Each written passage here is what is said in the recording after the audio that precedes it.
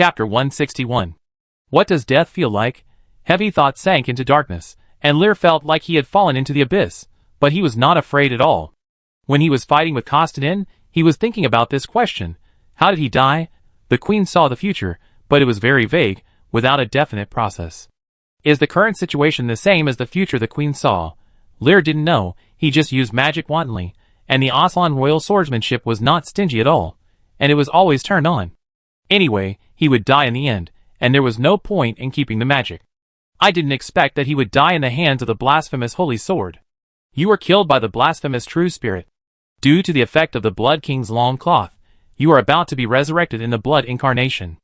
After resurrection, the blood incarnation will be unusable, and the ban time is 30 days. The system prompt panel appeared in front of Lear, and Lear breathed a sigh of relief. When he was ready to send his death, he was still a little hesitant. After all, things like resurrection from the dead were too magical. Although the effect of the Blood King's robe is said to be able to resurrect, something that has not been proven will still make people doubt it. I wonder what will happen to Milia. She will definitely not be able to accept that I died in front of her, right? Looking at the panel in front of him, Lear thought of Milia's matter. He did not avoid death for another purpose, to make Milia awaken. I hope that Milia will not be frightened when they meet next time. Lear thought to himself, and then his consciousness gradually blurred and disappeared into the dark space. The sudden change in the battlefield in front of the Arc de Triomphe stunned everyone. Albert stared at Lear, who was being devoured, his eyes gradually turning red. That was his son. Although he was a reincarnated person, and they were not too close, he was his son after all. Damn heretic!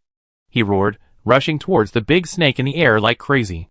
The giant sword in his hand kept slashing at the big snake, but it was blocked by the big snake. Little mortal, is that your son? You should feel honored that your son can be my food. The blasphemous true spirit said lightly. He tasted the taste of the professional in his mouth. When he handed the blasphemous holy sword to Kostadin, he left a divine thought on it. He was really happy to taste such delicious food. Looking at the crazy strong man in front of him, this extraordinary professional was also a delicious appetite, but he could not devour it with just this divine thought. He didn't want to entangle with the man in front of him now. He wanted to go back and digest Lear's power. The blasphemous spirit spit out its snake tongue, and just as he was about to leave, a terrifying energy wave suddenly rose up from the tower of the Arc de Triomphe. Milia's eyes were red. Looking at the big snake, her heart was filled with hatred, and the uncontrollable fluctuations of the star law spread in the battlefield. The blue light column spread in the sky, and finally turned the dim sky into a dark night, with stars twinkling in the sky, and a beautiful full moon hanging high in the sky. Queen Philia looked at her daughter beside her, and the strong breath of the star law made her want to worship. Milia's star law awakened, in such an occasion, after Lear's death. She thought, and suddenly raised her head. Lear knew that he would die, but was indifferent. Was it for this? In order to make Milia awaken, she accepted her fate peacefully.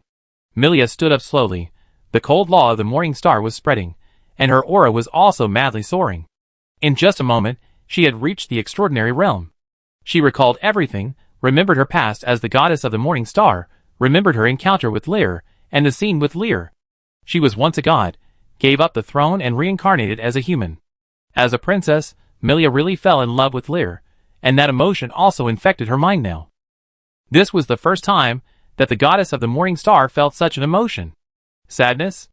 Angry? It was like losing some important treasure.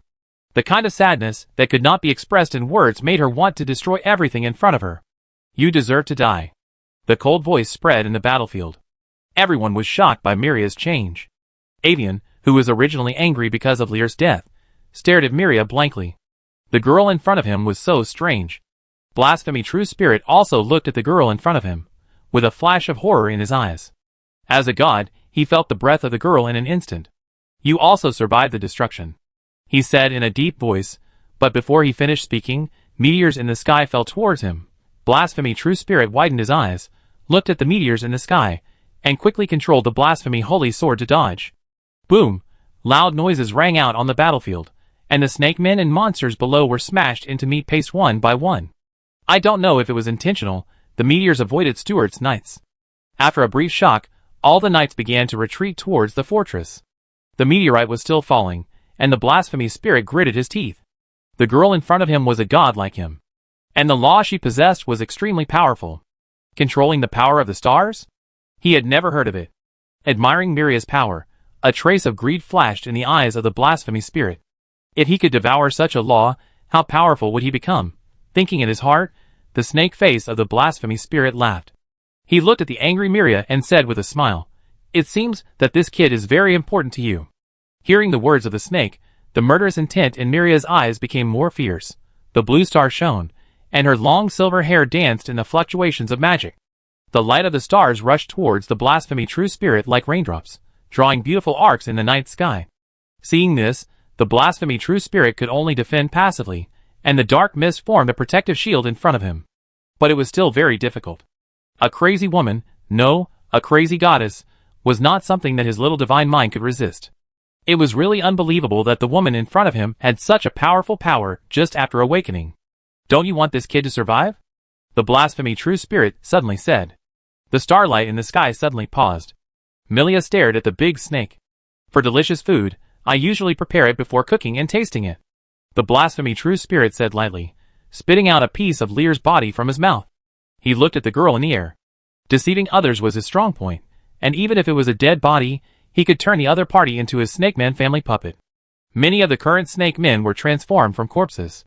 Turning Lear's corpse into a puppet controlled by the blasphemous law, even if the soul has dissipated, as long as the memory is there, it can disguise as a real person. In this way, this can lure the awakened god. The blasphemous true spirit thought in his heart, looking at the girl with a hint of evil light. "If you still want to save him, then come to the rift to find me, I be waiting for you there," the blasphemous true spirit said, and swallowed Lear's corpse again. Then, while Miria was a little distracted, the blasphemous holy sword flew quickly towards the depths of the Decision Mountains. Looking at the direction where the blasphemous holy sword left, Miria took a deep breath and slowly fell from the air. She walked to the place where Lear was swallowed just now, and a silver ring on the ground fell into the soil. She picked up the ring and felt the situation inside. This is Lear's storage ring, and the Morning Star Scepter is quietly placed inside. After sensing for a long time, Milia put the ring on her ring finger, and then she fell down as if she was exhausted. The blasphemy holy sword continued to fly towards the Decision Mountains. The blasphemy true spirit was in a good mood. Although the snake people's family was almost wiped out, a newly awakened new god made him more excited. He felt the body of Lier in his body. As long as he made good use of this body, he would have a chance to devour the god. He thought about it, and suddenly his face changed. The body of Lier in his stomach was gradually disappearing. Before the blasphemy true spirit could react, it turned into blood light and disappeared like foam. Blood Temple. Lier woke up from the blood incarnation. He opened his eyes, stood up from the ground, and felt his body. It was almost the same as his previous body. The blood incarnation was condensed by consuming 50% of his maximum life value, just like a part of his body. "Are you dead?" A cold voice suddenly sounded in Lier's ears. Lier turned his head, and saw Lillian floating behind him. "Yes." Lier nodded and replied. "You can obviously not die." Lillian said faintly, "Is it to make that girl awaken?" Lier listened to Lillian's question, and did not answer immediately. He felt a hint of danger from the petite goddess in front of him, as if she was angry with his behavior. "You are my king." Seeing that Lier did not speak, Lillian stared at Lier and said, "I don't care what you think of the goddess of Chinching, but if you want to betray me, I will never forgive you. Even if I die with you," she added. Lier was silent. Looking at Lillian, he saw a hint of tension and fear in the girl's eyes, and a hint of resentment, like a puppy afraid of being abandoned. He suddenly felt that Lillian was a little pitiful. What happened in the past made Lillian feel so insecure. The king seemed to be more important to God than he thought. Lier took a deep breath and patted Lillian's little head gently. "My dear goddess, I swear in the name of the blood law that I will never betray you," Lier said seriously. Hearing this, Lillian was stunned for a moment, then smiled. The girl snorted, "You better keep your word." "Of course I promise." Lier nodded. Milia is his wife, and he is Lillian's king. There should be no conflict between the two, he thought, looking at Lillian's appearance, and suddenly changed his tone. "By the way, Lillian, are you jealous of Milia just now?" "What?" Lillian was stunned, and then her cheeks were a little rosy and said, "No." Lillian glared at Lier, and before Lier continued to ask, she returned to the Blood King's long robe. Watching Lillian leave, Lier shook his head, and then the highlight was to take out the drop of corrupted divine blood. Now he has been promoted to the extraordinary class, and there are only extraordinary qualitative changes and fusion of corrupted divine blood left. What kind of power can the blood source liberation of the extraordinary class obtain after fusion of corrupted divine blood? Lear's heart was full of expectations. Pharaoh Fortress, Steward Mansion. The beast tide is over. The casualties suffered by the fortress this time are much lower than before, but the entire fortress is immersed in a haze.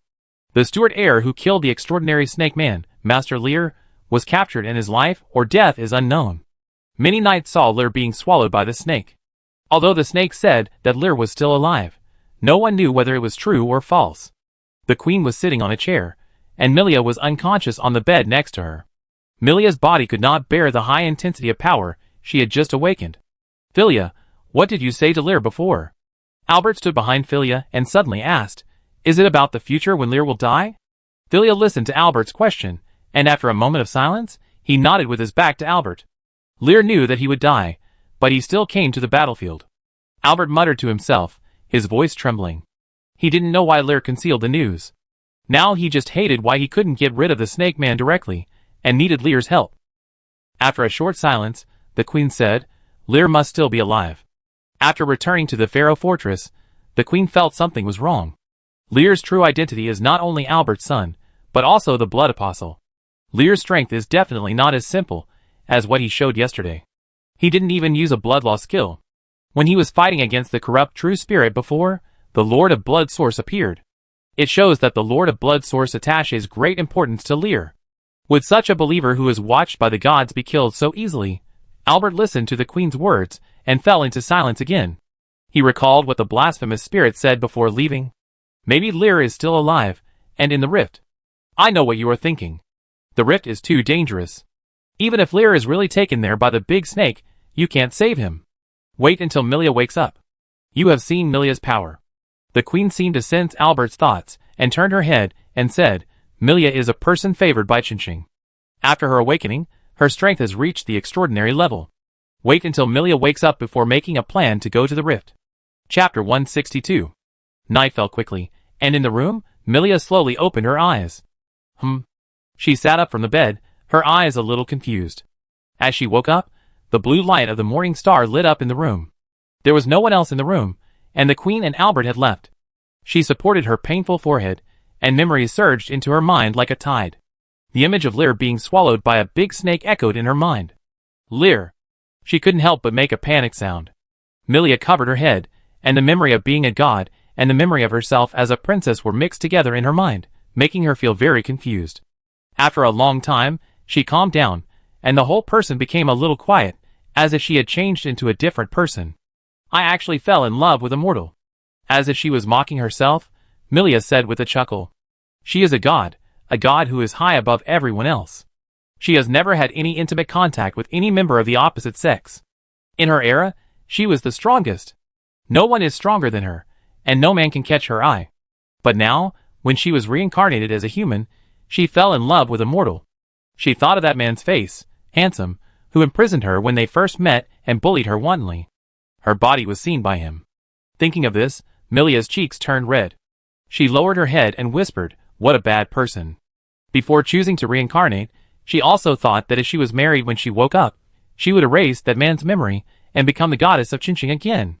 She didn't think she would fall in love with a mortal, but now, she became interested in Lear, the man who deceived her tears. She was the controller of the Morning Star Law and could see fate. A beautiful glow shone in her eyes, and Lear's face was reflected in her eyes. Lear was not dead, but just pretended to be dead. Milia bit her lip, and she couldn't help feeling a little annoyed. When she just woke up, she was really sad and angry under the influence of the current memory. This was the first time she had such a strong emotional fluctuation, and it was because of a man. But all this was a farce planned by the man. Although it was for her to wake up, Milia still felt a little uncomfortable. It was the feeling of being teased. She raised her right hand and looked at the ring on her ring finger. The ring emitted light, and the morning star scepter appeared in her hand. She looked at the scepter in her hand, and a faint blue light lit up, and then a sound like something breaking came from the inside of the scepter. Dark purple light emerged from the scepter, and a long black hair looked exactly like Milia, beautiful, but with a hint of resentment. "Mealy's," Milia said softly. "Milia. You should call me sister," Milia said lightly. "Sister? The sister who imprisoned me in the scepter?" Mealy said angrily, her eyes turned red, Do you know how I got here? I spent countless years in the endless darkness. There was nothing there. I couldn't see anything. I could only stay there. Milia's emotions were a little out of control. After listening to Milia's words, Milia fell silent. After a long while, she said with apology, I'm sorry, Milias, I have to do this. Only in this way can you survive the destruction. You mean I have to thank you? Milias said with red eyes. No, Milias. Milia sighed. I just want to save you. You know, the destruction had already come at that time, and our divine domain was shattered in the destruction. You wanted to protect your family, and even live and die with them. But you are my sister. I can't watch you die like that, so I can only force you to seal you in the Morning Star Scepter. Milia explained. After that, I dispersed most of my divine power, and only retained a trace of the soul to survive. You are lying. It was you who abandoned me and reincarnated into a god. Milias didn't believe Milia's words, but became more excited. So that's what you think? Milia was stunned for a moment, then shook her head. That's not the case. If I want to abandon you, I can let you die in the destruction. Why do I have to seal you? Listening to Milia's words, Milias paused. She had never thought about such a question. Milias recalled the long-lost memory. She was sealed in the scepter and spent endless years. The past memory was a little fuzzy. When she was sealed at the beginning, she just felt uneasy, and didn't know why her sister did this. But with the erosion of loneliness and death, her emotions gradually twisted. No one can spend so many years in a silent, lightless and lifeless dead world and still maintain mental stability. She is the goddess of the dark star, controlling the dark side of the morning star, but she cannot resist the dead silence and loneliness. She began to hate her sister who sealed her, and this hatred was infinitely magnified in the long loneliness. As the saying goes, the deeper the love, the deeper the hatred. Milias loves Milia, and this love turns into hatred. Milias bit her lips, her eyes were red, and she was a little at a loss for what Milia said. She didn't know which side was right. Milias. Milia sighed, reaching out to touch Milia's figure, but Milias dodged. Milias glanced at Milia, and finally said nothing, and returned directly to the Morning Star Scepter. Looking at this scene, Milia was a little helpless. In order to prevent Milias from being sensed by destruction, the seal she left on the Morning Star Scepter was extremely powerful, and any fluctuations would not be emitted from the Morning Star Scepter, which also caused Milias to spend endless years in the dead silence and darkness. She meant well, but it was also her responsibility to make Milias what she is now. Let Milias calm down for now. Milias shook her head. She was more concerned about Lear now. The husband who cheated on her seemed to have other sources of law in him, and was even chosen as the king of law. Milia narrowed her eyes. Lear was her husband. How could she let others take him away? Even if he was the king of law, he should be the king of the law of Chinching. Milia pouted, got off the bed directly, put on her clothes, and left the room. As soon as she left the room, she saw Ino coming. The little maid's eyes were a little red, but her expression was still calm. Ino was a little overwhelmed now. Her master Lear was dead, and some people said he was not dead. She didn't know which one to believe. When she first heard the news, Ino felt that the sky was about to fall. Lear was everything to her, but after the sadness, Ino found that the blood law in her body was trembling. She could feel Lear's breath. Master Lear was not dead, Ino told herself in her heart. Ino? A voice interrupted Ino's thoughts. Ino was stunned for a moment, raised her head, and saw Miria walking towards her. Ino, are you also worried about Lear? Miria walked to Ino's side, looked at the little maid's red eyes, and her eyes became soft. Your Highness, Master Lear. Hearing Miria's words, Ino, who had calmed down, burst into tears again. Although she had a premonition that Lear was not dead, a premonition was only a premonition after all, and could not be confirmed. I will bring Lear back.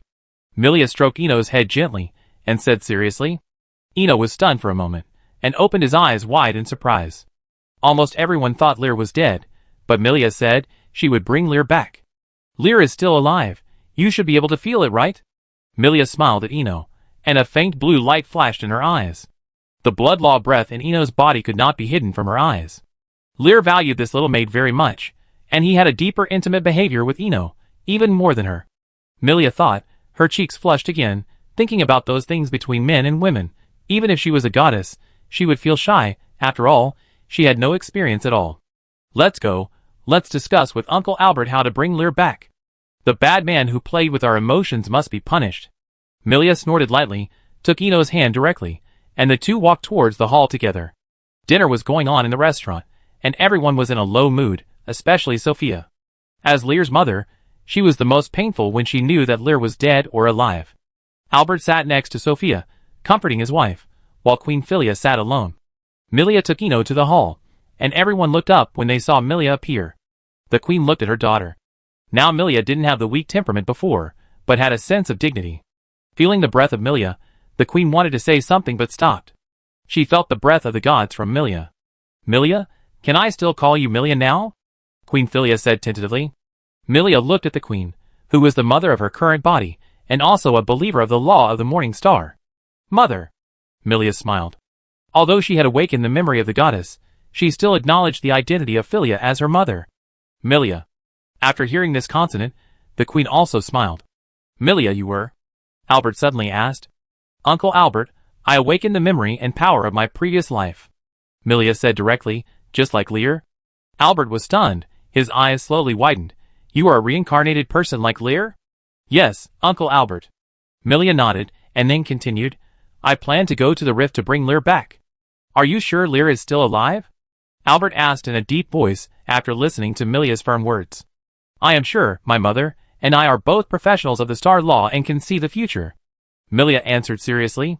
Hearing this, Sophia, who was originally lost, showed a glimmer of hope in her eyes. "Milia, are you serious?" "Of course, Aunt Sophia." Milia smiled at Sophia. "Do you have any plans?" Albert also had hope in his heart because of Milia's words. "We just need to go, that damn snake is destined to die." Milia's eyes became cold. She had already seen the fate of the big snake. The next day, Albert held a meeting on finding Lear. All high-level professionals were present, including Milia and Queen Filia.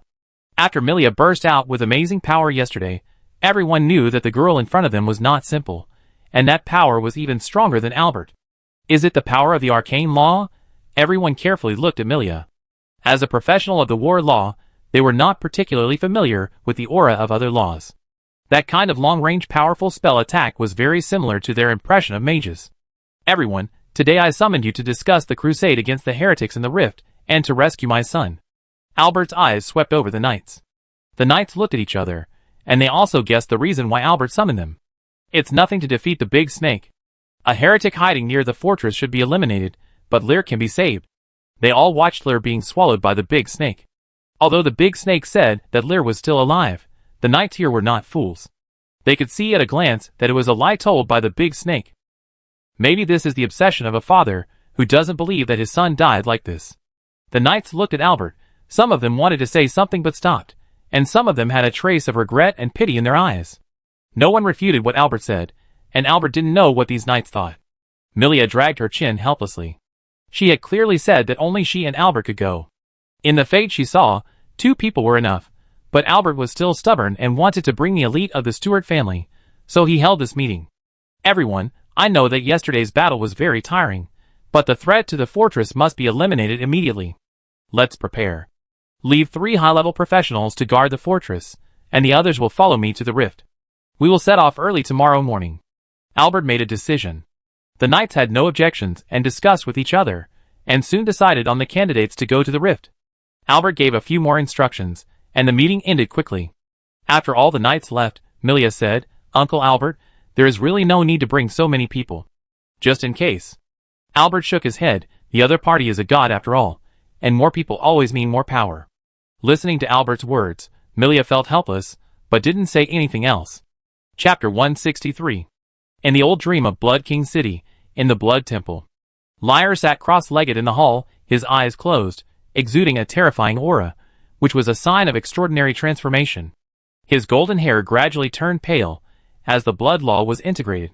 A drop of emerald green blood floated in front of him, which was the divine blood from the corrupt true spirit. Divine blood. The red wolf Amber, who was watching from the side, looked at the divine blood emitting a decaying aura with a somewhat horrified expression.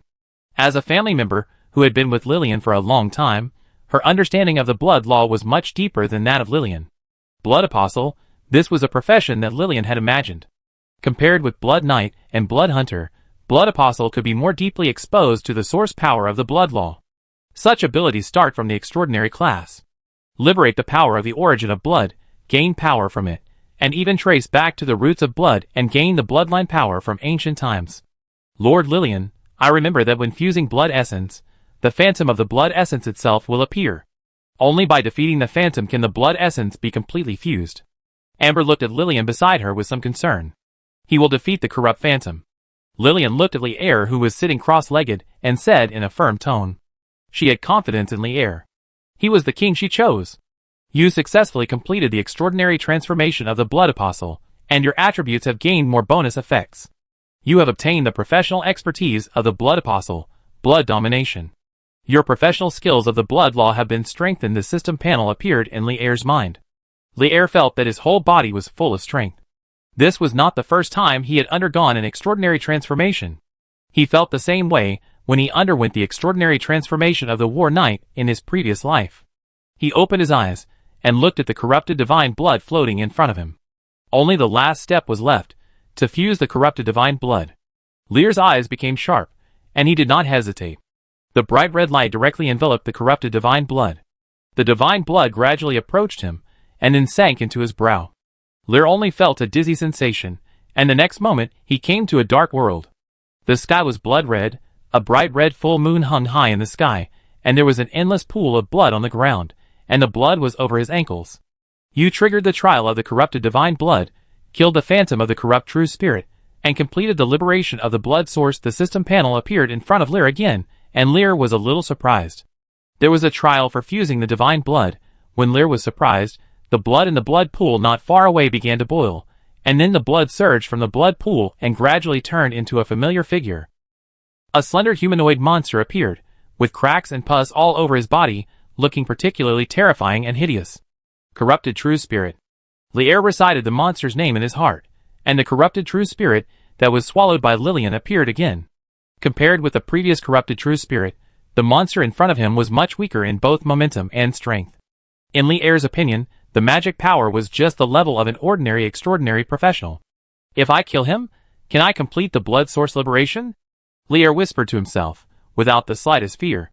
If he can kill the corrupted true spirit once, he can kill it a second time. The night rose appeared in his hand, and then the blood swirled over it, and the ferocious blood-colored heavy thorn sword showed its edge. When Lier was fusing his divine blood, Albert had already led a group of knights from the Stewart family into the Decision Mountains. In addition to the high-level war law professionals, many mid-level professionals also voluntarily followed. The location of the rift is on the periphery of the Decision Mountains, and it has not penetrated deep into the Decision Mountains. The monsters along the way are only mid-level at best, and they dare not even show up after sensing the breath of Albert and others. The group quickly arrived at the location of the rift and stopped in front of the bottomless abyss. Under the abyss, an evil breath kept surging up, exactly the same as the breath of the big snake. The blasphemous true spirit had no intention of hiding its own breath. Lord Albert, is the heretic snake under this abyss? Farouk, a high-level knight on the side, asked hesitantly. It's right below. Before Albert could answer, Milia stood up first. Farouk looked at the girl beside him. Although he didn't know why Miria was so sure, it would be troublesome if she was really under the abyss. Lord Albert, this is our first time to come to the abyss. We don't know what is under the abyss and how deep it is. It might be dangerous if we go down directly, Farouk said with some worry. He looked at the dark abyss. All the professionals present came to the abyss for the first time, except Hannah and the other two. Even Hannah and the other two came to the abyss before, but they were only on the periphery and didn't reach the rail edge of the abyss. For the abyss, everything is unknown. Albert was silent. He bent down, picked up a stone the size of his head, and threw it directly into the abyss. Everyone watched Albert's actions without saying anything. After the stone was thrown, it took more than 40 seconds before a sound came from the bottom of the abyss. Hearing the sound from the bottom of the abyss, everyone took a breath. It took 40 seconds to hear the sound, which means that the abyss may be close to 10,000 meters. What does this mean? Farouk, who was standing by, heard the echo, and had a little cold sweat on his forehead. An abyss of nearly 10,000 meters. If you go directly down, you will be crushed to pieces if you are not careful. Lord Albert. Farouk looked at Albert on the side. This is too dangerous. Even high-level professionals cannot guarantee absolute safety. Albert took a deep breath. He also realized the danger of the abyss in front of him, but his son was down there. Leave a high-level professional to guard it, and the rest of the high-level professionals will go down with us. The middle-level professionals should also stay. Albert thought for a while before saying. As he said that, he turned his head and looked at Miria. Milia and Lier are both reincarnated, and they have reached the extraordinary level after awakening. The abyss in front of them should not be a big deal for Milia. Can you guarantee your own safety? Albert asked. Of course. Milia chuckled, not caring about the rift in front of her. She said, then glanced at the other knights around. I suggest that only the two of us go down, and everyone else stays up there. I said before, there is no need to bring too many people, that damn big snake is doomed to die. Listening to Milia's words, Albert was silent. Are you really sure? I'm sure, I saw it, that's the fate of the big snake. Milia nodded seriously. In the end, Albert chose to believe Milia and let everyone else stay above the chasm. Then, under the watchful eyes of the knights, the two carefully climbed down to the edge of the abyss. There was no light in the abyss, and Albert could only grope down the bulge of the cliff. Milia also kept going down until she disappeared from the sight of the knights above. She raised the morning star scepter, and the blue light enveloped her and Albert. Albert felt his body lighten before he could react. He actually floated up directly. Is this a flying spell? Albert said in shock. Flying is an ability that only professionals above the saints have. In addition to the saints, some extraordinary level mages can learn the flying spell. This is gravity magic, not a spell. Milia shook her head. Gravity magic? Albert was surprised to hear this word for the first time. Yes, get ready, I'm going to remove the effect. Milia nodded and suddenly smiled. What? Albert was about to ask what it was, but he felt the power on him disappear, and then his body suddenly fell into the abyss below. Milia held the star scepter, and also fell downwards. Milia! Albert couldn't help shouting. Uncle Albert, this is the fastest speed. Don't worry, I will release gravity magic again when I land at the end. Milia said calmly, flying headfirst. The airflow blew her long hair, making her look more beautiful. In just a few tens of seconds, Milia and Albert had already seen the dark ground below. On the road not far away, in front of a statue, there was a bright red portal opening. It was like inviting them to enter. Albert was also attracted by the red portal, and briefly forgot the feeling of weightlessness of falling rapidly. When the two were only a few dozen meters away from the ground, the morning star scepter in Milia's hand lit up again. Milia's body flipped in the air in a graceful arc and landed gracefully on the ground. Albert adjusted his body shape, supported the ground with one hand, and then turned over. When he stood firm, he looked up at the top of the rift. Thick fog was floating between the stone walls, and the entrance above was completely invisible. It took them only a few tens of seconds to get down to the abyss of nearly 10,000 meters. Albert couldn't help but sigh. He turned around and looked at the red portal not far away. Is that God in there? Albert stared at the portal. It was the first time he saw such a thing. Yes, it's in this old dream. Milia nodded. Old dream? Hearing this word, Albert was stunned for a moment, and then looked at the portal with a look of surprise. He also knew that the old dream was a secret realm left by the gods, which could help professionals quickly improve their strength. There was an old dream of the goddess of war in the war church, and he had also experienced it. There was an old dream of a god near the Pharaoh fortress, but he had no idea. Is this the old dream of the big snake? Albert turned to Milia and asked. No, this is the old dream of the blood law. Milia shook her head. Blood law? Albert was startled, and suddenly thought of the blood apostle. He had always wondered why the blood apostle came to the Pharaoh fortress. Although Lear said it was to devour other heretical law gods, he still felt something was wrong. Now he finally understood that the blood apostle came because the old dream of the blood law was here. Obviously, this was a struggle between the two law gods. Let's go in. Milia glanced at Albert. She didn't tell Albert that Lear was the blood apostle.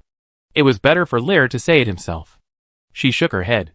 Now she just wanted to enter the old dream, find Lear, and then bully Lear back for all the bullying she had done to her before. Without waiting for Albert to answer, Milia walked directly into the portal. Albert saw this and hurriedly followed. As soon as he entered the portal, he felt dizzy. When Albert came to his senses, he saw the bloody sky and the endless plain. He looked at the scene in front of him in disbelief. This old dream was so vast that it made him feel like a new world. Milia was much calmer. Her eyes fell on the dilapidated city in the distance. The breath of blasphemy against the law was spreading in the city. She glanced at the dilapidated royal city, then at the lush forest on the other side, and finally smiled and said, Let's go to the city. The big snake is in the city. Is Lear there too? Albert asked hurriedly. Lear. He will come to us himself. Milia smiled and walked towards the distant city. Albert was a little confused, but he could only follow Milia towards the city. It didn't take long for the two to arrive inside the city. Collapsed buildings, overgrown weeds, and a dilapidated scene all around.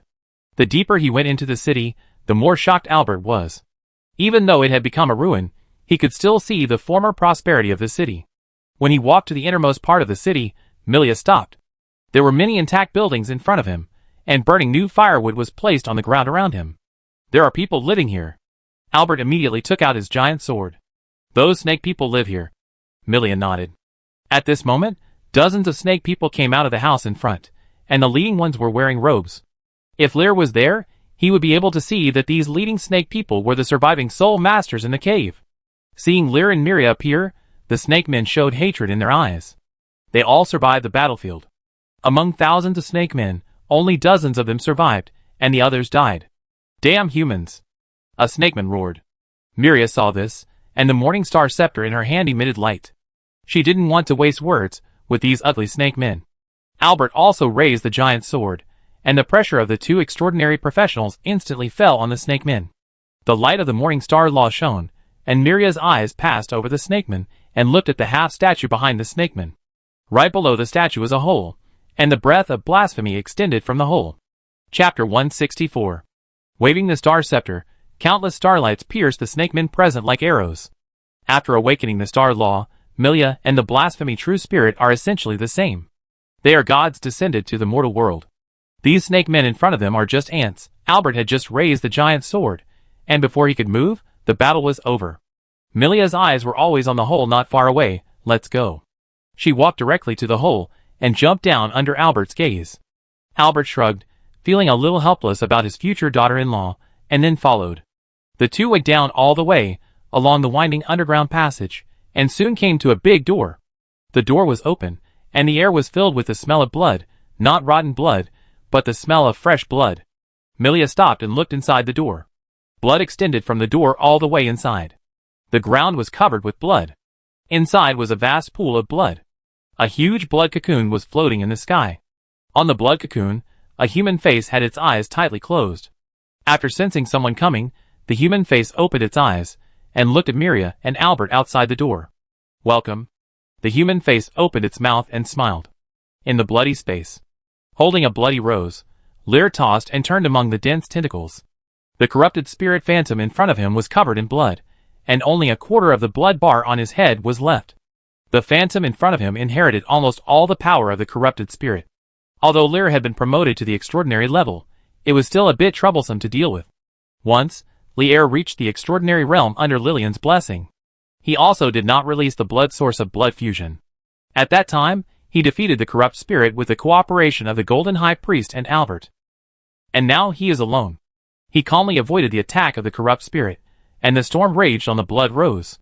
He is stronger than before, and he has gained the power of the War Knight and new skills. Another full moon rose in the sky, and the two moons were in the sky. In a touch of blood, blood condensed into a long sword, and the storm was whistling, and the power of blood and storm collided together.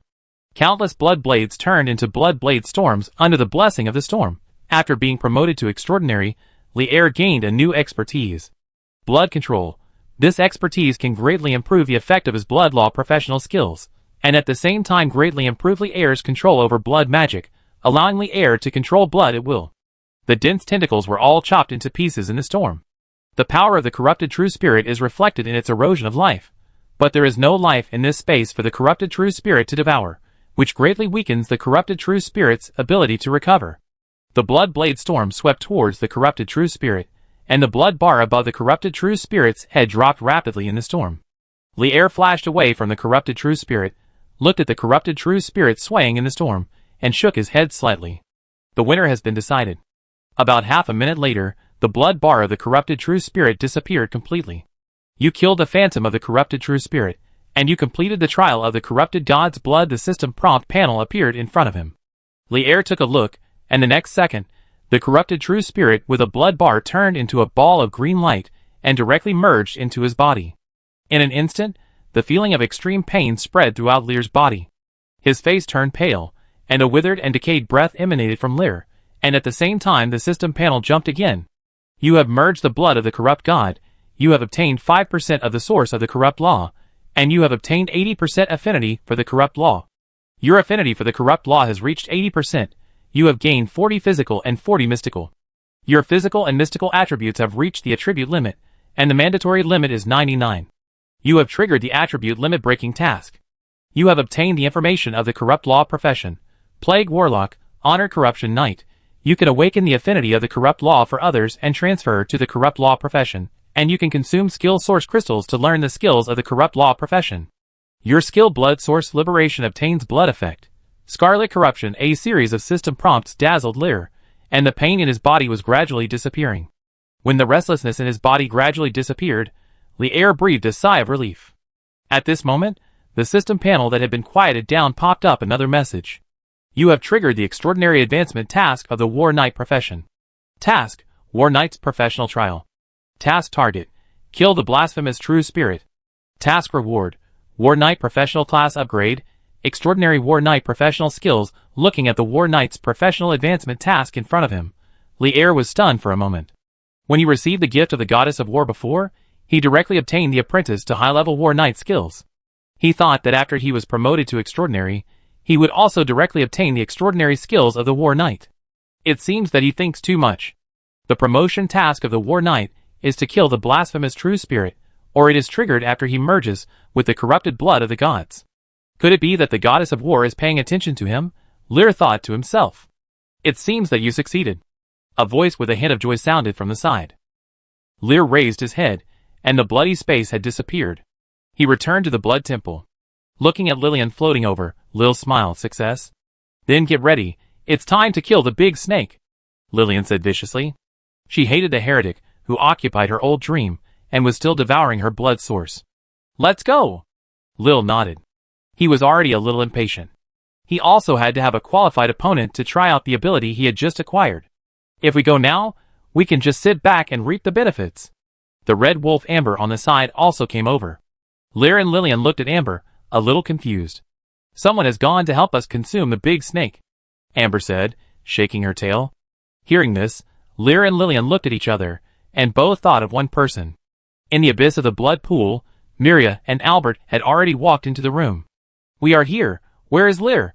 Albert stood in the blood pool, with a giant sword in his hand standing on the ground. He looked across the entire blood pool, but he didn't see Lear.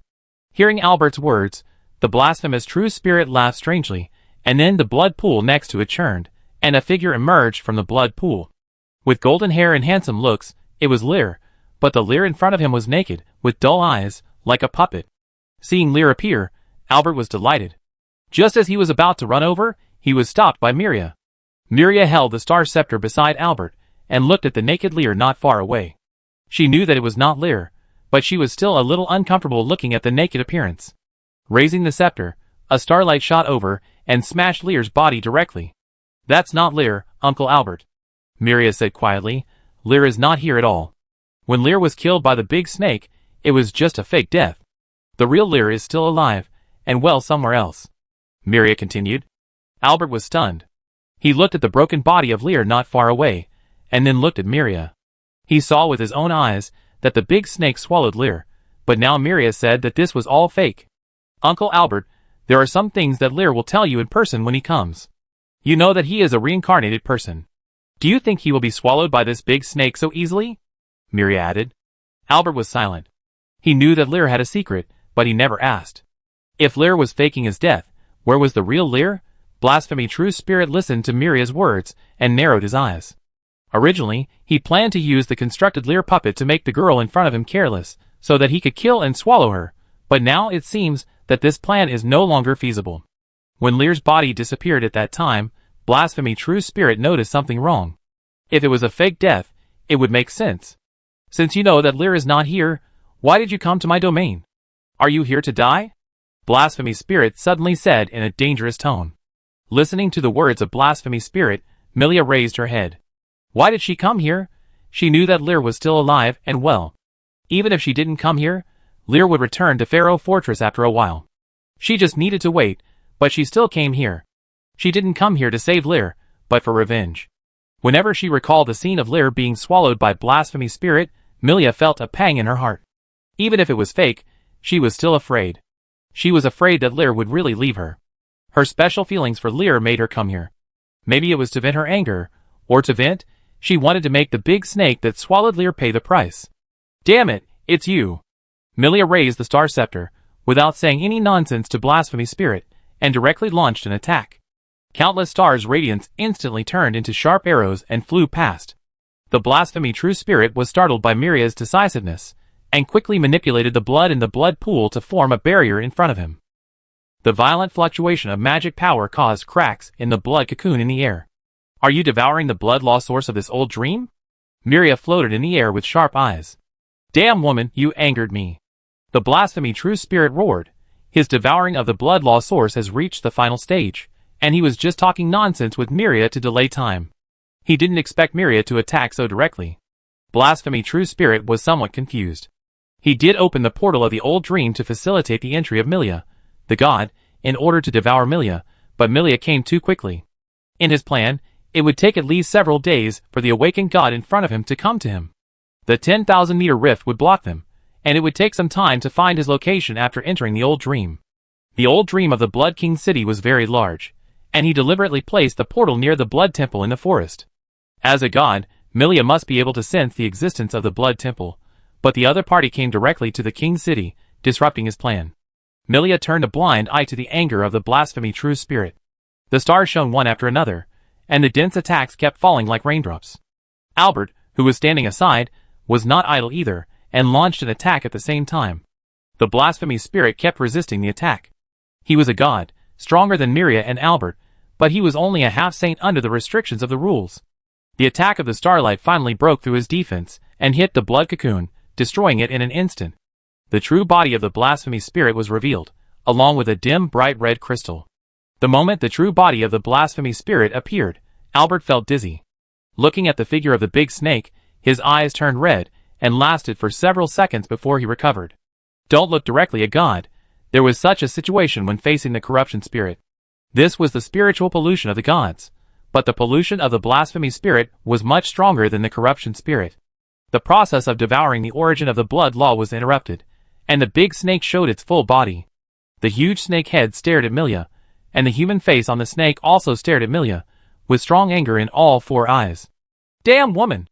If you dare to destroy my plan, I will devour you first. The blasphemous spirit roared. He stretched out his slender arm, and stabbed it into the bloody mouth of the snake head. In Albert's shocked eyes, he drew out the hideous sword, the blasphemous holy sword. Now the blasphemous holy sword was much bigger than the one Costadin had before, and the snake head and arms on the sword were more real and terrifying. That sword can devour the opponent's law power during the battle, Albert immediately warned. Having fought with Costadin, he deeply experienced the horror of this big sword.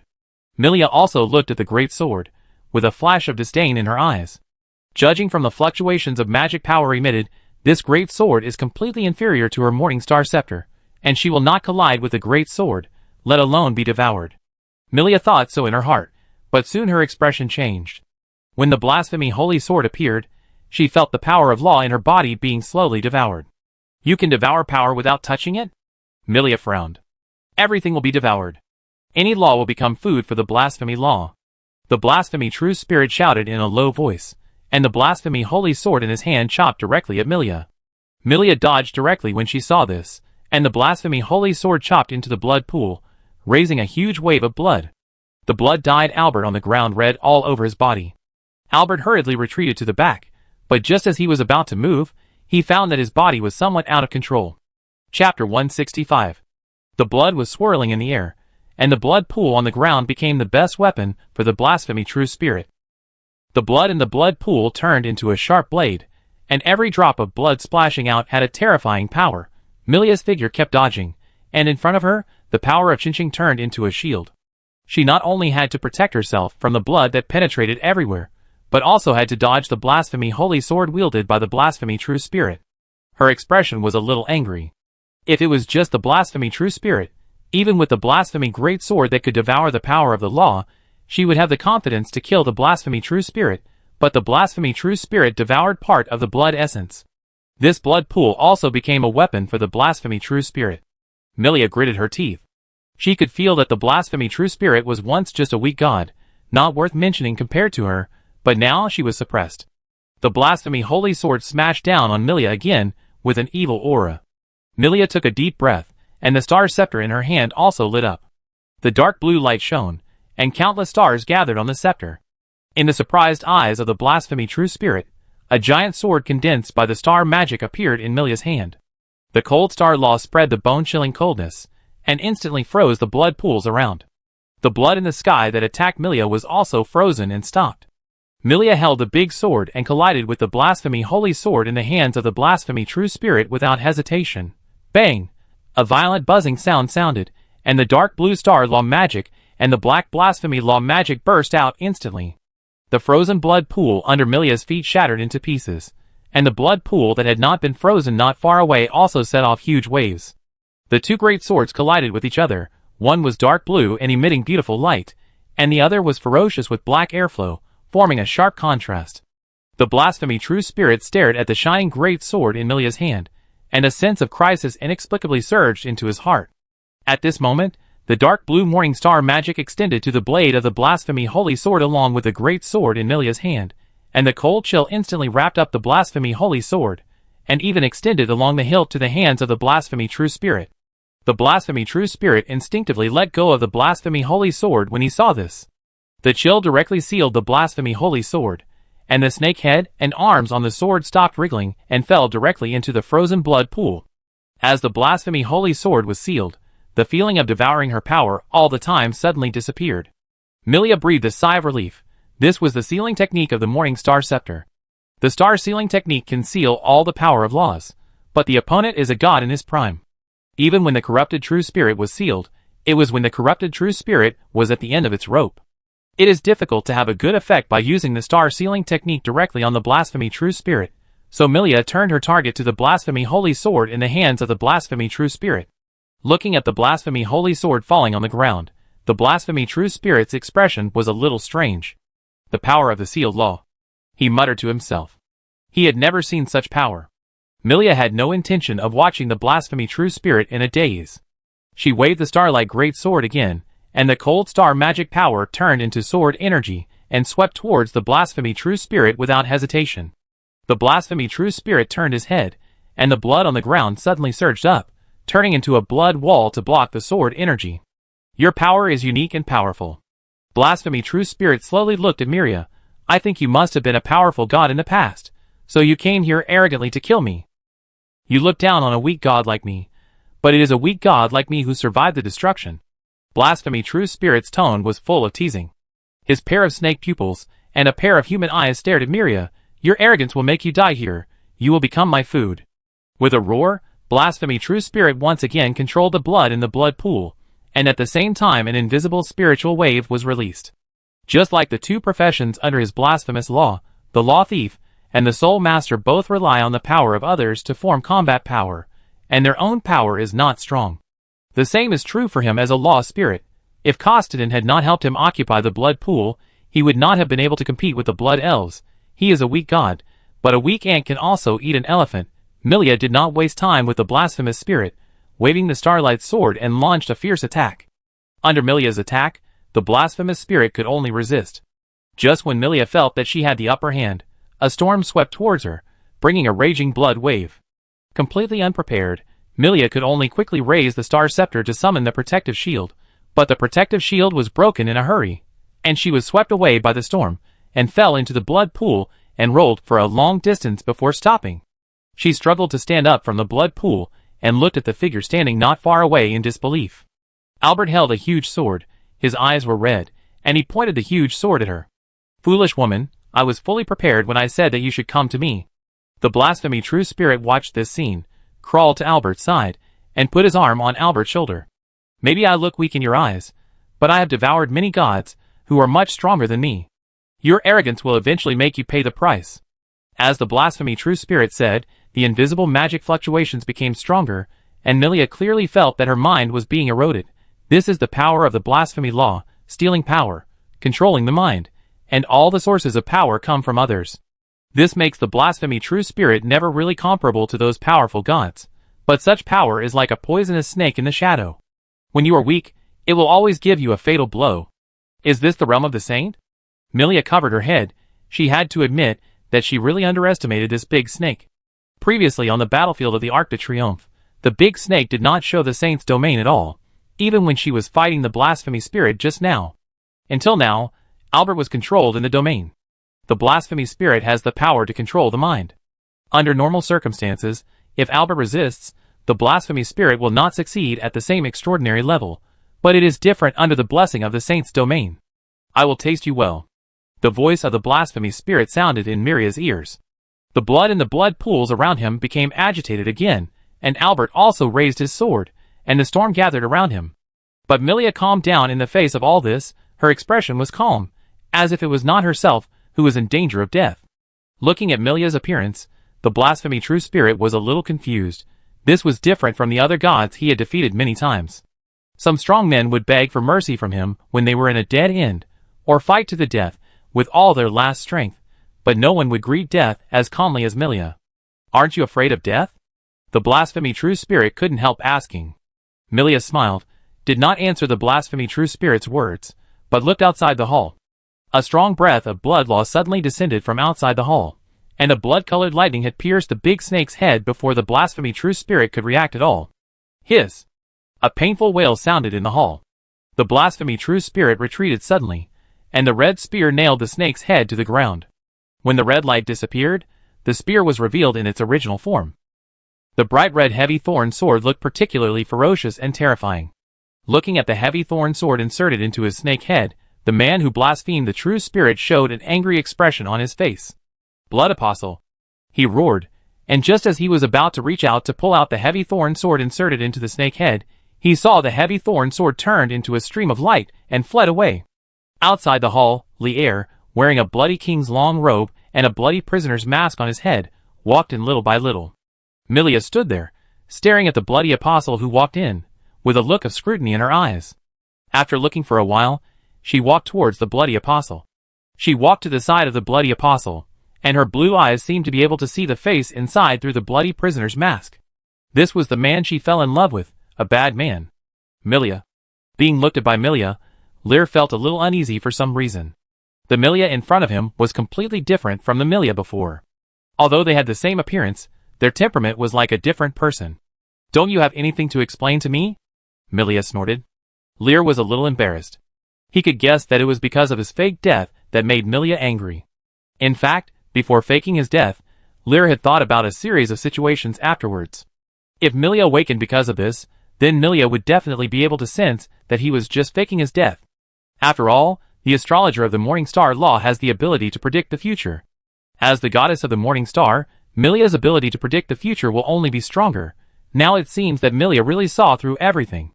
I just want you to wake up. Don't you always feel that you can't help me? Lier spread his hands and explained, but looking at Milia's angry expression, he finally sighed helplessly. I'm sorry, he said.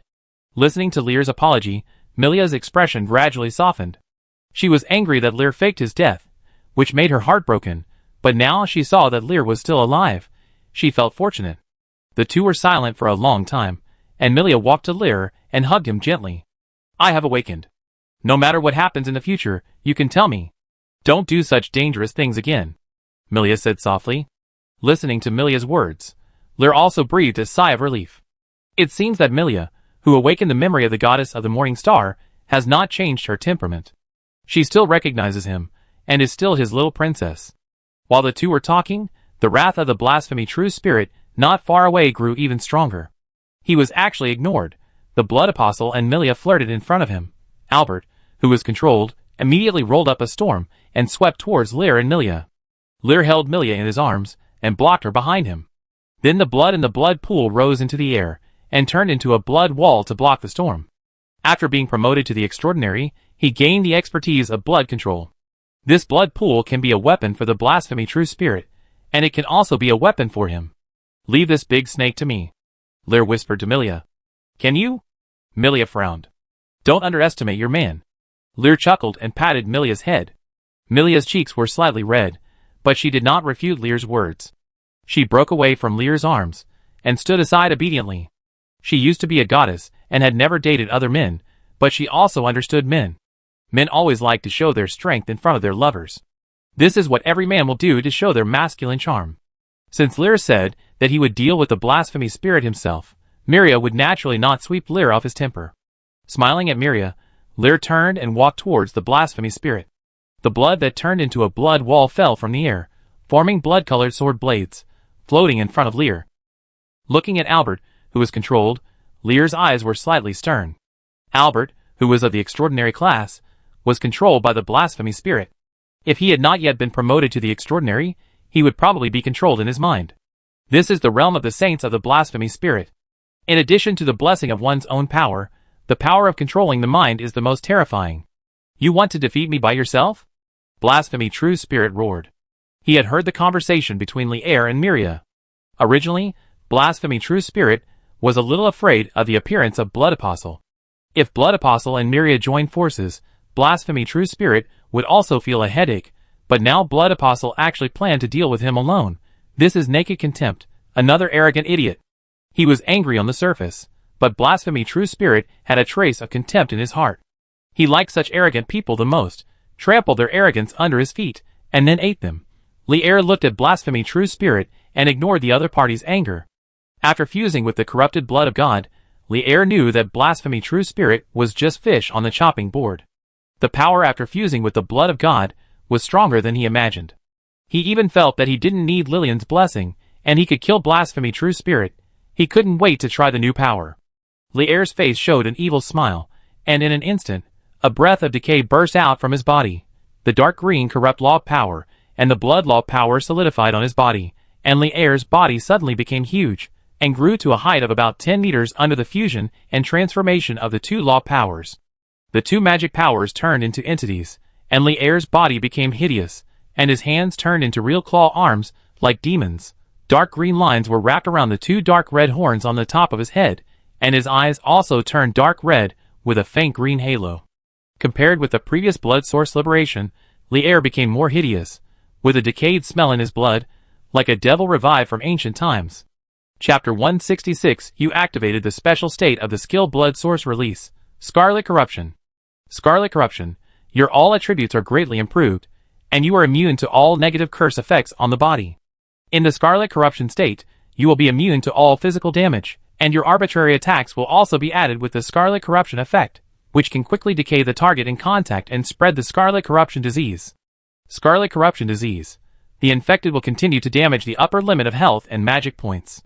The upper limit of health and magic points damaged by the Scarlet Corruption disease will disappear permanently. The disease cannot be eliminated by conventional means. When the upper limit of health and magic points is cleared, the target will become a Scarlet Corruption undead. The terrifying breath spread out from Lear's body. Compared with the blood source release without blood fusion, the current blood source release has increased Lear's attributes by nearly 200% in terms of attribute values alone. Not to mention other special effects. Whether it is the Blood Hunter's Moon Escape Blood Sacrifice, or the War Knight's War Goddess's Wrath, they are far inferior to the blood source release. And this is not the limit of blood source liberation.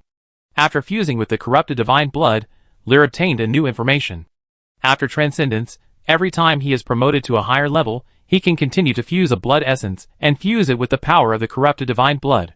That is to say, in the next 3 stages of Saint, Epic, Legend, Lear can also fuse 3 blood essences. The huge demon stood in the blood pool. Now Lear's body size is the same as that of the blasphemous True Spirit, or even bigger. The Bloody Rose also became huge in the Scarlet Corrupt state. The blood and corrupt law magic wrapped around the Bloody Rose, turning the Bloody Rose into an even bigger heavy thorn sword. Everyone present was shocked by the changes of the Blood Apostle. Milia looked at the scene in front of her. Although she didn't like Lear's blood law very much, she had to admit that such power was amazing. She felt a trace of extremely ancient breath from the blood law in front of her. The blood law was a law power that was older than her Chinching law and came from a more ancient era. Did you see it? That's the power of blood. A voice suddenly came from not far away. Milia turned her head and looked over. I saw a beautiful girl with white hair and red eyes floating towards her. Lillian looked at Milia with some pride. She didn't like Milia very much a long time ago. At that time, she was still hesitating whether to choose Lear as her promised king. At that time, Milia had not awakened yet. But Lear liked Milia very much, which made her a little unhappy. Lear was chosen by me, and you have no chance anymore. Lillian snorted and said. Listening to Lillian's words, Milia smiled and said in a nonchalant tone, I am Lear's wife. So what? Lillian was a little irritated. I can be with Lear every day, we can do anything, And you are just a phantom. Your real body should still be sealed somewhere, right? Milia said with a chuckle. She saw at a glance that Lillian was the same as her. They were both powerful gods. In the past, they probably had no in-depth communication with other men. From Lillian's words and deeds, Milia saw a hint of immaturity. You know? Men like to be visible and tangible. Although a phantom like you can build a physical entity, it is just a puppet. What can you do for Lear? Lear is your king now, but it is not certain what will happen in the future. Milia continued, her eyes flickering slightly. Lillian was furious when she heard this. Milia was trying to snatch someone from her face. How could she tolerate this? Biting her lips, although Lillian was very angry, she knew that what Milia said was true. Milia's true body now appeared in the human world, and she was Lear's wife, which was a great advantage. I won't give Lear to you, Lillian said forcefully. Heh. Milia smiled and didn't talk to Lillian anymore. She looked at the demon and the snake in the blood pool. The blasphemy true spirit had picked up the blasphemy holy sword again, and forcibly used magic to break through the ban of the Morning Star law. The ferocious blasphemy great sword chopped directly on Lear's shoulder, but Lear didn't even dodge. The blasphemy holy sword chopped on the demon's shoulder, just like chopping on a dead body. The blasphemy true spirit didn't feel any power being swallowed up. The demon stood there, and just looked at him quietly. Lear turned his head, and looked at the blasphemy holy sword on his shoulder. In the scarlet corruption state of blood source release, his body has entered the blood space, and is no longer in this world. The demon in front of him is completely composed of blood magic and corruption magic. So it is immune to all physical damage, and under the scarlet corruption, the body of this demon can be said to be a corrupt corpse. The blasphemy law wants to devour power from a corpse? This is impossible. Lear shook his head. Now it seems that the corruption law seems to be the nemesis of the blasphemy law. The devouring and stealing ability of the blasphemy law is completely ineffective against the corruption law. How is this possible? Why can't I devour your power? The blasphemy true spirit roared in disbelief. This is the first time such a situation has occurred. In the past, no matter what kind of law it was, it could not escape his devouring and stealing. A trace of panic appeared in the heart of the blasphemy true spirit, just like a mouse meeting a cat. Lear did not respond to the anger of the blasphemy true spirit. He stretched out his hand, and grabbed the blasphemy holy sword on his shoulder. The power of corruption spread along the sword. The snake head and arms on the blasphemy holy sword seemed to be frightened and wanted to dodge, but they were still eroded by the power of corruption and quickly decayed. Seeing this, the blasphemy true spirit quickly pulled back the blasphemy holy sword, and his huge body retreated a long distance. What kind of monster are you? This is definitely not the power of blood. The blasphemy true spirit roared in disbelief. The devil still stood in place, quietly raising the bloody rose. The power obtained after fusing with the corrupted divine blood far exceeded the imagination of Lear and Lillian. Blood Apostle is a brand new profession constructed by Lillian. Lillian has given more power to the Blood Apostle profession, which makes the Blood Apostle particularly powerful. It's time to end it. Lear sighed, with some disappointment in his heart.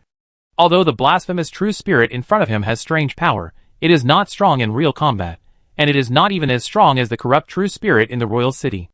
It is not good to steal other people's power after all. No wonder the blasphemous true spirit has been hiding in the old dreamland, and has only dared to raise the beast tide to deal with the Pharaoh fortress for so many years. It can be seen that the blasphemous law is indeed not strong. The huge body of the demon moved and rushed towards the blasphemous true spirit quickly. The blood in the blood pool was boiling, turning into blood swords, and flying towards the blasphemous true spirit. The blasphemous true spirit did not sit still and wait for death, and also controlled the blood. Not far away, the controlled Albert also waved a giant sword, and attacked Lear with a storm and a mad lion. Feeling the law of war, Lear looked at Albert, shook his head with some amusement, and a bright red chain instantly tied Albert up. After being promoted to the extraordinary, the life-binding shackles became more powerful. In the state of scarlet corruption, it also gained the ability to corrupt magic power. While devouring Albert's physical strength and corrupting magic power, Lear said sorry to his father in his heart, and then rushed towards the blasphemous true spirit again. The bloody rose and the blasphemous holy sword collided with each other. This powerful relic of the law in the previous life was far from the height that Lear had seen in his previous life, and was even slightly inferior to the bloody rose.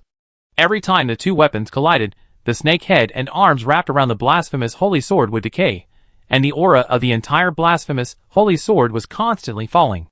The blasphemy true spirit kept retreating. When had he ever been forced into such a desperate situation? It had always been him, and the blasphemy holy sword that devoured the power of others, but now the power of the blasphemy holy sword was constantly decaying. It was not being devoured, but turned into ashes. The blasphemy true spirit never thought that he was strong. On the contrary, he understood his weakness. Because of his weakness, when the destruction came, the other party did not care about his life or death, so he survived. In the new era, he has devoured many other gods. Every time he chooses a target, he carefully chooses it.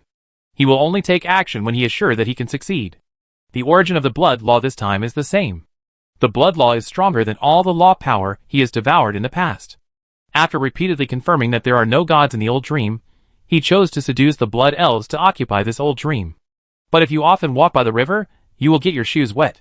Facing the powerful blood apostle, the eyes of the blasphemy spirit became sinister, and the blood around him trembled. At the same time, flames rose under his feet. Not just flames.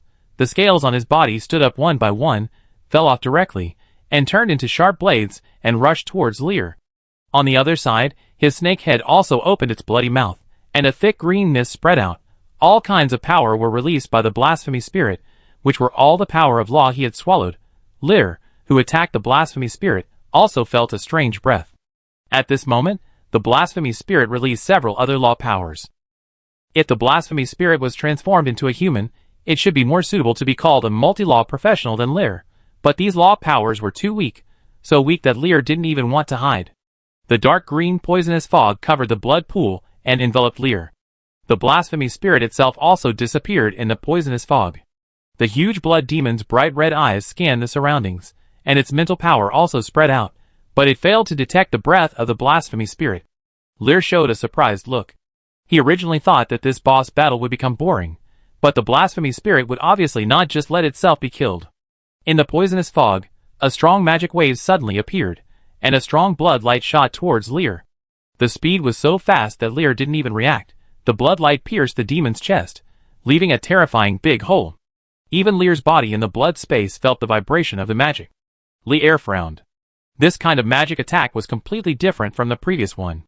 This was an attack composed entirely of blood magic. While Lear was thinking, another magic beam shot out and pierced the demon's body again. In the poisonous fog, blood lights appeared frequently. The demon waved the bloody heavy thorn sword and roared, but he saw nothing, as if he was incompetent and furious. When the last blood light pierced the demon's head, the light in the demon's eyes dissipated, the bloody thorn sword was inserted into the ground, and the demon's body fell straight on the thorn sword. I admit that you are powerful, but I never underestimate any enemy. A low voice sounded from the poisonous fog. The figure of the blasphemous true spirit slowly emerged. At the center of the eyebrows of the human face on his snake body, a huge diamond-shaped crystal emitted a bright red light. You are too arrogant. I have killed too many arrogant strong men. With my own strength, I may not be your opponent, but I have occupied this old dreamland a long time ago. The blasphemy true spirit said lightly, I can borrow the power of this entire old dreamland. As long as I am here, my magic power will be endless. Oh, it seems unnecessary to tell you this now. The blasphemy true spirit shook his head. The demon in front of him had long stopped moving. He walked slowly towards the corpse of the demon. He remained vigilant when he approached. When he came to the corpse, he used his mental power to sense it. When he confirmed that there was no breath of life, the blasphemy true spirit stepped forward. He took out the blasphemy holy sword and pointed it at the corpse of the demon. My dear baby, I will make you recover soon. Blasphemy true spirit looked at the somewhat decayed holy sword with some heartache. Just as he spoke, the only remaining right eye of the dead demon suddenly lit up, and the heavy sword that had pierced the ground was quickly pulled out, and pierced the forehead of the blasphemy true spirit, who was close at hand without hesitation, and accurately pierced the diamond-shaped crystal. Ah! No! A painful wail suddenly sounded. The abnormal pain brought by the blood rose, and the pain of the shattered dream core made the blasphemy true spirit's whole body twisted. In the blood-colored space, Lear drank the blue secret dew drop in one gulp, and the surging magic power surged in his body in an instant. Before coming to attack the blasphemy true spirit, Amber told him about the dream core. It is not difficult to defeat the blasphemy spirit with the power of scarlet corruption. What is difficult is that the blasphemy spirit has merged with the dream core.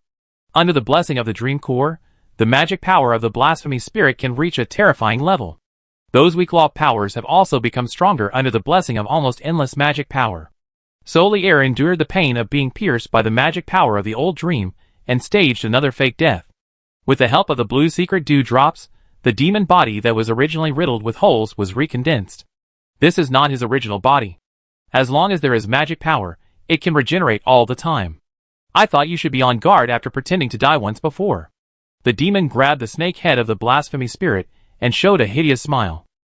Chapter 167. How is it possible?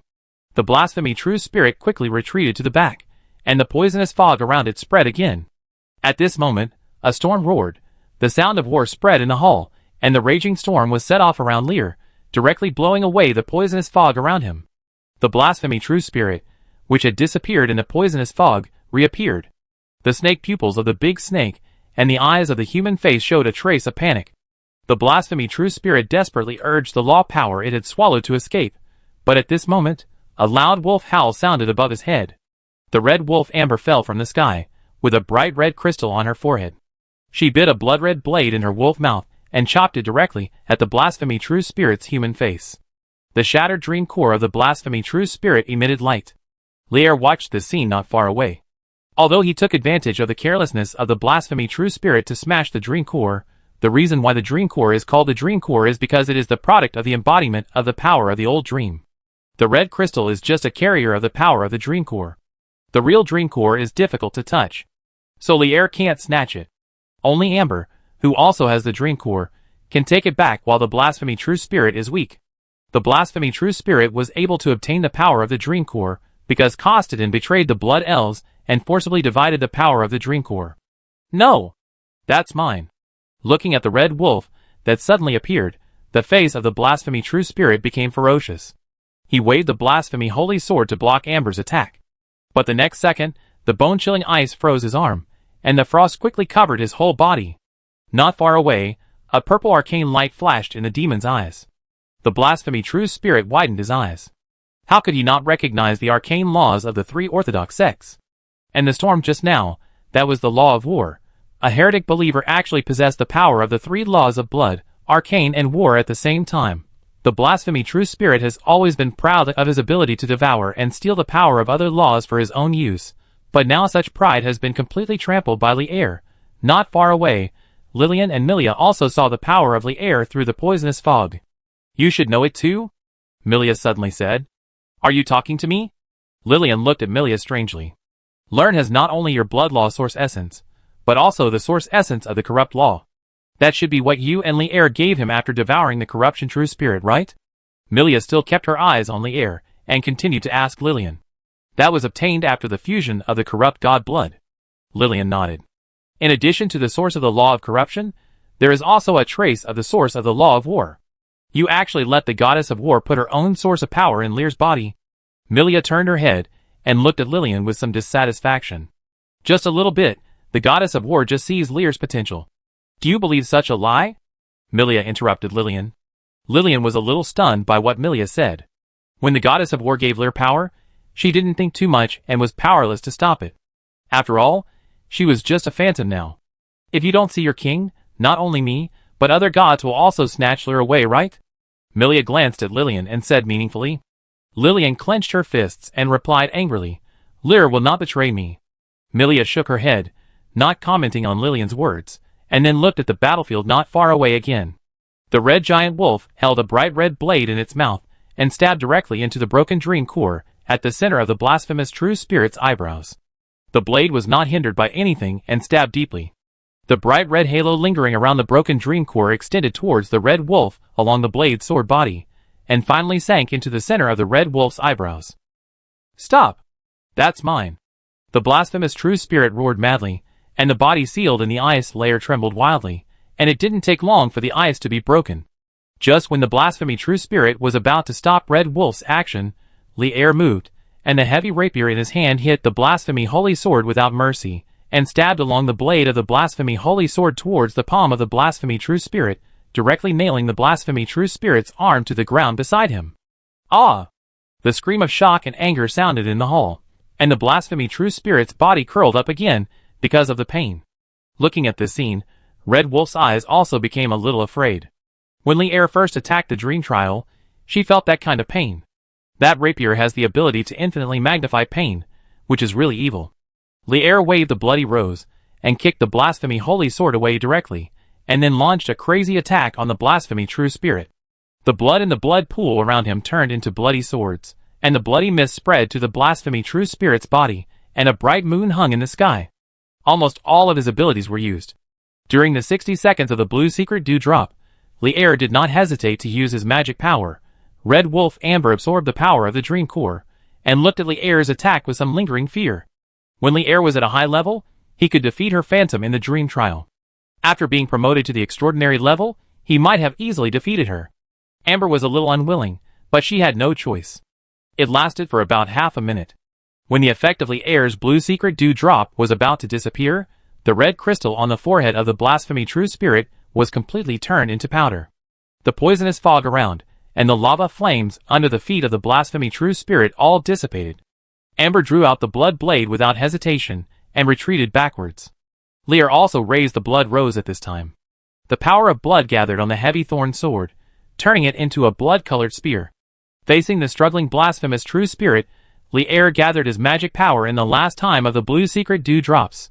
The blood moon in the sky condensed into a blood-colored sword, and both the blood sword and the blood spear rushed towards the blasphemous true spirit. The blasphemous true spirit crawled in the blood pool, revealing a trace of despair in its eyes. The next second, the blood sword and the blood spear crossed and pierced the blasphemous true spirit, carrying the huge snake body, and flew backwards and nailed it to the wall. You killed the blasphemy true spirit, Semi-Saint, and you gained 1 million experience points. You completed the task of killing the blasphemy true spirit, S level, and you gained 2 million experience points. You completed the Super War Knight professional advancement task, and you gained the Super War Knight super skills. You have reached the requirements for super transformation. Do you want to undergo super transformation immediately? Note: since you have already undergone super transformation, if you choose the super transformation of the Law of War, it will cover the super transformation effect of the Law of Blood. A series of system prompts appeared in front of Lier, and Lier looked at the last message with some surprise. Using the extraordinary transformation of the Law of War to cover the extraordinary transformation of the Law of Blood, it can actually be done like this. After any law profession undergoes extraordinary transformation, not only will the effect of the attribute points be strengthened, but also the special expertise of the current profession will be obtained. Just like the blood control of the Blood Apostle, the War Knight also has its own special expertise. Will of War. This expertise can greatly improve the War Knight's resistance to all control effects, and even when he is promoted to Saint, Epic or even Legend, he can be immune to most negative effects, including the effect of actively clearing all negative states and control. It is similar to the effect of all the God-given blessing skills of the high-level prayer of the Golden Law, but it cannot restore health. As a former legendary War Knight, Lier knows the power of this skill. Inexplicably, he has a slight impulse in his heart to let the extraordinary transformation of the Law of War cover the impulse of the Law of Blood. After a long silence, Lier still suppressed the thought in his heart. Judging from the current effect, blood control allows Lier to control blood and slightly improve the effects of other Blood Apostle skills. In places without blood, Lier can only consume his own blood and launch blood control to attack, which does not seem to be much stronger than the special expertise of the War Knight. But this is only extraordinary blood control. Lier glanced at the panel and chose to reject the extraordinary transformation of the Law of War. When he made his choice, the system panel popped up again. Due to the change in your character panel, your character template is upgraded to hero level. Your template bonus is increased to 1000% health and 500% mana.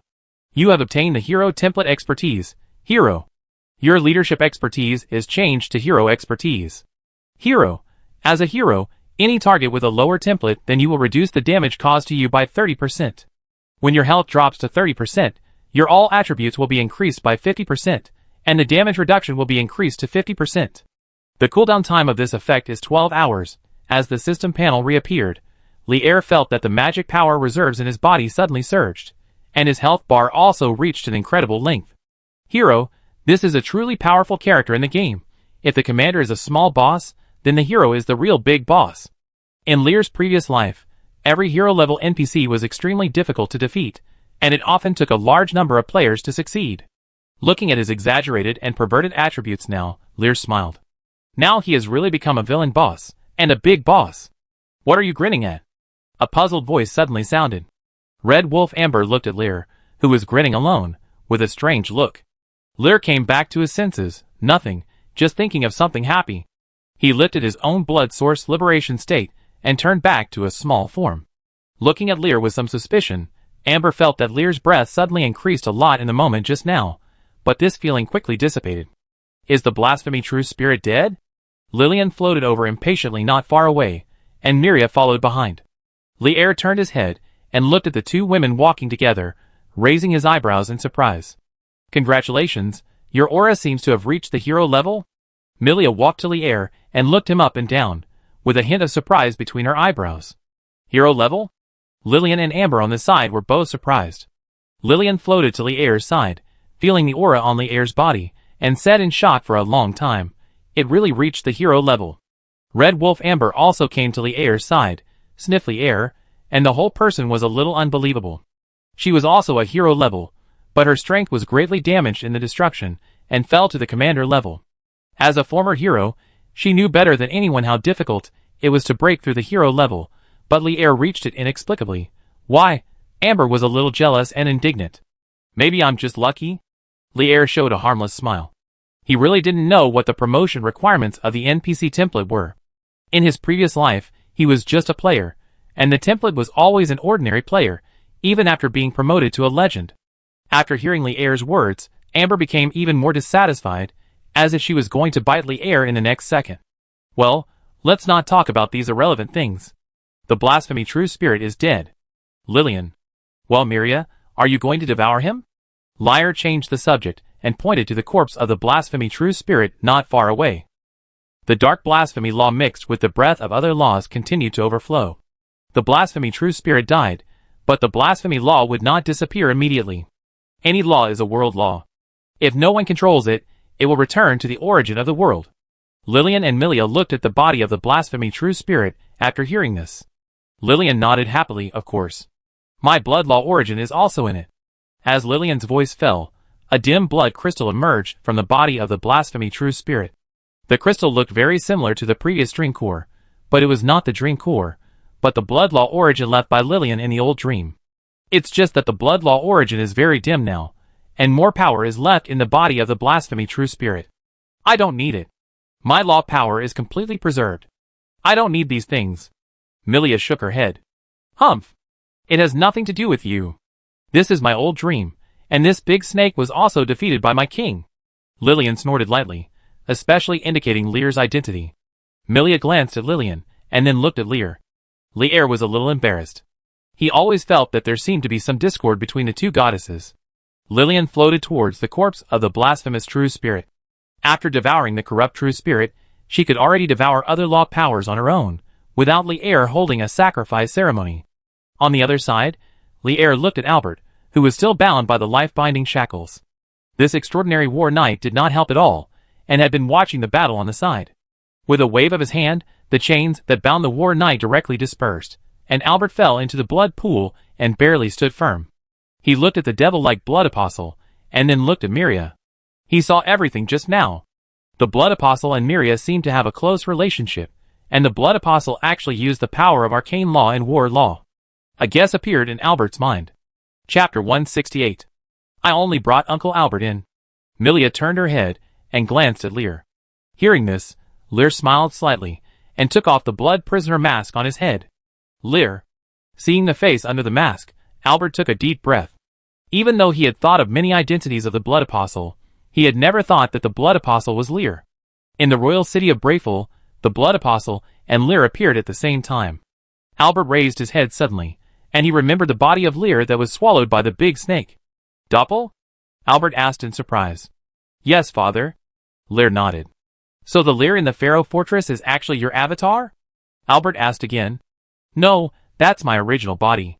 Lear shook his head. My original body was indeed devoured by the big snake, but the power of the blood law allowed me to be reborn in the incarnation. Albert was silent for a while. All this information shocked him. His son was not only a reincarnated person, but now he had even become a heretic law professional. War, arcane, and blood. How many secrets does Lear have that he doesn't know? Albert's mood was a bit complicated, but he soon put aside those distracting thoughts. No matter what kind of power Lear had, what kind of secrets he had, as long as Lear was still his son and Stuart's heir, Those secrets could be ignored. You remind me of the Emperor of the Rhodes Empire, the Golden Dictator. Albert said with some emotion. He is also a reincarnated person, and he became an extraordinary professional in a very short time. The speed of Lier and Emperor Rhodes' promotion was so fast that Albert felt incredible. Lier raised his eyebrows when he heard this. The Emperor of the Rhodes Empire, a dictator of the Golden Law. As a believer of the Golden Law, Emperor Rhodes never obeyed the orders of the Church, and would not let the Golden Church interfere in any affairs of the Rhodes Empire. In the Rhodes Empire, the believers of gold are divided into two factions, the gold of the Empire and the gold of the Church, and each side has its own leader. As a player in the previous life, Lier was impressed by Emperor Rhodes. By the way, since you are a blood apostle, did you really kidnap the Golden Saint? Albert suddenly thought of a question, and looked at Lier with a strange look. Lier was stunned for a while, and then scratched his head for a long time, with an embarrassed expression. It seems to be true. Albert was a little helpless. His son was too bold. Thinking of what Lier did in the royal city, he was even a little scared. Not long ago, he received news from the royal city that the mother of the Golden Saint, the former Saint Sylvia, was still there, looking for her daughter's whereabouts. Did you bring the saint to the fortress? Albert asked again. Lier nodded awkwardly. Then be careful. Don't let the news of the saint spread. Albert warned. Since the incident had already happened, it could only be concealed. Lier nodded when he heard this. While the two were talking, Lillian, not far away, had completely devoured the power of the blasphemous true spirit, leaving only a shriveled corpse, as if it had been drained of blood. What a wonderful taste! Lillian licked her lips, and floated in front of Lier. She saw Lier and Albert staring at her. This is the Lord of Blood, the God of Blood Law. Lier pointed at Lillian and introduced her. God? Albert was shocked again. Lillian looked at Albert, feeling a little awkward for some reason. Before Albert could say anything, she went back into Lier's Blood King's robe. Watching Lillian disappear, Lier and Albert looked at each other in bewilderment. Lier opened his mouth. Just now, he seemed to feel that Lillian was a little shy. Here, this is for you. The red wolf on the other side came up, holding a bright red diamond crystal in his mouth. This is the reward that Lady Lillian agreed to. Amber said, obviously reluctantly. The dream core here has always been under her control, but now it can only be handed over to Lier. Lier took the crystal from Amber, and a system prompt appeared in front of him. You have obtained the dream core. The Broken Blood Domain Royal City. A smile appeared on his face. He still remembered the use of the dream core. With this, he was equivalent to owning this small world of the old dream. He could take this old dream away, just like carrying a small world with him. Albert looked at Lier and the huge red wolf, and did not speak. The aura of the red wolf in front of him was stronger than his, and it was obviously also a believer of blood. After getting the dream core, Lier did not stay in the old dream. After picking up the blasphemous holy sword on the ground, he left with Albert and others, and Amber returned to the blood temple. Everyone came out of the portal. Lier integrated the old dream into the core according to the rules of the dream core. The whole dream core became more mysterious. The bright red light with huge magic fluctuations lasted for more than 10 minutes before it calmed down and turned into an ordinary red crystal. After doing all this, Lier integrated a drop of his own blood into it, and in an instant he left a mark in the old dream. It's okay.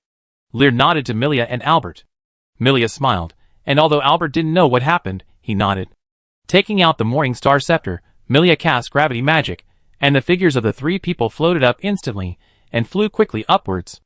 In the villa of Lier in the Pharaoh Fortress, Afanina and Sheila stayed in the bedroom, and both of them felt a little strange. Lier hadn't come for 3 days. Normally, in order to prevent them from escaping, Lier would come to suck their blood once a day, but now, what happened? Afanina frowned and looked out the window. The magic power in her body has almost recovered. If she wants to escape, she believes that no one can stop her. Sheila on the side looked at Afanina. Although she was also a prisoner, she had turned back to her former blood elf appearance, and was now a believer in blood. Lil was the Blood King, and she was Lier's minister. It was naturally her mission to help Lier watch over the Saint of the Golden Law. The magic power in Sheila's body had almost recovered. Judging from the magic level alone, she was even stronger than Afanina. After all, she was once the blood hunter closest to the extraordinary class of the Blood Elves. Do you want to escape? Sheila's tone was a little indifferent. Although she had lived with Afanina for many days, she still didn't like the woman in front of her. That demon hasn't come for 3 days, and our magic power has almost recovered. Don't you want to escape? Ophelina asked with deep eyes. I am a believer in blood. Sheila answered firmly, directly showing her attitude. I know you are a believer in blood, but that demon doesn't seem to trust you very much, and even imprison you here. Ophelina chuckled. Sheila was silent. Although she didn't want to admit it, what Ophelina said was indeed true. Lear didn't really trust him, but this was normal, after all. She was controlled by the blasphemous spirit before. Let's go ask, what happened to Lear? Ophelina stood up. You also want to know why Lear hasn't come for 3 days? Listening to Ophelina's words, Sheila was silent again. After a long while, she took a deep breath. I just want to confirm the situation of the Blood King. The Blood King? Ophelina raised her eyebrows, and walked towards the door without saying anything more. Sheila followed behind, and the two opened the door. The powerful mental power swept across the entire villa, and soon Ophelina felt Adele's breath. She glanced at Sheila and walked directly to Adele's position. Soon the two came to the living room. Adele sat on the sofa, looking at the newspaper in her hand. Her eyes were red, and the whole person was a little haggard. Looking at this scene, Ophelina frowned. What happened? Adele, who was reading the newspaper, raised her head suddenly when she heard the voice. She was a little stunned when she saw Ophelina and Sheila appearing. After a long time, she reacted and stood up in a panic. Why did you come out? Where are the chains? The chains that originally bound Ophelina and Sheila had disappeared. Ophelina snorted lightly. After the magic power was restored, the chains imposed by Lear had long been broken free by her and Sheila. After so many days, they had not come to release the shackles again. The chains condensed by magic power naturally could not trap them. None of this matters, Miss Adele. We want to know where Lear is. He hasn't been here for 3 days, and our magic power has long been restored. Ophelina asked casually. Hearing Ophelina's question, when she heard the word Lear, Adele's mood became sad again, and she sat down on the sofa dejectedly. Master Lear, he was eaten by a big snake. Adele sobbed softly. Hearing this, Ophelia and Sheila were stunned. Impossible. Sheila retorted directly, and her tone became a little hesitant. She knew what the big snake Adele was talking about. The blasphemy true spirit was a god. If the Blood King was swallowed by a god, then... Sheila's mood suddenly became a little panic. If Lear was swallowed, what about the Lord of Blood Source? What happened to their blood elves? You said Lear was eaten? What happened? Ophelia asked with a frown, without seeing Sheila's expression. Adele did not answer, but sat on the sofa with lifeless eyes. With a helpless sigh, Ophelia picked up the newspaper on the table. On the newspaper was a picture of Lear being swallowed by a giant snake, and there were related news reports. The believers of the heretical law manipulated the bee's tide to attack the fortress, and Lear was swallowed by the heretical giant snake while resisting the bee's tide? Ophelia read out the content of the newspaper, and after reading it for a long time, she also fell silent. Lear is dead? The demon who has always humiliated and flirted with her is dead? Ophelia inexplicably had a trace of sadness in her heart. Lear was dead, and she was relieved. She should be happy, but she couldn't be happy. The living room fell into a strange silence, which lasted for a long time. Ophelia took a deep breath and said, Since Lear is dead, I can leave too. Adele did not respond to Ophelia's words, but Sheila beside her showed a strange expression. She is a believer of blood, and has a vague connection with Lear, the Blood King. She clearly felt Lear's breath through the blood law. Is Lear really dead? Ophelina did not notice Sheila's abnormality. She was in a bad mood, and was about to leave the villa. Lear was dead, but a big snake appeared again, and Sheila was also a believer of blood. They were all heretics, and were spurned by gold. These things must be notified to the Golden Church as soon as possible, and I don't know what happened to my mother. On the other side, Lear and Albert had returned to the Pharaoh fortress with Stuart's knights. When the guards on the Arc de Triomphe saw Lear and Albert, they all showed surprise. The Lord and Master Lear are back, the guard shouted. The Arc de Triomphe slowly opened, and the remaining knights surrounded them, including Avian.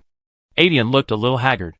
Albert did not take her with him when he went to the Old Dream, and the reason was very simple. Albert did not know if he could come back. If he did not come back, Avian would become the new Duke of Stuart. Lear. Avian threw herself into Lear's arms, looking at Lear with red eyes. You are still alive. Of course, my dear sister, I can't bear to die like this. Lear patted Avian on the back. Albert looked at this scene and said nothing more. He said to the knights around him, Everyone, as you can see, we are back. Not only are we back, we have also killed the culprit who caused the bee's tide in the rift. The fortress will no longer be invaded by the beast tide in the future. What? There will be no more beast tides. Really? The knights were excited. The beast tide has always been the thorn in the side of the Pharaoh fortress. Now the beast tide has been completely solved, which makes them excited. That's right. And the one who killed the heretic snake is my son. He is also the future heir of Stuart. Albert pointed to Lear. Now Lear is the second extraordinary professional in the fortress. Hearing this, the knights fell silent. The second extraordinary professional? They remembered that Lear had just been promoted to a high level not long ago, and now he has been promoted to extraordinary? Avian also let go of Lear, and looked at Lear's face full of shock. Feeling the doubtful or questioning eyes around him, Lear smiled, and a strong magical fluctuation emerged from his body, spreading instantly with a strong breath of war law. What a powerful breath! Really an extraordinary professional.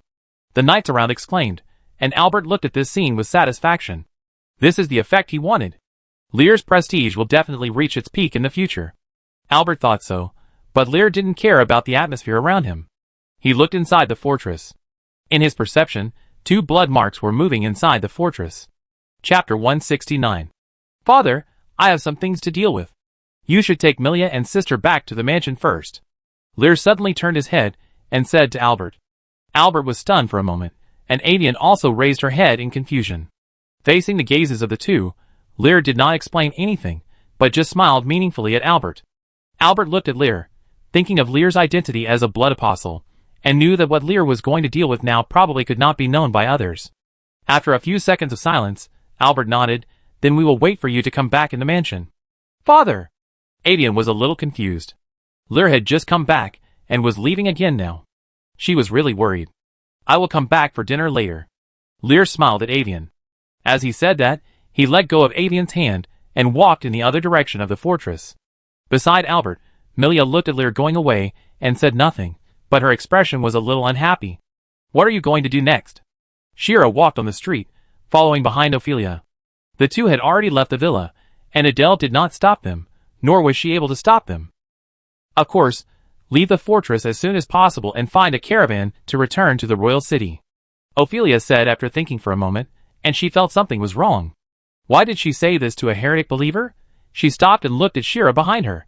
As a believer of gold, she should arrest heretics like Shira, but considering the current situation, Ophelia could only choose to give up. She didn't know whether Albert, the extraordinary war knight, knew that Lear had imprisoned her. Once they fought with Sheila in the fortress, it would inevitably cause a commotion, and it would be difficult to explain at that time. Moreover, Sheila's magic power level was slightly higher than hers. Although Ophelina was still confident that she could defeat Sheila, if Sheila wanted to escape, she was not sure to stop her. What about you? Ophelina asked Sheila the same question without leaving a trace. Sheila was silent for a moment, looked at the Stuart mansion inside the fortress, and said after a while, I want to confirm whether the Blood King is really dead. Do you think the report in the newspaper is false? Ophelina frowned, and she suddenly realized that she had overlooked a problem.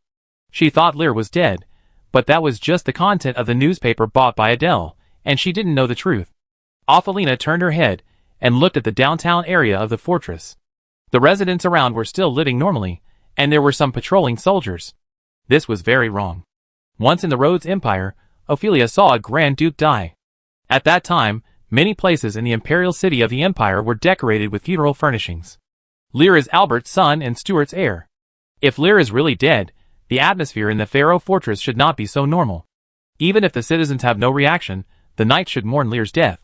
Maybe Lear is not dead. Ophelia had an idea in her mind. When this idea appeared in her mind, Ophelia's mood was inexplicably excited, and she didn't even notice it. On the other side, Scylla ignored the dazed Ophelina and walked towards the Stuart mansion alone. When Ophelina reacted, Scylla had already walked away. After hesitating for a few seconds, Ophelina carefully followed Scylla and followed in the direction of the Stuart mansion. The two walked one after the other, and when they approached the range of the Stuart mansion, Ophelina felt more and more that something was wrong. The place where they were before was remote, and it was normal not to see the funeral decorations, but now they were close to the Stuart mansion, and there was still nothing. What are you doing? Just when Scylla and Ophelina were about to arrive at the Stuart mansion, a voice suddenly sounded in the ears of the two women. Hearing this familiar voice, Ophelina and Scylla were both startled. The former instantly became a little flustered, while the latter showed a happy expression. Ah! Ophelina exclaimed and turned her head quickly. Lear stood on the other side in a strange way. He was heading towards the blood marks on Ophelia and Sheila, but found that the two of them actually came up on their own.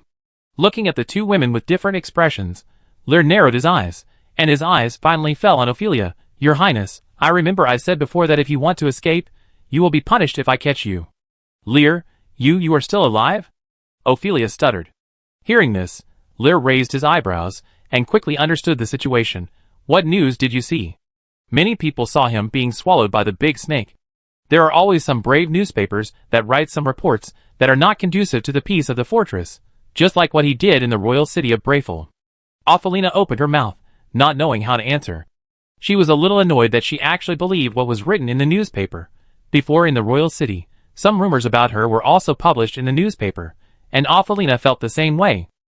So you really want to escape, right? Lear looked at Ophelina and smiled. Looking at the smile on Lear's face, Ophelina's body trembled slightly for no reason. She remembered the excessive behavior Lear had done to her before. Thinking about it, she suddenly raised her head. My magic power has been restored, and now it is not necessarily impossible to fight against Lear. Do you want to compete with me? Lear felt the change in Ophelina's mood, and the smile on his face became stronger. My magic power has been restored. The reason you were able to imprison me before was entirely because you were despicable and shameless. Ophelina said angrily. So, do you think you can defeat me if your magic power is restored? Lear smiled and glanced in the direction behind him. Albert, Milia and others are coming soon. Although Albert knows about the saint, it is better not to let Adrian find out. After all, his identity cannot be exposed to the world. Thinking in his heart, Lear took out the dream core. The next second, a dazzling red light flashed, and the figures of the three people disappeared directly on the spot. Old Dream, Blood King City. Lear directly teleported Ophelina and Sheila in. After leaving a mark in the dream core, Lear can mobilize the magic power in the dream core. As long as he wants, he has almost endless magic power. But even so, the Aslan Royal Swordsmanship can only last for 100 seconds. The Aslan Royal Swordsmanship consumes a percentage of magic power, and although Lear can mobilize the magic power of the dream core, it is not his own after all. However, except for the Aslan Royal Swordsmanship, he can release other skills at will, without any anxiety about the consumption of magic power. Here is the Blood King City. Looking at the scene that suddenly changed in front of her, Sheila widened her eyes. Ophelina also reacted in the dizziness of the world.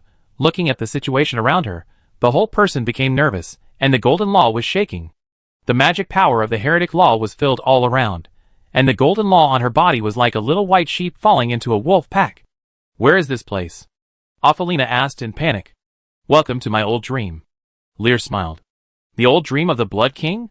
Sheila on the side was stunned for a moment when she heard this, and then her expression became a little excited. Yes, the blasphemy spirit is dead, and the dream core here is also under my control. Lear nodded. Ophelina was a little confused. She didn't quite understand what Lear and Sheila were talking about. She knew about the old dream after all, the church had it, but even the church's old dream was not as huge as the old dream in front of her. What else? The blasphemy spirit is dead. Did Lear kill another god? Just when Ophelina was in a daze, a group of pointed-eared humans wearing leather armor came over from a distance, led by Irina. Your Majesty. When Irina saw Lear's figure, she ran over in surprise. She came to Lear, and was about to say something when she saw Sheila beside her. Sister. Irina's eyes widened, and she rushed towards Irina, burying her whole body in Sheila's arms. Sister, I thought you had. Irina sobbed, hugging Sheila, as if she wanted to merge her body into it. Irina. Sheila's eyes also turned red. She didn't expect that she could come back alive. Looking at the deep affection between the two sisters, Lear smiled, did not disturb them but looked at Ophelina, then summoned the life-binding shackles, and directly wrapped Ophelina up. Ophelina was startled, and just wanted to mobilize her magic power to break free, but found that no matter how she used her magic power, it was useless. Her expression became more and more flustered, and there was a hint of disbelief in her eyes. You actually became extraordinary? Yes, so you can't escape. Wouldn't it be better for you to be my exclusive priest? Lear walked to the bound Ophelia, and bit her neck before Ophelia continued to speak. After a short sting, the familiar numbness spread from the neck to the whole body. Ophelia's struggling body softened instantly, and fell powerlessly into Lear's arms. In just a moment, Lear devoured Ophelia's magic power. This is a punishment. In order to punish you for escaping, I will completely devour your magic power every day during this period. Lear greedily sucked Ophelia's blood and finally said. Ophelia bit her lips. Her body was completely without strength, and she could only let Lear do whatever he wanted to her. When the two hugged each other, a voice sounded out of place. What are you doing?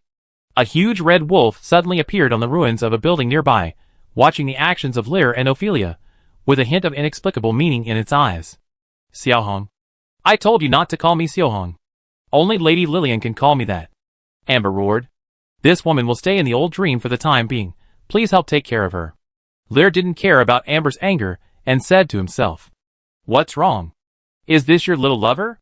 Amber looked at Ophelia, who was blushing. She remembered that Lear had a fiancée, the god of the Morning Star Law, not the girl in front of her. She is the saint of the Golden Law, Lear said with a smile. What?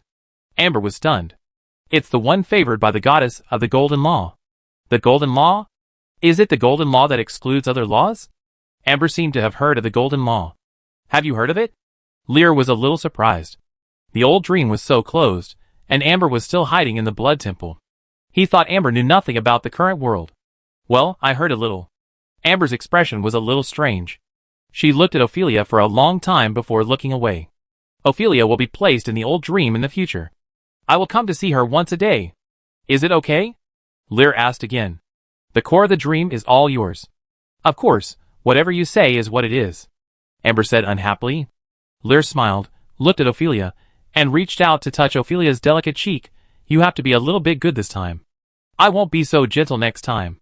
As he spoke, he handed Ophernia to Sheila beside him in the eyes of shame and anger, then nodded to the blood elves and disappeared into the old dream. Returning to the Pharaoh fortress, Lear put away the dream core and then walked towards the Stewart mansion. When he walked into the house, Lear saw the girl waiting at the door. Eno stood at the door, looking out constantly. When he saw Lear, Eno's eyes turned red, and he ran over and rushed into Lear's arms. Master! The girl's low cry echoed in Lear's ears. Lear hugged Eno's soft body inside. It seems that his fake death this time has indeed worried many people, including his mother Sophia. Lear took a deep breath and walked into the mansion holding Eno. Just as he stepped into the mansion, the system panel popped up at an inopportune time. Looking at the information on it, Lear's pupil shrank suddenly. Countdown to the game's public beta, 7 days. Game forum officially open. Law public beta pilot officially released. Looking at the text on the panel, Lear's heart was in turmoil. The game is about to start public beta, which means that the fourth disaster of the undead is coming, and the chaotic era of the rise of many heretical laws is also coming. Lear took a deep breath. He has now reached the extraordinary level and obtained the hero template.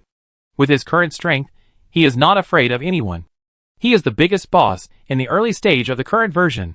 It's time to let the players feel powerful. Chapter 170. Law has attracted widespread attention since its internal test. This new virtual online game developed by New Era Technology Company has never released a promotional video, and the internal test only selected some well-known anchors and professional game players for testing. When Li Huanhuan received the invitation for the internal test of Law, she didn't know about this game. At first, she thought it was a scam made by some rubbish game company.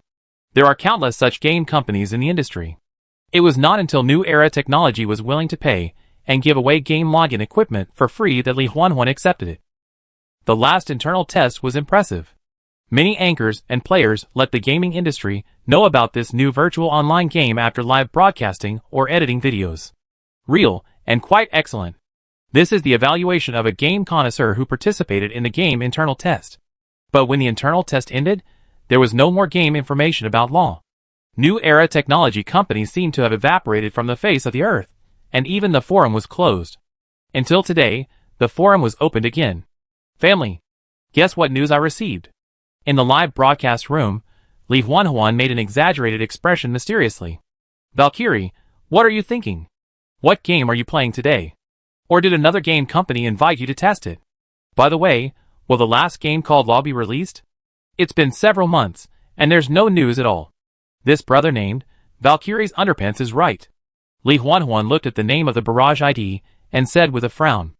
As Li Huanhuan read out the ID, a series of bullet comments floated up on the screen. Li Huanhuan was a little helpless, but she still had to say today's topic. Just like the underwear brother said, I received a notice from New Era Technology Company that law will be publicly tested in 7 days. Now the official forum has been reopened, and family members can place orders on the forum to pre-order game equipment.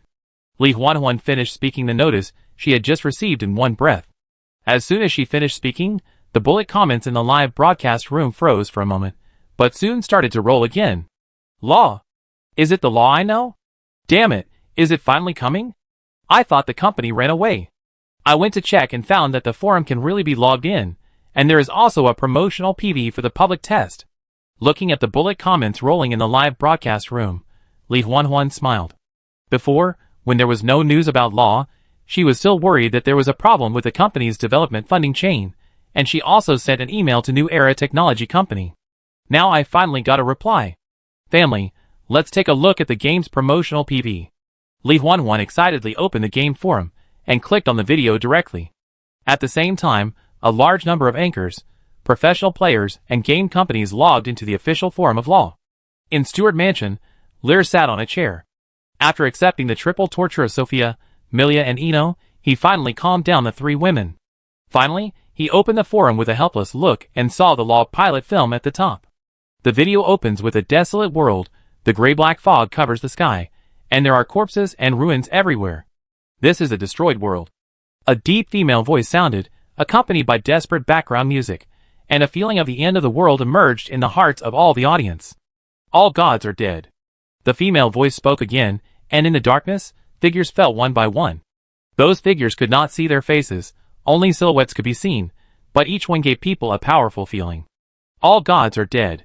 Lyre silently recited these 4 words in his heart. He heard the word destruction from Lillian, and those heretic true spirits more than once. All the gods died in the destruction, and only a small part survived. When the destruction faded, hope gave birth to light. The female voice continued, and the picture fell quickly from the sky and focused on a ruin. In the ruins, a scarred blonde girl knelt on the ground with her hands on her chest, and a golden light was bred in the girl's hands. The golden law was born quietly. The background music suddenly changed from low to high, and the female voice also became high. The golden light gathered in the girl's hands, and a huge golden tree rose from the ground, illuminating the entire gray sky. After the golden tree fully grew, a fallen leaf floated by, and the scene changed. The world became bright, and countless warriors were fighting desperately on a vast plain. The law of war also arrived as expected. As the female voice narrated, the scene changed again, and a magical tower stood in the city. The dark purple light shield spread from the top of the tower, and enveloped the entire city. Figures in long robes walked in the tower. In the room at the top, a girl looked into the distance. Her long dark purple hair was flowing, and her profile alone made people's hearts beat. In the realm of wisdom, the arcane is rising. The female voice continued, but her tone gradually became low. The new god gave the world hope, but the old god will also wake up. The background music became urgent, and the perspective suddenly rose. After passing through clouds and mist, a vast world appeared in the video. The land of falling stars. The female voice read out the name of this land. Lear quietly looked at the promotional video in front of him. So far, it was no different from what he saw in his previous life. But the next scene made him stunned for a moment. A terrifying figure appeared in the picture, which was the corrupted true spirit. On the other side, in Li Huanhuan's live broadcast room, the barrage began to roll, and Li Huanhuan also became a little excited. She saw herself in the video. Although she was in the state of undead, it was an official promotional video. Family, I'm on TV. Li Huanhuan screamed excitedly. Becoming an undead cannon fodder is considered to be on TV? Don't tell me, although the Valkyrie has become an undead, I think I can do it. The bullet screen scrolled, but Li Huanhuan ignored it and stared at the screen. The Blood Apostle and a group of golden believers defeated the corrupt true spirit on the screen. The picture was not complete, just some scenes edited at that time, but it still made the audience excited. Lear was also stunned when he saw the scene. This was completely different from the promotional video in his previous life. The promotional video in his previous life had a picture of his sacrifice ceremony, although his face was not seen, instead of the picture of the current crusade against the corrupt true spirit, the heretic of the old god being crusaded. The video continued, and the female voice continued to narrate. When the corrupt true spirit was swallowed, the picture turned and came to a place that looked like an underground tomb. 2 figures were running for their lives in the picture, with a huge iron ball behind them. Looking at the 2 people, Lear showed a strange expression. These two people turned out to be the treasure hunters he met in the underground tomb of the royal city before, Jim and Anna. Since leaving the royal city, he has forgotten about these two people, but he didn't expect to see them in the promotional PV. The ruins of the old gods hiding ancient relics. The female voice continued to speak, and various strange ruins and two monsters flashed one by one, and the figure of Anna, the treasure hunter, was almost everywhere in the picture. And the revived old god sect. The female voice spoke again, and the music became passionate. This time the picture became the battlefield of the Pharaoh fortress. It was at the moment of the beast tide that Lear's face appeared in the crowd. On the battlefield, Lear killed all around. Arcane in war, Lear danced in the storm, and his elegant figure was engraved in everyone's eyes. Isn't this the Duke's heir? This is so cool. Storm swordsman? Don't talk nonsense, he's a mage. A viewer who has watched Li Huanhuan's beta video made a comment. You call this a mage? I remember this NPC seems to be a dual law professional, who can use both the mage's ability and the warrior's ability. There was a lot of discussion below the video, and Li Huanhuan's eyes also showed a hint of brilliance. It must be said that Li Er, this NPC, is the best in terms of appearance, temperament, strength and status, but Li Huanhuan still shook her head. The appearance of the Blood Apostle just now appeared in her mind, and she still liked it that way. Just when the audience was very excited, Li Er had killed the Red Snake Man. At the last moment, the blasphemous holy sword floated in the air, and turned into a big snake to swallow Li Er in one bite. Seeing this scene, Li Huanhuan's eyes widened instantly. This son of the Duke, even the one chosen by the gods, died just like that? Li Huanhuan was a little bit unbelievable, but the next second, the picture turned again, a girl's eyes were red, countless stars in the sky fell from the sky, the scene was very spectacular. Who is this NPC? Too beautiful, right? Wife. I declare that this is my wife. The scene of Li Er's death was diluted by the appearance of Milia, and almost all male players were attracted by Milia. Who doesn't love beautiful women? The big snake fled in panic under Milia's attack. The picture darkened again, the background music became a little weird, and a pool of blood appeared in everyone's sight. The terrifying and ferocious big snake was located in the center of the blood pool, and standing opposite was the Blood Apostle. Both sides were not humanoid, but unlike the big snake, everyone felt a hint of noble and elegant temperament in the Blood Apostle, which formed a sharp contrast with the terrifying and barbaric big snake. The two sides confronted each other for a few seconds. Under the gaze of the players, the power of corruption and blood condensed on the Blood Apostle, and finally transformed into a huge demon, domineering and majestic. Blood King and blasphemous true spirit, the female voice, that had not appeared for a long time sounded again. As the female voice fell, the demon and the snake fought together. Is this also the boss in the game? Too cool. Fuck, this transformation, can the player do it? The barrage rolled wildly, and Li Huanhuan also stared at the Blood King who turned into a demon, with light in her eyes. She licked her lips, wishing she could enter the game immediately. Li Er's death just now had been thrown into her mind. Blood Apostle. No, now the Blood King is her favorite. The battle between the demon and the snake was extremely fierce, but the demon had always had the upper hand. However, the next second, the poisonous fog rose, the snake disappeared, and the demon was wounded by the bright red light column.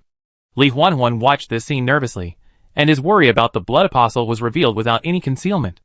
When the Blood Apostle finally grabbed the snake's head and stabbed the rapier in his hand into the center of the snake's face, Li Huanhuan showed an excited smile on his face. Family, did you see it? This is the boss I follow. Li Huanhuan shouted a little proudly. The audience in the barrage was shocked by the battle between the demon and the snake. If the players can really experience such a battle in the game, then this game will undoubtedly become a great game. The old god sect and the new god Orthodox Church, the struggle between the gods is going on. And what will you choose?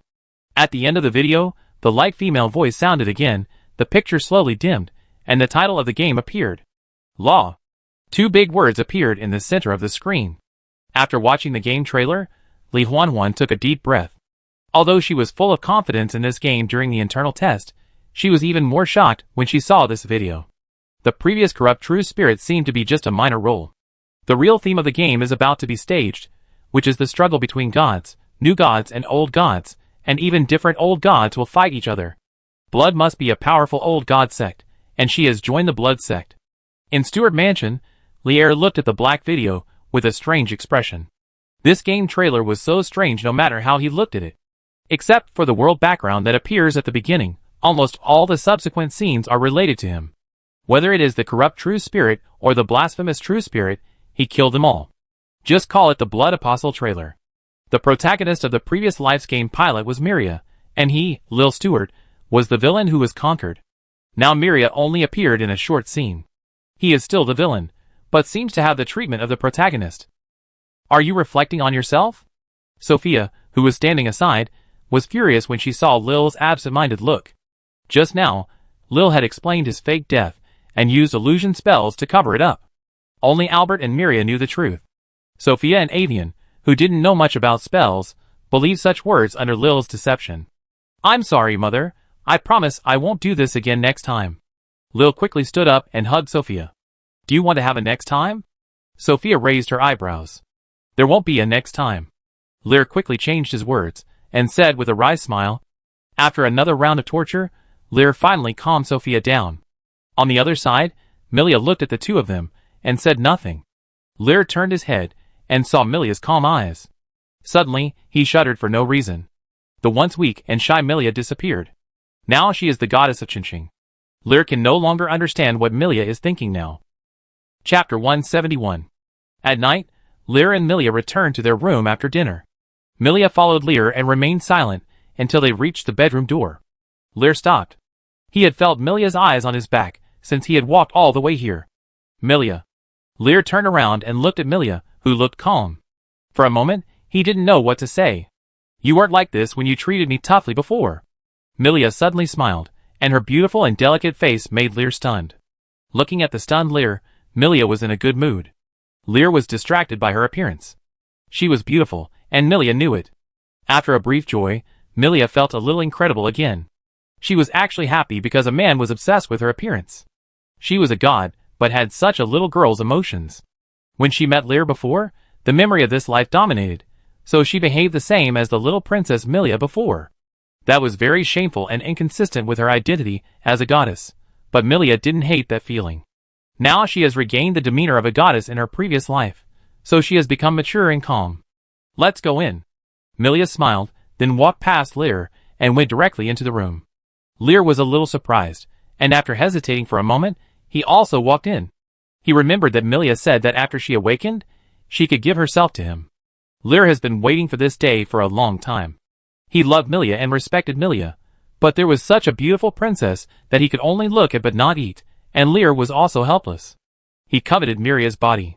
All men were lustful, and he was no exception. Walking into the room, Lear was a little excited.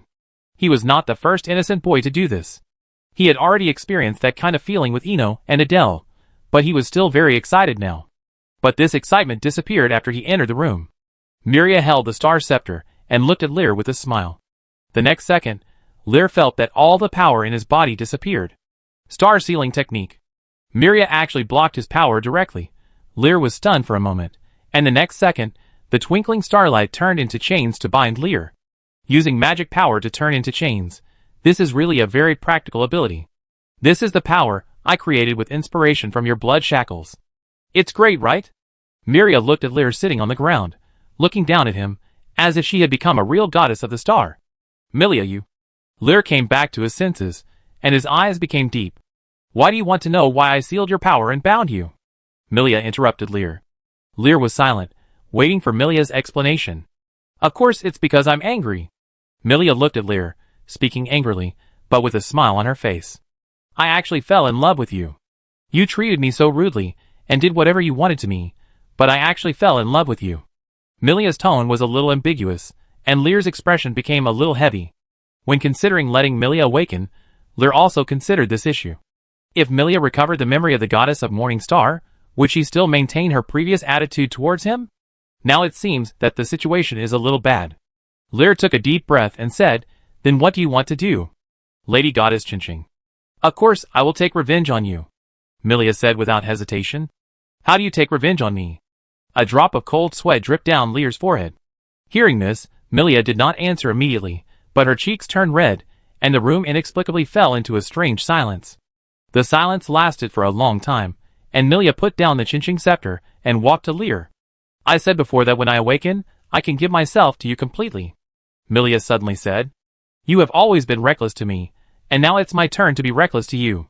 The girl said the words that shocked Lear with rosy cheeks. The moonlight outside the window shone in, and Milia's face was even more beautiful. Milia no longer hesitated and unbuttoned Lear's shirt. Feeling Milia's movements, Lear felt a little overwhelmed for the first time.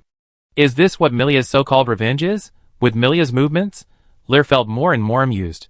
He thought that Milia, who became the goddess of the morning star, would settle accounts with him, but now this situation. Even if it was passive, Lear was a man. "You used to like biting my neck and sucking my blood?" Milia bit Lear's neck and said vaguely. Feeling the fragrant aroma of the girl and the numbness in his neck, Lear just wanted to say that if this is revenge, please give more. As time went by, the battlefield moved from the ground to the bed. Lear was bound, in pain and happiness. In a dark space, the white-haired girl was sealed in a red crystal.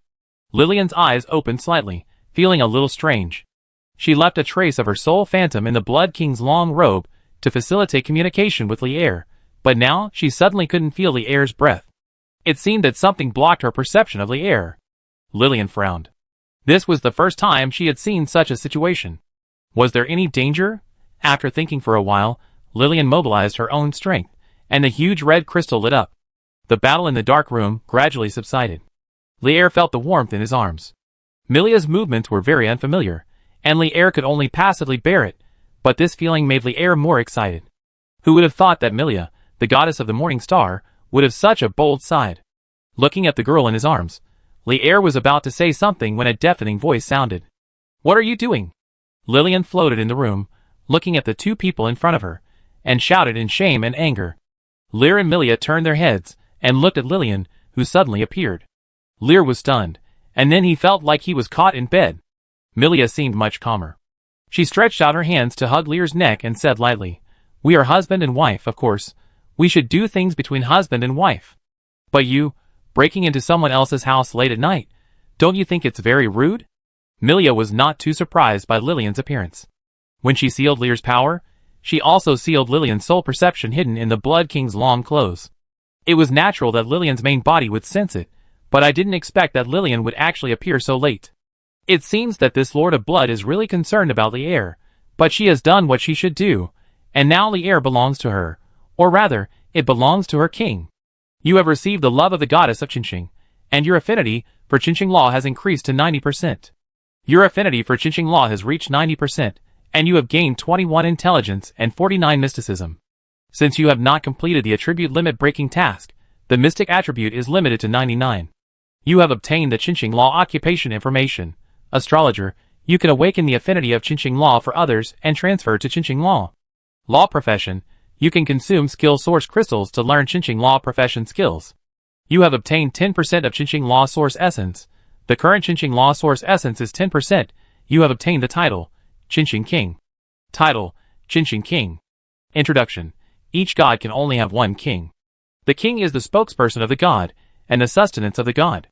This is an eternal oath that cannot be betrayed. You have won the favor of the Qinqing goddess, and are the king of Qinqing. The prompt sound of the system in front of Lier jumped out frantically. In an instant, Lier felt that his mind became clearer. This is the gain effect brought by the increase in intelligence. Feeling the changes in his body, Lier looked at his attribute bar.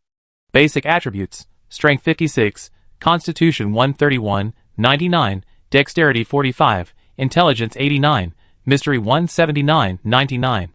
Lier took a deep breath. This incredible attribute made Lier speechless. As a war knight, he might be lacking in strength and agility, and was inferior to other extraordinary professionals. But with Aslan royal swordsmanship, Lier could transform his physical attributes, which made up for it. His intelligence and mysterious attributes are even more amazing. Even the mysterious professions of the saint level in his previous life would not have higher mysterious attributes than him, and he has 33 free attribute points. What happened to Lier could not be hidden from Lillian's perception. She could feel that her king was branded by another power. Lillian gritted her teeth, and a feeling of betrayal surged in her heart. "You betrayed me?" Lillian's eyes were red, and crystal tears were gathering in her eyes. Lier was silent. He didn't know what happened. He didn't know what Milia did to him, but the title of Blood King in the character panel did not disappear. Hey, don't say it so harshly. Lier was originally my husband. It is natural for him to be my king now. I took back what belongs to me. Milia raised her head and looked at Lillian sharply. She felt that Lear was a little embarrassed. She had always thought it was good to let Lear become her king. Even though Lear was beaten to the throne, she was never afraid of competition, not to mention that Lillian only had a soul phantom. Lillian looked at Milia on the bed with dangerous eyes, and the two goddesses instantly confronted each other. At this moment, Lear suddenly said seriously, "I didn't betray you." The atmosphere was originally heavy, and both Lillian and Milia were stunned. They looked at Lear at the same time. Being watched by the two goddesses, Lear was not panicked. "I didn't betray you, Lillian. I am still your blood king." "Lear." Milia was a little anxious, but Lear put his hand on Milia's lips to stop Milia from speaking. "I am Lillian's blood king, and also your star king. You said that each god can only have one king, but you didn't say that one person can only be the king of one god," Lear said, as a matter of course. After seeing that the title of Blood King and the power of blood law had not disappeared, Lear reacted. Why must he choose? Of course he wants them all. Listening to Lear's words, Lillian and Miria were stunned. The former quickly sensed the power in Lillian's body, and his face eased a lot when he sensed that his contract with Lillian had not disappeared. Miria also narrowed her eyes. She also felt Lil's situation, and felt a little incredible. In her knowledge system, a god can only have one king, and a king can only have one god, but this common sense was destroyed by Lear. Moreover, Lear not only had the contract between her and Lillian's king at the same time, but also had the affinity of multiple lost spirits. Could it be that Lil could be the king of multiple gods at the same time? Miria thought about it, and soon her eyes became a little dangerous. Lil is hers. She doesn't want to share it with other gods. Feeling Milia's gaze, Lear wanted to reach out and pat Milia's little head, but just as he was about to do it, he found that he was still in a state of restraint. "You want to be the king of me and this woman at the same time?"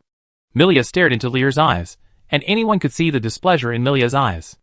Lil did not avoid Milia's gaze and nodded seriously. "Milia, I don't know what the contract of the king of your gods is like. Maybe a person can only make a contract with one god. Maybe I am special. I can make a contract with you and Lillian. You are my wife. I can't abandon you. Lillian is also an important person to me. Lillian has helped me a lot since the time in the royal city of Brayful. I can't abandon her either." As Lear spoke, the room became quiet. Milia and Lillian didn't speak. Looking at Lear, Milia was a little annoyed, but she also admired Lear. If Lear really abandoned Lillian, Milia would feel that Lear was not worthy of reliance. The reason why she signed the king's contract with Lear without Lear's knowledge was to make Lear feel less guilty. As long as the matter was done, Lillian couldn't change the reality. But no one expected that Lear could sign a contract with both goddesses at the same time. "Humph. You got it for free." Milia snorted, then climbed up from Lear, put on her clothes, and looked at Lillian on the side. "Since Lear doesn't want to abandon you, I naturally won't let Lear do anything he doesn't want to do. Let's talk." What to talk about? Lillian was stunned. Milia glanced at Lear, then walked to Lillian and said in a voice that only the two of them could hear, "Of course, it's to prevent more gods from signing contracts with Lear. Since Lear can sign contracts with me at the same time, it is possible to sign contracts with more gods. He also has the affinity of arcane and war law," Milia said seriously. Hearing this, Lillian's expression also became serious. The two women whispered and walked out of the room. Lear looked at the backs of the two women leaving, and then looked at the chains that bound him. Should I untie it first? Chapter 172. Lyre waited helplessly in the bedroom. About half an hour later, the two women returned to the bedroom. Before Lear could speak, Lillian directly merged into the Blood King's robe, and Milia was in a good mood and climbed on Lear again. "What did you say?" Lear asked, looking at the girl in front of him. "Secret?" Milia snorted lightly, and then thought about it. "Do you want the profession and skills of the Chinching Law?" she suddenly said. "You mean the astrologer?" Lear said subconsciously. After obtaining the source of the Chinching Law, he also obtained the profession information under the Chinching Law, the astrologer. He can learn the professional skills of the astrologer, but he still needs the skill source crystal to learn. Not the astrologer. Milia shook her head. When she talked with Lillian just now, she knew that Lear's current blood apostle was a profession that Lillian specially built for the selected king, so all abilities far exceeded the ordinary law profession. As Lear's bedmate, she naturally couldn't be outdone by Lillian. It's not difficult for Milia to create a profession, but it still takes time to create a profession with heart, so she plans to start with skills. "I plan to create a new profession for you, as my Chinching King," Milia said with a smile, with a loving look in her eyes. "Create a new profession?" Lear was stunned for a moment. Yes, just like your blood apostle. Milia nodded, but creating a new profession is more troublesome. I will start with creating skills. So I will have a fourth profession besides blood apostle, war knight, and mage in the future? Lear was a little surprised. Yes. Milia nodded. Can you do it? Lear asked. Don't underestimate me. I am a god after all. Milia glared at Lear unhappily. I don't underestimate you. Lear smiled awkwardly. Then it's settled. Milia nodded seriously. Of course, if my princess is willing to create a profession for me, it would be my honor. Lear echoed. Hearing the words my princess, Milia's face turned red. When she was a goddess, she didn't know how many men flattered her, but no one could make her feel so happy. I start tomorrow. Milia put her head on Lear's chest. The room fell into silence. Milia did not speak again. Lear felt the softness on his body. After a long while, he could not help but say, My princess, can you untie my chains now? Hearing this, Milia reacted, looked up at Lear, and then snorted, No. This is a punishment. You are my doll tonight. The girl said, hugged Lear again, and did not give Lear a chance to speak. The next day, Lear was finally freed from the bondage. Milia had dressed and sat at the table beside him, eating breakfast, and Ino stood beside him. Seeing Lear wake up, Milia glanced at Lear, her cheeks flushed for no reason, as if she remembered something embarrassing, and Ino looked at the two of them with curiosity, always feeling that something was wrong. Lear didn't say anything. After having breakfast with Milia, he went out. There are still 7 days before the players will descend. In his memory, there are many cities that players can choose to descend, but each city has an upper limit. After reaching the upper limit, if another player logs into the game, he can only choose to be born randomly. There were only 1 million login devices for the log game issued in the previous life, and about 10,000 people were allocated to each gamed city. Lear wants to recruit these 10,000 people in the Pharaoh Fortress. It is not difficult to do this. The previous pilot film can almost be said to be a promotional film for the Blood Apostles. As long as the power of the Blood Law is revealed, it is not difficult to introduce players to the Blood Sect. After experiencing the profession of the Blood Law, under the promotion of players, more players will definitely choose to join the Blood Sect. After all, playing games is about being handsome and powerful, but there is still one thing that needs to be paid attention to. Players are uncontrollable. In the previous life, many heretical sects were betrayed by the players who joined, and the news of the sect was informed to the Golden Church, which was eventually exposed and led to destruction. Even if he changed his job to a heretic sect, the player was not bound by the law. Lear's eyes became deep, but he didn't care much about this. There were not many people in his blood sect, and the blood elves were all in the old dream. The core of the dream was in him, so as long as he didn't have any accidents, there would be no problems. And with his current strength, he was confident that he could fight even the Golden Pope. Liar! A voice suddenly stopped Lear, who was about to go to the triumphal square. Lear stopped and saw Albert coming out of the mansion. Father? Lear looked at Albert with some doubt. You and I will go to the War Church, Albert said. War Church? Lear was stunned. The War Pope has arrived at the fortress and is now in the War Church. He asked to see you. Maybe I should call you the special executive of the War Church? Albert looked at Lear deeply. It was the first time he knew that Lear had such an identity in the War Church. Lear was still a believer in the heretical blood law, and now he became the special executive of the War Church. This was simply incredible. The corners of Lear's mouth twitched slightly. He almost forgot that he had a position in the War Church. Since the War Pope came in person, Lear naturally couldn't be rude, so he could only follow Albert to the War Church. The two had a smooth journey. Albert was a superb war knight, and the Lionheart Knight of the current Pope.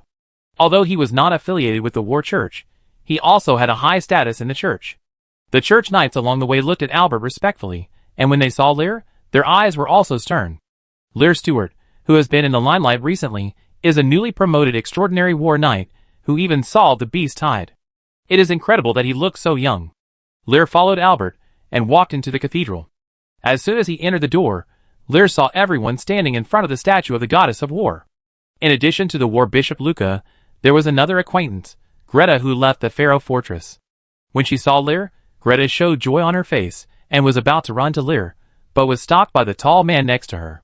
In addition to Greta and Bishop Luca, there are 3 people under the statue of the goddess of war. 1 woman, 2 men. Judging from the aura and dress of the 3 people, their status is obviously not low, especially the man who stopped Greta, whose aura is particularly strong. Is this the Pope of War? Lear thought to himself, but the next second, a terrifying majesty came down. Lear paused for a moment, and then walked over with a smile, as if nothing had happened. Seeing this scene, the man who stopped Greta stared, and the other two people on the side were also shocked. "Long time no see, Albert." Duval laughed at Albert. Albert also smiled. "Duval, you are still the same, you haven't changed at all."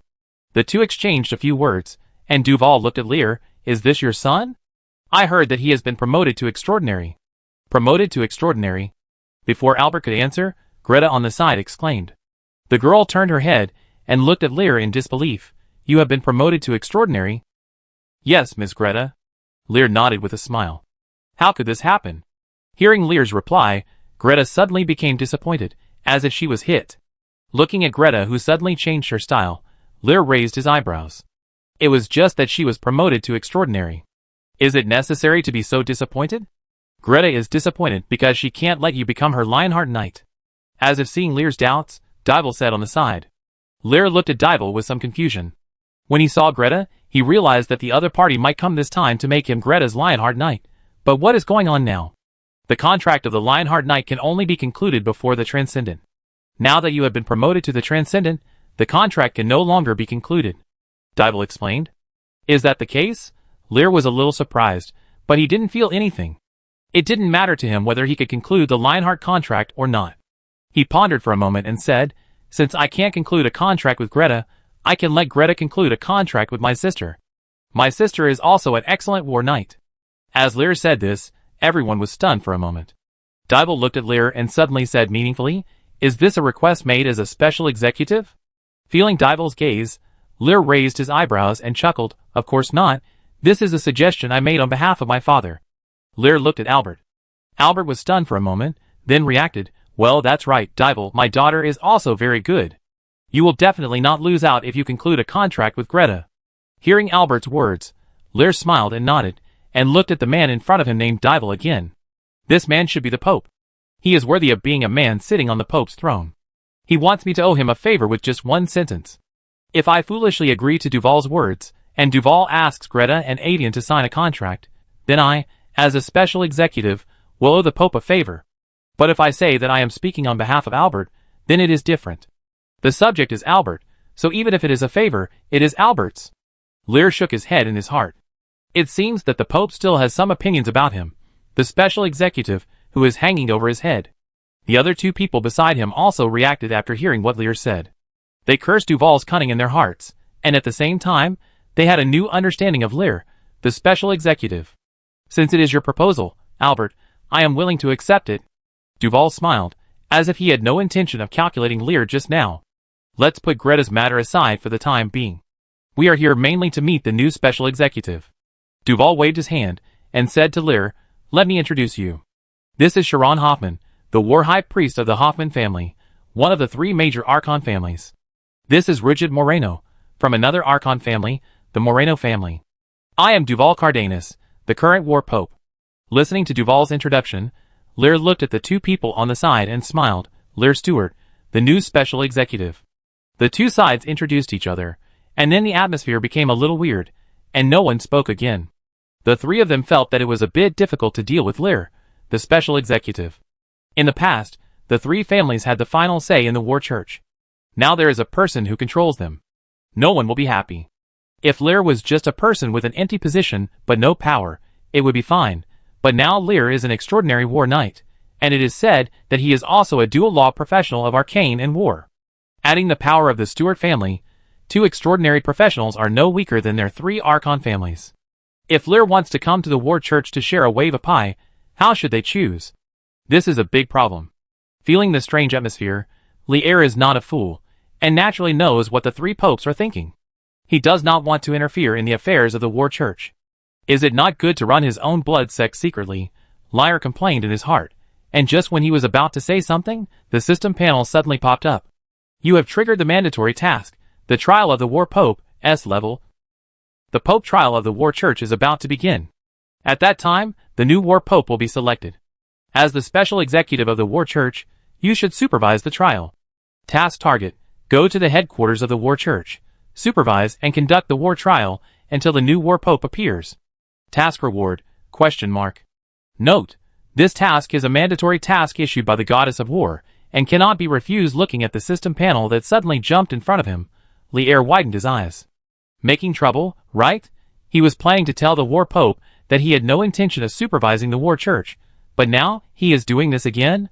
Lier suddenly remembered the meaningful look when the goddess of war gave him the position. It turned out that she was waiting for him here. He closed the system panel, raised his head, and suddenly found that the 3 war popes were looking at him with complicated eyes. Looking at the expressions of the 3 people, Lier's heart was shocked. He asked tentatively, "Your Highness the Pope also received the oracle of the goddess?" Dybel took a deep breath and said, "Yes, Special Executive Officer Lier, it seems that this time the trial of the war pope needs to be supervised by you." The war bishop and Albert on the side widened their eyes when they heard this. Chapter 173. It turns out that the gift of the gods is not so easy to get. Looking at the mandatory tasks in the system panel, Lier was a little melancholy. His plan was disrupted. Originally, he planned to recruit players in the Pharaoh fortress, but now he can only follow Dybel to Soros, the royal city of the Kingdom of Nox. That is the territory of the Church of War. In the previous life, Lier was born there in the game, and he was very familiar with the royal city. "Are you really going to Soros?" Albert, who was returning to Stuart's mansion with Lier, frowned. "The goddess of war has issued an oracle. As a professional of the law of war, I have no right to refuse." Lier nodded. When he received the task, he also received a reminder that if he did not fulfill his duties as a special executive officer, he would be punished by the goddess of war. This was considered to be forced by the goddess of war. Lier shook his head helplessly. "Do you know what the war trial for selecting the Pope is?" Albert suddenly said in a deep voice, with a trace of worry in his eyes. "War trial." Lier read out this word. Of course he knew what it was. The 3 Archon families will enter the old dream of the goddess of war, where they will undergo a trial of blood and fire. The so-called war pope is the one who wins the war and fighting in the end. Every time a war trial is conducted, the entire Nox kingdom will be on alert, and the people of the 3 Archon families will enter the old dream. At that time, the war church was the weakest. This is also the reason why the law of war can only exist in the Nox kingdom. Every war trial will cause heavy casualties, so the war church is the weakest among the 3 Orthodox churches, but if it comes to cutting-edge power, the war church is the strongest. This is war. Only those who survive in blood and fire can be called true believers of war.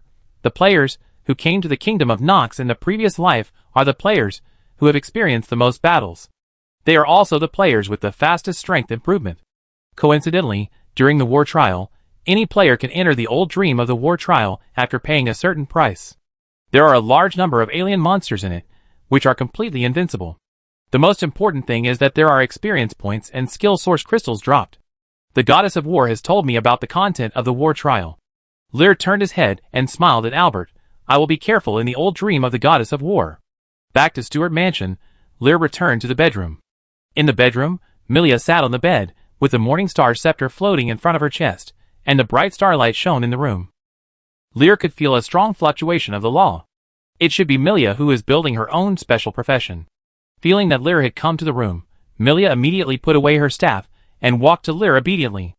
Looking at Milia's beautiful smiling face, for a moment, Lier seemed to feel that Milia had not changed and was still the little princess before, but thinking of what Milia had done to him at night, Lier shattered the fantasy in his mind.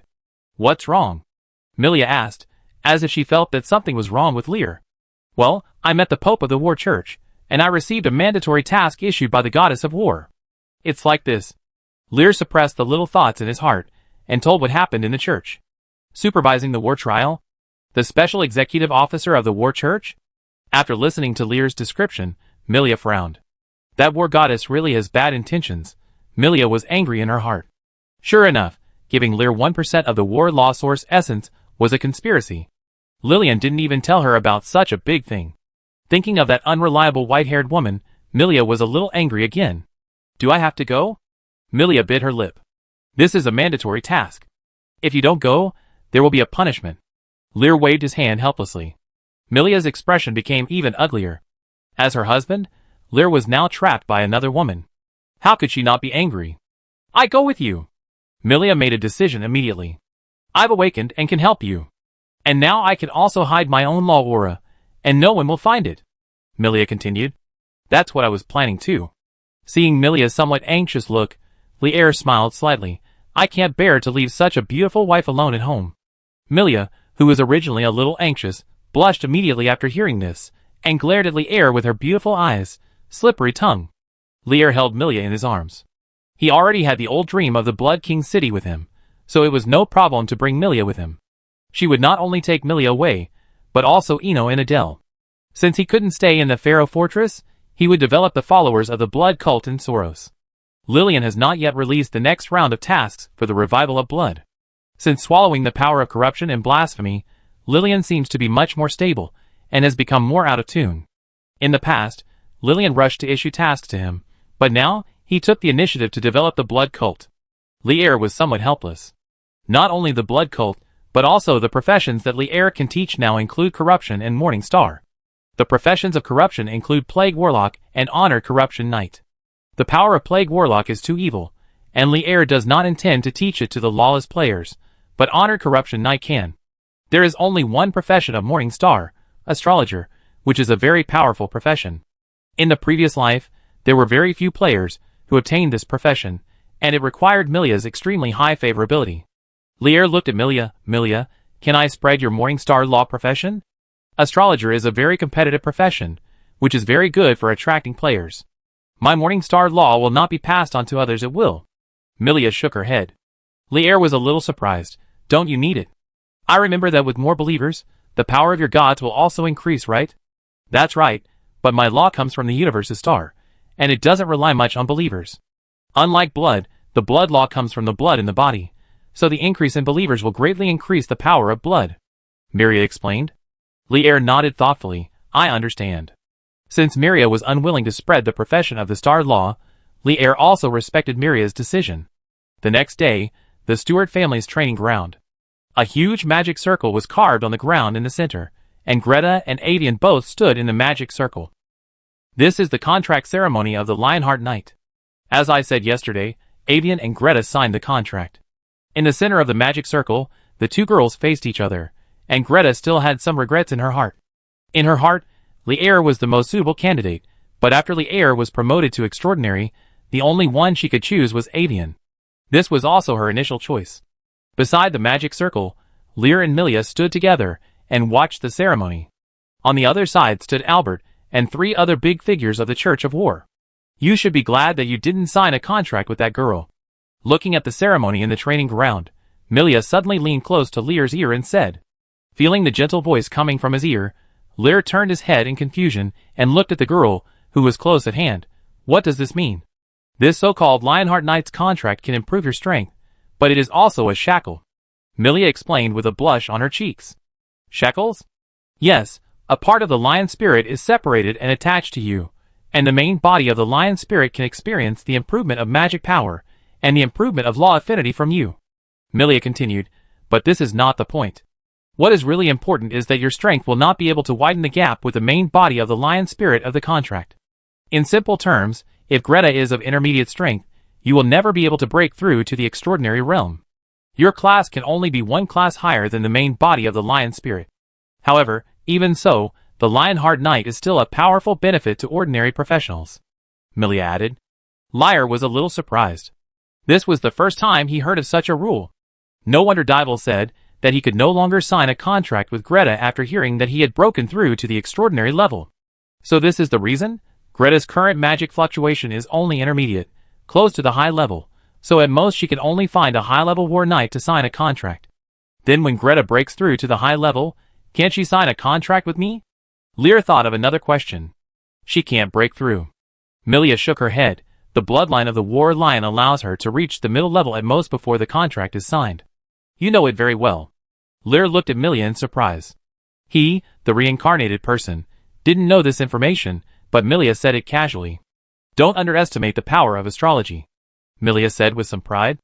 Astrology has such an effect? Lier was shocked. Tracing the source through the power of the Morning Star is also an application of astrology. Milia nodded. Then can you predict my past? Lier suddenly asked. Hearing this, Milia wilted like an eggplant hit by frost, and said after a while, I can't see it. As the goddess of the Morning Star, Milia divined for Lier the first moment after awakening, but she could only see some not-too-distant future, and she could not see anything about Lier's past. A layer of fog covered everything, which hit Milia very hard. Can't see it? Lear was stunned for a moment. He wanted to ask Milia if she had divined his reincarnation, and where his golden finger came from. But now it seems that his golden finger may be higher than Milia's status. Milia did not divine his golden finger. In this case, Lear would not take the initiative to expose his golden finger. If he catches more Law Source carriers in the future, he must not be discovered by Milia. While Lear and Miria were talking, the contract ceremony of the Lionheart Knight had already begun. The shadow of the Mad Lion appeared on Greta's body. The shadow seemed to have life, and it was more solid than the Mad Lion phantom on Albert's body. The Mad Lion shadow looked at Avian, and an illusory Mad Lion phantom separated and merged into Avian's body. After learning about the disadvantages of the Lionheart Knight, Lear did not stop Avian and Greta from signing a contract. The disadvantages that Miria mentioned were not disadvantages for most professionals. Not all war law professionals were like Lear. As long as you brush experience in the old dream, you can quickly upgrade. The natives in the normal law can only have access to the old dream. The war church has the old dream, but only those who have made great contributions have the opportunity to enter. As for the war trial, it is a special case that only happens once in many years. Speaking of the old dream, Lear had already sent both Eno and Adele in. The two women had been with Lear for some time. Eno was still at the apprentice level, and Adele was at the beginner level. They were both too weak. Lear still hoped that they could become managers of the blood cult in the future. He shook his head slightly. The ceremony was coming to an end. The war laws around Greta and Avian were fluctuating violently. In the joyful eyes of Dival and Albert, the two women were promoted to high levels at the same time. Being promoted to high levels at the age of less than 30 is considered a genius among the natives. Greta and Avian both showed excited expressions. Lear also stepped forward and said with a smile, "Congratulations on your promotion." Seeing Lear coming, Avian snorted and said, "I'm still not as good as you." Although she said so, Avian's expression still looked very happy. Greta also came up to the side. She looked at Lear and bit her lip and said, "Can we have a competition? I want to see the gap between us." When they were still in the Braveful King City, Lear was obviously about the same as her, but now he has been promoted to the Extraordinary. Greta didn't understand and had some doubts. Although she has now been promoted to the high level, the gap between the high level and the Extraordinary is too big. His father took 10 years, which is considered fast. Many people can't be promoted in their entire lives. The gap between the Extraordinary and the high level is like a chasm. And Lear was promoted from the middle level to the Extraordinary in less than a year, which is really incredible. Looking at Greta, Lear smiled. He saw the doubts of the girl in front of him, but he didn't say anything, just nodded. "I accept your challenge. I will not use the high-level and Extraordinary War Knight skills, nor will I use the abilities of other laws." Lear said, looking at Avian on the side, "Sister, do you want to join us?" Avian was stunned for a moment, then pouted, "Brother, do you think you can bully your sister just because you have been promoted to Extraordinary? How could that be? I just want to see how strong your sister is now after being promoted to a high level." Lear waved his hand.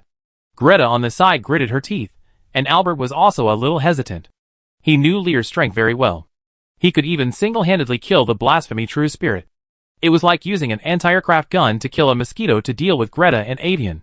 Chapter 174. Lear. Albert frowned and looked at Lear. "I will be careful, and will not hurt them." Lear smiled at Albert. "Let Greta and the others compete." Dival on the other side also came over. He looked at Lear.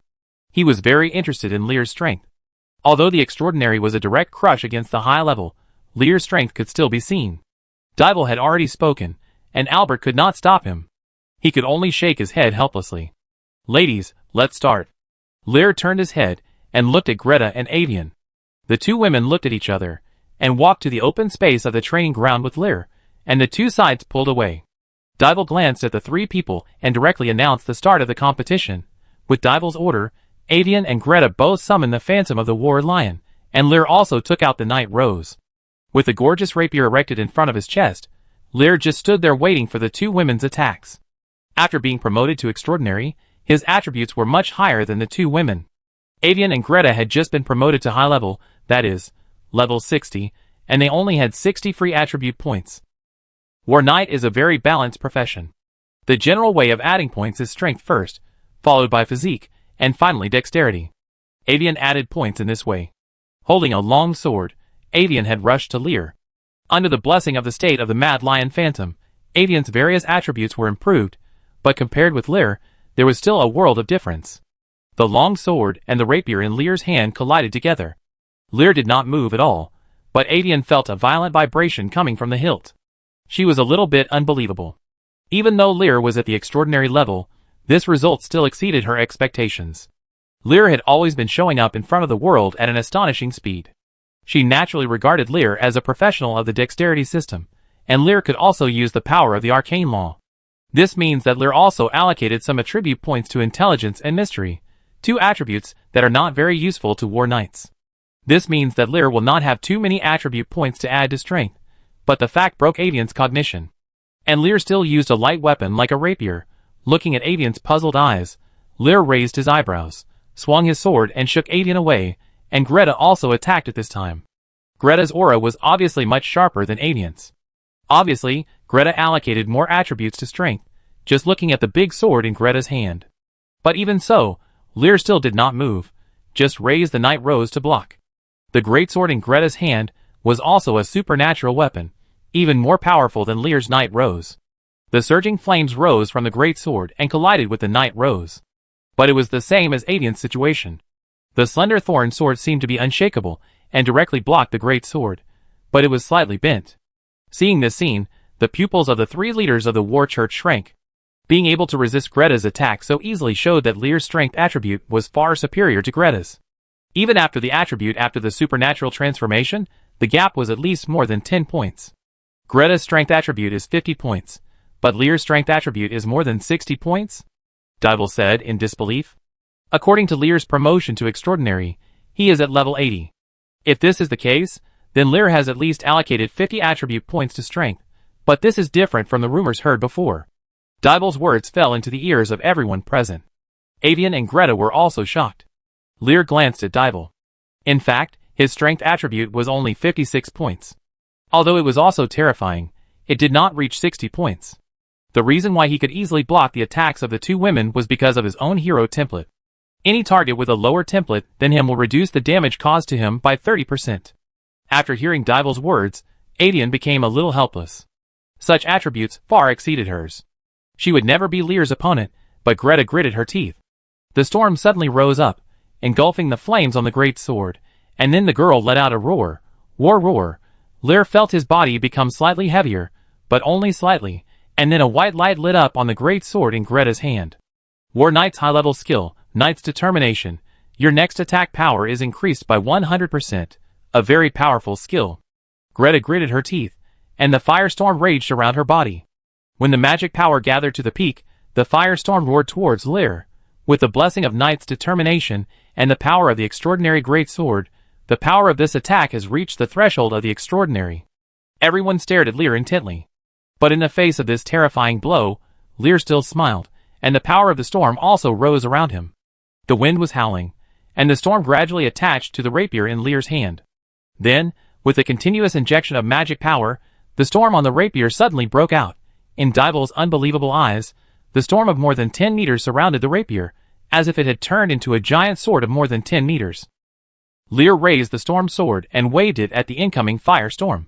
The terrifying storm and the firestorm collided together, and the next second, the firestorm was blown away directly. Avian, who had given up, looked at this scene and was a little shocked. Lear had used this trick in front of them before, and it was already terrifying at that time. Now such a storm sword has become even more terrifying. Others were also shocked by this scene. Greta was blown away by the wind for several meters before she could react. When the storm gradually subsided, everyone reacted. Before Lear could speak, Dybel ran to Lear and asked, "Is this the storm raising?" Dybel was a little excited. He saw the essence of Lear's move. He attached the storm raising to the weapon, and then continuously injected magic power to create the scene of the storm sword. This is undoubtedly a powerful skill. "Yes, Your Holiness." Lear nodded. After getting Lear's reply, Dybel took a deep breath. "You are a genius. Such skills are not complicated. They test the professional's ability to control magic power. As long as they practice diligently, most war knights can master them.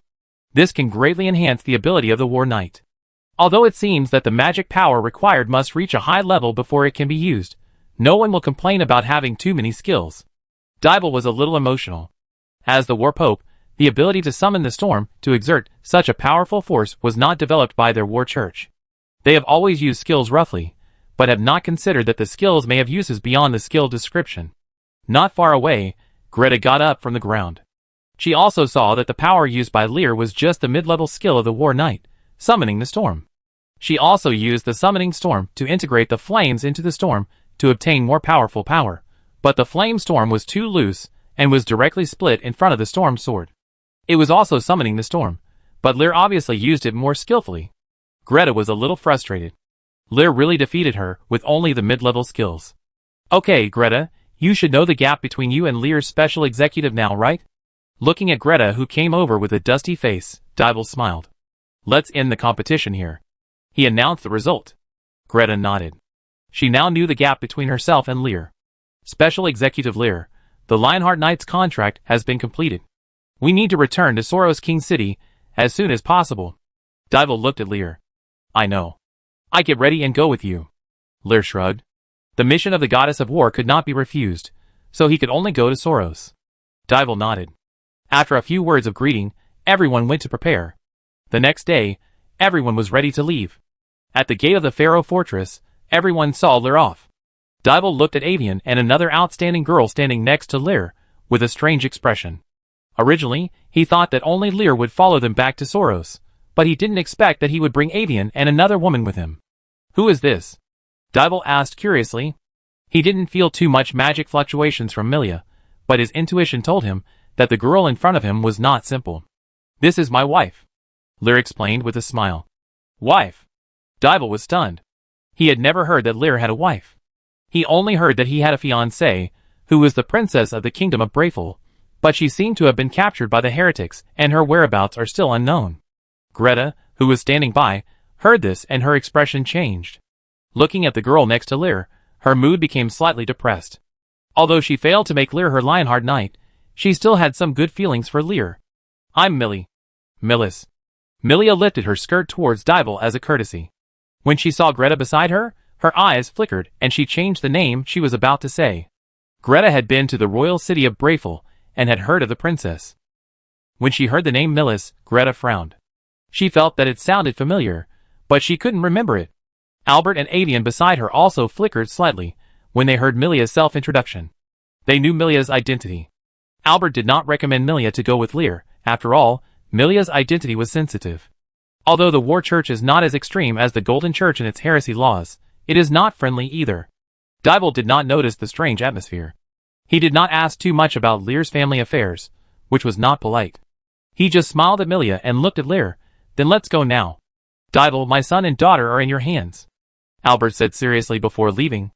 Of course, I promise that they will come back the same way they left. Dybel nodded. Then everyone got on the carriage, Lear and Avian, Milia in one, Dybel and others in one, and slowly drove away from the fortress under the watchful eyes of Albert and others. Blue Star Jiancheng. The public beta of Law arrived as scheduled. The official forum had long been conquered by players, and 1 million sets of game equipment had been snapped up 3 days ago. After that, more players asked the game company to add game equipment, but none of them received a response. On a certain fish, the game equipment of Law has been overpriced several times, but it is still unsaleable. In a villa, Li Huanhuan lay on the bed, looking at the messages in the mobile group chat. There are only 3 people in the group, her, Yao Yao and Dahe. They are the 3 people in the internal test. Yao Yao, Sister Huanhuan, where do you plan to be born? Li Huanhuan, I haven't decided yet. I originally wanted to go to the Pharaoh Fortress, but Li Er seems to be dead. Li Huanhuan was sending messages, a little entangled. In the game's promotional video, Li Er was swallowed by a big snake, but she didn't know where the Blood Apostle was. Dahe, do you think the Blood Apostle is in the Fortress of Pharaoh? Yao Yao, why? Dahe, the end of the trailer shows the Blood Apostle fighting the big snake. Don't you think that big snake looks like the one that killed Li Er? Yao Yao. Shock. Li Huanhuan looked at Dahe's message on the screen of her mobile phone and her eyes widened. She had never thought of this question. Now that she thought about it, it seemed to be true. She quickly replied, You make sense, Dahe. Then shall we go to the Fortress of Pharaoh? Li Huanhuan, sure. Yao Yao, what about you? Yao Yao, forget it. I plan to go to the capital of the kingdom of Kalia. After all, I am a mage. If Li Er dies, there should be no NPC in the Fortress of Pharaoh who can help me upgrade my profession. Looking at Yao Yao's reply, Li Huanhuan also understood. During the internal test, she knew that Yao Yao admired the NPC Li Er very much, just like she admired the Blood Apostle. So they had to separate. Dahe, let's decide it this way. It's a pity that the items and tools we left with Li Er may not come back. Dahe sent the last message on the phone. Li Huanhuan and Yao Yao didn't say anything. The time for the game public beta is coming. Putting the phone aside, Li Huanhuan picked up the game helmet and put it on his head, and turned on the live broadcast at the same time. The vision became dark, and Li Huanhuan seemed to have come to a void space. There was nothing around. Just when Li Huanhuan was confused, the system panel popped up in front of him. Game connecting. Connected successfully. Loading. Loading successfully. Do you want to read the internal test character Li Huanhuan? Read. Li Huanhuan chose to read the file without hesitation. Reading data. Reading completed. Welcome to the world of law. At the same time, 1 million players from all over the country logged into the game. Chapter 175.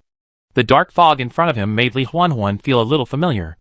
Looking at the thick fog in front of him, Li Huanhuan was a little at a loss. The next moment, the bell announcing the destruction of the world rang. The heavy background music echoed in his ears, and Li Huanhuan finally saw the things in front of him clearly. It was the game trailer on the forum, and the opening CG of the game. However, compared with watching the video, it was now an immersive feeling. The golden tree, the corrupt true spirit, the blood apostle, and the big snake, one by one, reappeared in Li Huanhuan's sight until the end of the CG. The system panel popped up. Check that there are already characters.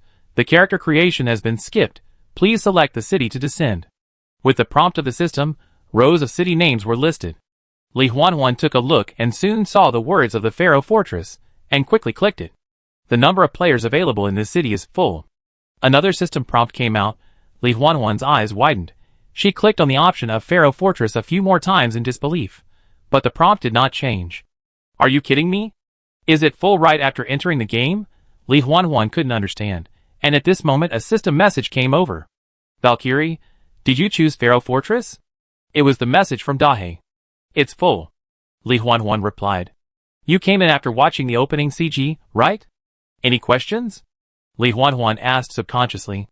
Not only did we speculate that the Blood Apostle was in Pharaoh Fortress, but others also speculated that it was, and now the post is posted on the official forum. In the Soros Royal City, Dahe typed helplessly, then looked up at the unfamiliar scene in front of him.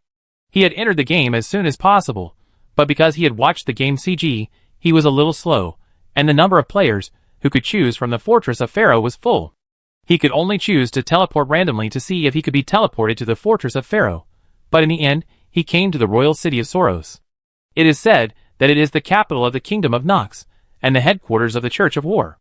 On the other side, Li Huanhuan saw the message sent by Dahe and opened the game forum as soon as possible, and indeed saw the pinned post. The whereabouts and clues of the Blood Apostle. Li Huanhuan clicked in and saw the poster, who turned out to be a friend in his live broadcast room. Li Huanhuan was immediately furious. Fortress of Pharaoh can no longer be entered. Choose Royal City Soros. I'm here now. Dahe sent another message. You didn't choose Fortress of Pharaoh either? Li Huanhuan came back to his senses and asked. Obviously. Where is Royal City Soros? Li Huanhuan asked again. The headquarters of the Church of War, the capital of the Kingdom of Nox.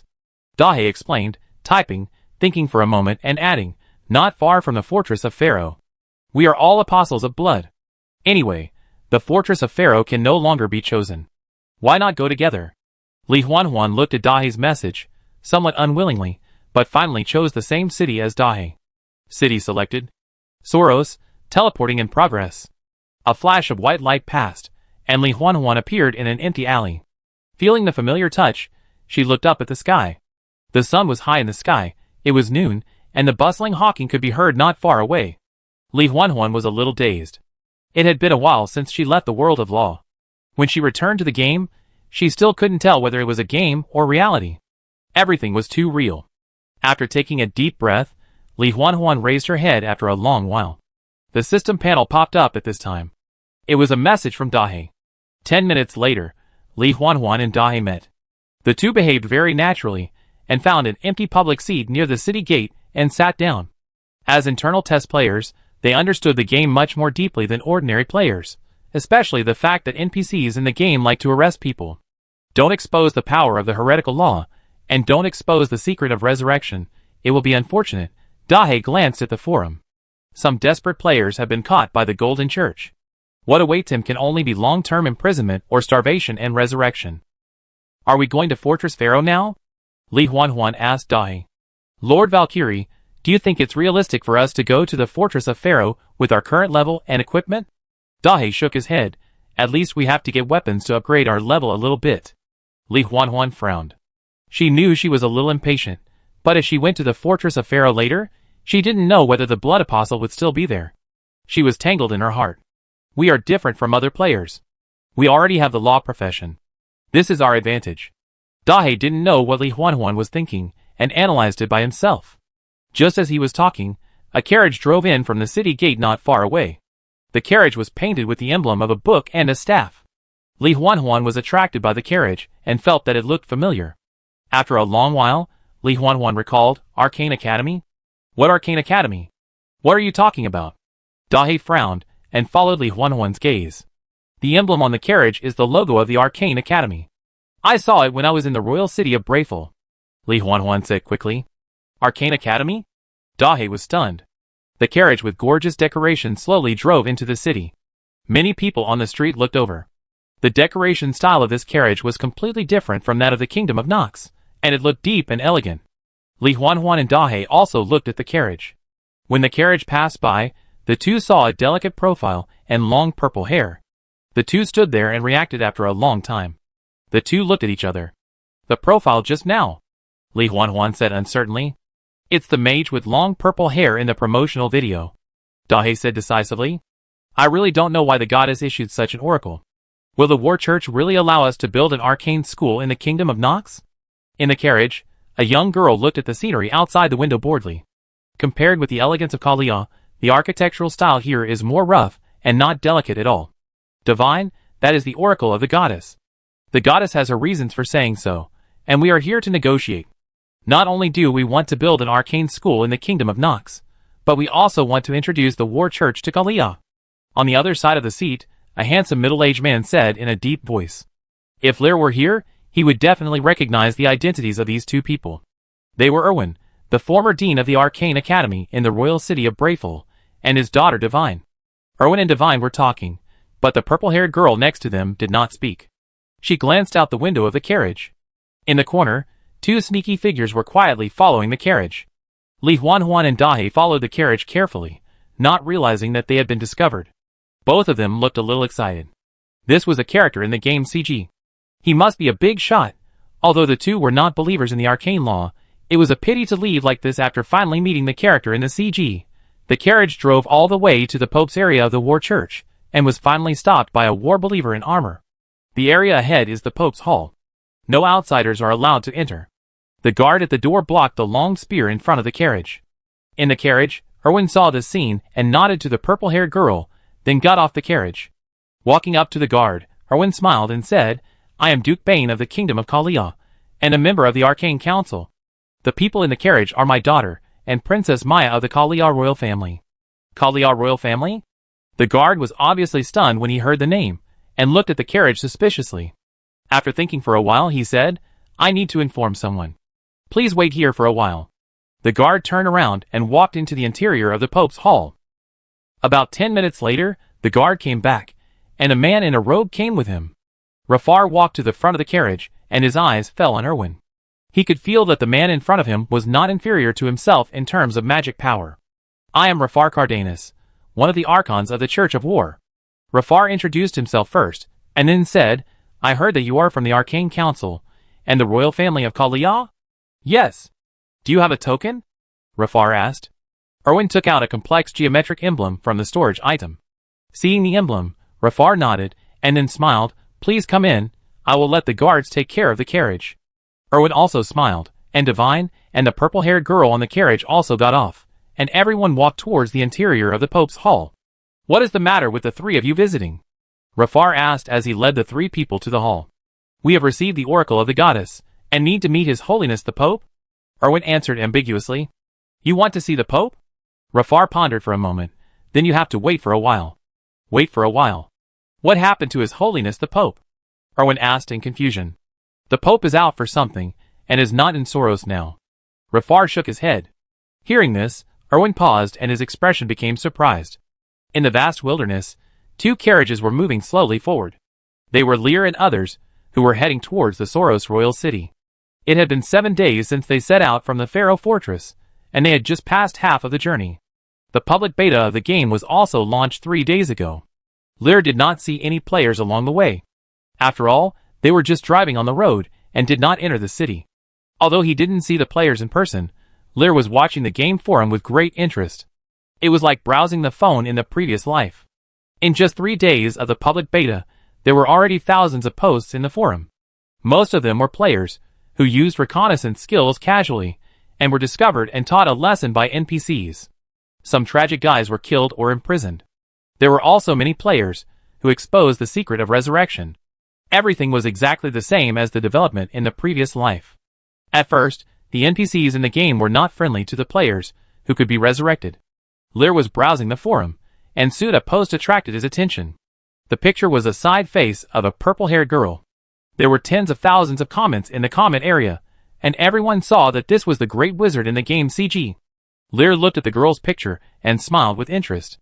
Maya Kalia, the princess of the kingdom of Kalia, was also the youngest member of the Arcane Council. At a young age, she had reached the level of a high-level wizard and created many powerful spells. Lear still remembered that it was very difficult to become a member of the Arcane Council. There were only 2 ways. One is to be promoted to extraordinary, and the other is to create 3 recognized high-level spells. So far, there are only 5 members of the Arcane Council, and only Maya is a member as a high-level professional. Maya Kalia came to the Soros King City, and Lear knew her purpose very well, in order to reach an agreement with the War Church, so that both parties can spread the law in their respective kingdoms. In other words, War and Arcane will unite, which happened in the previous life, so that players can more conveniently perform career promotion and improve the affinity of the law in various countries. After all, players won't stay in one place for years like NPCs. Lear remembered that the Arcane Academies and War Church branches that entered each other's countries were only responsible for the players, and did not preach the power of law to the local NPCs. This should also be the intention of the gods. Lear thought to himself. Just as Lear was browsing the forum, some noisy sound suddenly appeared outside the carriage. In front of the carriage, 5 figures blocked the way. Lear looked through the window, and saw a line of text on the top of these people's heads. What invincible most handsome, I am the eldest cousin, and other unremarkable names. There is no doubt that these people are players. Invincible most handsome looked at the 2 carriages in front of him with a hint of excitement in his eyes. This game is too real. Players entering the game are just like entering another world. You need to eat, sleep, survive, and have money. If you want to get money, you have to work, but do players come to the game to work? It is impossible to work. It is impossible to work in this life. So Wudizue Julang set his sights on the passing carriages. The decorations of these 2 carriages are very luxurious, and they are either rich people or powerful professionals. No matter what, it is certain that the NPCs of these 2 carriages are very rich. That is exactly what they need. Brothers, it's our turn to play. Wudizue Julang shouted loudly. Then he rushed up in the admiring eyes of his younger brothers. Lear and others looked at this scene and obviously regarded these people as robbers, but Lear was a little confused. There is a setting of sin value in the game, which is to protect NPCs and prevent players from doing wrong. But these people... Lear was puzzled, and before he thought too much, he saw Wudizue Julang bumped into the horse of the carriage and then fell to the ground. Chapter 176. What happened? In the carriage, Dival, who felt the commotion outside, frowned and asked the war believer who was driving. The driver was a mid-level war knight. After hearing Dival's question, he replied respectfully, "Someone hit the carriage." Someone hit the carriage. Dival frowned even deeper. The carriage was now close to the next supply city, so the speed was not fast.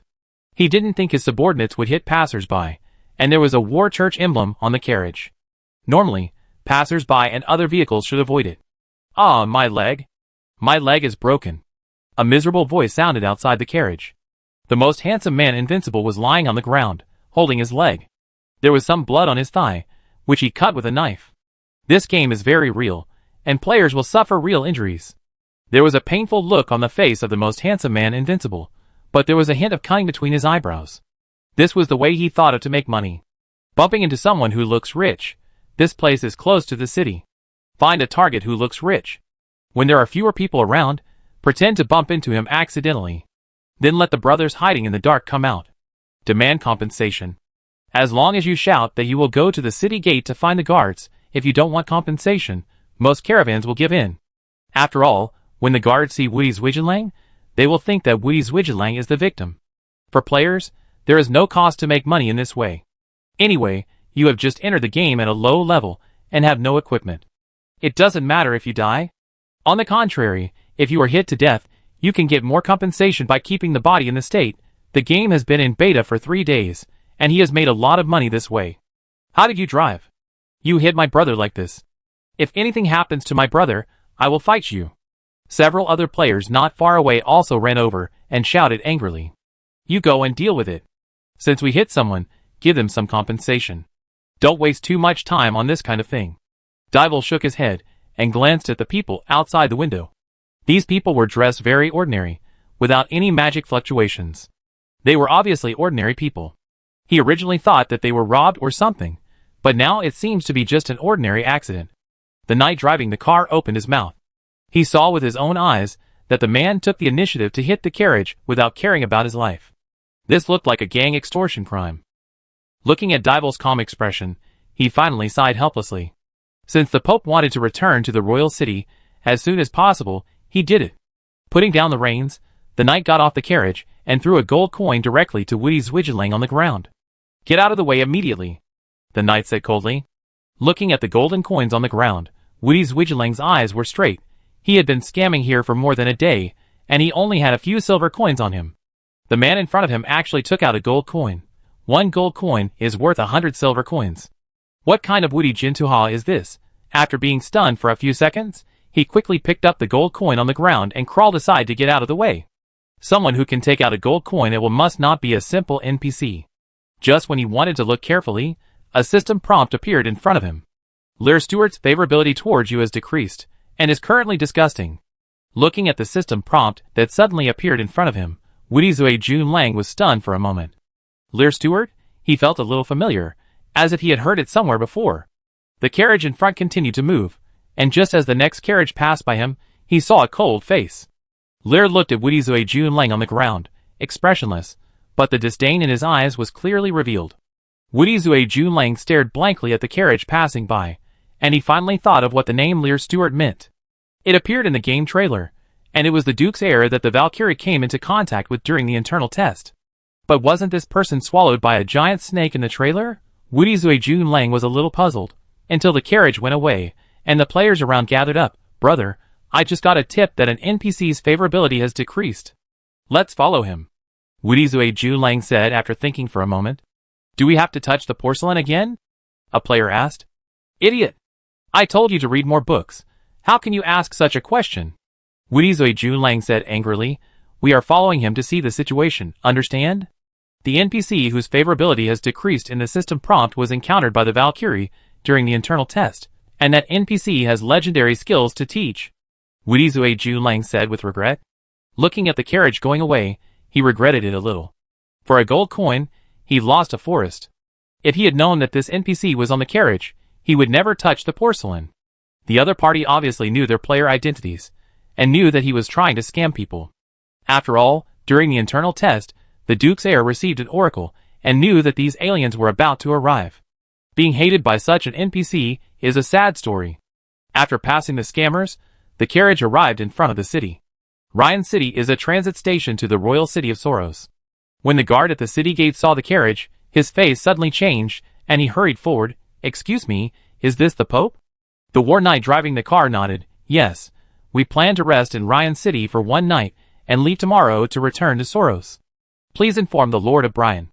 I will notify the Lord of the city immediately. The guard nodded respectfully.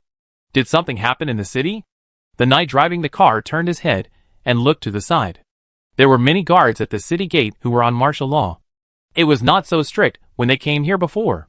Sir, to be honest, some immortal aliens have appeared in the city recently, and the city lord is having a headache about this. The guard showed a helpless expression. Lian City, city lord's mansion. The carriage entered the mansion under the guidance of the guard. A burly man stood in front of the garden, looking at the stopped carriage with a respectful look. Dival and others got off the carriage, and Lear also got off the carriage with Avian and Miria. Brian Carter, meet His Holiness the Pope. The man knelt on one knee and offered a noble etiquette. Get up, I heard that immortal aliens appeared in the city? Dival nodded and asked. Yes, Your Holiness, we saw it with our own eyes. The body of the person who fell from the building and died the day before disappeared, but reappeared the next day. Lord Brian replied. Listening to Brian's words, Dival frowned. It was impossible for the dead to come back to life. Is it possible that you saw it wrong? In fact, there are two people who look very similar. Dival said in a deep voice. No, Your Holiness, there are not just a few people who came back to life, but many. Brian shook his head. Many? How many? Maybe thousands of people. Brian took a deep breath and said a shocking number. Dival was stunned. For a moment, he wondered if the Lord Brian in front of him was crazy. About 3 days ago, a large number of strange people appeared in the city inexplicably. They seemed to appear out of thin air, and the citizens of the city had never seen them. In the underground prison, Lord Brian walked and talked, followed by Dival, Lear and others. These people behaved very strangely. They liked to run around everywhere, climb onto the roof, and then jump down and die. However, their bodies disappear not long after, and then resurrect intact from somewhere else. Brian slowly narrated, and Dival and others seemed to be listening to some Arabian Nights. Only Lear had a faint smile on his face. Lear just thought the players described by Brian were a little funny. In his previous life, players who had just entered the game did do this. Not only other players, but he himself did it too. When Law was first released, it swept almost all virtual online games. The realism of the previous virtual online games was very poor, and none of them could be like another world like Law. When players first came into contact with such a real game, they would naturally do everything they dared not do in real life. So all kinds of weird behaviors appeared. Lear remembered that there were players who tasted aioli gay in the game, which can be said to be all kinds of weird. When Brian was telling the story, everyone had come to the depths of the prison, where there were about dozens of people with their hands and feet bound and tied to the iron bars. Seeing this scene, Dival raised his eyebrows. Is this the immortal alien you mentioned? Why tie them up? If they are not tied up, they will commit suicide. Brian replied helplessly. Dival was speechless. Everything Brian said broke his common sense. When Dival and others were looking at these players, the players were also looking at Dival and others. They used the detection technique on the NPC in front of them without hesitation. Fuck. The Pope? Someone exclaimed. These female NPCs are so pretty. Doesn't this silver-haired girl look familiar? Isn't that the girl in the trailer? And this Lil Stewart, also in the CG, hasn't he been swallowed by the snake? The players chattered, and Dival and others looked at each other in bewilderment as they listened to these words. They didn't quite understand what these players were saying. Only Lil acted calmly. As a player in his previous life, he was very familiar with the players' reconnaissance skills, which had been strengthened after the public beta. No matter how powerful the target is, unless the NPC deliberately conceals it, the title, name, occupation, and level can be detected. Under the investigation of these players, his panel should be, name, Lear. Level, 80, extraordinary, occupation, War Knight/Mage. Favorability, normal. Danger, extremely deadly. This is the information that Lear deliberately released. After the public beta, he could also compile these data shown to players. Detection spell. Dival's eyes became sharp. Who are you? Where are you from? He asked coldly. Your Highness. We are aliens from another world. We accepted the trial of the gods and came to this world. A player answered immediately. In front of him is the Pope of the War Church, and there are important NPCs that appear in the game CG. It is necessary to brush up the favorability. Your Highness, I am willing to join the War Church and become a believer in the law of war. Another player shouted. Dival's expression was deep. He would not easily believe the one-sided words of these players. As for joining the War Church, that was even more impossible. Are you sure they can be resurrected? He turned his head and looked at Brian on the side. Absolutely true. Brian answered affirmatively. Hearing the answer, Dival did not hesitate, took out a long sword out of thin air, and then stabbed the player's chest without hesitation. The blood bar above the player's head was quickly emptied, but he did not make a painful sound, but showed a happy smile. It has been almost a day since he was captured. It would take several days to starve to death. Now he was killed and resurrected and escaped. Under the gaze of the crowd, the bodies of the players who were killed faded quickly, and then disappeared without a trace. Dybul stared at the place where the bodies disappeared. With his extraordinary perception, he did not sense how the bodies disappeared. It really disappeared. Dybul muttered to himself. Brian was not surprised by this. He had seen this situation many times. Your Highness, this is it. After these aliens die, their bodies will disappear and then resurrect in other places, Brian said. Dybul fell into silence. While Dybul was shocked by the players' affairs, Lier looked through the official forum of the game with an expressionless face. The official forum is now more lively, and there are 3 posts pinned to the top of the forum. They are Princess Maya in the Royal City, and the Law Novice Guide released by Dahe. The last one is newly released, and the picture shows the War Pope and his photo. Lier clicked on Dahe's guide, and the first line of big words made Lier feel a little funny. The first rule for beginners of law is to carry weapons with you. Whether you are a magician or a melee professional, we need to carry weapons that can easily kill ourselves. I believe everyone has experienced the game law. The authenticity of this game is not comparable to those previous games, especially the intelligence of NPCs. Sometimes I even doubt whether these NPCs are real people. The player's ability to resurrect from the dead is a forbidden heresy in the eyes of NPCs. Once discovered, they will be arrested. Many players in the forum have been killed, so I suggest that everyone should carry weapons with them when playing the game so that they can commit suicide and escape at the critical moment. This is an important strategy summarized by me as an internal test player. Chapter 177. Dahe was bored and editing the forum posts, but at this time, his hands and feet were tied up, and he was tied to a chair. Why is this happening? On the other side, Li Huanhuan was also tied up. She looked at the post posted by Dahe, and was a little upset. It has been 3 days since they came to Soros King City. At first, they followed the NPC with long purple hair, but later, as players entered the game one after another, Soros King City became chaotic. After the players found the NPC in the promotional CG, they wanted to get close to him like crazy, and the final outcome was naturally to be blocked and arrested. There were even players who tried to approach the NPC by force, and were killed on the spot, and then the players' secrets were exposed. Resurrection from the dead is a taboo. The War Church immediately launched a hunt for the players, and Li Huanhuan and Dahe were also affected. The novice clothes they wore exposed their identities. Dahe felt a little ironic after writing the last strategy text. As the author of the strategy, he was now imprisoned and had no weapons to commit suicide. He could only wait to starve to death. Do we really have to wait to starve to death, and then be resurrected? Li Huanhuan said unacceptably. Just as she was complaining, footsteps were heard from outside the prison. Several figures came over. They were the NPC who caused the commotion, and 2 people that Li Huanhuan and Dahe were familiar with. Archmage Erwin and his daughter Divine. When he saw Li Huanhuan, Erwin raised his eyebrows. See you again, ma'am. Archmage Erwin. Li Huanhuan called out the name of the man in front of her. Do you know her? Princess Maya, the purple-haired girl who followed by her, looked at Erwin with some surprise. Yes, Princess, I have seen her before in the royal city of Brayful. They found Divine's trace, and it was Lyra who brought them to me at that time. Erwin explained. Liar. Princess Maya silently recited the name. Is he the heir of the Stewart family, the professional of the dual law? Yes. Erwin nodded. Master Erwin, it was someone else who bumped into this lady, and it has nothing to do with us. Li Huanhuan saw that Erwin remembered her, and said quickly. Listening to Li Huanhuan's words, Erwin was silent for a moment, and said helplessly, I'm sorry, ma'am, you are not imprisoned because you offended Her Royal Highness the Princess, but because you have the ability to resurrect from the dead. This is the territory of the Church of War. You have such incredible power, and are regarded as heretics. We have no right to let you out. Li Huanhuan bit her lip, feeling a little annoyed. She hated the players who made trouble at that time. Originally, it was nothing to simply offend the princess, but those stupid players actually took the initiative to say that they could be resurrected, and also told the players stories, looking fearless. But such behavior made the Church of War regard them as heretics, causing the players of the entire Soros royal city to become rats crossing the street.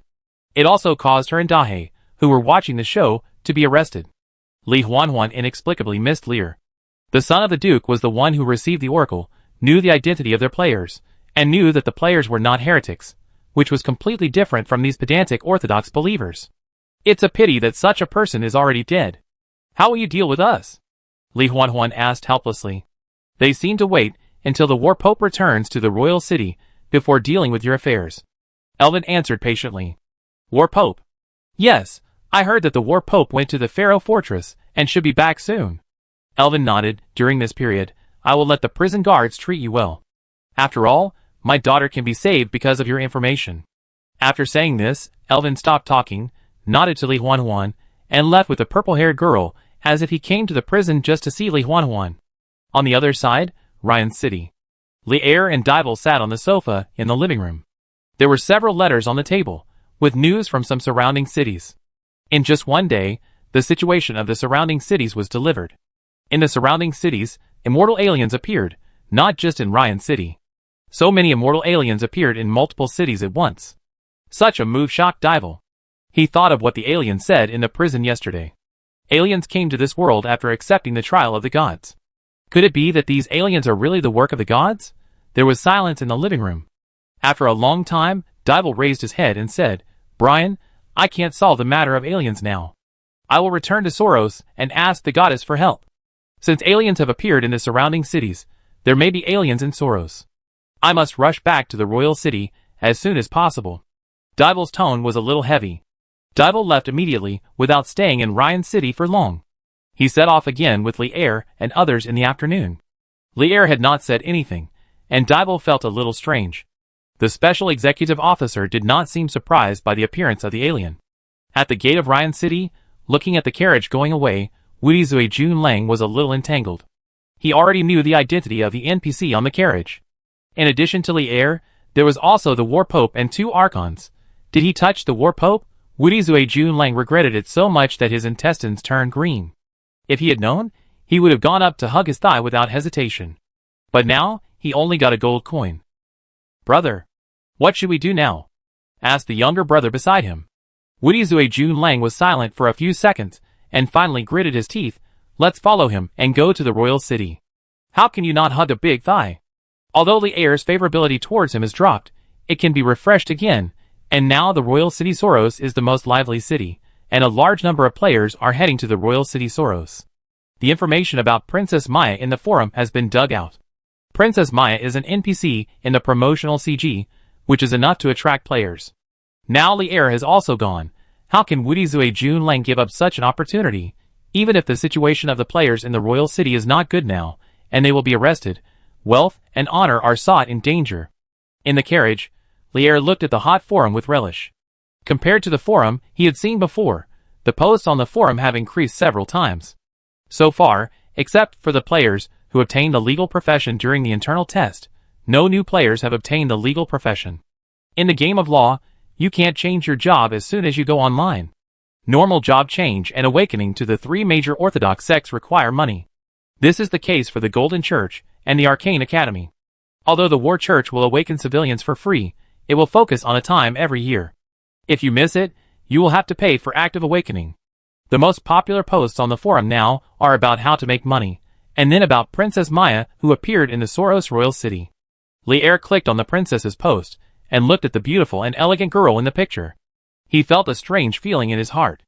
After reading the gossip in the forum for a while, Li'er turned off the system panel. 5 days later, the carriage finally arrived at the royal city of Soros.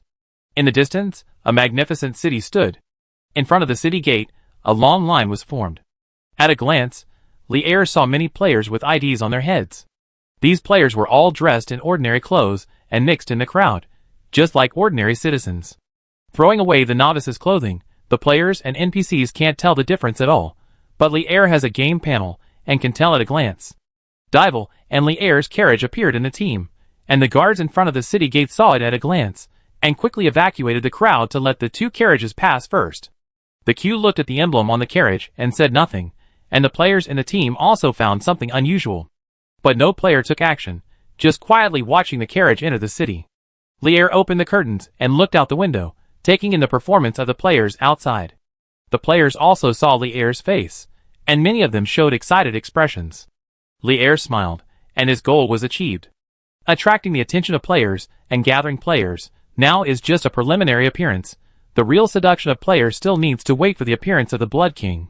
Just as Li'er was thinking in his heart, the system panel that had not popped up for a while popped up again. You triggered the task to rescue the Believers of Blood, a level. The Believers of Blood are imprisoned in the prison of the War Church.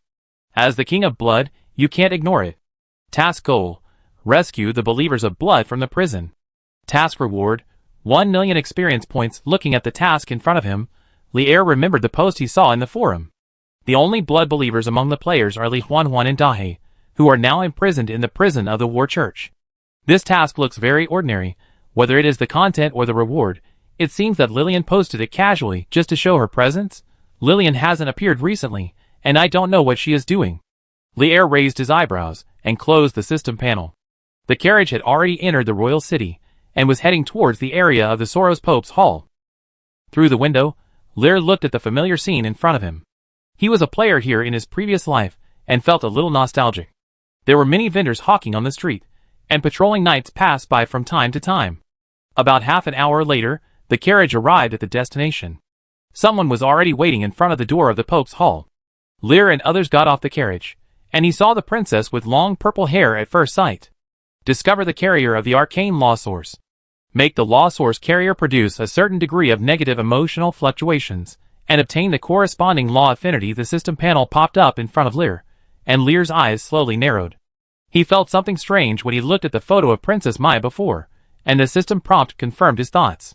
It is indeed the source carrier of the arcane law. An instinctive impulse rose in Lier's heart, wanting to imprison the girl in front of him. He lowered his eyes slightly to hide such an impulse. Brother. The Archon Rafar, who stayed in the royal city, came forward. Rafar, are there aliens in the royal city? Dibble asked straight to the point. Yes, brother, do you know? Rafar was a little surprised. Aliens have appeared in Ryan City, and its surrounding cities. Dibble sighed, shook his head, and looked at the other people on the side. Who are these people? This is Archmage Elvin, a member of the Arcane Council. This is Princess Maya of the Kalia royal family, also a member of the Arcane Council, and this is Archmage Elvin's daughter. Rafar introduced them one by one. Greetings, His Holiness the War Pope. Erwin bowed slightly to Dibble. Maya and Divine on the side also did the same thing, but the two women's eyes did not stay on Dibble for too long, and soon fell on Lier and others behind Dibble. Long time no see, Lier. Divine walked forward with a complicated expression. Long time no see, Divine. Lier smiled slightly. Divine opened her mouth. Although Lier was smiling, she felt a hint of indifference in it. The girl bit her lip with some disappointment, and glanced inadvertently, but saw Miria beside Lier. You are Princess Miria? Divine suddenly widened her eyes. Long time no see, Divine.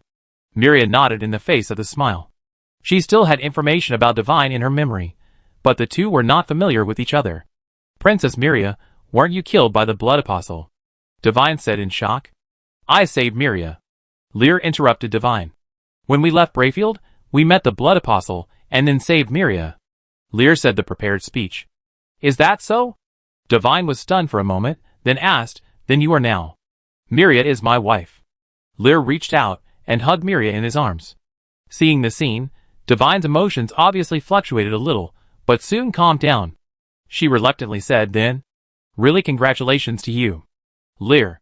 Elwin, who was not far away, also came up and looked at his depressed daughter helplessly.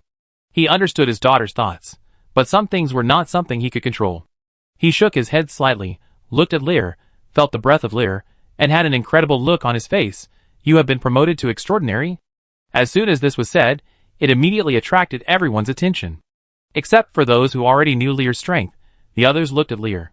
Such a young extraordinary professional was simply incredible. Erwin, is this the dual law professional you mentioned? Princess Maya, who had been silent all the time, finally spoke. A pair of beautiful purple eyes stared at Lier. She did feel the breath of Lier, the breath of an extraordinary professional, in which the breath of the law of war was very strong, but also with the breath of the law of arcane, but not strong. But even so, it was surprising enough. Chapter 178. Lier Stewart, it's an honor to meet you, Princess Maya. Lier smiled at the princess. As the heir of the Stewart family, he didn't need to be too humble even if the other party was a princess of the Kalia royal family. Maya Kalia. The princess also smiled at Lier, and she had a good impression of the handsome young man in front of her.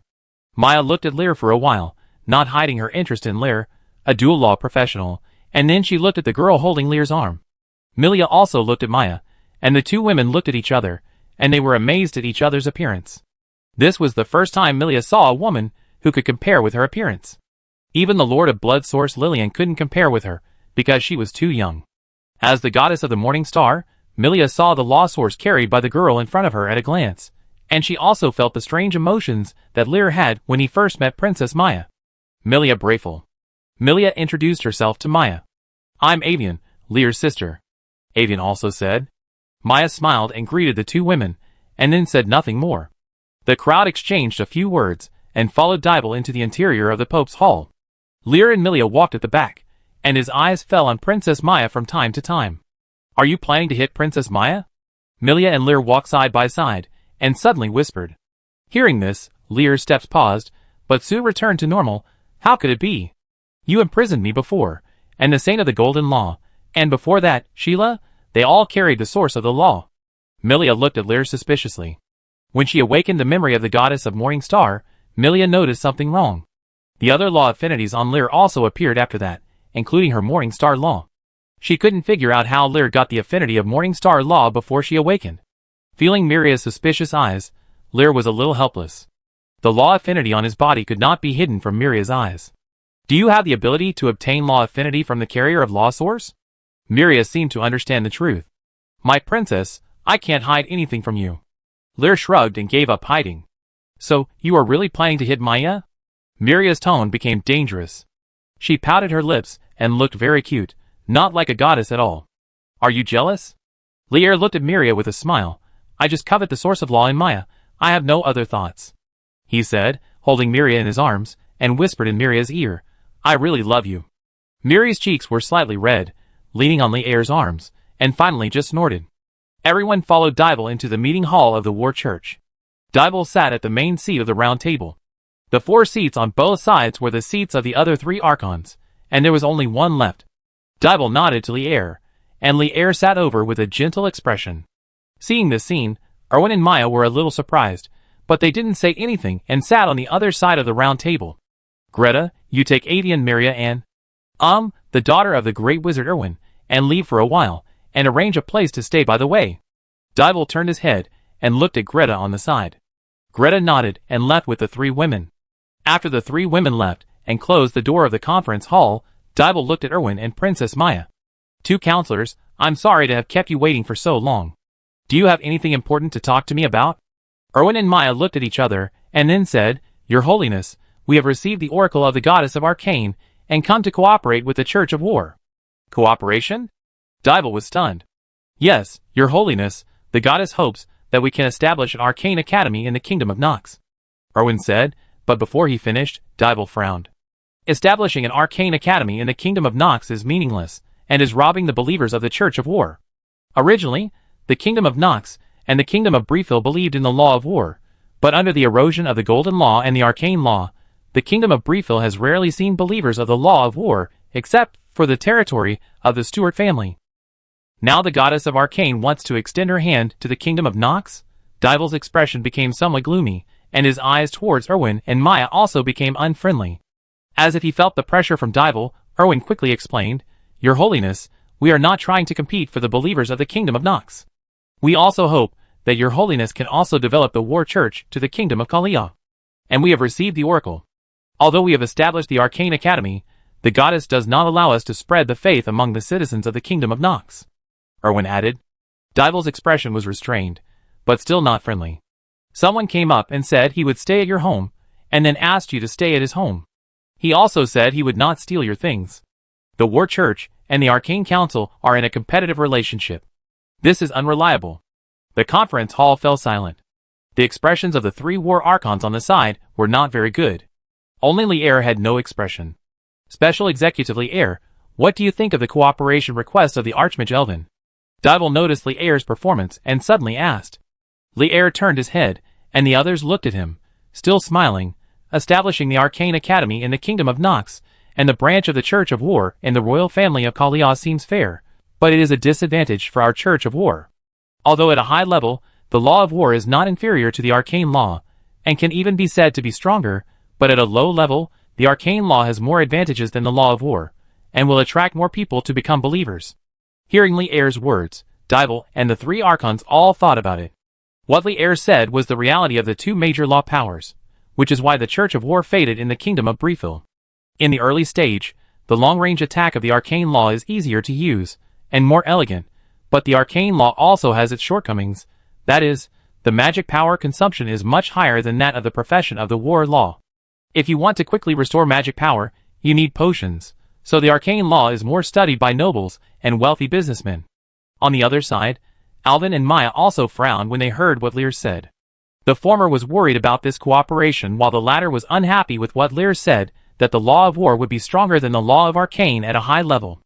Maya raised her head. She had studied arcane since she was a child. In her opinion, the power of arcane was the most powerful force. Neither the golden law nor the law of war could compare with arcane. Lear, although we will establish an arcane academy in the kingdom of Nox, the oracle of the goddess said that we will not spread faith among the citizens of the kingdom of Nox. Erwin argued hurriedly. I know. Lear nodded.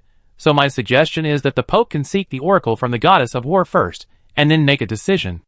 You brought the oracle of the goddess of arcane, so we naturally have to ask the goddess of war. Lear knew very well the reason for the oracle of the goddess of arcane. It was prepared for the players. In the previous life, it was about 10 days.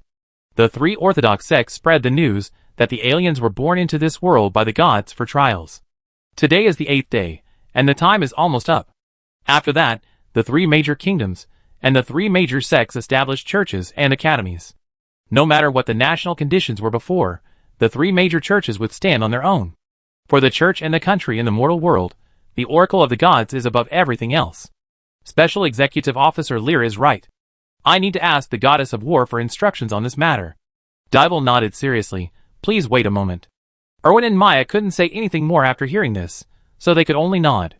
After leaving the conference hall, Lear walked out the door, and saw Maya and Erwin standing at the door.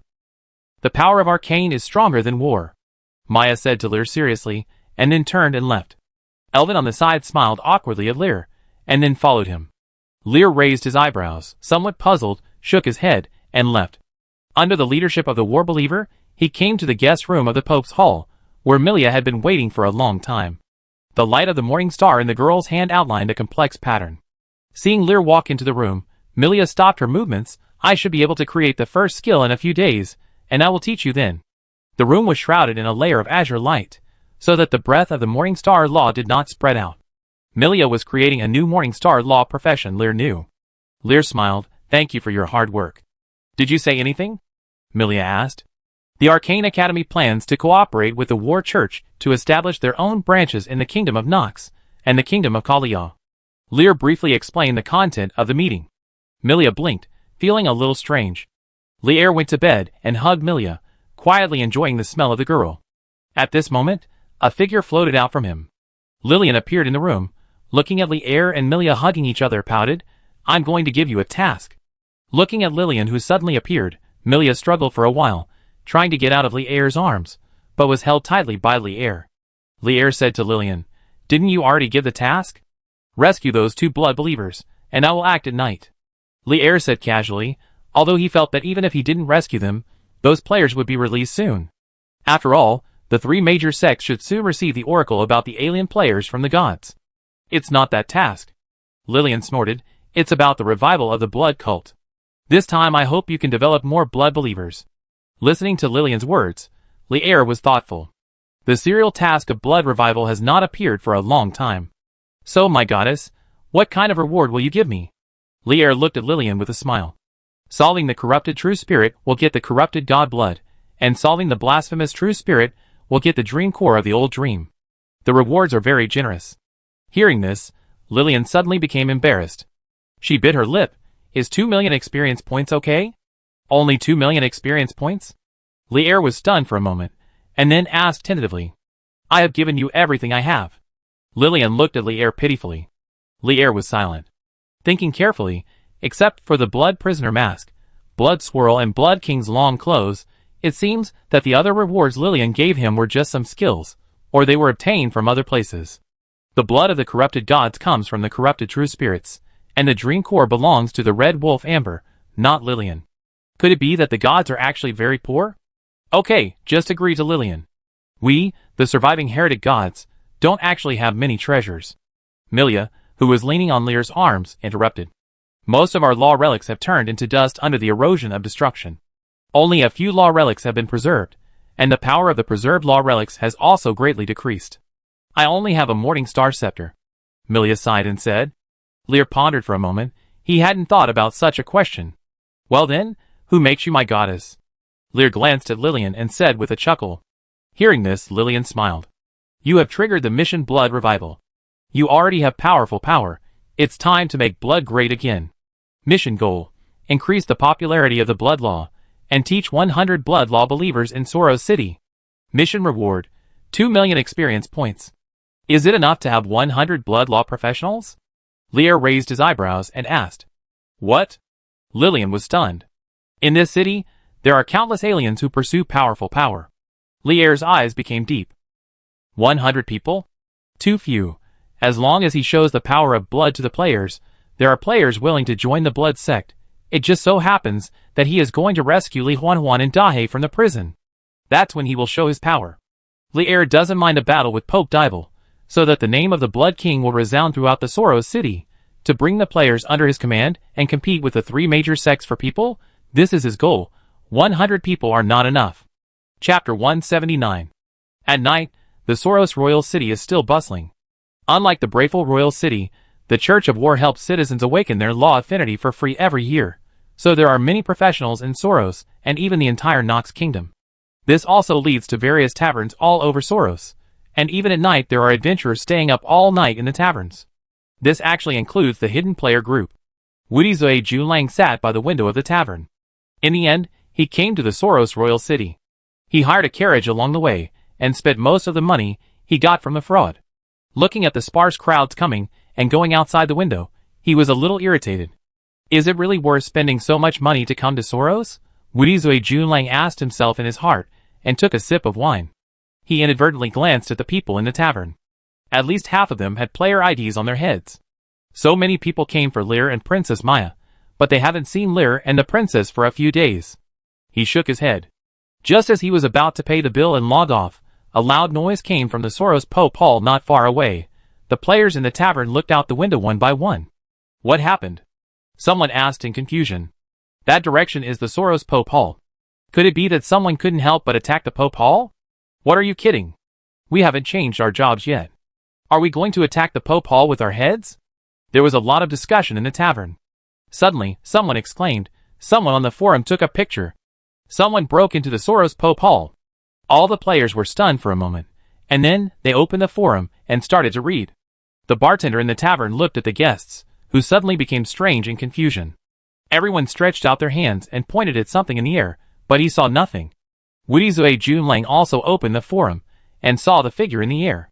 He was wearing a robe and had a majestic temperament, but his face was as hideous and terrifying as a demon, and he was holding a blood-red heavy thorn sword more than 2 meters long in his hand.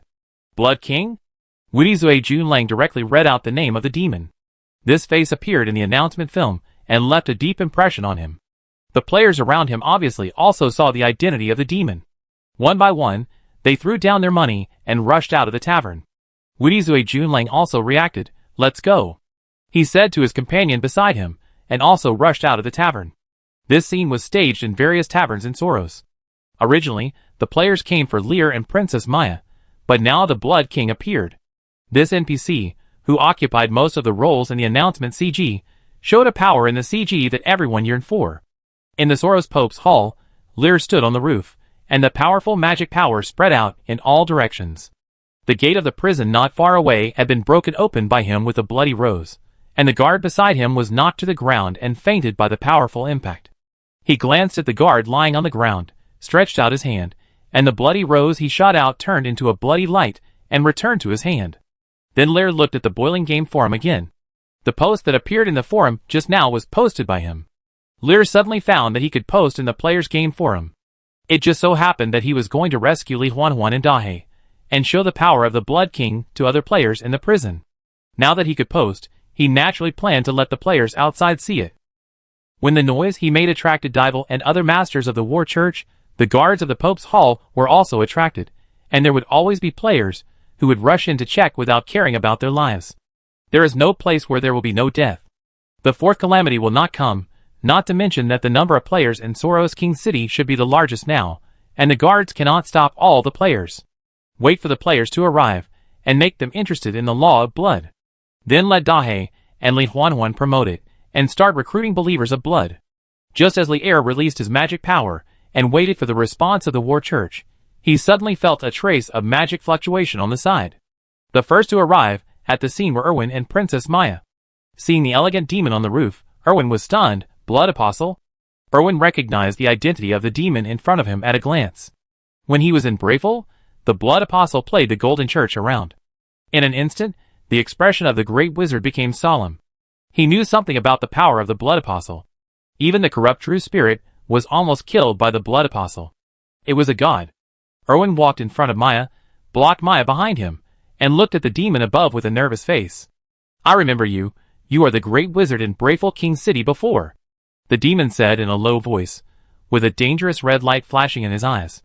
Blood Apostle, you dare to appear in the headquarters of the war church? Erwin said in a deep voice, with a hint of disbelief in his tone. Why not? Is this a dangerous place? The demon chuckled and jumped down from the roof with an elegant manner. Erwin, who is he? At this time, Maya, who was standing behind Erwin, spoke. Your Highness, remember what I said, the heretics who appeared in the royal city of Brayful, the believers of blood. Erwin looked at the demon vigilantly, and said without turning his head. Maya fell into silence after hearing this, and the powerful mental power fell on the demon, and then said with a serious expression, he is very strong. Beautiful lady, it is not polite to spy on others casually. The demon shrugged slightly. Blood Apostle, what are you going to do by appearing in the war church? Erwin asked suddenly. What? The war church arrested 2 of my believers. Of course, I can't ignore it. The demon smiled, his tone calm and casual, as if this was not the headquarters of the war church, but just an ordinary place. While the 3 were talking, Dival finally appeared, accompanied by the 3 archons and many believers of the war church. Li Er cast his eyes over.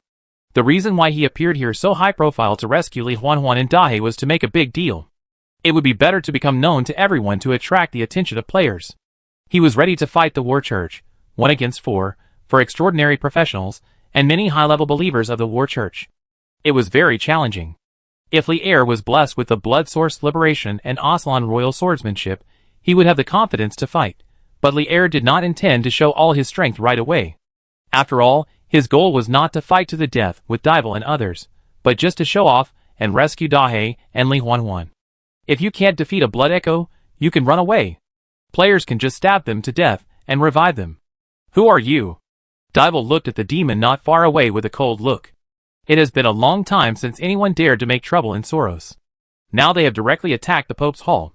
This is simply a contempt for the majesty of the law of war. Blood cult Munder. Li Er said his name lightly. My sect believers seem to have been captured by you. You are the war pope.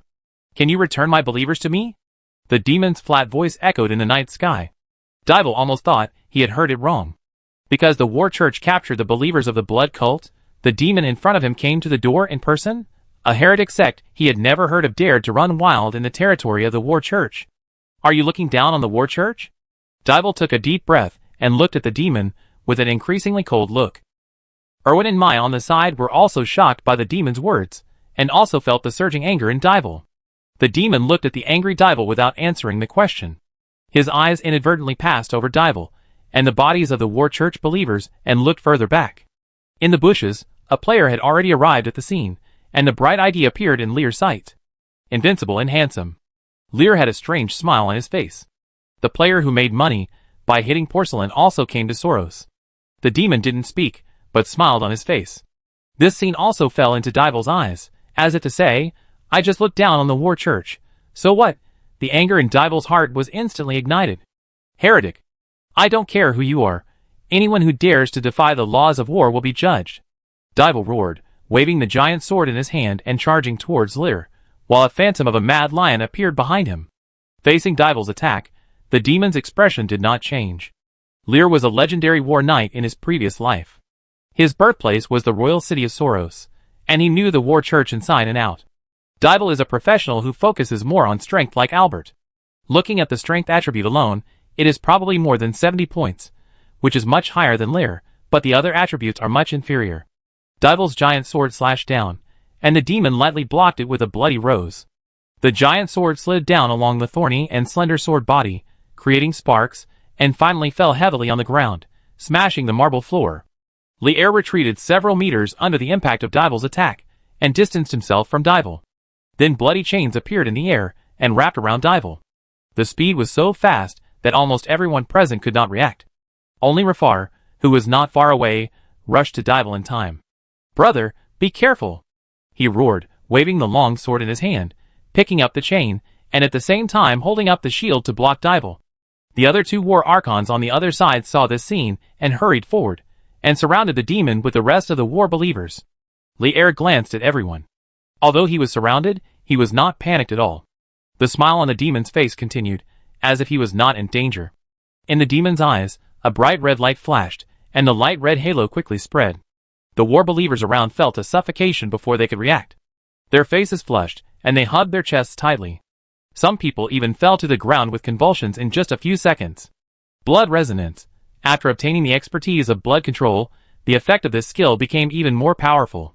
It can easily defeat enemies lower than Lier by surprise. It takes a lot of magic power for extraordinary professionals to resist the effect of blood resonance. Of course, Lier also needs to consume a lot of magic power to maintain such an effect on professionals of the same level, but with the magic supply of the old dream, Lier is not at all inferior. Seeing the other war believers around them fall down one by one, the two archons, who were resisting the effect of blood resonance on the side, were furious. "Damn heretic, what did you do? There are so many of you bullying the few with your numbers. It shouldn't be too much for me to reduce the number of people?" The demon still smiled, and his behavior was casual and elegant.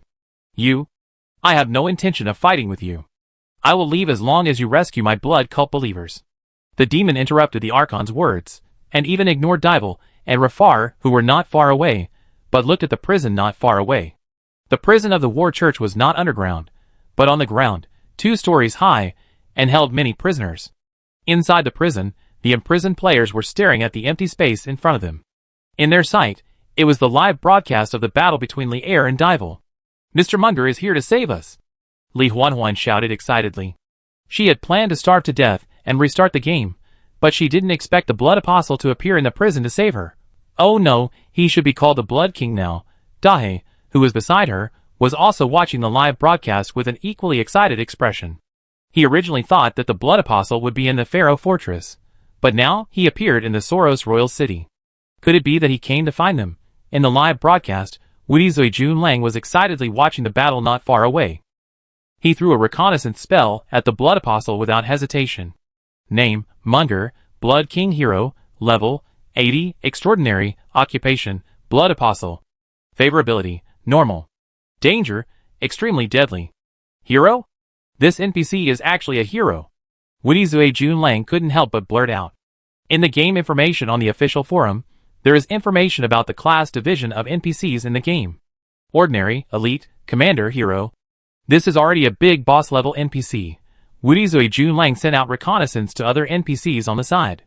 Looking at them one by one, the 3 Archons and the 2 people from the Arcane Council are all Commander level NPCs, 1 level lower than the Blood King. Only the War Pope is a hero. The Blood King in front of him is actually an NPC of the same level as the War Pope. Wudizui Junlang's reconnaissance skills did not escape the perception of everyone present, but they no longer have the heart to care about such a small character. The demon in the field has raised the heavy thorn sword in his hand. Under the gathering of the blood-colored halo, the heavy thorn sword gradually turned into a blood-colored spear. The magic fluctuations emitted from it made even Dival feel a little scared. The demon pointed the spear in the direction of the player imprisoned in the prison, and then threw it out fiercely. Chapter 180. The terrifying blood magic power raged, and the blood-colored lightning directly penetrated the prison. The defensive magic circle inside the prison was destroyed in an instant, and the house collapsed instantly. Li Huanhuan and Dahe, who were still on the 2nd floor of the prison, only felt a violent impact of magic power, and then the ground under their feet shattered. A sharp blood light passed by, and the chains that bound the 2 people were all broken. The 2 people fell directly to the 1st floor without warning, and other imprisoned players next to them also fell down, but because the binding chains were still there, they fell to the ground one by one, and some were directly hung up. Thick smoke and dust rose in the collapsed prison. Dival and the 3 war archons looked at this scene, and were about to explode. This is a provocation to the Church of War. The demon in front of them did not take the Church of War seriously at all. You will pay for this. Dival's roar resounded through the night sky, and terrifying magic power burst out. The shadow of the goddess of war appeared behind him, and the 3 archons beside him also used all their strength. The devil stood quietly in place, as if turning a blind eye to Dival's anger. The smoke and dust dissipated, revealing the figures of Li Huanhuan and Dahe. The devil stretched out his right hand, and a bloody light flashed in the ruins like thunder, and the bloody rose returned to Li Er's hand. You should leave here first, and I will take care of the people of the Church of War. The devil spoke in a calm tone. Lord Blood King, we are also willing to join the blood cult. Can you let us go too? If not, you can kill us. Those players who were still bound shouted excitedly. Yes, Lord Blood King, please kill me. I am willing to join the blood cult. I am a dog of the blood cult in life, and a ghost of the blood cult in death. Various voices of licking came one after another. Dival and the 3 archons had already attacked, and the terrifying might made everyone tremble with fear. But the demon seemed to be unaware of it. Under the gaze of everyone, the sword directly chopped on the demon's head. Mr. Munger, Li Huanhuan and Dahe were shocked, and the next second they felt a terrifying impact, forcing the two to be blown away directly. The players who were still noisy also quieted down, looking at this scene in horror, looking at the demon that was pierced. But Dival and the 3 archons changed their faces. Under the moonlight, the demon's figure was like a shadow, and it disappeared directly. It turned out to be a residual image. Are you all aliens too? A deep voice suddenly sounded from above. On the roof, the demon stood in the moonlight, his demeanor calm and composed. He looked at the player who just shouted for death. You and Li Huanhuan are all aliens. Can you come back to life? The demon spoke again. The players were stunned for a moment, and then the smart ones immediately said excitedly, yes. Lord Blood King, we are all aliens. We are not afraid of death. As long as we join the blood cult we can do anything for you. The demon laughed in an ambiguous way, and on the ground, the anger in the eyes of Dival and others seemed to be about to burst out. Again and again, this heretical demon did not take them seriously at all, and did not even take their attack seriously. This was complete contempt, as if they could not pose a threat to the demon at all. Dival took a deep breath. Although he was troubled, he was also a little shocked that the attack just now failed to hit. This demon simply moved his position and dodged. This relied on absolute speed. Even he only saw a shadow. Is the demon in front of him a professional of the dexterity system? But even if it is a professional of the dexterity system, such speed is too incredible. Sharon, who also noticed the abnormality, was more shocked. She was a spy and also a professional of the dexterity system, but her speed was far inferior to that of the demon. Master Erwin, please help control this heretic. I will ask the goddess about cooperation as soon as possible. Dival suddenly said in a deep voice. Now is not the time to save face. With the speed shown by the blood demon just now, if they want to leave, they can't stop it at all. If they let the blood demon go, the war pope will really lose his majesty. Erwin, who was standing by, heard this and took out his staff without hesitation. It is the duty of the 3 major sects to fight against the heretics who do evil, he said, and flew into the sky. Maya, who was standing by, also took out her staff and aimed it at the demon on the roof. The light of the arcane shone in the sky. The demon turned his head and looked at Erwin in the sky. You are from the Arcane Council. I remember that the Arcane Council is different from the Golden Church. It does not reject heretical sects? The demon said lightly. The arcane law will accommodate all powers, but not heretics who do evil. Erwin said in a deep voice. Doing evil? I didn't kill any of the War Church's believers. I just wanted to rescue the Blood's believers. The demon chuckled and looked at Li Huanhuan and Dahe not far away. You seem to know my believers. They didn't cause any trouble. They were caught because they were affected. Elvin was silent. It was indeed as the blood demon said. The believers of the War Church, who fell to the ground, were not dead, but just fainted. However, the blood demon's behavior had seriously offended the War Church. It's useless to say more. Elvin shook his head. The demon smiled and didn't argue with Elvin anymore. The light of the arcane flickered, and the terrifying chill spread in the night sky. Li Huanhuan and others below couldn't help shivering. The freezing cast by the extraordinary level of the Great Wizard can directly act on the target, and cannot be avoided. The target can be frozen forcibly. According to the strength of the target, the freezing time is different. For the blood demon in front of him, Elvin predicted that it can freeze for at least 3 seconds, which is enough time for Dival to act. Sure enough, the moment the demon was frozen, Dival and the 3 archons moved, and the 4 of them attacked the demon again. This time, there was no way to avoid it. Li Huanhuan and Dahe looked at this scene with worry. Wouldn't the thigh they just hugged be broken like this? Everyone looked at the demon frozen on the roof. In a second, cracks appeared in the ice layer, and then the bloody heavy sword pierced the ice layer, and the demon had broken free. In just a second, the demon had broken free. Erwin's expression was a little solemn. The strength of this blood demon was stronger than he imagined, but 1 second was enough. Dibble and his 4 men had already killed them. But at this time, a flash of blood flashed in the eyes of the blood demon, and a blood moon rose in the sky. With 2 moons in the sky, the blood magic gathered, and countless blood swords fell like raindrops. The players in the prison were directly pierced and died instantly. Liar turned a blind eye to the life and death of the players. Holding the blood rose, he blocked Dibble's giant sword without hesitation. Boom! 2 terrifying forces instantly spread out with the 2 people as the center, and the blood sword transformed by the blood magic in the air also blocked the attacks of the other 3 archons. The blood moon turned into a bloody giant sword and chopped on the axe of the berserker Rudget, and the life-binding shackles directly wrapped around Sharon. As for Rafar, he could only passively hold up his shield to defend under the attack of the bloody sword rain. The demon blocked the 4 top forces of the Church of War with his own strength. Dibble looked at the still calm demon in front of him in disbelief. He felt that his giant sword was like hitting a mountain. The 2 were evenly matched. The speed shown by the demon just now made him think that the demon was a professional of the agility system, but the power shown now made him doubt his life. The demon quietly held the bloody rose. At this moment, it seemed that time had stopped. With the blessing of Aslan royal swordsmanship, his power limit far exceeded Dibble. But Dibble had the blessing of the wrath of the goddess of war, so the 2 sides were evenly matched. As for the other 3 archons, with the blessing of the hero template, the 3 weakened people were even less likely to be his opponents. The demon swung the bloody thorn sword, and the terrifying power repelled Dibble. The other 3 archons were also repelled by the blood magic, and only the demon was left in the center of the battlefield. Not far away, Erwin and Maya watched this scene. Both of them showed an expression of disbelief. The demon in front of them could actually confront the War Pope and the 3 War Archons head-on. In an instant, the atmosphere became solemn, and Dibble, who had never taken the demon seriously, had to admit that the demon in front of him was powerful. "Who are you?" Dibble couldn't help but ask again. "Blood King Munder." The demon once again said his name. As he said, his eyes swept over Dibble and others. The battle had been going on until now, but in fact it was just a test. Dibble did not use the skills of other war knights, otherwise the extraordinary level of battle would not have such a small movement. This is the headquarters of the War Church. Under the fear of the rat, Dibble only carried out the most primitive close combat. Lear also used only a little power of the blood moon to block the joint attack of the 3 archons.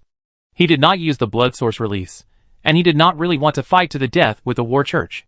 The purpose of coming here today is just to release Li Huanhuan and Dahe, and to show strength among the player community, which is enough. He glanced at the other players, who were watching the battle from a distance. These players were recording and broadcasting live. I believe that the name of the Blood King will spread throughout the forum tomorrow. I have no intention of being an enemy of the Church of War. Today I just want to take away the believers of blood. The devil spoke again. His tone was still calm. He looked at Li Huanhuan and Dahe, and said, "These aliens are not heretics. I think the goddess of war should convey the oracle to you soon. You broke into the Pope's hall and destroyed the prison. Now you say you don't want to be an enemy of the Church?" Dibble said angrily. Lear shook his head and said, "I have said what I can say. If you hadn't captured the believers of the blood, I wouldn't have come here. If you still want to fight me, I can accompany you to the end, as long as you don't mind this Pope's hall turning into ruins. Are you threatening me?" Dibble's forehead was bulging with veins. Lear didn't say anything else. He glanced at Li Huanhuan and Dahe, walked over and picked them up. Then, in Dibble's extremely angry eyes, he planned to take the 2 away, without looking at Dibble again the whole time. Looking at the figure of the blood demon leaving, Dibble clenched his fists, but finally put them down.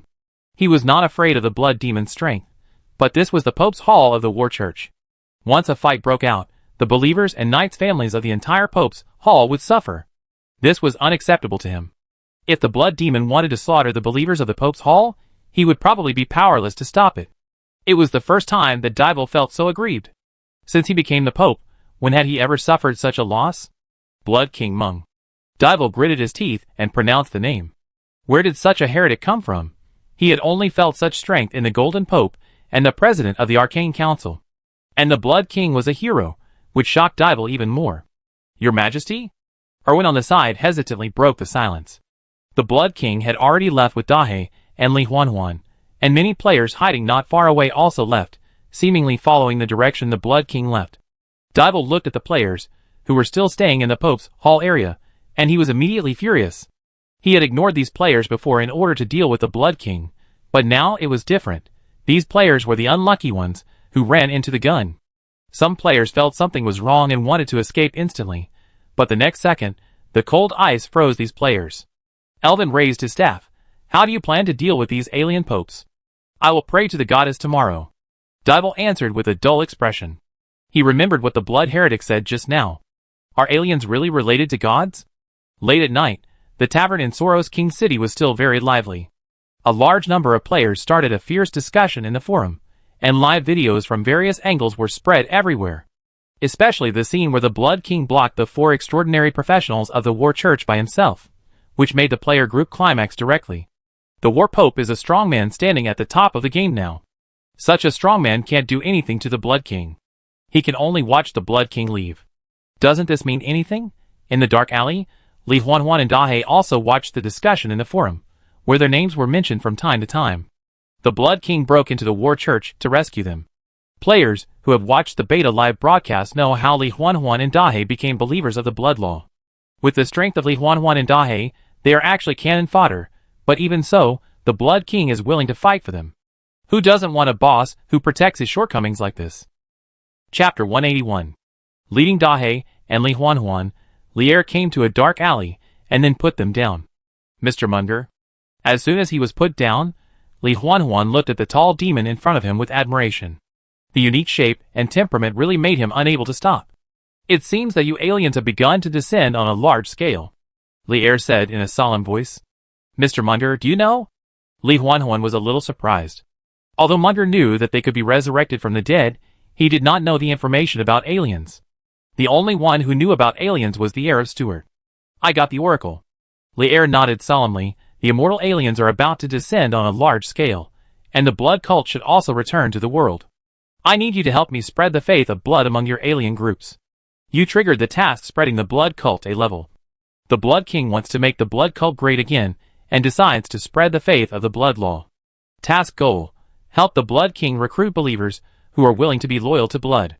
Task reward: 1,000 experience points and a silver coin for each believer recruited. Li Huanhuan and Dahewen looked at the system prompt that appeared, and after a brief daze, they both showed joy on their faces. Spreading faith among players. Isn't this planning to establish an organization? They are all old people who followed Munger during the internal test, and they are now leaders.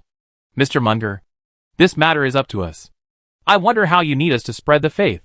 Li Huanhuan suppressed the excitement in his heart and accepted the task directly. Contact your companions, pledge allegiance to the blood law, and join the blood cult. Lier said quietly, and then took out a badge from under his robe. The center of the badge was a crystal rose pattern. This is the blood rose badge. When you win over the aliens who are willing to be loyal to the blood law, you can use it to open the portal, and it will bring you to see me. Lier calmly handed the badge to Li Huanhuan. Li Huanhuan took the badge in a hurry, and threw a reconnaissance spell on it. Name: Pure Blood Believer Badge. Category: Law Relic. Introduction: a teleportation badge made by the Blood King. Activating the badge will open the door to the old dream of the Blood King City. Number of times it can be used: 1. Requirements for use: Blood Law Professional. The information of the badge appeared in front of Li Huanhuan and Dahe, and the two stared at the big words of the old dream of the Blood King City in the introduction. Although I don't know what it is, it sounds very mysterious and domineering. Blood King Meng has opened the character shop to you. When Li Huanhuan and Dahe were still immersed in the mysterious term of the old dream of the Blood King City, the system panel popped up. Lier looked at the two with his bright red eyes and said, "This is a shop open to sworn believers. As long as your alien companions swear allegiance to the blood law, they can pay a certain price to switch to the blood law profession, or exchange some other items from me." After hearing this, Li Huanhuan and the others couldn't wait to open the shop panel shown by Lier. Blood Law Occupation Blood Hunter Occupation Information Exchange Requirements 50,000 Experience Points. Blood Law Occupation Blood Knight Occupation Information Exchange Requirements 50,000 Experience Points. Corruption Law Occupation Royal Corruption Knight Occupation Information Exchange Requirements 40,000 Experience Points. Blood Law Occupation Skills Blood Moon Advent Supernormal Exchange requirements. Blood essence of supernormal and above biological essence. Blood law affinity. 1 to 10%, 10,000 experience points for every 1% affinity, 11 to 20%, 100,000 experience points for every 1% affinity. Law relic profaned holy sword. Exchange requirements. Any god blood *1 looking at the character store of Blood King Meng, Li Huanhuan and Dahe had different expressions. Both of them had been playing the game for a while, and had also learned about the conditions for job transfers of the three major orthodox sects on the forum. Usually it's money, and it's very expensive, but what the Blood King Munger wants here is actually experience points. The money players get from doing tasks everywhere is very little, but the experience points are quite a lot, which leads to the ridiculously high gold price on the forum. Many local tyrants collect gold coins at high levels, intending to change jobs as soon as possible. Now there is a way to change jobs with experience points. And the increase in blood law affinity can actually be bought directly with experience points, which is simply unique. You have to know that if you want to improve the affinity of the laws of the three orthodox sects, you have to do a lot of difficult tasks. The arcane law is a little different. If the player can create a new spell recognized by the goddess of arcane, you can also directly improve the affinity of the law by creating spells. That is more difficult than doing tasks directly. The two of them browse the store page. In addition to the blood law profession, they have already changed jobs. There is also the profession of corrupt law.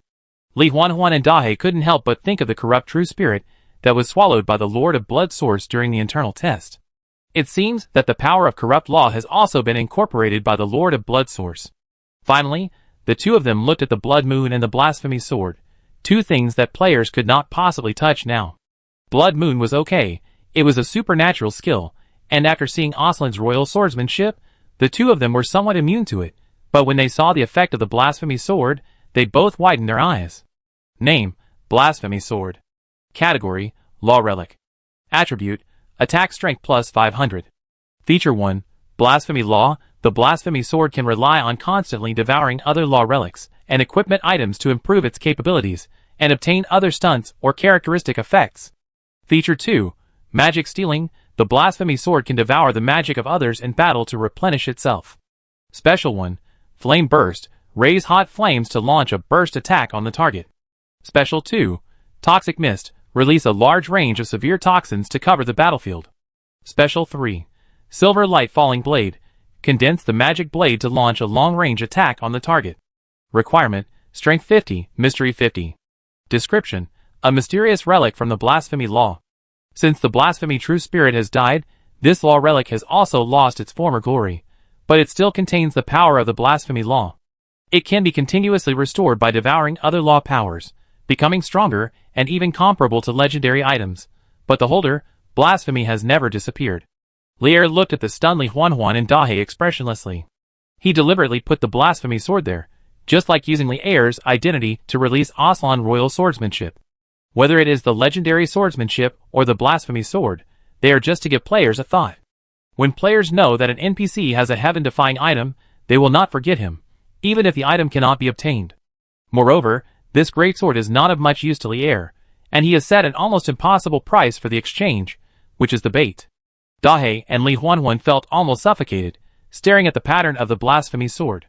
They all have an impression of this greatsword. In the game's promotional video, the Blood King Meng fought with a giant snake holding this great sword, the Blasphemy True Spirit, the identity of the giant snake. In other words, this is a weapon of a god. In Li Huanhuan's live broadcast room, the barrage was also boiling.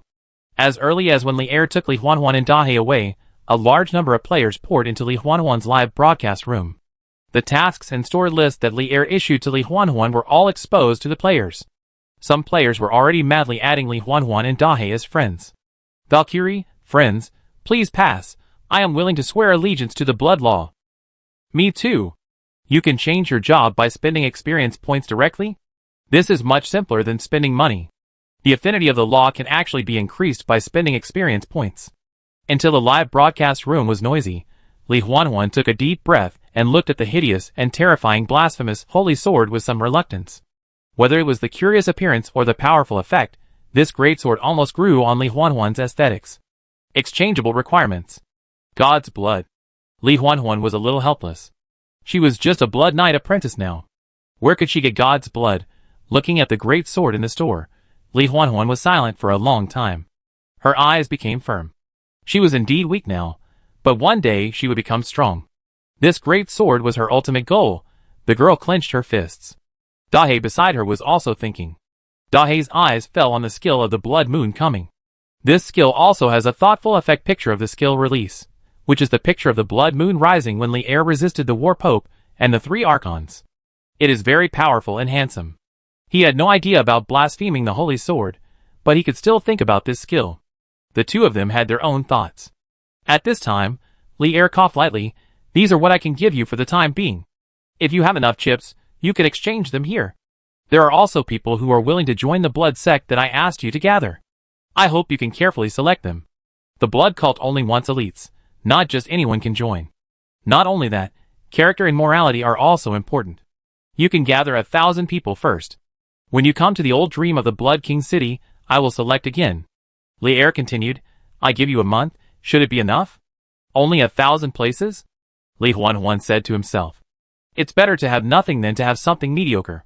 The blood cult will return to the world, and every believer must be an elite. Li Er pretended to show a serious look. We know, Mr. Munger. Li Huanhuan and Dahe looked at each other and nodded. Li Er also nodded, and turned around directly. He disappeared in front of the two without any drag. When Li Er left, Li Huanhuan and Dahe breathed a sigh of relief. When they reacted, their backs were soaked with cold sweat. Although the Blood King did not do anything to them, the power he naturally exuded still made them sweat. It seems that we won't have a restful day in the future. Li Huanhuan glanced at the crazy live broadcast room. After the Blood King announced that there were only 1,000 places, all the players watching the live broadcast went crazy. Dahe nodded helplessly. No way, since I have accepted the task, I can only do it well. I still want to hold the Blood King's thigh tightly. Tonight is destined to be a crazy night for players. The charm of law is displayed in front of all players. The first game that is so real, such smart NPCs and cool skills. However, Lear didn't care about these. He returned to his and Milia's room without anyone knowing. As soon as he entered the direction, Lear saw Milia running up and carefully looking at his body. She looked like a little wife waiting for her husband to come home. I'm fine. Lear smiled and took Milia into his arms. Milia stared at Lear angrily. You said you were going to save those 2 aliens, but you didn't say you would provoke the war church. I just sparred with Dival. Lear shrugged. Is that a sparring? You almost stepped on the face of the war pope. Milia glared at Lear unhappily, and she saw everything through the star mirror of the morning star scepter. Facing Milia's anger, Lear was a little helpless. He knew that Milia was worried about him. Provoking the war church was indeed a bold act, but Lear also roughly understood his own strength from it. If he performs blood liberation, coupled with Oslin's royal swordsmanship, he alone might be able to contend with the Pope and the 3 war archons. I promise there won't be a next time. Lear smiled and hugged Milia and threw himself on the bed. You still want to have a next time? Milia wanted to say something, but was completely interrupted by Lear's passionate kiss. No words were spoken all night. The next day, Lear and Milia left the guest room. The weather was just right, and Lear was planning to take Milia to visit the Soros royal city. As soon as they went out, they saw Princess Maya and Divine with long purple hair. Good morning. Lear nodded to the 2 women. Maya also nodded politely, and Divine looked at Lear and Milia holding hands, with an uncomfortable expression. Are you 2 going out? Lear asked. We plan to meet those aliens. Yesterday, the heretics broke into the Pope's hall and rescued many aliens, but some aliens were caught. Maya answered quietly. You should have felt the situation in the prison yesterday, right? Maya continued, looking at Lear with a hint of doubt in her eyes. She had learned Lear's identity from Dival, a special executive appointed by the goddess of war, but Lear did not show up when such a big thing happened in the war church yesterday. In response to Maya's scrutiny, Lear still had a gentle smile on his face. He himself was the Blood King, so it was naturally impossible for him to appear again as Lear. I think that no matter what happens, His Holiness the Pope and the 3 archons should be able to solve it. Compared with those insignificant things, I still like to be with my wife. Lear said, reaching out to hold Milia in his arms, and Maya, a princess who had no experience of men and women, was stunned. Chapter 182. You said something insignificant? Hearing Lear's words, Maya showed a surprised expression. Lear smiled, glanced at Miria, whose cheeks were slightly red in his arms, and said casually, the position of Special Executive Officer was given by the Goddess of War, but I have no interest in this position, and I don't want to manage the affairs of the Church of War." His tone was very flat, but Maya opened her mouth with an incredible expression on her face. A war believer who was blessed by the goddess of war would actually say such a treasonous word, and Maya even doubted Lear's faith. Lear did not say anything about Maya's shock. He just nodded and gestured, then took Miria's hand and left. Until they were far away from Maya and Divine, Miria said strangely, "Is it okay for you to say that? Is there any problem?" Lear turned his head. "Aren't you a believer in the law of war? Then you still—" Miria was a little hesitant to speak. "I'm not a believer in the law of war," Lear interrupted Milia. As he spoke, his eyes became deep. The NPC in the game relies on faith to gain strength, but he doesn't need it. He doesn't believe in war, blood, or the morning star. He doesn't believe in any gods. Lear didn't talk much about faith with Milia, and took Milia out of the Pope's hall directly. Before leaving, he also prepared masks for himself and Milia to prevent being discovered by players. After one night, the number of players on the road increased a lot. Looking at the players with IDs, Lear pretended to pass by as if nothing had happened. Some players were curious about Lear and Milia wearing masks, but they didn't use reconnaissance rashly. "Are these people all aliens?" Milia, who was following Lear, suddenly asked. "Can you feel it?" Lear looked at Milia with some surprise. "These people's souls are so strange." Milia nodded. As the goddess of the morning star, Milia's perception was very sharp. "Where are you taking me?" she asked again. "Take you out for a walk. You can't stay in the church all the time."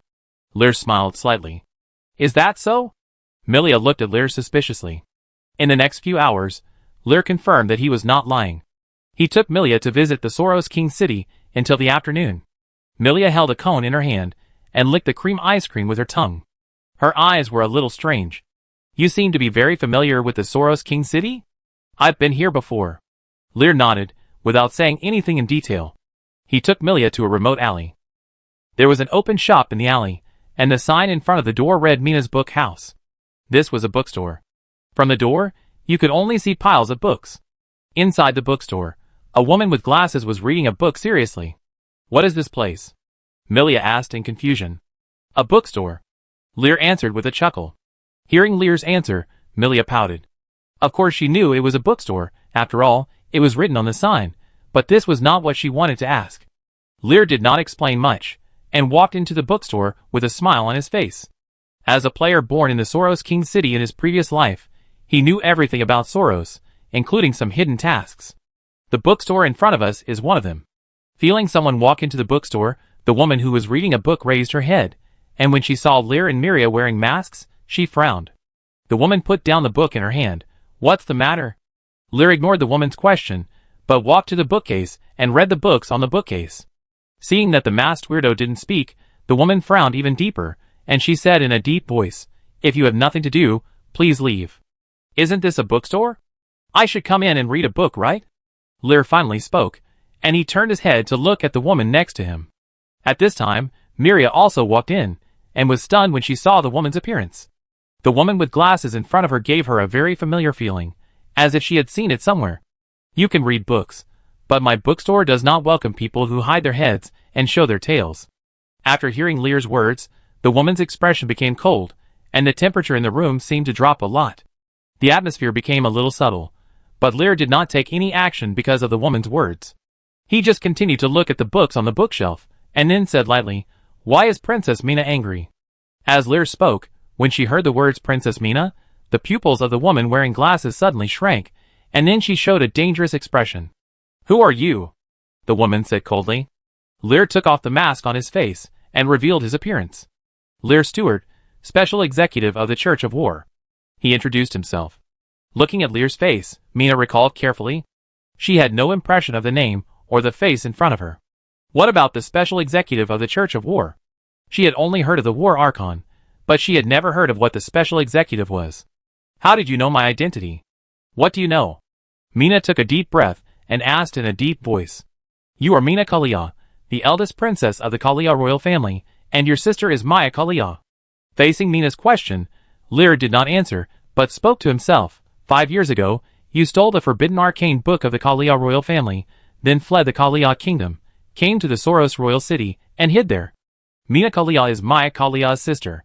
In Lear's previous life, she was also a very famous great wizard, a supernatural wizard. Before that, she was a member of the Arcane Council, and a genius wizard.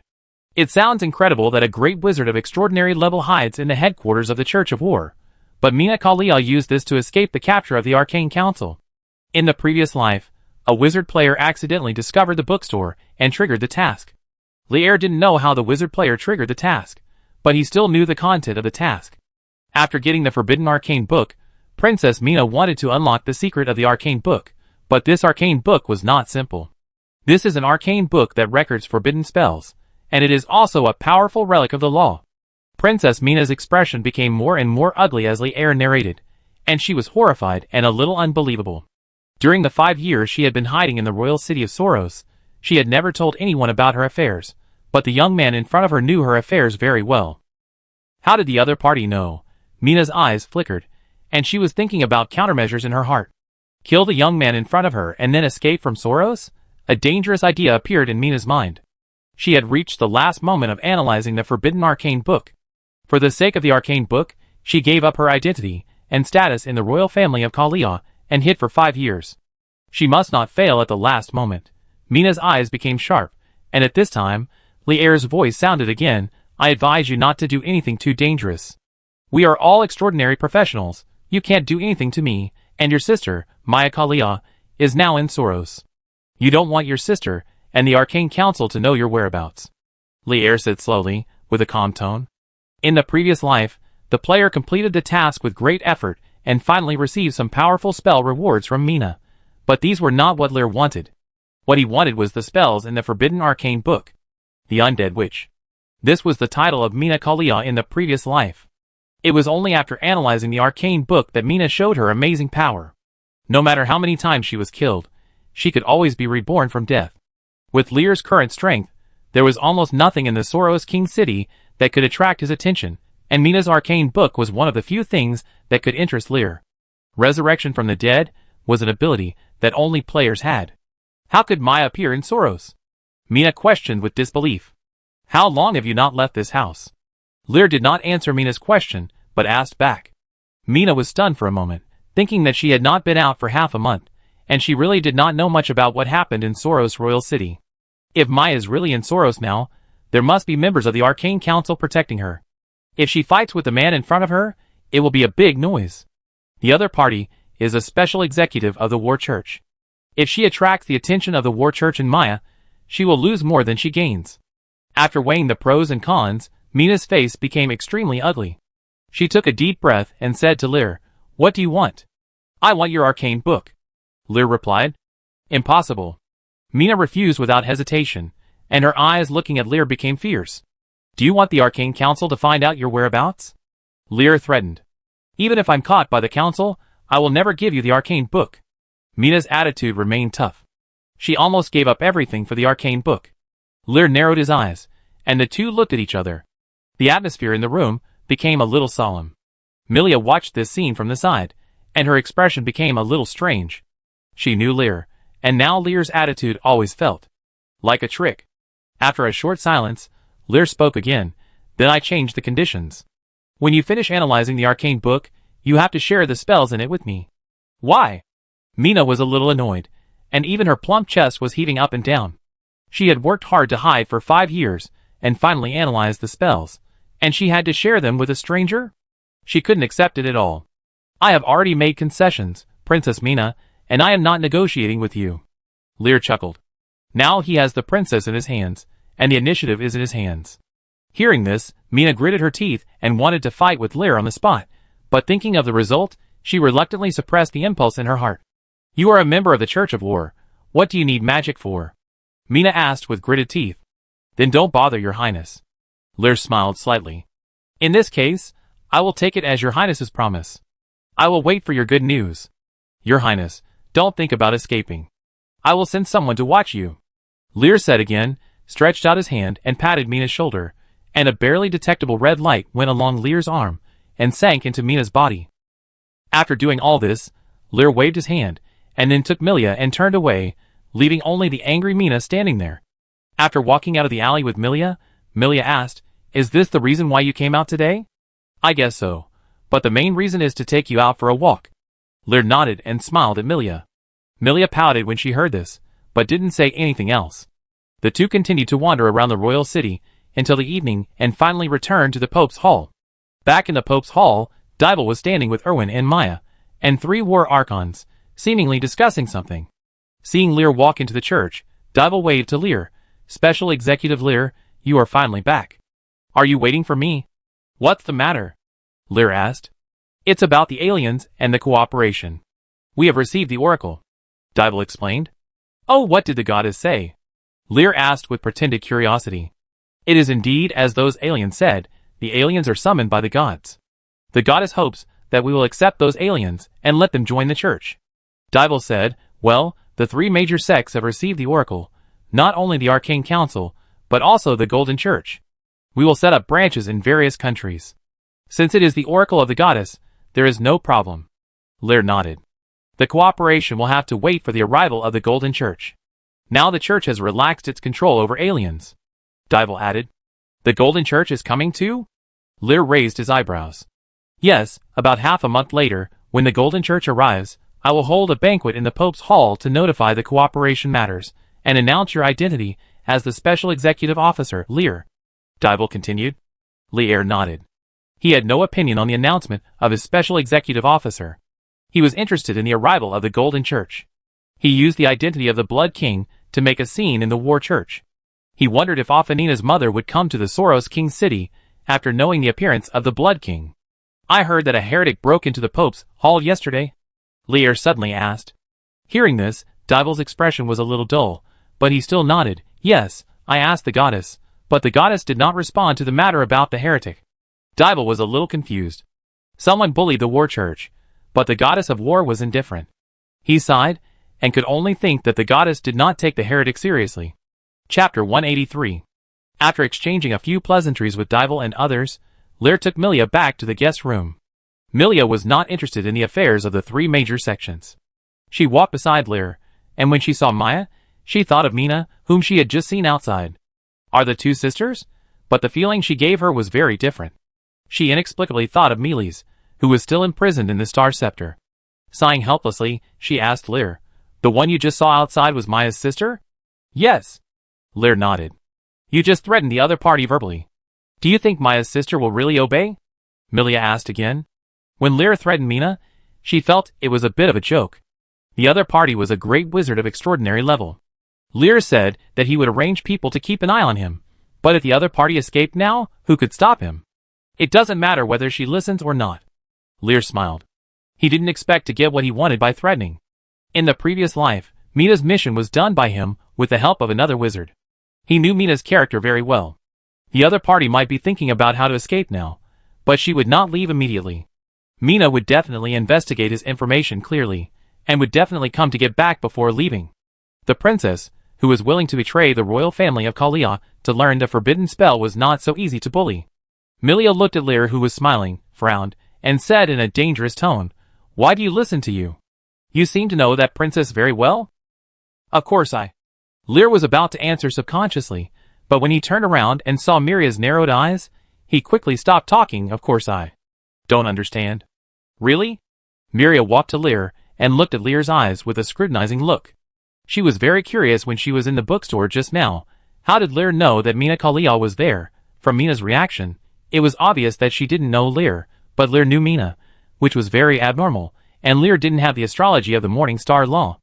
Watching Lear staring for a long time, Miria snorted lightly. "Forget it, I will believe you. Don't ask me to go out these few days. I will design the skills of the Morning Star Law as soon as possible."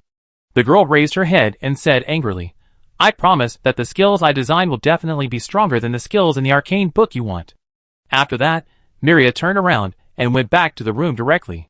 Looking at Milia's back as she left, Lear smiled and whispered, "Then I look forward to it." As he said that, he also returned to the room. Milia had already returned to the bedroom and closed the door, and the living room was empty.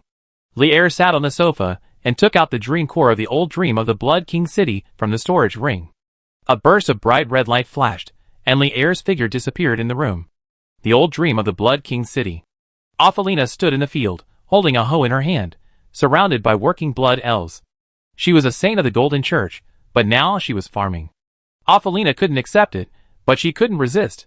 The old dream? This is a domain that only gods have. In the Golden Church, there is also an old dream belonging to the Golden Law Goddess. Only the most devout golden believers are qualified to enter. She has now entered the old dream of the Blood Law, and it is impossible to escape. Moreover, there are the Blood Law's followers, the Blood Elves, in the old dream. Afanina, what's wrong? Irina on the other side looked at the dazed Afanina and asked. No. Nothing. Afanina barely showed an expression.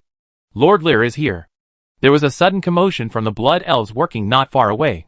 Hearing the sound, Afanina and Irina both looked over. Irina showed a happy expression on her face, and then put down the hoe and ran over. Lear stood in front of the ruins of the royal city, looking at the scene in front of him, a little surprised. He hasn't come for a while, and he hasn't come to suck Afanina's blood. He is very relieved that Afanina is in the old dream. Without his permission, Afanina can't leave the old dream at all, and Amber is watching. The ruins of the royal city in front of him became more orderly than the last time he came.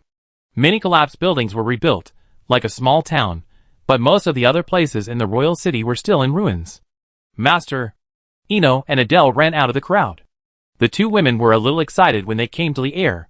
Lier smiled. He had been putting Ino and Adele in the old dream to improve their levels for half a month. With his mental power, he could see the situation of the two women. Ino had reached the level of a beginner blood hunter, and Adele was a little stronger. It seemed that it would not take long for her to break through to the intermediate blood hunter. With the experience value of the dream trial, the two women improved very quickly. It seems that you have not slacked off in the trials during this period. Lier nodded with satisfaction. The weak temperament of Ino and Adele has disappeared. After the baptism of the dream trial, they have some hostility. This is what we should do. We also want to help the young master as soon as possible. Ino replied quickly. Well, let's go first. It's just right that we come here today and have a task to give you. Lier took Ino and Adele's hands and walked towards the inside of the royal city. When they came to the inside, Lillian's statue stood, and the blood temple had been moved to where it should be. Red Wolf Amber also came out of the temple, as well as Afanina and others. After looking at Afanina, Lier smiled slightly, waved his hand, and motioned everyone to follow. When they came to the hall of the temple, it was completely new. At the end of the temple was Lillian's statue, and under the statue was a tall throne, as if it was prepared for a king. Lier raised his eyebrows. He walked up to the throne, and everyone stood below, like loyal subjects to the king. Amber, did you arrange all this? Looking down at the people in the hall, Lier asked with some surprise. Humph! It was ordered by Lady Lillian. Amber snorted. Lillian? Lier whispered to himself. He smiled, no longer asked, and then said, Thank you, everyone, I like it here very much. Today I return to the old dream, and have a new task for you. What are you going to do? Amber asked. A group of aliens from another world have descended to the outside world. They are the chosen ones summoned by the gods, and have the ability to resurrect from the dead.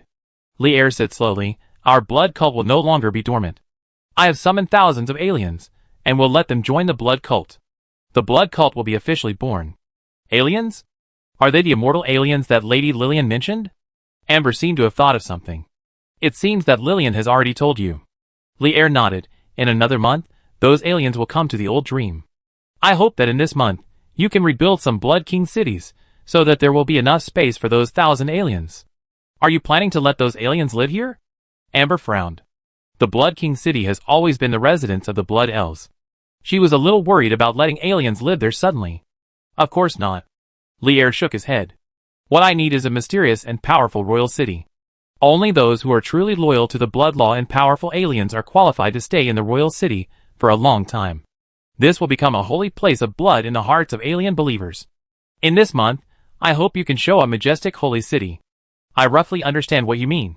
You recruited those aliens and wanted to show them the power of the blood law. But how can we repair the entire royal city in 1 month?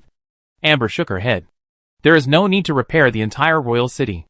Lier corrected, only some areas need to be displayed, like those areas outside and the blood temple. Other areas can be temporarily shelved. I will limit the areas where aliens can move. Only some areas are enough? Yes, the area doesn't need to be too large, but it must reflect the majesty of the blood law. Lier nodded. That's fine. Amber also nodded. Well, I will awaken the affinity of the blood law for those aliens at that time, and the subsequent job transfer will be left to Irina and you. Lear looked at Irina, Eno and others again. Can we? Irina pinched the corner of her clothes nervously. Of course there is no problem. Although those aliens are immortal, they are just ordinary people. You are a high-level blood knight, and it is more than enough for them to transfer jobs. And Eno and Adele, before those aliens arrive, I hope you can reach the intermediate level. Lear said lightly. Of course, he couldn't transfer the jobs of the players one by one, which was too low class. Before returning to the old dream, Lear found that the system panel had a new function. By transferring some of the panel's capabilities to the old dream core, and then parasitizing part of the power of the dream core on the magic gem, players can directly operate the gems. It's just like the NPC store and tasks in the online game, but all these abilities can only be performed in the old dream, which is a limitation. Lear thought about it, and suddenly stood up. A strange red light emanated from his body. The blood bar above his head was rapidly decreasing until it stopped at halfway. In the blood light, a figure exactly like Lear slowly emerged. Blood Incarnation. Lear summoned the Blood Incarnation again. After his death, the Blood Incarnation also fell into a cooling and banned state, and now it can be used again. I will leave the Blood Avatar in the old dream. If you have any questions, you can contact me through the Blood Avatar. My Blood Avatar will also help you rebuild the royal city. By the way, I remember that the Blood Elves should have craftsmen, right? Let the craftsmen make some apprentice-level equipment, and by the way, make some high-level equipment as a selling point. Also, let Sheila refine some low-level potions, which can be sold to those aliens at that time. If you have any material needs, you can contact me, and I will help you solve them. Lear added. He asked players to come to the old dream, not just to change their jobs. He wanted to make the hidden special maps in the game here. The Holy Land is full of treasures. Players who want to enter must pay a price, and constantly improve the reputation of the blood cult. These are all basic operations of online games. That's all. If there is anything else, I will notify you again. If there is nothing else, you can go first. Lear waved his hand. Amber and others left the hall after hearing this. Amber was the last to leave. She glanced at Lear sitting on the throne with a dazed look. Lear's posture reminded her of the Blood Queen, but unfortunately the Queen had died in the destruction, and now there was only the Blood King. Amber lowered her head sadly and left the hall. Ophelia followed Irina listlessly and went back to her room. Lear hadn't said anything to her from beginning to end. She felt forgotten, even though he had humiliated her before. Lying on the bed, Lear's face kept appearing in Ophelia's mind. The room fell into silence. After a while, Ophelia jumped up from the bed, picked up the pillow on the bed, and threw it hard against the wall. Damn heretic, she said angrily. Did anyone make the saint angry? A teasing voice sounded in the room. It's that bastard. He locked me up here and ignored me. Ophelia answered subconsciously. As she spoke, she suddenly reacted and turned her head abruptly. Who? Lear stood in front of Ophelia's door, looking at the saint in front of him with a smile. Which bastard are you talking about? Why are you here? Ophelia's cheeks suddenly turned red. You are my prisoner, and I am justified wherever I am. Lear walked towards Ophelia step by step, grabbed Ophelia's arm, and pressed her down on the bed. He lowered his head to feel the pure taste between the girl's neck. Lear, who had not tasted Ophelia's blood for a long time, showed a longing expression. Without giving Ophelia a chance to speak, he bit Ophelia's neck. The moment Lear bit her, Ophelina felt that her body had lost strength, but she did not reject it in her heart. The atmosphere in the room was a little charming. After a while, Lear let go of her mouth, looked down at the girl in his arms, and said with a smile, You seem to no longer reject me. Hearing this, Ophelina's face became more rosy, bit her lips, and she did not refute. Lear let go of Ophelina's hand and let her go. You know I'm in Soros now, right? Sometimes, the people of the Golden Church will come to Soros to discuss cooperation with the War Church. Not long ago, I made a big fuss in the War Church as the Blood King, and my story should have been spread. Listening to Lear's words quietly, Ophelina was a little confused, not knowing why Lear would say this to her. Do you think your mother, Sylvia, will come? Lear turned his head, and suddenly said meaningfully. Chapter 184. Looking at Ophelia, who had fallen into silence, Lear's eyes were deep. He had imprisoned Ophelia for some time. Now he wanted a saint who belonged to him, not a saint of the Golden Law. What do you think I should do to Sylvia if she really came? Lear said in a deep voice, but his tone was not friendly. Ophelia was obviously panicked when she heard Lear's words. What do you want to do to your mother? What do you think I should do to a golden high priest who is hostile to me? Lear asked back. Ophelia bit her lip. The Golden Church was irreconcilable with heretics. She was still in Lear's hands. The two sides would definitely fight to the death. She already knew about Lear's strength. Her mother was definitely not his opponent. What do you want? Ophelia looked at Lear nervously and asked. I want you, Lear said lightly. Hearing this, Ophelia was stunned for a moment, and her cheeks suddenly turned red. How could this bastard say such shameless words? Ophanina was ashamed and angry, but Lear's next words made her completely stunned. I want you to betray the Golden Church and become the saint of the blood cult. Lear stated his purpose. The room fell into silence, and after a while, Ophanina reacted. What are you talking about? I believe in the Golden Law, and my power is given by the goddess. How can I become the saint of the blood cult? Ophanina quickly retorted. Faith? Can't that kind of thing be erased at will by the gods? Lear shook his head indifferently. Blasphemy True Spirit can transform blood elves into snake men, and Lillian can also rescue Shira from the control of Blasphemy True Spirit, which can naturally make Ophalina, the Golden Saint, become the Saint of Blood. The only thing to worry about is how the Golden Law Goddess will react. When Ophalina was imprisoned before, the Golden Law Goddess did not express anything. When she used the power of the Golden Law to make the Blood Law famous, she was only punished by the decrease in the affinity of the Golden Law. These are just drizzle for Lear. Even if Ophalina is really turned into the Saint of Blood, there will probably be no punishment. Lear has a guess in his heart that the Golden Law Goddess, even the Goddess of War, and the Goddess of Arcane, cannot easily come to the world. Otherwise, when the Corruption True Spirit was ravaging the royal city, the Golden Law Goddess would not just lend her power to Sylvia, and finally let Lear pick peaches and sacrifice the Corruption True Spirit to Lillian. Moreover, in his previous life, Lear had never seen a true god descend to the world. He still remembered that in his previous life, when a country was forced to destruction by a rising heretical sect, the god they believed in did not descend to the world, and they still only issued tasks to players. Lillian originally planned to devour the Golden Law in you, so it is naturally easy to turn you into a believer of blood, Lear said lightly. This was a decision he made after considering for a long time. Turning Ophelia into a saint of blood was undoubtedly a big blow to the Golden Church. Not only was his saint kidnapped, but she was also betrayed. The prestige of the Golden Church will certainly decline, which will also affect the player's decision when choosing the law profession. The main theme of the game Law in the early days of the server opening is that various heretical sects emerged and were then besieged by the three orthodox sects headed by the Golden Church. In the previous life, because of convenience, at least 70% of the players joined the three major sects, which made the new heretical sects in a difficult situation. The only good one is Milia's Chinching Law, which is also because Chinching Law does not spread faith much and has the support of the Arcane Council in the rear. But now it is different. The Blood Sect is different from Chinching. It needs to gain power for believers, so the power of players is crucial. The Church has already shown some of the power of the Blood Sect in the previous war. If the Golden Saint betrays the Golden Church and becomes the Blood Saint, the prestige of the Blood Sect can be taken to a higher level. How about it? As long as you join the Blood Sect, I can promise not to attack Sylvia, Lear said lightly. Ophalina lay on the bed at a loss.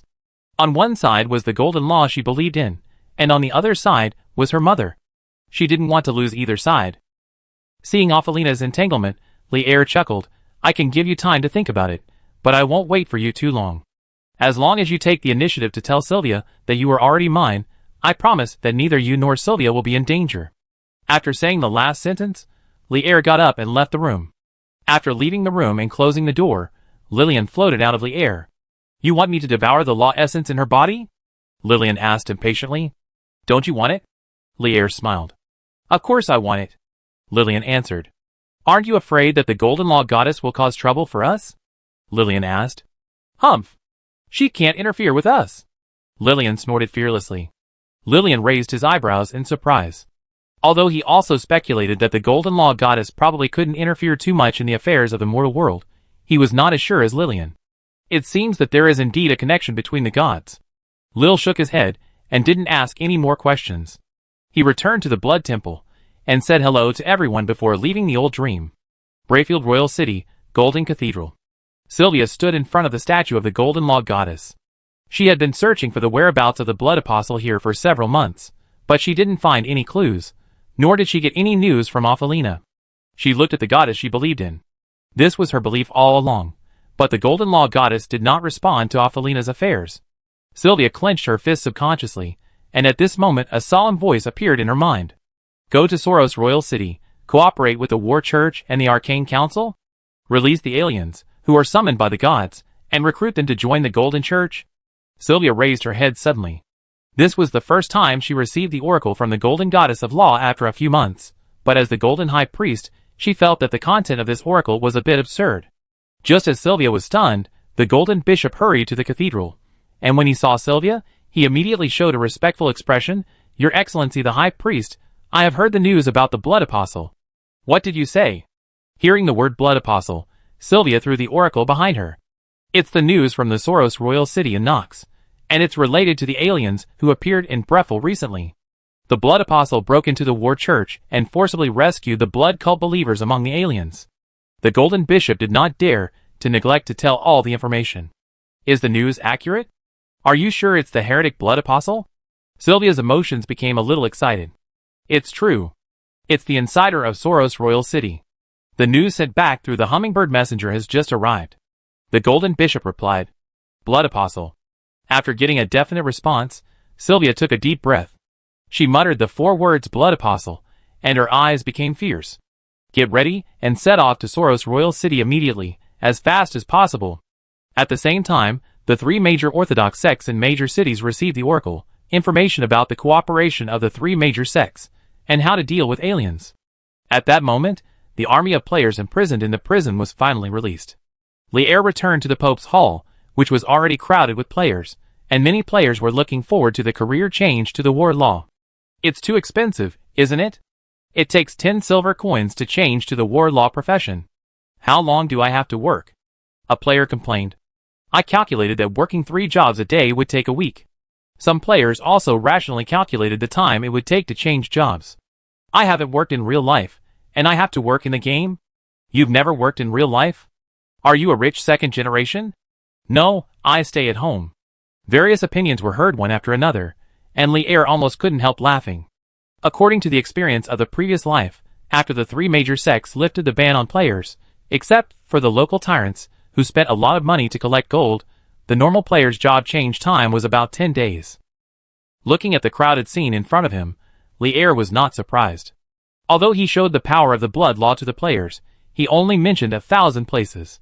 Soros now has at least tens of thousands of players, and more people naturally cannot wait for him without changing jobs. However, even if the player changes his job to other professions, Lier is not worried that he will not be able to recruit believers of the blood sect in the future.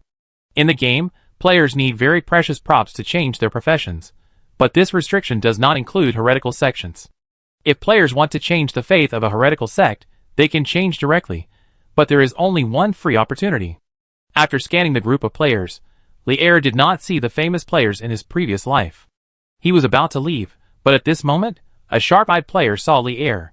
Fuck, it's the NPC in the promotional video. A cry of surprise rang out in the crowd. The crowd was quiet for a while, and then it became noisy. Where is it? Lier stood not far away. Among the ordinary dressed players, he was a standout. Especially his handsome appearance instantly attracted the interest of many female players, and at the same time, many reconnaissance skills fell on him. Name, Lier Stewart, War Church Special Executive Hero, Level, 80, Extraordinary, Occupation, War Knight/Mage. Favorability, Normal. Danger, Extremely Deadly. Damn, another hero-level NPC? I report that an NPC is cheating. How can he have 2 professions? What a handsome NPC. Does anyone know the information of this NPC? The crowd was in an uproar. At this moment, a terrifying pressure enveloped all the players. You are suppressed by the extraordinary class. All damage and skill effects are reduced by 50%. You are suppressed by the hero status. All damage and skill effects are reduced by 30%. 2 system prompts appeared in front of all the players. Looking at the information in front of them, the players' eyes almost popped out. One dropped by 50%, and the other dropped by 30%, directly reducing the output and skill effects by 80%. If you want to attack the boss, you can't fight. Although the goddess's oracle is to let the church accept you, it is not polite to use detection spells on others at will. Lier's voice rang in the ears of all the players. The players looked at each other in bewilderment. Some players, who had watched Li Huanhuan's beta test live, looked at Lier as if they were looking at some rare treasure. They knew that Li'er's shop had all kinds of spells and swordsmanship, even legendary swordsmanship. But these players did not make it public. These were all important information, and no one was willing to share them with others for free. This included Wudizue Junlang. During the time he rushed to Soros King City, he made up for the beta content of Law, especially Li Huanhuan's live broadcast. He had some understanding of the two NPCs, the Blood King and Li'er Steward. The Blood King was a hero, and he didn't expect that Li'er Steward was also a hero. Many high-level players in the current Soros player group are waiting for the selection of the Blood Cult in more than 20 days. Li Huanhuan and Dahe are already busy. Wudizue Junlang also signed up, but he did not put all his hopes on the Blood King, so he came to the War Church to see the situation. Li'er's appearance can be said to be a pleasant surprise. This NPC must be at the same level as the Blood King. Holding this die will definitely not be worse than the Blood King, and it can even be said to be better. After all, the War Church is an orthodox religion, different from the Blood Cult.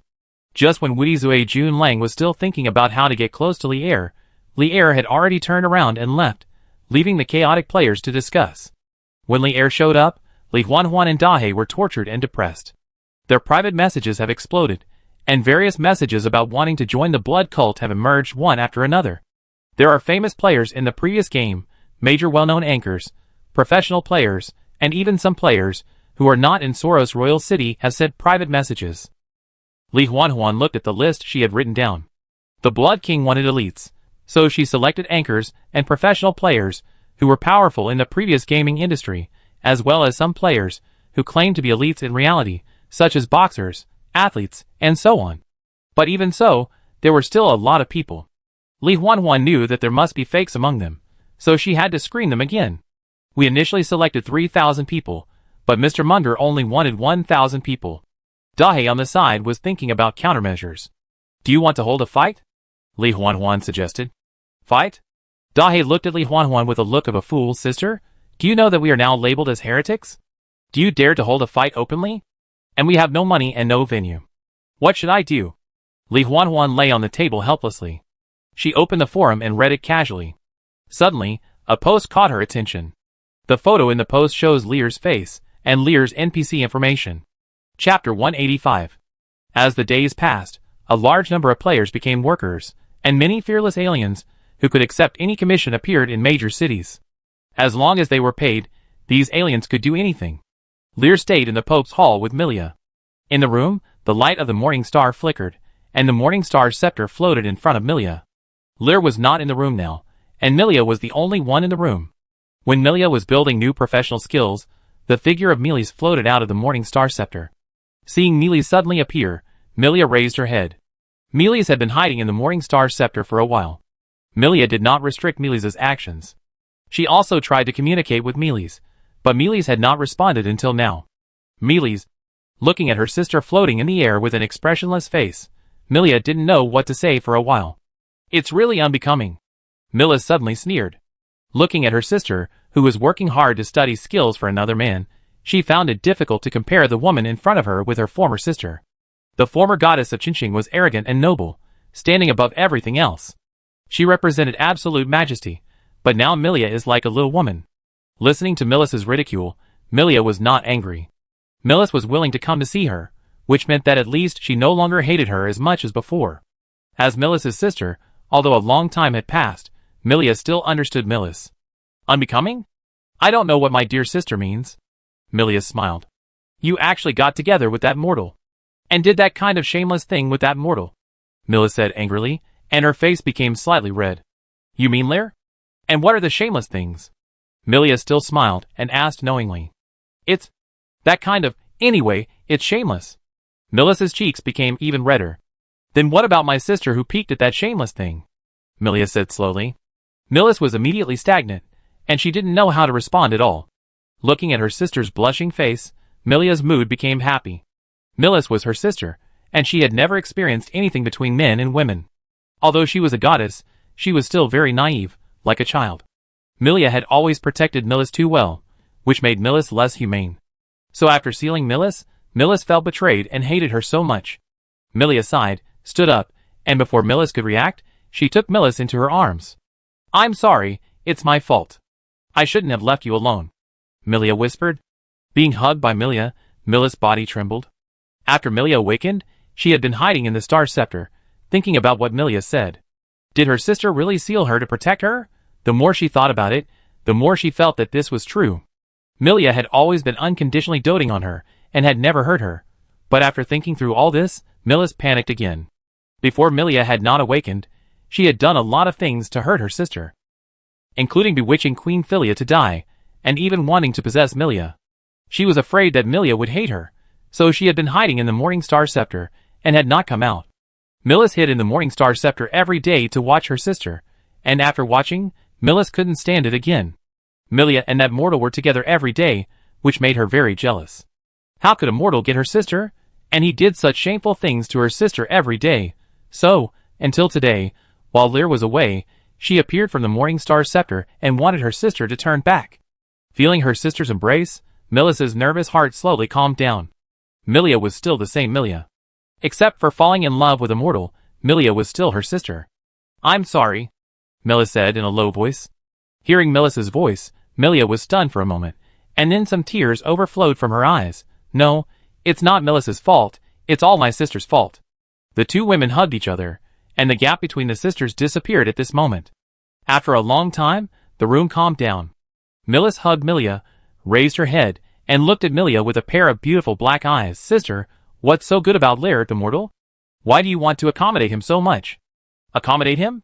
"Yes, sister, you want to create a new career for him, and you are willing to share it with the Lord of Blood Source. I can still feel that the mortal has not only the breath of my sister, but also the breath of other women," Milia said angrily.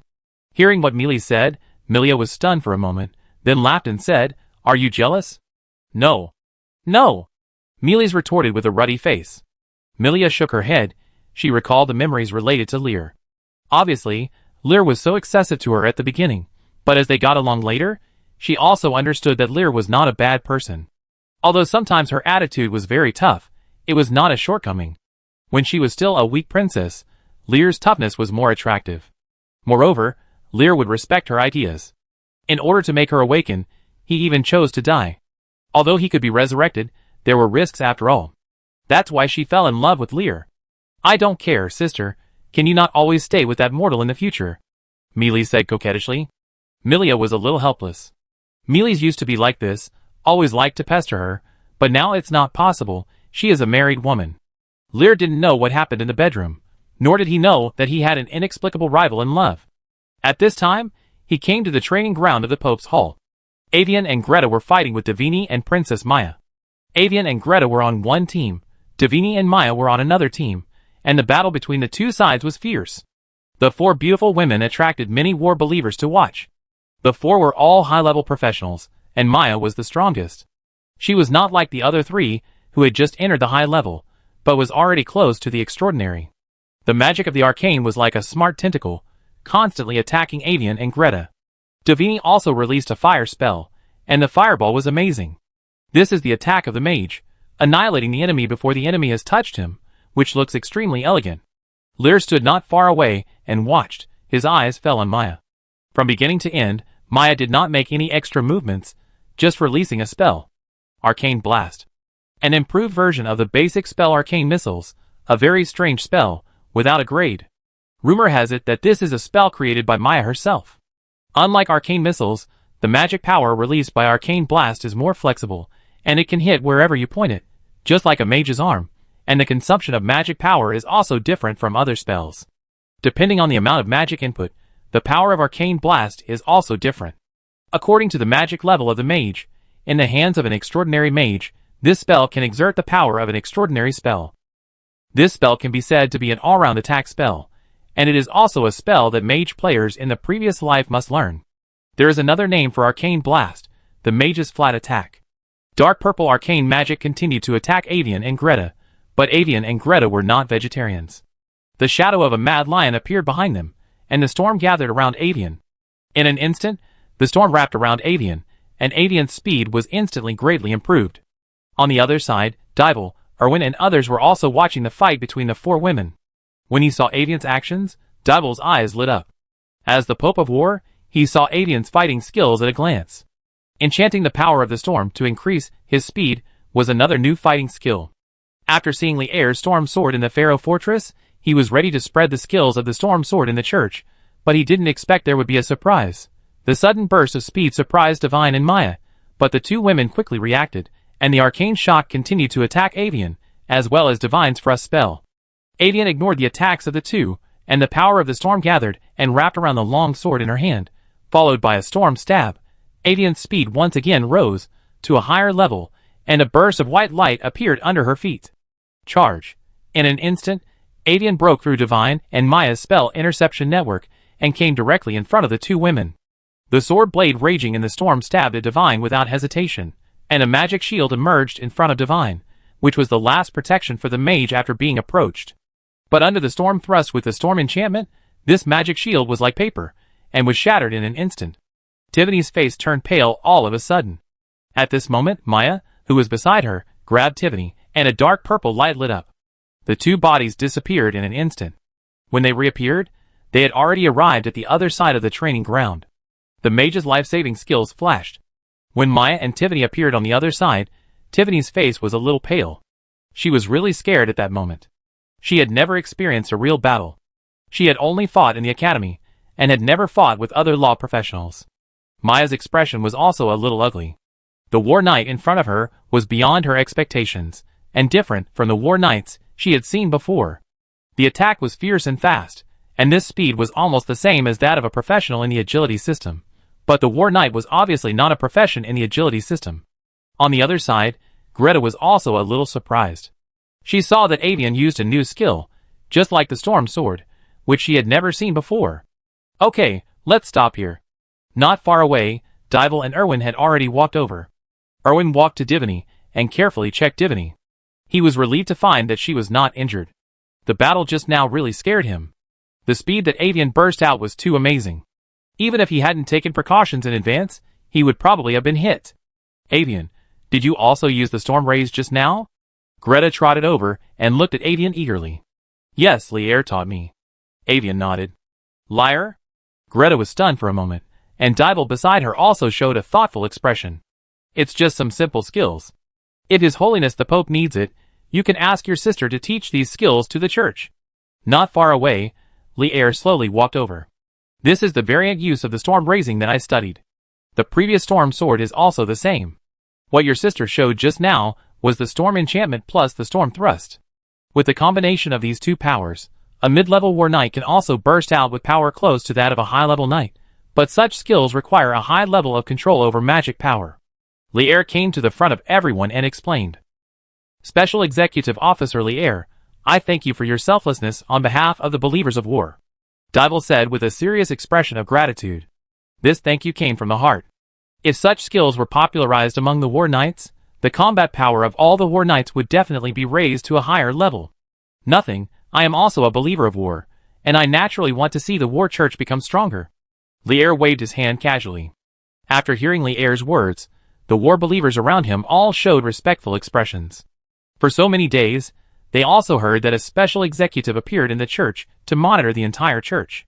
There was some estrangement, but now the estrangement has disappeared. Your Holiness the Pope can discuss these skills with his sister. Li'er said again, ignoring Avian's somewhat annoyed look, but looked at Maya. Princess Maya, do you have time to exchange spells with me? Exchange spells? Maya was stunned. Not only Maya, but everyone else was stunned. Dival looked at Li'er, and suddenly remembered the rumor that Li'er was a dual professional. In addition to the war knight, Li'er was also a mage. Yes, Princess Maya should have heard of me. I am a dual law professional, and can also use spells. Li'er smiled, and stretched out his hand. A cold ice arrow appeared in Li'er's hand. What is your spell level now? Maya asked, looking at the ice arrow in Li'er's hand. I can only cast some mid-level spells. I can't learn high-level spells because of the affinity of arcane law. Li'er replied. Listening to Li'er's words, Maya thought about it for a while. It is very common in the Arcane Council that it is impossible to improve because of the affinity of arcane law. This is a talent. After all, there are always people who are not favored by arcane. I can communicate with you about spells, but I can't guarantee that I can help you improve. Maya nodded. Thank you very much. Even if I can't improve, I can definitely gain something by communicating with Her Royal Highness the Princess. Li'er smiled. Chapter 186. He had long coveted the arcane law essence on Maya. His arcane law affinity is now 13.5%, which is still a long way from 20%. When he was in the Pharaoh Fortress, there was no spell book that could allow him to recombine and create new spells, so the arcane law affinity could not be improved. Lear was not very interested in the spells of the mage. The skills of the War Knight and the Blood Apostle were enough for Lear to deal with most situations, but there was a skill that Lear always remembered. Blood Demon Origin.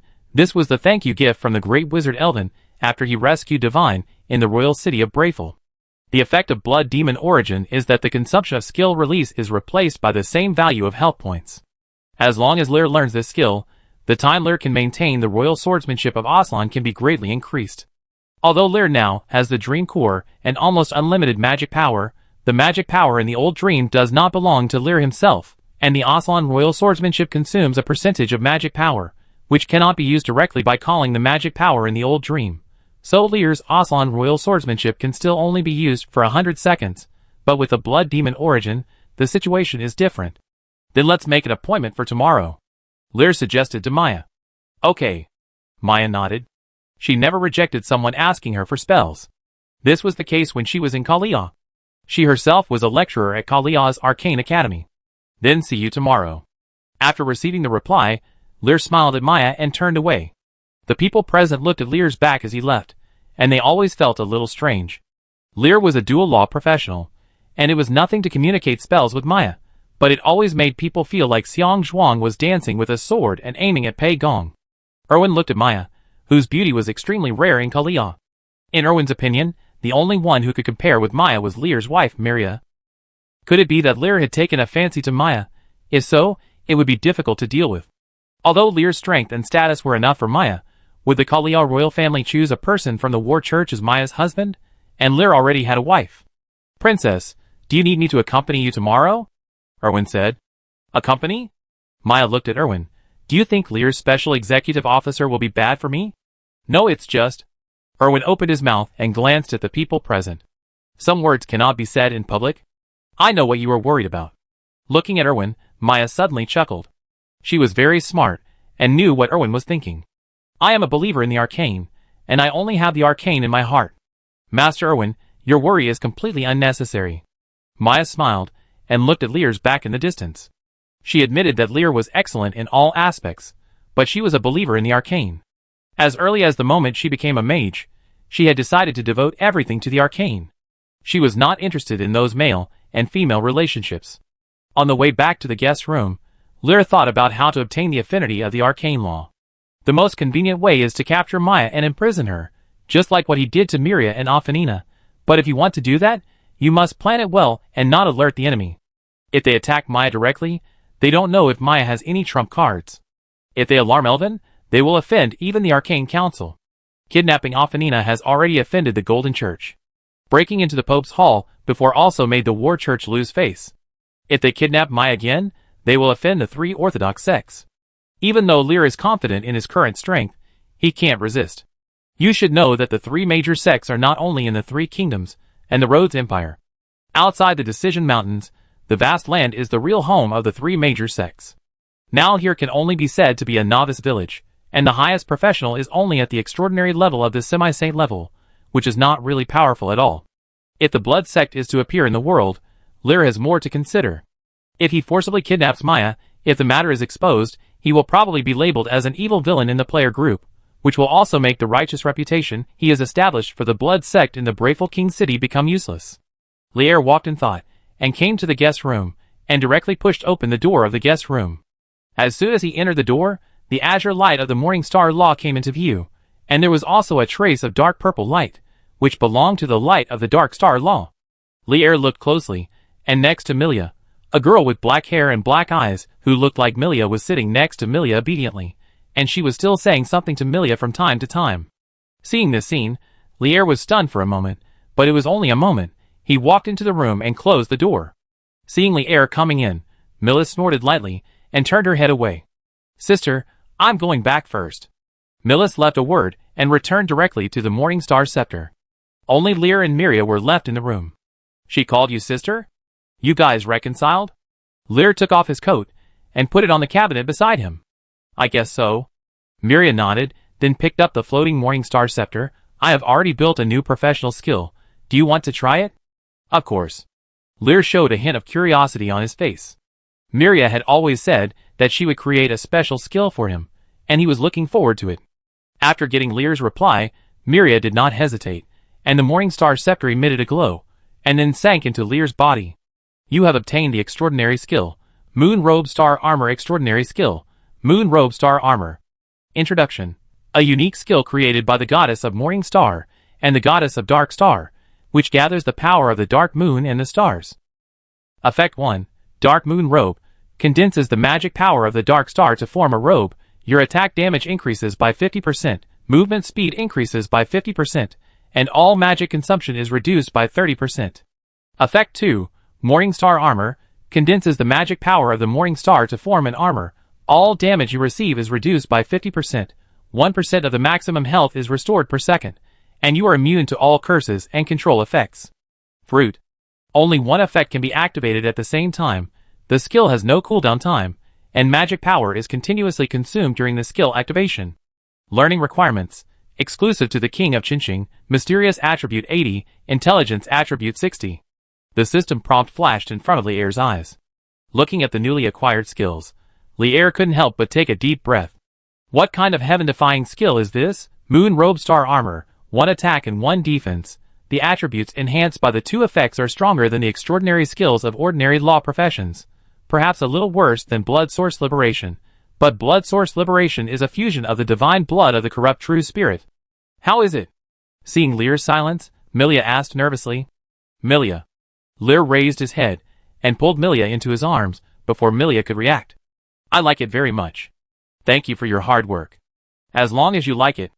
After receiving the reply, Milia breathed a sigh of relief and smiled. Did you and Mealy's create this skill together? Lear suddenly asked. Yes, Mealy's and I have the same power, so we can create more powerful skills. Milia nodded, thinking back to the conversation with Mealy's just now. She had spent a lot of effort to convince Mealy's to help her. It seems that I should thank Mealy's too. Lear also nodded. Let's do this next time. Milia replied awkwardly. Mealy's is still upset about her becoming Lear's wife. Well, next time. Lear smiled, but he didn't notice Miria's abnormality. Instead, he felt a little uncomfortable. By the way, I have an appointment with Princess Maya to exchange spells tomorrow. Lear coughed lightly and said, Princess Maya?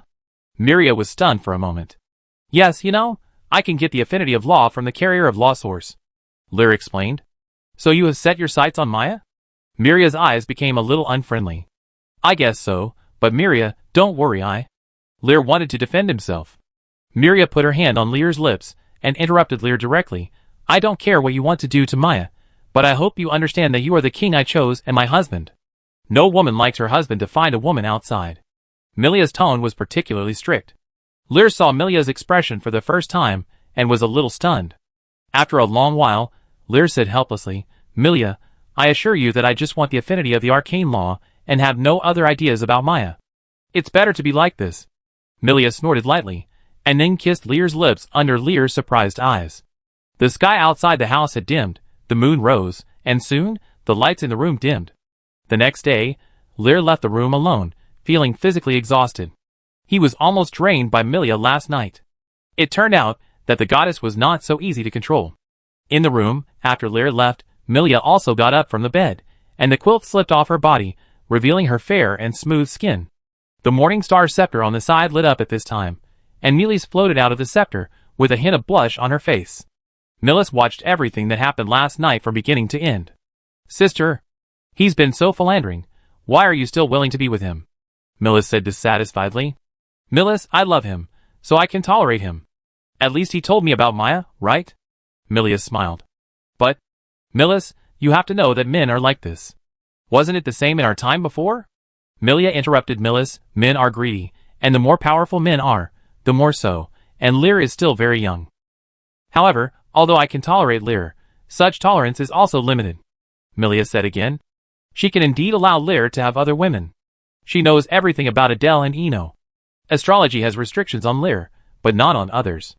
Milia can allow Lear to have more women, but not without restrictions. Otherwise, how can he bring back a beautiful woman when he sees one? That's why she was so serious to Lear last night as a warning. Lear said he had no idea about Maya, but who knows about such things? Just like Ophelia, who was imprisoned by Lear, Milia could also feel the transformation of Ophelia when they were in the royal city before. What will such imprisonment become in the end? Milia knows it well. Lear didn't know what Milia was thinking. He just felt that his body was hollowed out. He adjusted his state with magic in the empty garden, and then Lear walked towards Maya's residence. When he arrived at Maya's residence, he saw Maya and Tiffany coming out. "Good morning, Special Executive Officer Lear." Seeing Lear, Maya greeted him. "Good morning, Princess Maya." Lear smiled and nodded. "Special Executive Officer Lear, how do you want to exchange spells with me?"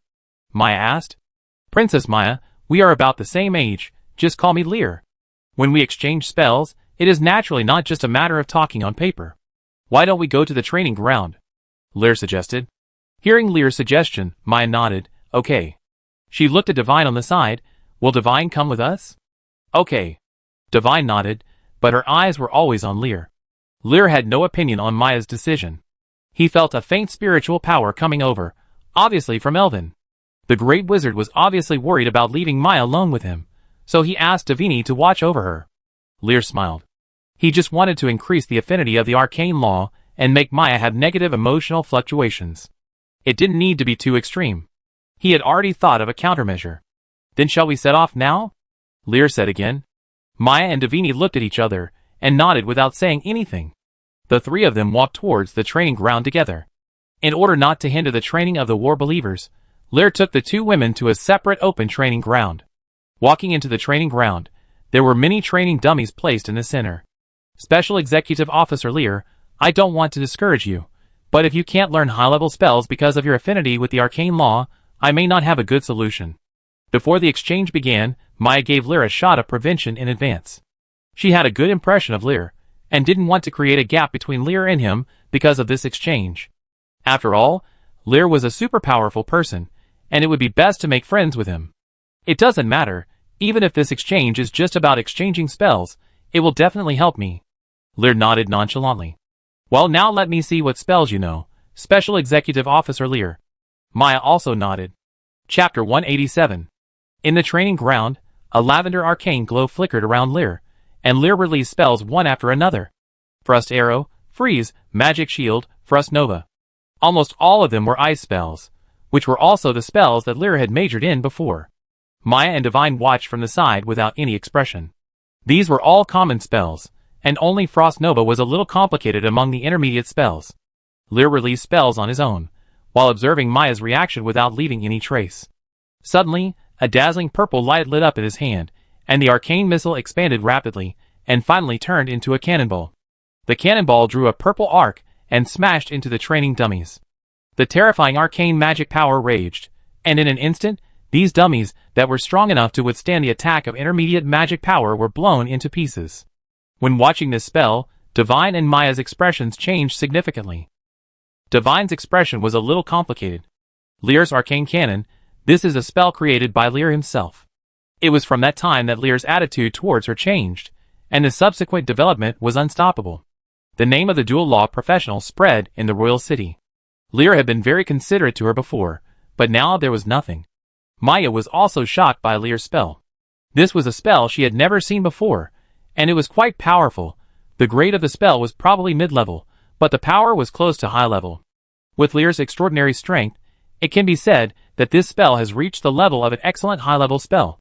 She has been studying arcane since she was a child. She has seen almost all the spells of the Arcane Council, but she has no impression of such an excellent spell. Lear stood not far away, and saw Maya's expression, and a barely detectable smile appeared at the corner of his mouth. How can a princess who is obsessed with arcane attract the other party? Naturally, it is to cater to his preferences. Lear's arcane cannon is a very powerful spell, but Lear does not often use it. With his current strength, even if he infuses magic power and holds a sword to attack, the power will not be worse than this arcane cannon, and it is also fast. The arcane cannon needs to be charged to be used, and it is completely useless. But it is enough to attract Princess Maya's attention.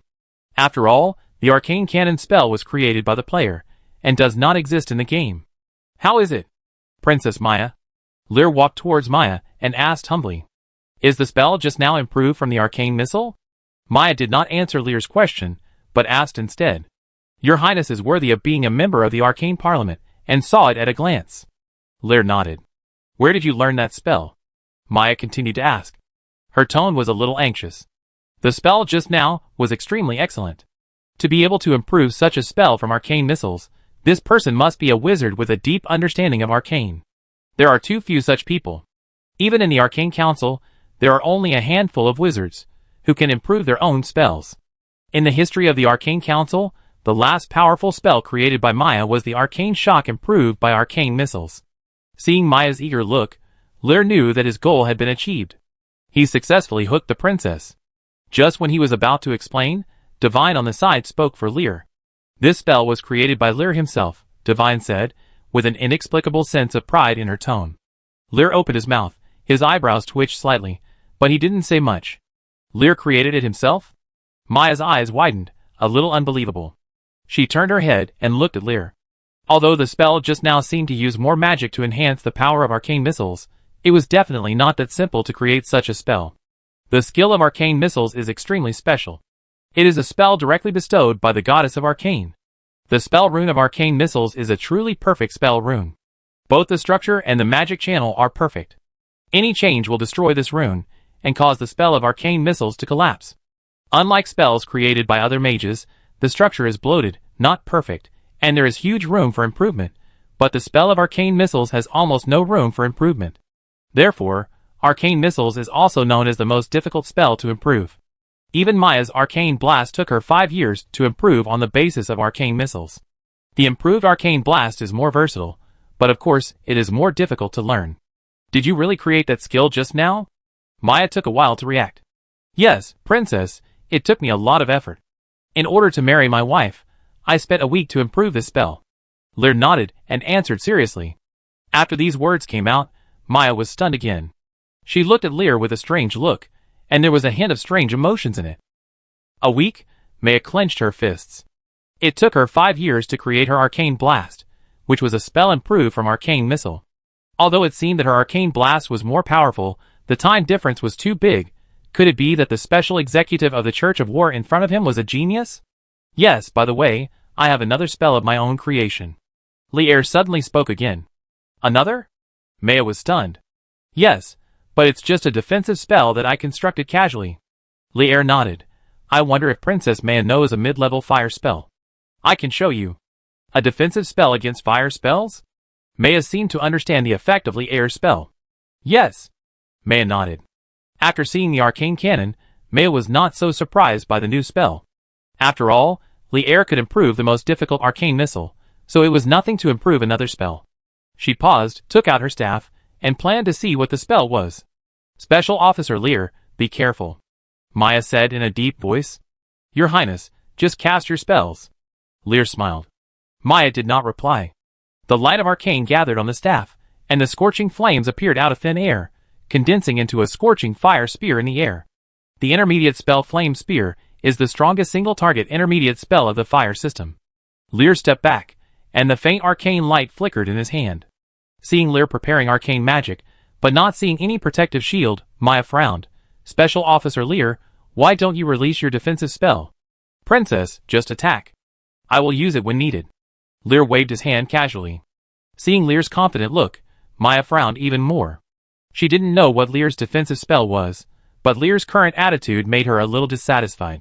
Even if Lear was a super-level war knight, how could she not be angry when he looked down on her like this? Lear's casual attitude was naturally regarded as contempt by Maya. She gritted her teeth, snorted lightly, and the flame spear in her hand flew towards Lear without any hesitation. The speed of the flame spear technique was very fast, and the hot feeling was also transmitted to Lear's face, but Lear remained indifferent. Looking at this scene, Maya's sense of Lear in her heart decreased a lot. At such a close distance, even if she activated the defensive spell again, it would be useless. Lear was a super-level war knight. Although he would not be seriously injured, he would suffer a little. Let you underestimate me, Maya said angrily in her heart. But at this moment, a faint arcane magic wave came out, and the flame spear disappeared out of thin air before Maya could react. The flames extinguished in front of Lear, leaving nothing behind. Davini looked at this scene, and the scene in the royal city of Brayful appeared in her mind. Lear was unscathed by Eric's fire spell at that time, and she still didn't figure out what happened to this day. What did you do? The training ground was quiet for a while, and Maya came back to her senses and asked in shock. She didn't even realize what happened just now. This is another spell I created, the fire extinguishing spell. Lear walked slowly towards Maya. The fire extinguishing spell? Yes, this is a spell improved on the basis of the vacuum spell. Lear explained. The vacuum spell? Maya was stunned for a moment. She knew that this spell was a spell that emptied the gas in the range, which was generally used to clear smoke and weaken the power of some fire spells. Your Highness, I don't know if you have discovered that evacuating the gas in the range will cause ordinary flames to stop burning. Even if it is a fire spell, although it can continue to be driven by arcane magic, its power will be greatly weakened. Lear continued to explain, on the basis of the vacuum spell, I added the power that can interfere with the stability of the spell rune, which formed the fire extinguishing spell. All mid-level and lower fire spells will not be effective under the interference of the fire extinguishing spell. As Lear's voice fell, Maya and Divine were silent. Maya's eyes were full of horror. All fire spells of intermediate level and below will be invalid. What kind of invincible power is this? You should know that because of the powerful power of fire spells, a large number of mages will choose fire spells as their main spells.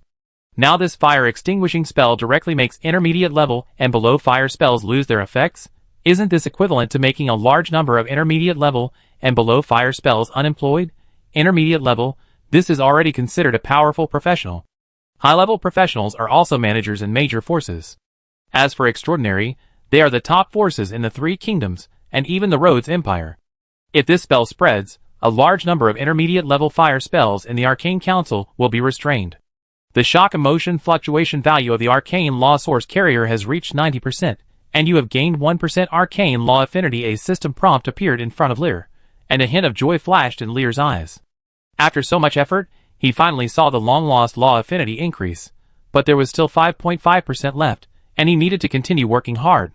What's wrong? Lear asked in confusion, pretending to be calm. Special Executive Officer Lear, don't you know what impact your spell will have on the Arcane Council if it is spread? Maya took a deep breath and said, It's just a small spell. I just made it casually. What impact can it have? Lear pretended to be stupid. Hearing this, Maya almost couldn't breathe. It took her 5 years to create Arcane Blast, but you created Arcane Cannon and Extinguishing in just 1 week, and you did it so easily? Why don't you go to heaven? The anger fluctuation value of the source of the arcane law carrier reaches 92%, and you gain 1% of the affinity of the arcane law. Looking at Lear's calm expression, Maya was annoyed. She didn't know whether Lear was pretending or really didn't care, but she was very angry. But on the surface, Maya could only keep smiling. Special Executive Officer Lear, you are not a mage in the Parliament, so you may not know that most of the mages in the Parliament practice fire spells. If your extinguishing spreads, these mages who specialize in fire spells can be said to have wasted their half-life research. Looking at the system prompt that popped up again in front of him, Lear had a smile on his face. Is it so serious? Then I won't spread this spell. Originally, I wanted to say that if the Arcane Cannon and Extinguishing were handed over to the Arcane Parliament, could they be replaced with some other spells? In this case, forget it. Special Executive Officer Lear intends to hand over these 2 spells to the Arcane Council? Maya asked hurriedly after hearing Lear's words. Yes, it's useless to put them in my hands anyway, and I don't use them normally. Lear nodded. If Special Executive Officer Lear intends to hand over these 2 spells to the Arcane Council, I can make the decision to exchange them with you for other spells. Maya said excitedly. I wonder which spells Special Executive Officer Lear wants. Maya asked again. Looking at the eager look of the princess in front of him, it was as if he had seen some treasures. Only people who are extremely obsessed with arcane would be like this. A smile appeared on Lear's face. Now that Maya wanted his spells, the initiative was in his hands. The Arcane Council had a lot of good things. Since Princess Maya can make the decision, I can naturally exchange with Her Royal Highness, but spells like the fire extinguishing spell should have a value beyond its own level. I wonder what spells Her Royal Highness can take out to exchange with me. Lear asked with a smile. Listening to Lear's words, Maya came back to her senses from her excitement. Looking at the handsome young man in front of her, she suddenly felt that she was fooled. Could this be Lear's purpose? To obtain powerful spells from her? But looking at Lear's harmless appearance, it doesn't seem like that. Shaking her head slightly, Maya suppressed the strange thoughts in her heart. Forget it, it's just exchanging spells anyway, so it won't be a loss. Special Executive Lear, I have almost all the mid and high-level spells of the Parliament. Why don't you make a request, and I will give you a spell to choose from," Maya suggested. Chapter 188. Since Her Royal Highness is interested in the Council's mid- and high-level spells, I will say it directly. I want your non-grade spell Arcane Blast, the mid-level spell Disrupt spell, and the primary spell Magic Isolation. Lear directly said the spells he wanted. Listening to the spell names Lear reported, Maya and Divine both felt a little strange. Arcane Blast is Maya's original spell. It is very versatile and powerful. It is also a popular spell in the Arcane Academy. It is understandable that Lear wants to learn it, but Disrupt spell and Magic Isolation? Disrupt spell is a very unpopular spell. Although it is a mid-level spell, almost no one learns it. Disrupting the enemy's spells, and making the enemy's spells unable to hit is considered a defensive magic. A mid-level spell, the effect is only to interfere with the enemy's spell hits, which can be said to be an extremely rubbish spell, and the spell runes of Disrupt spell are very complicated. Although the effect is rubbish, the difficulty of learning is very high, which leads to the fact that almost no one cares about the spell of disturbing spells. As for Magic Isolation, it is also an unpopular spell, and the effect is also very simple, which is to isolate the conduction of magic. It is generally used to store items with magic to prevent the magic of items from spontaneously spreading and dissipating, such as some precious herbs. Special Executive Officer Lier, do you really only want these 3 spells? Maya asked after a few seconds of silence. Among these 3 spells, only Arcane Strike is valuable, and the other 2 spells are useless spells. Lier's Arcane Cannon and Extinguishing are different. The former can be said to be the top among the mid-level spells, and the latter can change the pattern of the prevalence of fire magic in the current Arcane Council. In fact, Special Executive Lier can ask for some high-level spells. Your Extinguishing spell is valuable enough, Maya said thoughtfully. No, Princess Maya, my affinity for arcane law is not enough to learn high-level spells. Just these 3 spells are enough. Lier smiled slightly. Okay, but these 3 spells are not enough to offset the value of your 2 spells. If Special Executive Lier needs it, you can come to me later. I will teach you a mid-level or high-level spell for free, Maya said seriously, as if she didn't want to take advantage of Lier. Lier smiled and nodded, and didn't refuse Maya's kindness. A high-level spell was not very useful to him, but more skills are better. Then I teach you from Arcane Blast.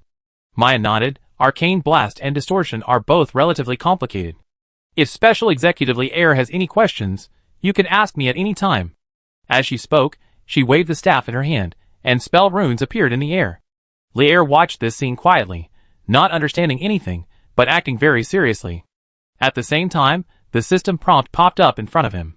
Maya Kalia taught you the ungraded spell Arcane Blast. Do you want to learn it? Learn. Lier chose to learn, and the next moment, all the information about Arcane Blast appeared in his mind. The skill also appeared in the skill bar. Ungraded spell, Arcane Blast. Introduction. A powerful spell modified from Arcane Missile by Princess Maya of the Kalia royal family. Effect. Analyzes arcane magic, discards all other abilities, purifies arcane magic into the purest attack, and exerts different powers according to the amount of magic released. Learning requirements. Arcane Law Affinity 10%, Intelligence Attribute 50, Mystic Attribute 10. The Arcane Blast skill information is the same as the one seen in the previous life. Arcane Blast does not require a high affinity for Arcane Law, but the difficulty lies in the attribute requirements. 50 points of intelligence and 10 points of mysticism. This is the level that only some powerful mid-level mages have, but these are not important to Lier. Maya explained attentively, and the Arcane Impact spell rune in the air has been constructed. As a teacher, it must be said that Maya is indeed very conscientious. How to construct, she showed Lier little by little. Looking at the spell rune in the air, Maya nodded, turned her head to look at Lier, but found that Lier was staring at her. His eyes fell on his chest. Following Lier's gaze, a touch of whiteness under the loose mage robe was in full view. Suddenly Maya's cheeks turned red with shame. She stretched out her hand to pull the collar, and her eyebrows were raised. Special Executive Officer Lier, are you listening to my teachings? Lier, who was still looking at the skill information, was startled by this cry, and quickly raised his head and saw Maya's angry eyes. Princess, of course I am listening to your teachings. Lier pretended to be innocent. What did you hear? Tell me. Maya glared at Lier. She now regarded Lier as a lecherous hooligan, and that face was wasted. The attitude just now was probably all pretended. Looking at Maya's angry look, Lier was a little confused. He just looked at the system panel, and was absent-minded for a while. He shouldn't be so angry, right? After a few seconds of silence, Lear raised his eyebrows and raised his right hand. In the shocked eyes of Maya and Divine, the light of arcane gathered, and then a beam of light with arcane magic was directly launched, hitting the dummy not far away and piercing the dummy directly. Looking at the dummy that had broken into pieces not far away, Maya opened her mouth. Learned it just now. Even the Speaker of the Parliament took 3 days to learn her arcane shock. Lear learned it in just a few minutes. That should be the case, right? Lear asked with a smile. Maya came back to her senses, and her eyes became complicated when she looked at Lear. Did you really learn it? Lear raised his hand and fired another arcane shock. He answered Maya's question with facts. Yes, Princess, I was just thinking about the spell runes seriously, so I was a little absent-minded, but I didn't ignore your teachings. Lear shrugged. Maya bit her lip. She clearly saw Lear staring at her chest, but now Lear really learned the arcane shock. Could it be that she really misunderstood? She took a deep breath. No matter what, Lear learned the arcane shock in just a few minutes. Such a talent is so terrifying. Since you have learned arcane impact, I will teach you the spell interference next, Maya said immediately. She wanted to see whether Lear was just a coincidence or really talented. 10 minutes later, seeing Lear easily learn the spell interference and magic isolation, Maya doubted her life. She has always been a genius in the Parliament, and no one can compare to her, but now Lear has trampled all her pride on the ground. Whether it is the arcane cannon and flameout created by Lear, or the speed at which Lear learns spells now, she is unbelievable. The only consolation is that Lear's affinity for arcane law is not high. The source of arcane law is lost, the resentful mood fluctuation value reaches 94%, and you have gained 2% of the affinity for arcane law. The system prompt appeared in front of Lear. Now Lear's affinity for arcane law has reached 17.5%, not much away from 20%. This is the way Lear thought of to improve the affinity of the law. Maya is a genius, and geniuses are arrogant. So creating a person who is more talented than Maya can hit Maya and gain affinity of the law. Looking at Maya standing there with lifeless eyes, as if she had lost her soul, Lear smiled. He would not feel sorry for this princess. She was just a tool for him to brush the affinity of the law. After learning arcane shock, spell interference, and magic isolation, Lear walked aside. He did not choose these 3 spells for fun. Raising his hand, the light of arcane shone in Lear's hand, and the spell runes were arranged by Lear one by one, and then the arrangement and combination were shuffled. Arcane shock plus spell interference and magic isolation can construct an extremely powerful spell in the previous life. Arcane counterattack. This is a spell created by a player called Arcane Nemesis in the previous life. It makes any spell invalid within a certain time and range. It is the same as the star sealing spell of the Star Scepter, but this spell can only be used against the professions of arcane law, but even so it is terrifying enough. The power of arcane counterattack does not distinguish between enemies and friends. During the duration, all professionals of arcane law cannot cast spells. However, in addition to spells, the player in the previous life is also good at melee combat. Although not strong, this also makes the player invincible when fighting with professionals of arcane law. There is another limitation of arcane counterattack, which is that it cannot be effective against spells of higher level than itself. When Maya was hit hard, a lavender halo suddenly spread from Lear's body. In an instant, Divine and Maya, who were standing beside Lear, were both startled. They inexplicably felt a strange feeling. You created a new spell. Please name the spell. A system prompt appeared in front of Lear. Lear's arcane counterattack. Lear added his own name to the skill name without hesitation. Name completed. No grade spell. Lear's arcane counterattack. Introduction. Arcane spell created by Lear, the special executive of the Church of War. Perhaps this special executive is a genius who is in war and has a heart for arcane. Effect. Analyze arcane magic power. Release the counterattack field. Any target within the range, including all spells of the self, will be invalid, only effective for spells of no higher level than the self, and each counterattack will consume magic value during the duration of the field. The higher the grade of the counterattack spell, the higher the magic value consumed. The duration is 10 minutes, and the cooldown time is 12 hours. Learning requirements: Arcane Law Affinity 10%, Intelligence Attribute 50, Mystic Attribute 20. You created the ungraded spell Lear's Arcane Counter, gained Arcane Law Affinity 3%, and gained 500,000 experience points. Your Arcane Law Affinity reaches 20%, you gain Intelligence plus 7, Mystic plus 3. You triggered the High-Level Mage Professional Advancement Task. Task: High-Level Mage Professional Trial. Task target: Create any mid-level spell. Task reward, Mage Professional Class Upgrade, High-level spell learning qualification. The spell Liar's Arcane Cannon was detected, and the task has been completed. You completed the high-level Mage Professional trial, the Mage Professional class was upgraded, and you gained the qualification to learn high-level spells as Lear completed the creation of the spell of Arcane Counter. A series of system prompts appeared in front of Lear, and the aura of arcane law on Lear became much stronger in an instant. Maya and Divine, who were standing by, instantly felt Lear's change.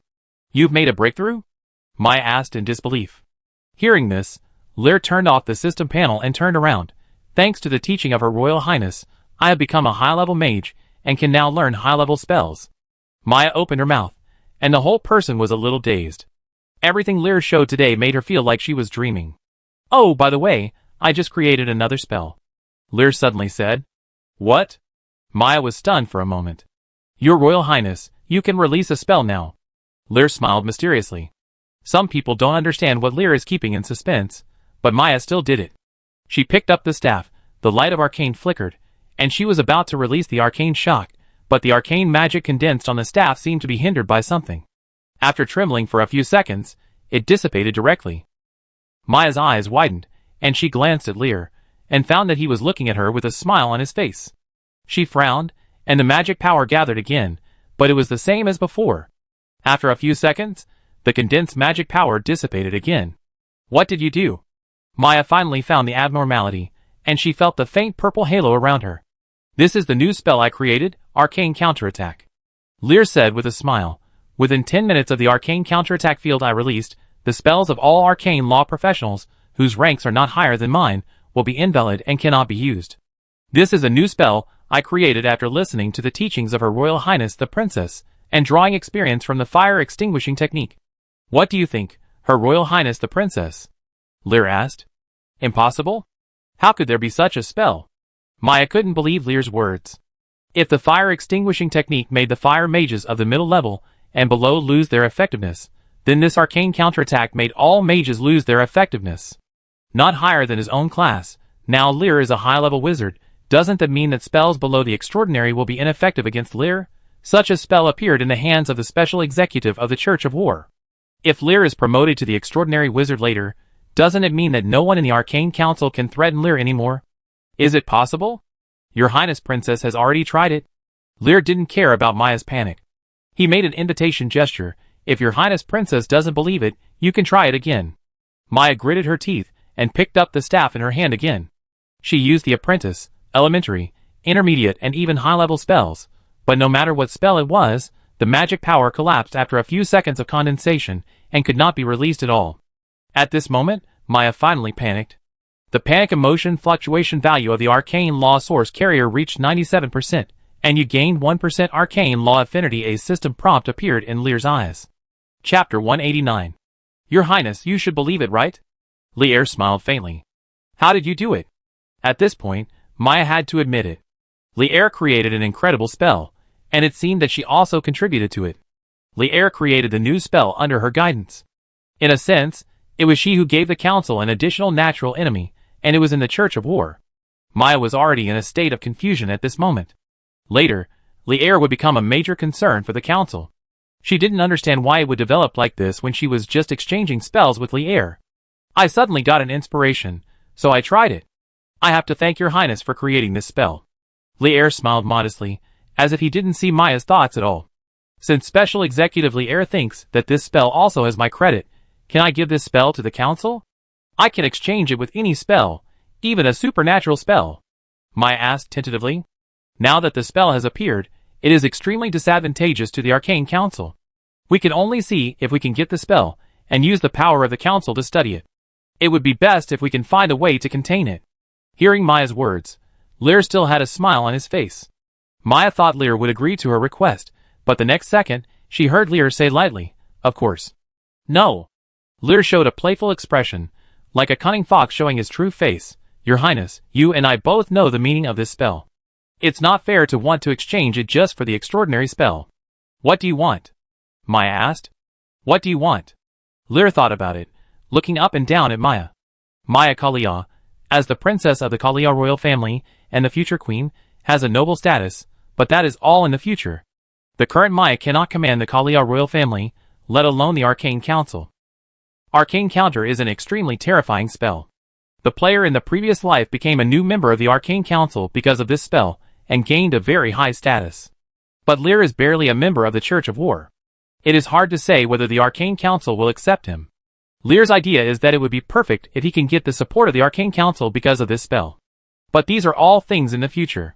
It is necessary to talk to the president of the Arcane Council. Maya is not qualified now.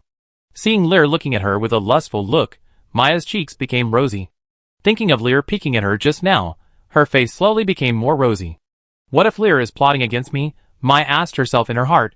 Is it worth giving up the princess in exchange for this spell that can overthrow the Arcane Council? After a long silence, Maya gritted her teeth and said, Special Executive Lear, if you are willing to join the Arcane Council and hand over this spell to the Council, I can agree to any request you make. Even if you want me to. I can, Maya said with a blushing face, as if she had used up all her strength. After these words, the surroundings fell silent. Lear looked at Maya in surprise, and Tiffany beside her also covered her lips. The air seemed to freeze. Lear was silent for a few seconds, then walked to Maya's side. He looked at Maya's delicate face seriously. She was really beautiful and hard-moving. Considering her identity and future status, it seemed that becoming the queen's partner of the Kalia royal family was a good decision.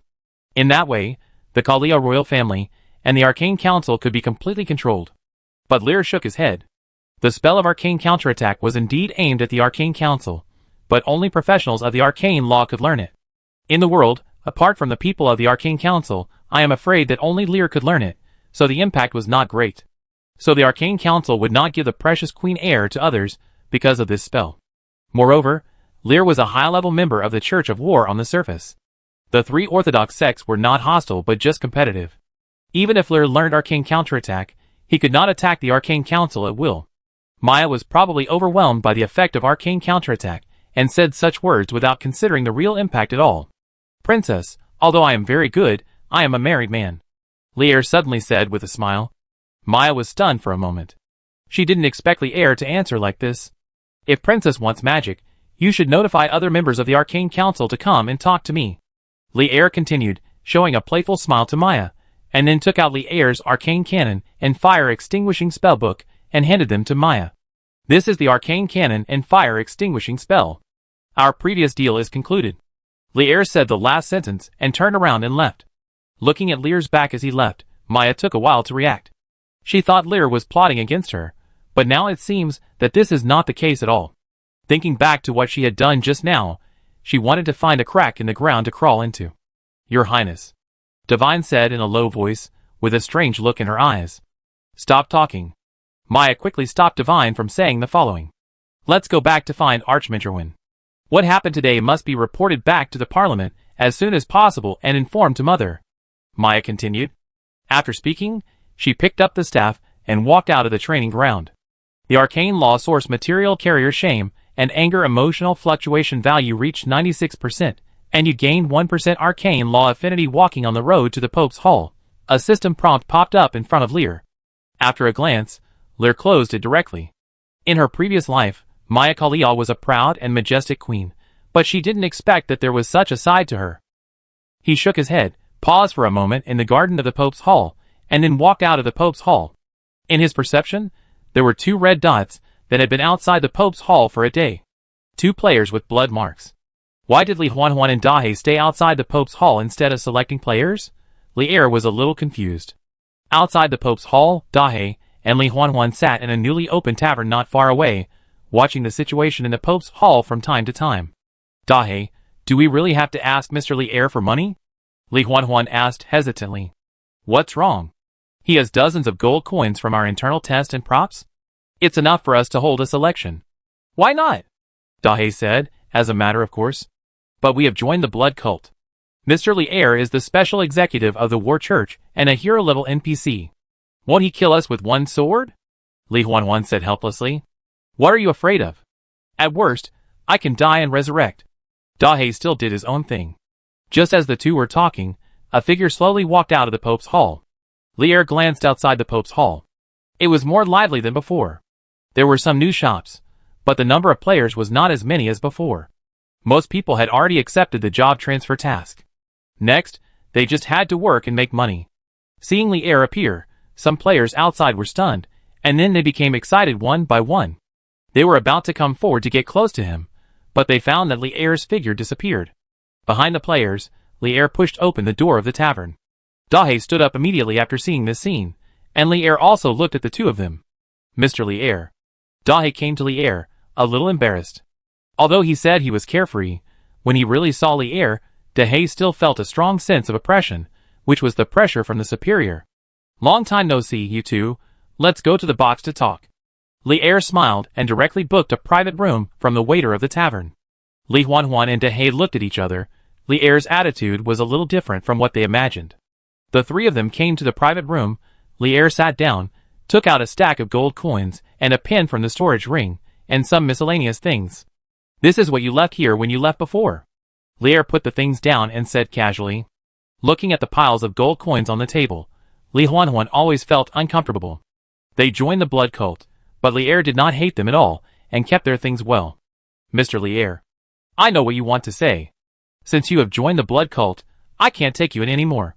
Li'er interrupted Li Huanhuan before she could speak. Aren't you going to judge us? Li Huanhuan asked in a low voice. Judge you? Li'er chuckled. That's the duty of the Golden Church. But the Blood King broke into the Pope's hall a few days ago. Li Huanhuan said again. That's what Daival should worry about. Although I'm the special executive officer of the War Church, I won't be in charge of the church's affairs. Li'er shook his head. As long as the Blood King doesn't provoke me, I won't be hostile to you. Listening to Li'er's words, Li Huanhuan and Dahe were a little surprised. They originally thought that Li'er would directly judge them, but now it seems that this special executive officer seems to be different. Li'er was different during the internal test, and now they can't see through it even more. Okay, don't wander around the Pope's hall if you have nothing to do in the future. Although the War Church's attitude towards heretics is not as extreme as the Golden Church, the Blood King's actions have offended the Church. Daival won't mind judging you. Li'er then said, and then he stood up and left. Looking at Li'er's back as he left, Li Huanhuan and Dahe both felt a sense of loss, but they could do nothing about it. They have joined the blood cult and changed their profession to the blood law. Li'er's spells and swordsmanship are no longer something they can learn. Okay, now that we have the money, let's rent a venue to prepare for this election, right? Now that no one has changed their job, are we going to choose the candidates purely through fighting? Dahe picked up a gold coin on the table and asked Li Huanhuan. Let's find other talents first. Since Mr. Munger plans to establish a sect, all kinds of talents are needed. Military force is not the only selection standard. Reserve some talents from all walks of life in reality, and then fight. Li Huanhuan thought more long-term than Dahe. She had seen someone make such a suggestion in the forum before. Then let's do it. Dahe nodded and planned to put away the gold coins on the table. What are you doing? Li Huanhuan directly reached out and hit Dahe. Take the money? There is also Yao Yao's deposited money in it. You can only take your part. Li Huanhuan said unhappily. Isn't Yao Yao in the kingdom of Kalia? Just give her more money later. No. Li Huanhuan firmly opposed. In the end, Dahe could only take his share, and the two of them each paid 3 gold coins to rent a place first. After all, the selection competition for thousands of people is not that simple. Li'er had already learned about Li Huanhuan and Dahe's plan from the forum, and even Li Huanhuan's suggestion of recruiting talents from all walks of life was proposed by him in the forum. Next, we just need to wait for them to select the players. Li'er thought to himself and returned to the Pope's hall. On the other side, in the guest room lobby where Maya and Davini lived, Erwin listened to the descriptions of the two women with an incredible expression on his face. Your Highness, do you mean that Li'er has created a spell that can invalidate any spell? Yes, Archmage Erwin, this matter needs to be reported to the Parliament immediately. Special Executive Officer Li'er wants to discuss this spell with the top leaders of the Parliament. Maya nodded. Well, in addition, there are 2 new spells. Maya took out the spell book that Li'er gave her from the storage item. After returning, she had memorized Li'er's 2 spells in her mind. She looked at the spell book in her hand. The difficulty of these 2 spells was not high, and they were not as good as Arcane Blast and Disruption. But she would have to spend a day or 2 to learn them, but Li'er only spent more than 10 minutes to learn Arcane Blast and Disruption. A sense of frustration rose from Maya's heart again. Erwin did not notice Maya's expression. He took the spell book and read it carefully. When he saw the effects of the 2 spells, he was shocked again. Even from his perspective, as an extraordinary archmage, These two spells were excellent, especially the fire extinguishing spell. After looking at the spell book in his hand for a long time, Erwin took a deep breath, raised his head and said, "I will send a message to the Parliament. As for the arcane countermeasure you mentioned, I must experience it myself." "Then do you want to find Lear now?" Maya asked. "You just came back. It's a bit hasty to find him now. Tomorrow, I will invite Lear tomorrow." Erwin pondered for a moment and finally said, "He hasn't communicated with Lear for a long time. Lear used to be a student of the Arcane Academy, but now he has become a senior member of the War Church." Erwin shook his head and looked at the spell book in his hand again. Chapter 190. The next day, Maya brought Erwin to Lear directly, wanting to see the effect of the arcane counterspell again. Lear did not refuse, and demonstrated the counterspell field of arcane counterspell again. After personally feeling the effect of this spell, Erwin's expression became solemn. "Lear, I can't make a decision on behalf of the Parliament about this spell. I must report it to the speaker first," Erwin said in a deep voice. He didn't say anything. He hoped that Lear could hand over this spell to the Parliament. This was unrealistic. As long as it is a wizard, after feeling the effect of this spell, he will understand the importance of this spell. Even if the spell is brought back to the Parliament, this spell will definitely become a taboo spell. If everyone learns this spell, will the battle between wizards become a melee? Too inelegant. Of course, no problem. Lear smiled. He wanted to use this spell to exchange for the greatest value, and Erwin was indeed not qualified. "I will report to the speaker. If possible, the speaker may come to see you in person." Erwin nodded. In his opinion, this spell was enough to make the speaker come to Soros in person. Although Arcane Counterattack targets the spells of Arcane Law, the Arcane Council may be able to make this spell stronger. Researching spells is the responsibility of the Arcane Council. Since it can counter the spells of mages, perhaps with in-depth research, it can even counter other law professions. This is all possible. After a friendly exchange, Erwin and Lear said goodbye. Erwin returned to the guest room without wasting time. He quickly recorded the message with a spell and released it with a hummingbird. Hummingbirds are the fastest birds in the world. The three major sects and kingdoms use hummingbirds to transmit important information. Considering the distance between Soros and the capital of Kalia, hummingbirds can reach the destination in about 3 days, which is much faster than land communication. 3 days later, the capital of Kalia, the Kalia Arcane Academy. On the highest wizard tower, a beautiful woman in wizard robes sat in front of the balcony, holding a spell book in her hand. The sky was shrouded in a layer of lavender halo. This is the headquarters of the Arcane Council. The woman tasted the tea on the table, suddenly closed the book in her hand, and looked up at the sky. A yellow bird flew down from the sky, emitting lavender light, and directly passed through the protective sky in the sky, entered the academy, and flew straight to the balcony.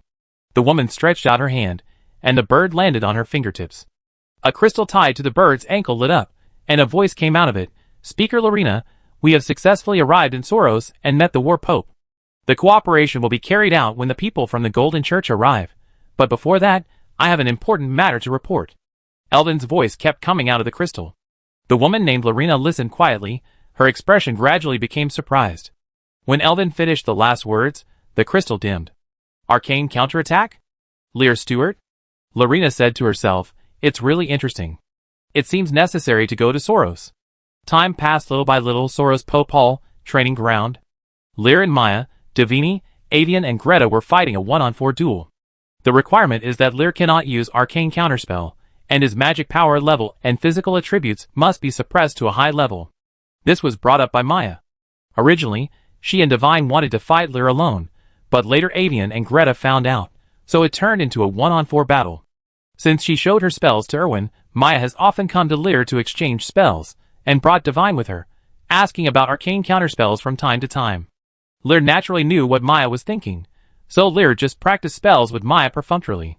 At the same time, he also received extra rewards from Maya for the Flameout spell and Arcane Cannon, a high-level spell. Levitation spell, in simple terms, is flying. It is extremely difficult to fly in the game. Either you reach the Saint level, or you can only rely on props or spells. When in the Brayful Royal City, Lear once used the Saint-level skill Hopium to achieve a short-term levitation, but that was just levitation, which is completely different from flying. In the early stage, the only spell that can fly is the Mage's Levitation. Levitation consumes a lot of mana, and even high-level mages cannot maintain it for too long, but this is not a problem for Lear, as he has plenty of mana in his old dream. While communicating with Maya about spells, Lear also tried the skill of Blood Demon Origin, and the final result made him ecstatic. Blood Demon Origin, the spell consumption of the skill is replaced by the same life value. When Lear's Aslan Royal Swordsmanship is activated, 1% of the maximum mana consumption becomes life value, but it is not 1% of the maximum life value, but the same mana value. With the blessing of the hero template, intelligence is 96, and the mystery limit is 99. Lear's current magic value is 13,750. Consume 1% per second, which is 137.5 points of magic. And Lear's current health value, with the tenfold blessing of the hero template, has reached a terrifying level, a full 179,000. The magic consumption of the Blood Demon's homologous skills is converted into the consumption of life, with the same magic value, that is, Lear can activate the Aslan Royal Sword art at the cost of losing 137.5 health points per second. With Lear's 179,000 health points, the Aslan Royal Sword art can be maintained for more than 20 minutes. More than 10 times the previous 100 seconds. Moreover, Lear can also swallow blood to restore health during the battle through the Blood Rose, directly turning into a perpetual motion machine. Lear feels that he is invincible, and no one of the same level should be his opponent. In his previous life, he relied on the Aslan Royal Swordsmanship. Within the 100 seconds of the swordsmanship being activated, no player could be his opponent, but the players were not helpless. Some powerful professionals could forcibly drain his magic power. But now, the Aslan Royal Swordsmanship has no limits. In the center of the training ground, looking at the 4 girls ready to go, Lear's eyes fell on Maya. He didn't know what the princess was thinking, wanting to fight him. When Lear looked at Maya, Maya also looked at Lear. Fighting was one of her strategies, a strategy to show Lear the power of the arcane law. Her mother, Speaker Lorena, had sent a message that she would come to the Soros Royal City to discuss the arcane counterspell with Lear. It would be best if they could exchange spells, so Maya and Erwin discussed and wanted to show Lear the power of powerful spells. If Lear was interested, then when Lorena arrived, the negotiation would have more advantages. Originally, Erwin planned to play by himself, but he thought that the power of extraordinary spells was very huge, and it was not easy to perform them in the Pope's Hall, so he replaced them with Maya and Divine. Later, Greta knew about the plan to fight. Greta, who had been defeated by Lear, immediately wanted to join forces to avenge the previous shame, so there was the current scene. The 5 people stood on both sides, and at the command of Dival, the fight officially began. Lear took out the Night Rose, and this was the first time Maya saw Lear take out a weapon. Greta and Avian took the lead. Both women mastered the skill of summoning storms. The power of the storm was added to the 2 women, which instantly increased their speed and rushed towards Lear at a very fast speed. Lear raised the Night Rose slowly, and also summoned the Storm Possession, maintaining the magic level at a high level, and went forward. The rapier passed over the long sword in Avian's hand, and Lear passed by Avian directly, and then looked at Greta, who was also rushing. Greta held a big sword, and with the same magic level and physical attributes, Lear's rapier naturally could not take this blow head-on. He slightly turned his body, and the lavender arcane light flashed, and the arcane impact hit Greta's hilt without hesitation. The huge heavy sword slipped directly out of Greta's hand, and she had never expected such a result. She had never seen Lear's magic before, so she naturally regarded Lear as a war knight. But now the power of the mage and the war knight are combined together, which is definitely not as simple as 1 + 1 = 2. After knocking down the great sword in Greta's hand with one blow, the bone-chilling coldness spread from Lear's body, and instantly froze Greta into an ice sculpture. Just when Lear was about to make Greta leave with a sword, the attacks of Maya and Divine finally arrived not far away. The same arcane shock and fire lance technique forced Lear to retreat. The arcane shock shattered the ice on Greta's body, and the flames of the fire lance technique also completely melted the ice on Greta's body. At this time, Greta reacted, quickly picked up the giant sword on the ground, and looked at Lear nervously. Don't be too careless. Although I have reduced my magic power and physical attributes to a high-level, I am a dual law professional, Lear said lightly. To be honest, Lear should be a magic swordsman now, a common profession in traditional games, but in the world of law, it can only be achieved by changing multiple professions. Greta gritted her teeth, feeling indignant, and charged towards Lear again. Avian also attacked, and Maya and Davini, who were not far away, also raised their staffs at the same time. Under the siege of 4 people, ordinary professionals are indeed difficult to resist, but Lear's situation is completely different. The light of arcane bloomed on Lear, and Lear instantly took off. Levitation. Once he flew up, Greta and Avian, the two war knights, could no longer threaten him. The first thing to deal with was the two mages. Seeing Lear flying up into the air, Maya and Divine smiled. Lear's levitation consumed a huge amount of magic power, and Lear could not maintain it for too long. In the air, he would be a sitting duck. The two women cast various spells on their staffs, but Lear had no expression on his face. In the air, countless light spots lit up, and arcane shocks fell like raindrops. What is spell suppression? Different from arcane counterattack, using dense and rapid spell attacks to prevent the opponent from counterattacking is spell suppression. It usually only occurs between two mages with a huge gap in level, but Lear now has spell suppression on Maya and Divine. Faced with the arcane shocks that never stopped like raindrops, Maya and Divine can only defend. This level of attack consumes a huge amount of magic power. Lear still maintains the levitation spell, which can't last for long. But as time went by, Lear didn't feel any loss of magic power at all. This must be cheating. It was clearly agreed that the magic power level would be limited to the high level. Maya was a little indignant. She didn't notice the faint red light flashing on Lear's body. Lear in the air had no expression on his face.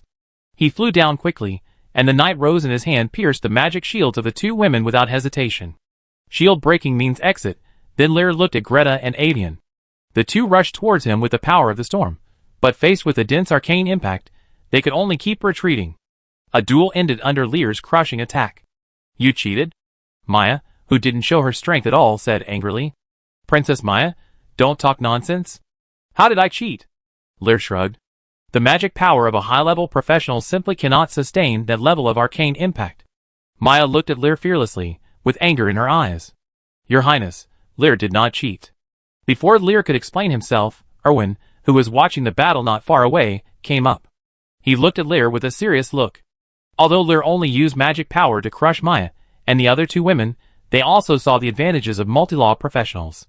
Special Executive Officer Lear, did you use the blood demon origin just now? Erwin asked suddenly.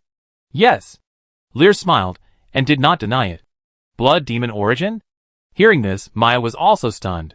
Yes, Princess Maya, since she is a member of the Arcane Council, she should also know the skill of blood demon origin, right? Lear smiled. I just used those spells based on my health points, but I didn't cheat. Maya was stunned. She had never thought of this. Blood demon origin was a spell unique to the council. Why did Lear know it? Lear was originally a war knight with a strong physique. If he had blood demon origin, he could convert the magic power consumption in this way, and it was indeed possible to launch such an attack. But this is too abnormal? Why can a war knight use the skills of a mage? On the other side, Dival also came up and looked at Lear with some surprise. The advantages of dual law professionals are now fully demonstrated. This is an absolute crushing. After a short silence, Maya came back to her senses. She bit her lip. Originally, this duel was intended to show Lear the power of spells, but now she felt that Lear didn't seem to need those powerful spells. It seems that having one arcane blast is enough. Arcane blast can increase its power as the level increases. Lear now has the blood demon origin, so he has no shortage of magic power. With the flexibility and rapid casting of arcane blast, it is possible to achieve spell suppression, just like the scene just now. Skills are not about quantity, but quality. Lear is also a war knight of extraordinary level. Under spell suppression, he can directly end the battle in close combat. What is the use of those powerful spells, but long chanting time? Chapter 191. Okay, let's end this duel. Dival announced the result of the duel. He didn't know why Maya wanted to fight with Lear, but this duel showed him a lot of things. It was the first time he saw Lear combine the power of magic and war knights to fight. It was really powerful. If he didn't know Lear's strength, he would probably suffer a great loss. In his opinion, Lear's strength was probably stronger than the other three war archons of the Pope. This was a good thing. After all, Lear was the special executive of the church. Lear put away the knight rose after hearing this. In that case, I leave first. He smiled at Maya and Dival, then turned and left. Seeing this, Dival smiled at Erwin, and left with Avian and Greta. Only Maya and the other two were left in the training ground. Why? Why did that bastard say that the blood demons of the meeting were of the same origin? Looking at Lear's back, Maya gritted her teeth. After being beaten by Lear again and again, she couldn't win even with 4 against 1. This was really unacceptable to the genius princess. Hearing Maya's words, Erwin on the side smiled awkwardly. Well, I taught Lear blood demon origin. What? Maya turned her head in shock. She didn't expect that there would be a traitor beside her. Your Highness, things are not what you think. I gave blood demon origin to Lear when I was still in the royal city of Brayful. At that time, Divine was captured by heretics. It was Lear who saved Divine, so as a thank you, I gave blood demon origin to Lear. Erwin said helplessly. At that time, I also took out 2 other extraordinary spells, but in the end Lear chose blood demon origin, which was only a high-level spell. It seems that Lear had already made a plan at that time. Blood demon origin is a useless skill for us mages, but it's different for Lear. Erwin sighed. If he knew that blood demon origin would exert such power on Lear, he probably wouldn't have used this spell. Although the 3 spells he used were a thank you gift, he actually didn't think that Lear could learn them. Not to mention the 2 extraordinary spells, how difficult is it to be promoted to an extraordinary wizard? Moreover, extraordinary spells are much more complicated and profound than other low-level spells. Even if you are promoted to an extraordinary, it will take several months to learn them. As for blood demon origin, although it is a spell unique to the Parliament, the effect is useless and almost no one will learn it. Listening to Erwin's explanation, Maya was unwilling, but she had no choice. On the other side, Lear was walking on the stone road of the Pope's Hall. The battle just now gave him some insights. Since he is a dual law professional, he will have more choices in the future battles. He thought to himself, and suddenly raised his eyebrows. Blood King City Old Dream, Blood Temple. These days, Lear's blood avatar has been helping to transform Blood King City in the Old Dream. Now Blood King City has changed a lot. The rubble on the road has been cleared, and various buildings have been repaired and rebuilt. In the temple, Ophelina found the blood avatar. Looking at the young man in front of her with his eyes closed as if he was asleep, after struggling for a long time, Ophelina leaned over and knelt on the ground. It seems that you have made a decision. The young man suddenly opened his eyes, and his bright red eyes were filled with evil colors. Lear.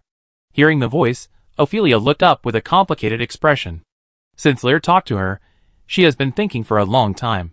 She has been imprisoned by Lear for a long time, but the Golden Goddess of Law has not come to save her, and the Golden Church has not made any move.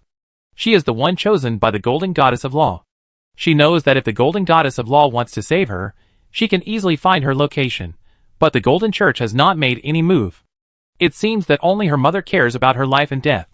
She can't let Lear hurt her mother, so she can only agree to Lear's request. Maybe becoming a saint of the blood cult is not a bad thing? At least Lear will not hurt her. Although he will humiliate her, she is used to it. You should call me Munder, or the Blood King. Lear said lightly. Yes, Lord Munder. Ophelia did it obediently. Since you have made a decision, I will keep my promise. Lear nodded. What are you going to do? Ifangina couldn't help asking. The Golden Saint has turned from evil to good and joined the blood cult. This is a big deal. Lear smiled. Of course, I will announce this to the world in a high-profile manner. You don't have to do anything, just be obedient. His voice suddenly became gentle, but it was like a devil luring the holy into the abyss. Since the duel, Maya has not come to Lear again, and Lear has been quiet for a few days. He sat on a chair on the balcony and looked at the official forum of the game. Li Huanhuan and Dahe planned to select 1,000 candidates who could join the blood cult by duel, and this matter has been a hot topic on the forum. No one changed their job. This is a pure battle ability competition. Once the recruited people change their job, their combat power will not be weak. Maybe it is a little unfair, but this is the best way Li Huanhuan can think of. There are only 900 places for this competition selection, and there are 100 places. Li Huanhuan selected some other social talents. A sect can't be full of fighting factions. In the horse farm in the suburbs of Soros King City, Li Huanhuan and Dahe rented a large piece of land to select candidates. This horse farm is very large and expensive. It cost 2 people 10 gold coins. At this time, the horse farm was crowded with people. A large number of players came here, some for selection and some for watching. Madam? What are you going to do in my horse farm? Why are there so many people? The landlord of the horse farm looked at the crowded scene in front of him with some panic. The price of 10 gold coins was too high at the beginning. He originally wanted to wait for Li Huanhuan to bargain, but Li Huanhuan accepted it directly with a wave of his hand. He thought he had met a sucker, but now it seems that he might not be a sucker, but the devil who wants his life. I should have told you when I rented it that I would hold a fight here, right? Li Huanhuan looked at the owner of the horse farm with some surprise. Whose fight has so many people? The corner of the horse farm owner's mouth twitched slightly, and the number of people here was almost catching up with the Soros arena. Are you sure you are not doing anything illegal? The owner of the horse farm confirmed helplessly. Don't worry, it's really just a fight. Li Huanhuan nodded with a smile. Do something illegal? Although the players have been accepted by the 3 major sects, once they do something out of line, they will be wanted by the 3 major sections. Who dares to mess around? After getting Li Huanhuan's promise, although he was still a little worried, since he had received the money, the horse farm owner had to give up. At least for this week, the horse farm belonged to Li Huanhuan. Smiling at Li Huanhuan, the horse farm owner turned and left. He planned to find the church guards. If something serious happened, he would directly hand it over to the church to deal with it. After the horse farm owner left, Li Huanhuan looked at the players who had gathered. There are more than 3,000 players who participated in the registration, and there are only 900 places, which means that only 1 person out of every 3 people can be selected. I won't say more. We only have 1 week. Time is tight to select candidates, so now we will fight in groups of 10. The last 3 players who survive can enter the next round. Li Huanhuan announced the rules. 3,000 people will be divided into groups of 10, a total of 300 groups, and 3 will be selected from each group, which is exactly 900 people. This method is simple, but unfair. Li Huanhuan also knows that. Sure enough, when she mentioned the selection method, many players started to complain. I know this selection method is not very fair, but we only have 1 week, and everything must be simple. However, I will still give those who are eliminated in the melee a chance. After the candidates are selected, you can challenge the person who has a quota, and the winner can replace the other person's quota. As long as it is within a week, everyone can challenge. The challenge time is from 1 p.m. to 6 p.m. every day. I will leave time for everyone to do other tasks. Also, each person can only challenge once. If you lose, you will lose the qualification to challenge. I hope you can seriously consider the challenger. If the person who was originally challenged loses, and loses the quota, he can challenge again, but there is only 1 chance. Li Huanhuan kept saying that this was the best way she could think of. After all, she didn't have much time. There was only less than half a month left before the 1-month deadline given to her by the Blood King. After hearing all the rules of the competition from Li Huanhuan, the noise in the player group quieted down.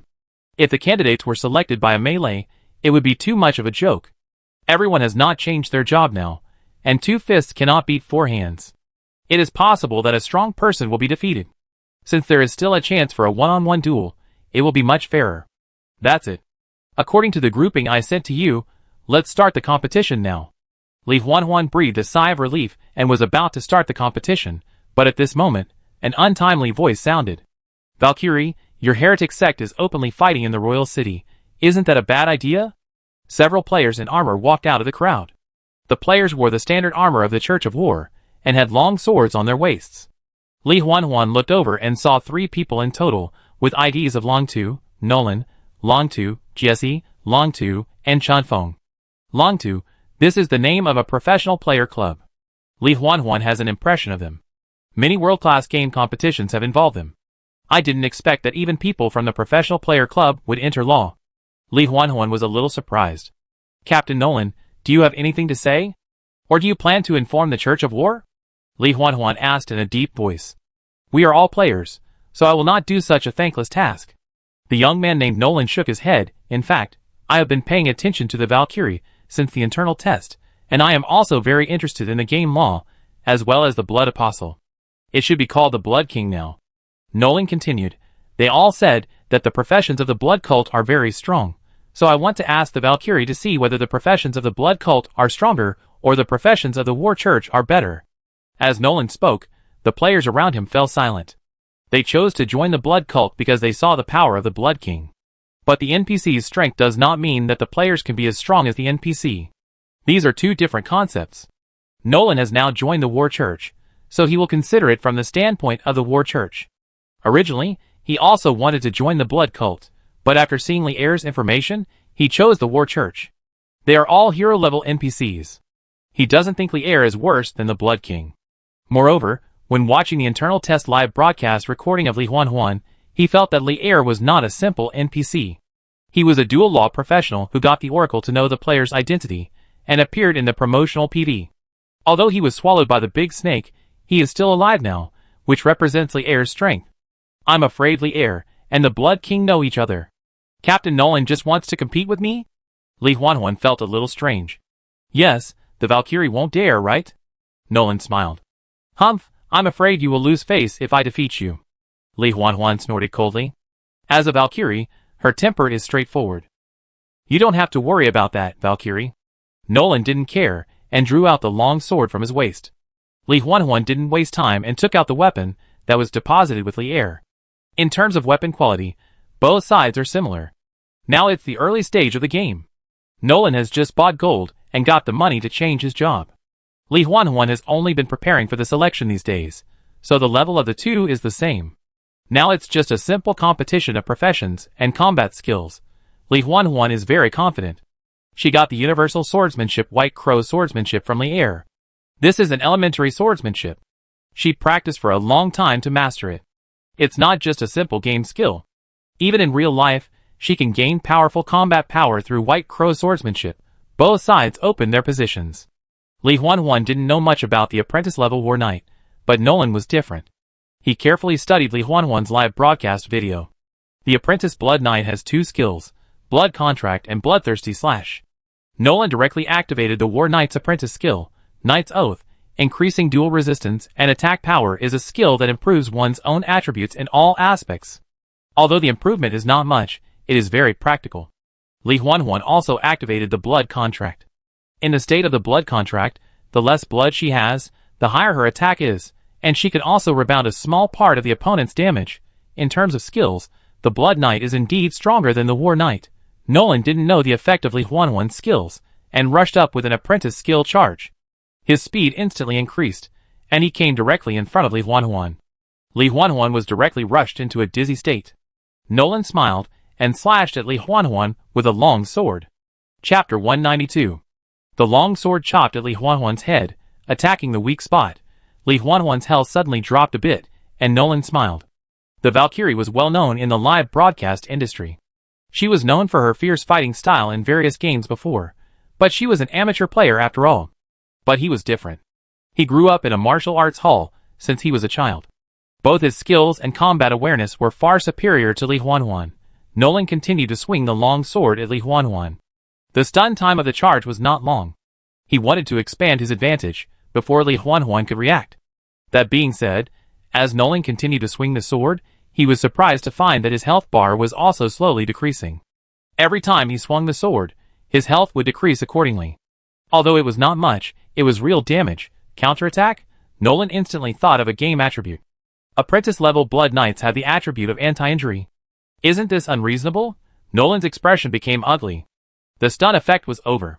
He had knocked off 1/5 of Li Huanhuan's health, and he himself had lost about 1/20th of his health. 25% anti-injury? This is too unreasonable.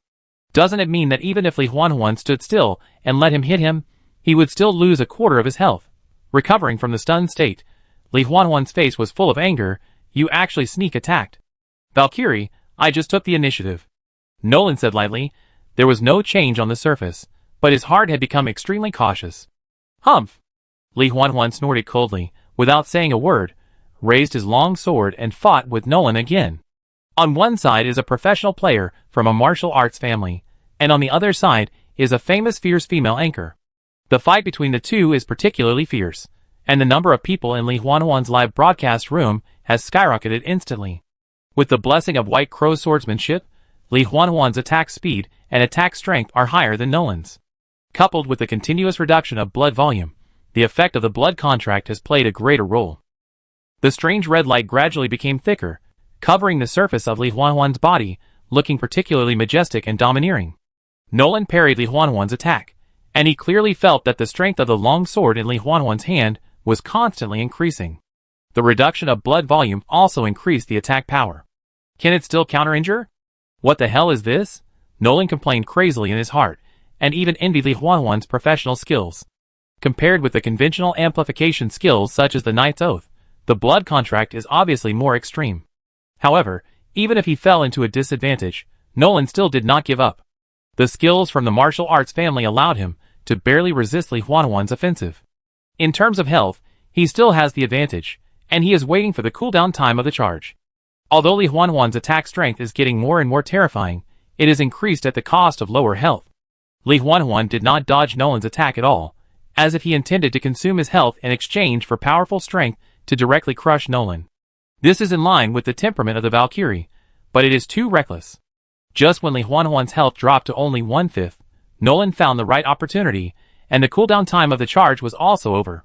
1/5 of the health is enough for him to kill Li Huanhuan during the stun time of the charge. But Li Huanhuan on the opposite side seemed to have anticipated Nolan's plan, and the long sword in his hand was across the sky, and a bright red sword energy wrapped around the long sword, and then directly stimulated it. Blood Knight skill, Bloodthirsty Slash. The speed was so fast that Nolan couldn't dodge the charge. Nolan didn't plan to dodge. As long as this sword energy couldn't kill him, he could charge and stun Li Huanhuan, and then win the duel. The blood-colored sword energy hit Nolan. Under the powerful attack of the blood contract, Nolan's blood volume dropped a lot in an instant, leaving only the last tenth, but he didn't die. Nolan breathed a sigh of relief. There was still 1/10 left. Even if Li Huanhuan had a counterattack, he wouldn't die. But he didn't notice that when the blood-colored sword energy hit him, several blood-red streams overflowed from his body and merged into Li Huanhuan's body. At this time, Nolan rushed to Li Huanhuan and knocked Li Huanhuan into a dizzy state. Just when he was about to attack Li Huanhuan, he found that Li Huanhuan's blood volume had risen to 1/3. Nolan widened his eyes, and confirmed it repeatedly before confirming that he was not mistaken. "Come and fight me," Li Huanhuan said with a proud smile. Although she was in a dizzy state, she could still speak. "Your skill also includes blood-sucking?" Nolan asked in disbelief. "Is there a problem?" "I am a believer of blood. Isn't it normal to suck blood?" Li Huanhuan answered, as a matter of course. Nolan opened his mouth, but had nothing to say. He raised his long sword, and looked at the blood bar above Li Huanhuan's head. He was silent for a long time and chose to give up directly. "I give up." As Nolan gave up, the players watching became excited one by one. They watched from beginning to end and confirmed one thing. There is no skill. It all depends on the value. Nolan's fighting skills are beyond words. Although Li Huanhuan is called a Valkyrie, it is more because of her fierce character. In terms of fighting skills, how can a female anchor like Li Huanhuan compare to those professional players? With all-round disadvantages and skills, she was attacked by Nolan's first charge. But even so, Li Huanhuan still won. What does this mean? The power of the Blood Knight needs no further explanation. You see, this is the professional Blood Knight of our blood cult. Li Huanhuan was relieved from the dizzy state, and spoke loudly to the players around her. "Got it, Valkyrie, stop talking, let's start the selection.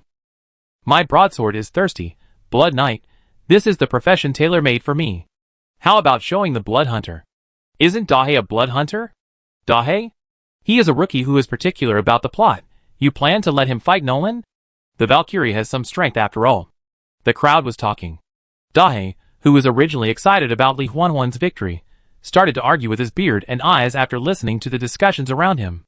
Nolan was recalling the battle just now in his mind. If he knew that Li Huanhuan's sword energy could absorb blood, could he avoid it and turn defeat into victory? After thinking for a while, Nolan showed a helpless smile. He thought about it, and still felt it was difficult. "Valkyrie, the swordsmanship you used just now was learned from Special Executive Officer Li'er, right?" Nolan walked to Li Huanhuan and asked suddenly. Li Huanhuan was stunned for a moment, then looked at Nolan warily. "What?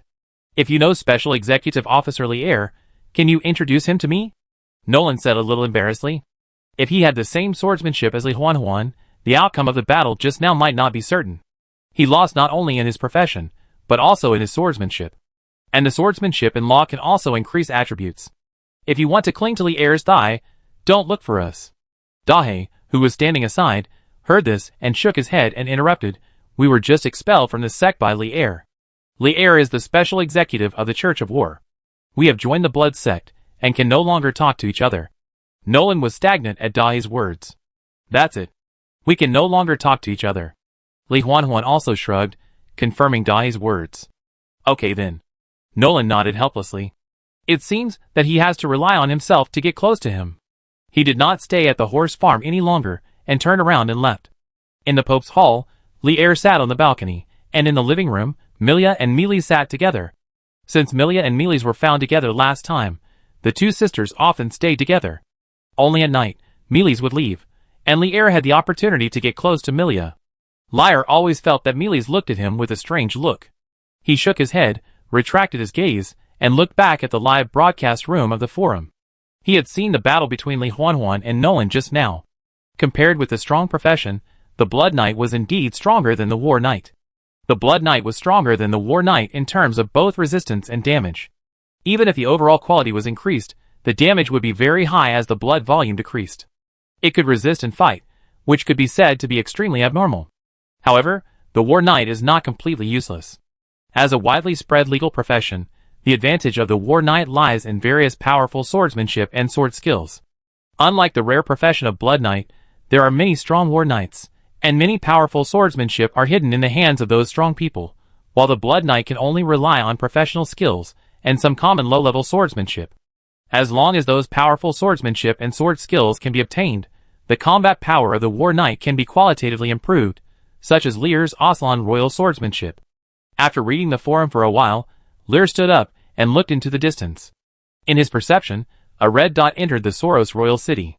As early as more than 10 days ago, Lear felt that it was the person coming from the direction of the Brayful Royal City, the person who was marked with blood by Lear. A face appeared in Lear's mind, the Golden Archbishop Gas. It seems that the people of the Golden Church have come, and Lear smiled. At the city gate, the guards saw the carriage with the Golden Tree emblem and quickly dispersed the crowd to greet it. "Excuse me, are you the Lord of the Golden Church?" the guard asked respectfully. Mori, who was guarding the carriage, immediately rode forward and said, "The Golden Church has followed the oracle and come to visit the War Pope." Mori was wearing a suit of armor inlaid with gold threads, and he looked very imposing. If Lear was here, he would definitely recognize him. This was the son of the High Priest of Uar, who accompanied Ophelina to the royal city of Brayful, but made Ophelina disappear in the end. "My lords, please follow me." The guard at the gate nodded and greeted the convoy into the royal city of Soros. In the carriage, Sylvia opened the curtains and looked at the scene outside. This was not her first time to Soros, but she was not familiar with Soros.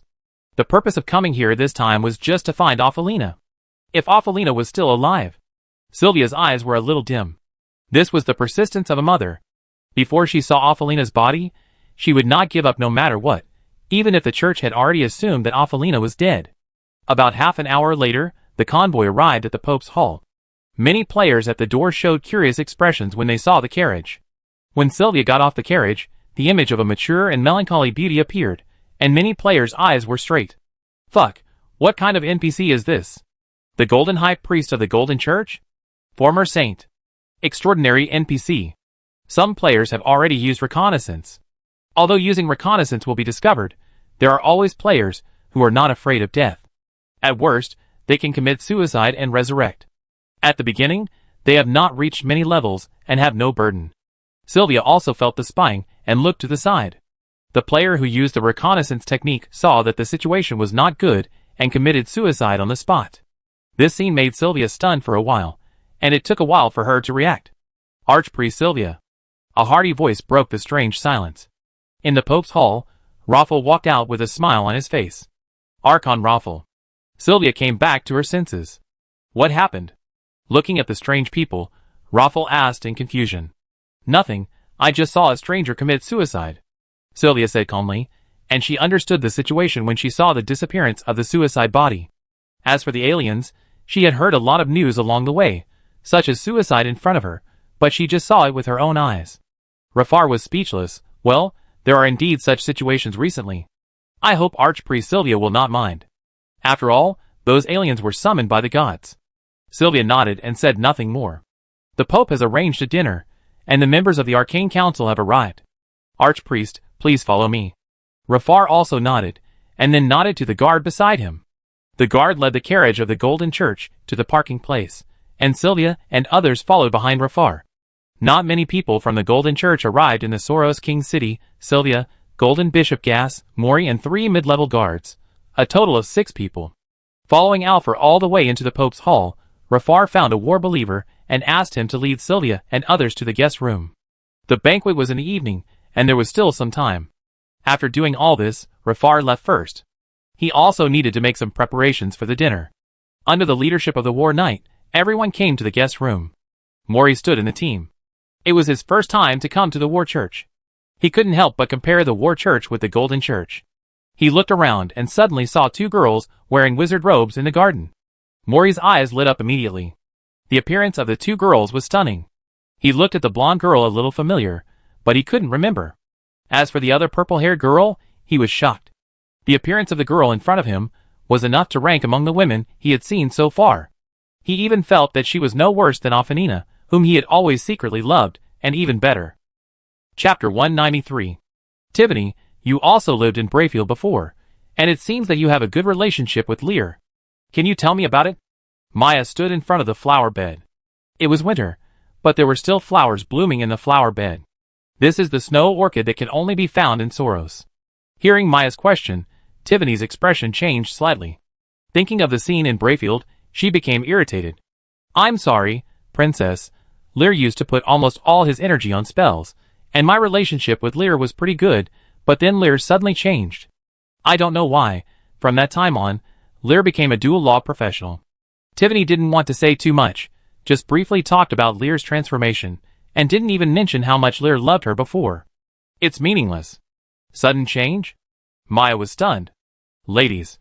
Just as the two women were talking, a voice suddenly sounded. The war believers led a group of strangers over.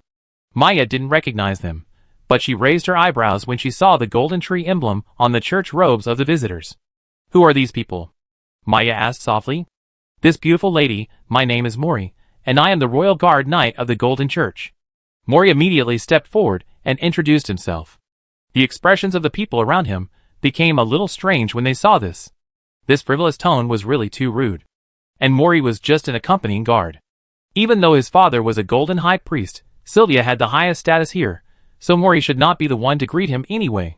Feeling that the atmosphere had become a little strange, Mori turned around and saw Sylvia's unfriendly eyes. He was stunned for a moment, and then reacted with a stiff expression, High Priest.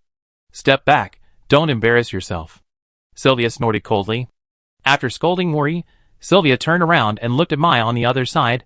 I am Sylvia Adrian, the High Priest of the Golden Church. Sylvia Adrian? Maya was somewhat impressed by the name. Are you the former Golden Saint? Yes, but that was a long time ago. Sylvia nodded. I am Maya Kalia, a member of the Arcane Parliament. Maya nodded and introduced herself. I am Divine, long time no see, Your Excellency the High Priest. Divine bowed slightly. I remember you, you are Erwin's daughter, so Erwin is here too? Sylvia asked. Yes, my father is here too.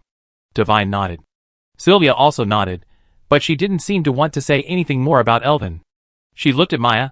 I just heard you mention Lear? Is it Lear Stewart? Lear Stewart. When this name appeared, many people's expressions changed.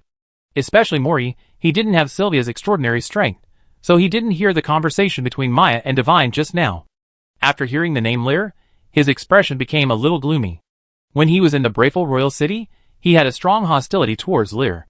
A man who was better than him in all aspects, Ophelia also favored Lear. Yes, does Archpriest Sylvia know him? Maya asked curiously. Of course I know him. Sylvia nodded. His father helped the church a lot in the past, and Albert also helped to eliminate the true spirit of the corrupt sect. Is that so? Maya thought for a moment. She had also heard about the corrupt true spirit. After all, it was a god of heretical law who came to the world, which was a big deal. There was another heretical sect. The Blood Sect. There was a piece of news that even Lear himself didn't know. The name of the Blood Sect had already spread among the top leaders of the 3 Orthodox sections. With the help of the Golden Church, the corrupt true spirit was sacrificed to the god of his faith. It was really incredible. Archpriest Sylvia, Lear's special executive, is in the church now. If you want to see him, I can take you there. Maya said. Sylvia mentioned Lear, and it seemed that she had a good relationship with Lear. Maya didn't mind taking Sylvia to see Lear, and she could also go to see Lear by the way. After losing to Lear last time, she had some strange feelings towards Lear. It was not clear. She wanted to ask Lear why he mastered the spell so quickly, but she was embarrassed. Special Executive Officer? Sylvia was obviously stunned when she heard this word. Yes, Lear is now the Special Executive Officer of the War Church. Maya nodded. What position is this? Sylvia asked in confusion. He knew that Lear had regained the gift of war, but he had never heard that Lear joined the War Church. Maya looked at the war believers on the side. She only knew Lear's position, but didn't know what it was. Being watched by everyone, the war believer was a little nervous, but he remained calm and said, Special Executive Officer Lear is responsible for supervising the entire church. Even His Holiness the Pope is subject to supervision. After this, the scene fell into silence, and everyone was shocked. Even Maya and Davini did not expect it. They knew that Lear had a high status in the church, but they did not expect that he could supervise the Pope. What are you kidding? The silence lasted for a long time, and his sharp voice broke the calm. Maury pointed at the war believer and said with a distorted expression, Lear is just a mid-level professional, and he supervises the entire war church. Don't you have anyone in your war church? His words expressed the thoughts of Sylvia and other Golden Church personnel. Although it was very rude, it was also their doubts. Intermediate professional? Maya looked at Maury strangely. What are you talking about? Special Executive Officer Lear is a war knight of extraordinary level. This is impossible. Maury did not believe it at all. When he was in the royal city of Brayful, Lear was only intermediate level. How long has it been since he was promoted to extraordinary level? But Special Executive Officer Lear is really an extraordinary professional. Maya curled her lips. Maury looked at Maya's confident look and wanted to refute, but was stopped by Sylvia. Okay, no need to say more, you will know when we meet, and even if it is true, it is not impossible. People who are blessed by the gods are always special. Maury gritted his teeth. Hearing that Lear has become so powerful is even more painful than losing his father. Sylvia glanced at Maury. Maury is almost like his father, just as narrow-minded. It would be a pity if such a person became the new high priest of the church. However, the church's affairs were not something she could control. Sylvia shook her head and looked at the war believers beside her. Take us to where we live. She turned her head and looked at Maya, smiling slightly. Maya, counselor, we see you later. Maya nodded and said nothing more. After Sylvia and the others left, Maya looked at Divine on the side. Divine, why are they so surprised when I say that Lear is a super professional? Hearing Maya's question, Divine said helplessly, of course they would be surprised, because not long ago when I was still in the kingdom of Brayful, Lear was only a mid-level professional. At that time, I was also shocked when I heard that Lear was promoted to super. In other words, Lear was promoted from mid-level to super in just a few months. Maya widened her eyes. Yes, your highness. Divine nodded. Maya was silent. After a long while, she said with some resentment, did he really not cheat? Night gradually fell. The side hall of the Pope's hall, where the banquet was held, a large number of carriages were parked at the door, and the war bishops of major cities in the kingdom of Nox were summoned here. Dival will announce the cooperation with the Golden Church and the Arcane Council here, and announce Lear's identity. Only some senior officials in the Pope's hall know about Lear's identity as a special executive. In the banquet hall, the statue of the goddess of war is at the innermost part, and the war bishops have entered. Erwin also brought Maya and Divine to the scene. The three of them changed into formal clothes. After taking off the wizard robe and putting on the dress, Maya looked even more beautiful. The lavender evening dress made her look like an elf at night. Of course, Divine was also beautiful, but she was a little worse than Maya. Sylvia and other people from the Golden Church also came. Sylvia, who changed into a white dress, also attracted the attention of many men. Compared with Maya's youthful and beautiful appearance, the more mature Sylvia was obviously more in line with the hearts of the war bishops present, and even Erwin took a look at her inadvertently. Humph! A light snort sounded, and Divine looked at her father with some displeasure. Divine, I just saw an acquaintance. You know, your father is not a person who is greedy for beauty. Erwin explained helplessly. Maya laughed secretly at the side, and then coughed lightly. If Master Erwin likes it, I can ask my mother to go to the Golden Church to talk about it. I heard that the husband of the High Priest Sylvia died a few years ago, and is now single. Your Highness. Hearing Maya's ridicule, Erwin was even more helpless. At this time Maury, who was standing in the direction of the Golden Church, came over and saw Maya and Divine's eyes shining. Ladies, your beauty will be eclipsed even by the stars in the sky. Maury said the compliment he thought was invincible, but this lame chat made Maya and the other two frown. Neither of them paid any attention to Maury, and Maury, holding the wine glass, stood there awkwardly. Knight Maury, the banquet is about to begin. Isn't it your duty to guard the High Priest of Sylvia? Do you want to lose the High Priest? Erwin said lightly, with a hint of sarcasm in his words. When in the royal city of Brayful, Maury failed to protect Saint Ophelina, which led to Ophelina being kidnapped by the Blood Apostle, and her whereabouts are still unknown. Hearing Eldon's words, Maury's face became even uglier, but he did not dare to refute, and could only return to the Golden Church in a sullen manner. At 8 o'clock in the evening, the time for the banquet to officially begin had come. Duval, wearing the Pope's robe, held Greta's arm, with Lear and Miria standing beside him, and behind Lear were the three war archons and Avian. Lear wore a black long button dress, and Miria wore a blue dress, with her long silver hair looking particularly outstanding and beautiful under the light. Handsome man and beautiful woman, as soon as they appeared, the two attracted everyone's attention. Not only were they amazed at their appearance, but they were also shocked by their positions. Standing next to the Pope, standing in front of the three war archons, what kind of status can be in such a position? And a young man. The people of the Golden Church were also shocked by Lear's appearance. Maury looked at this scene with his eyes almost popping out. When he saw the girl next to Lear, he was even more obsessed. Sylvia's eyes also changed. She felt that the breath on Lear was indeed extraordinary. As for the girl next to Lear, the beautiful face that was not like an ordinary person made her feel familiar. After thinking for a moment, Sylvia widened her eyes, and she remembered. Milia Brayful. Lear's fiancée, the princess of the Brayful kingdom. But didn't Milia disappear? It seems that she was kidnapped by the blood apostle like her daughter. But why is she here now? Feeling the gazes from all around, Lear was somewhat helpless. He didn't really want to bring Milia out. He knew how attractive Milia's appearance was, and she had dressed up carefully. The most important thing was that Sylvia was present. Milia was still missing in Brayful. Queen Philia was a believer of heresy. Sylvia would inevitably link Milia and Queen Philia together. If the law of the Morning Star was exposed, it would not end well. Although Lear was not afraid of the Golden Church now, it was still troublesome. What's wrong? Feeling Lear's emotions, Milia asked with a smile. I'm jealous. My beautiful wife's beautiful appearance was seen by these mortals. It's too bad. Lear shrugged. Huh? Slippery tongue. Milia snorted, but there was still a smile on her face. She looked at Sylvia below. Are you worried that my identity would be exposed? Lear also glanced at Sylvia, but did not answer Milia's words, which was considered as tacit consent. I'm not the old Milia anymore, and I don't need to hide like before. Milia turned her eyes to look at Lear. I know, so I won't hide you anymore. You are my goddess, and I will always stand with you. Lear chuckled and stroked Milia's hair. The two of them knew each other well, so there was no need to say much. The intimate behavior of the two made everyone present feel like they had eaten a bite of dog food. Tiffany's eyes were a little dim, and Maya also felt an inexplicable irritation in her heart. Chapter 194. Thank you all for coming to this banquet. Dival glanced at the people present.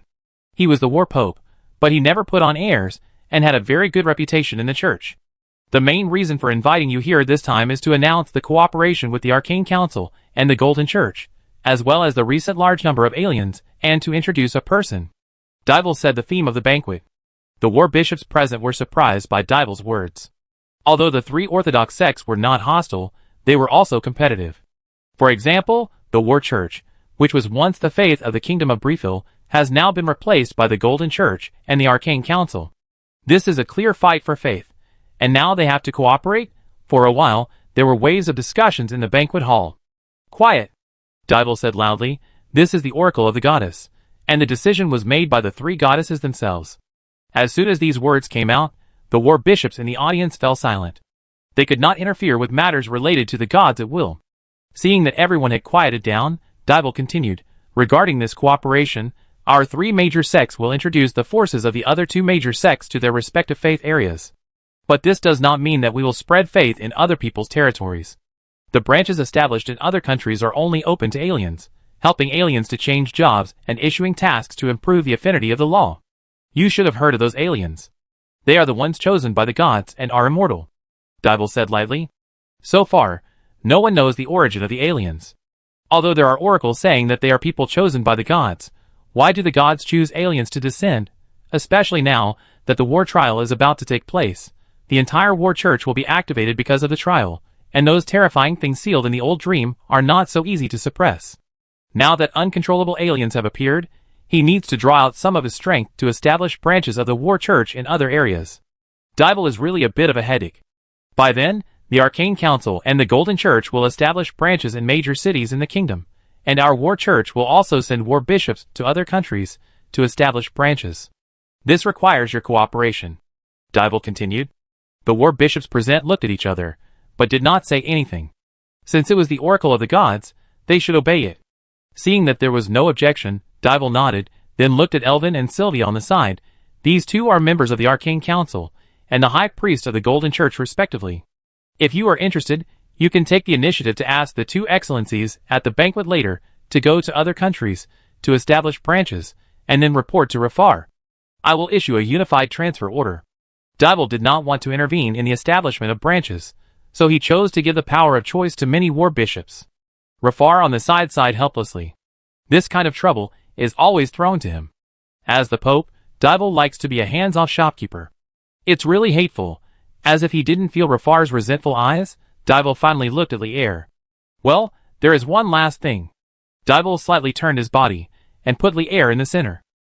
This is Lier Stewart, a supernatural war knight, a special executive appointed by the goddess herself, and Mr. Lier will supervise all the affairs of the church in the future. Hearing what Duval said, Lier walked forward with a smile. Although he didn't really want to do this job, he still had to pretend. Looking at the young man on the stage, the war bishops below had not yet reacted. Special executive officer? Supervising the church? What kind of position is this? Your Holiness, may I ask what this special executive officer is? Someone asked cautiously. Supervising the church, responsible for punishing evildoers who use the name of the church to commit crimes. Duval explained lightly. Well, Lier's special executive officer's power overrides the entire church, including me, the Pope, is under his supervision. As soon as these words came out, the entire banquet hall instantly quieted down. Duval's explanation was very clear. Lier, the special executive officer, was a sword of Damocles hanging over the heads of all the war church personnel, constantly reminding everyone not to do evil. Such power is too heavy. Looking at the quiet people, Lier had a blank expression on his face. He naturally knew what would happen once his duties were exposed, and he would naturally be despised by everyone. Just like the Genui in history, no official does not hate them, and his power is greater than that of the Genui. After all, even Pope Duval is under his supervision. In the case that the gods cannot descend to the world, he is above everything. That being said, as long as these war bishops do not violate the law, his power will not be exerted, and Lier does not intend to exercise power at will, nor does he intend to set up a department. It's a thankless task. As long as the bishops do not do evil, I will not exercise power easily. Lier said lightly, breaking the silence, I have no intention of establishing power. I am the only special executive officer of the church, and there will be no one else. And I completely trust you. After all, everyone is a believer in war, and you must not be a bad person, right?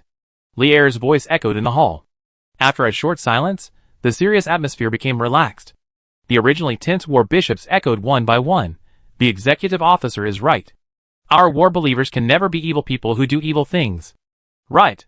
Various voices rang out one after another, with praise and admiration, and all the voices were consistent.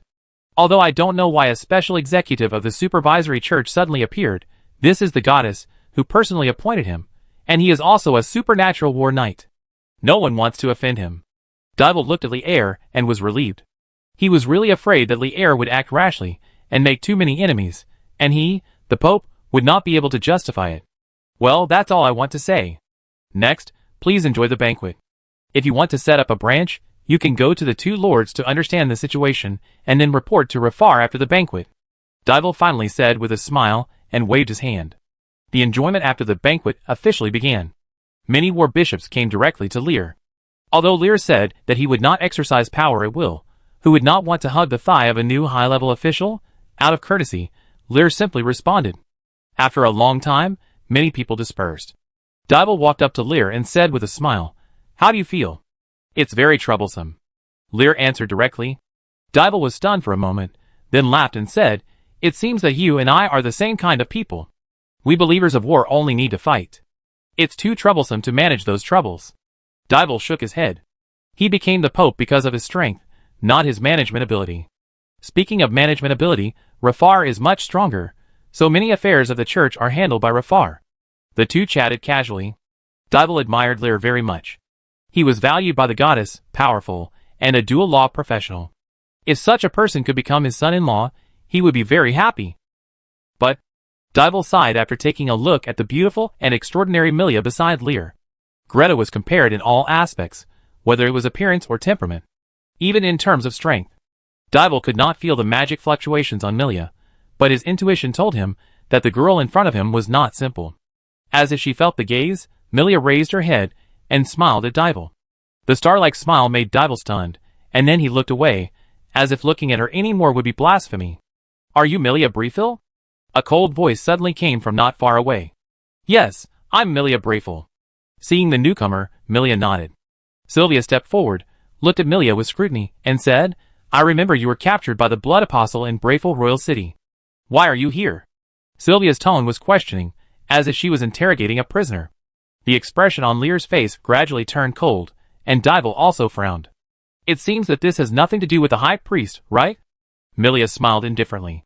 Hearing Milia's answer, Sylvia realized that she came to the War Church as a guest. Milia was Lear's fiancée, and her attitude was a bit rude. Taking a deep breath, Sylvia said apologetically, I'm sorry, but my daughter was also captured by the Blood Apostle. I wonder if you know where my daughter is now that you are here. Sylvia mentioned Ophelina, and Milia glanced at Lear without leaving a trace. Of course, she knew where Ophelina was. After being thrown into the old dream by Lear, she had never seen her again. She was probably hiding a mistress in a golden house. Milia twitched her nose and replied lightly, I'm sorry, I don't know who the daughter you were talking about is. You really don't know Princess Milia? I remember that your mother was a believer of the heresy, and was rescued by the Blood Apostle. You should. Sylvia's emotions became a little excited. Thinking of many things, she always felt that the girl in front of her was a little bit wrong. I said I don't know, and please don't use heresy to describe my mother. Milia's face also became cold, and her eyes looking at Sylvia became dangerous. Sylvia was stunned by Milia's sudden change, but his expression became more excited. You know something, right? I told you, I don't know High Priest, please go back. Milia shook her head, not wanting to say anything more. But Sylvia didn't intend to end it, and a detection spell hit Milia. The blue light of the Morning Star Law bloomed from Milia's body, with a cold and mysterious meaning. This power is the same as your heretic mother. It is the power of the heretic law. You must know the whereabouts of Ophelina. Seeing the blue light, Sylvia seemed to be crazy. Dival on the side was also stunned. He also felt the power of Milia, mysterious and powerful, like the silent deep space. This is the power of law that does not belong to the three major sections. The wife of the church's special executive is actually a believer of heretical law. He turned his head suddenly and looked at Lear, but saw that Lear's face was calm and did not waver at all. The commotion here attracted the attention of everyone present. Maya and Avian, who had been paying attention to Lear's situation, saw the faint light emanating from Milia. Beautiful and mysterious, it added a cool charm to Milia, who was already outstanding in temperament. Damn heretic, is Ophelina in your hands? Sylvia roared and questioned. Golden Believer, don't you know that it is very impolite to investigate others at will? Milia did not answer Sylvia's words, but said calmly, as if she did not take the High Priest seriously at all. Milia really didn't need to take the High Priest seriously. She was the goddess of the Morning Star. After awakening, she absorbed the light of the Morning Star every day, and her strength was recovering rapidly. If it weren't for the restrictions of the rules, she would probably have reached the level of a saint now. Even Lear didn't know that Milia was now at the semi-saint level, the same as the former blasphemous true spirit. No need to be polite to heretics. Tell me the whereabouts of Ophelina, otherwise you will be judged by gold. Sylvia said angrily, having already taken out his weapon. The war bishops around, and the people of the other two major sects finally noticed the situation. Mori was the first to rush up and said sternly, Heretics! Pope of War! Heretics have appeared in the War Church. Shouldn't you explain it? Sylvia looked at Dival, who was standing aside. Dival looked at Sylvia and then at Lyre, his face looking a little unhappy. Explanation? What explanation does Archpriest Sylvia need? Lyre came up at this time and said lightly, This is the War Church, not the Golden Church. Watch your words. Are you ordering His Holiness the Pope? Lyre's words made Sylvia pause. She almost forgot where she was. She had always been in the area under the control of the Golden Church. Once heretics appeared, everyone would arrest them, but now this is the War Church. Although the War Church also dislikes heretics, it will not actively arrest heretics. It will only clean up those heretics who are harmful to the Church. It is completely different from the Golden Church. It is better to say that the trial of heretics is just the name of the Golden Church itself, and the attitude of the Arcane Council towards heretics is not so extreme.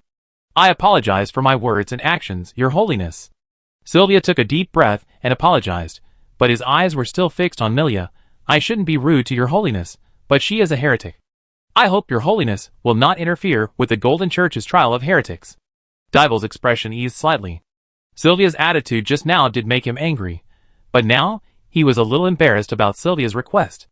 If Milia was an ordinary heretic, he could ignore it, But Milia was Lear's wife.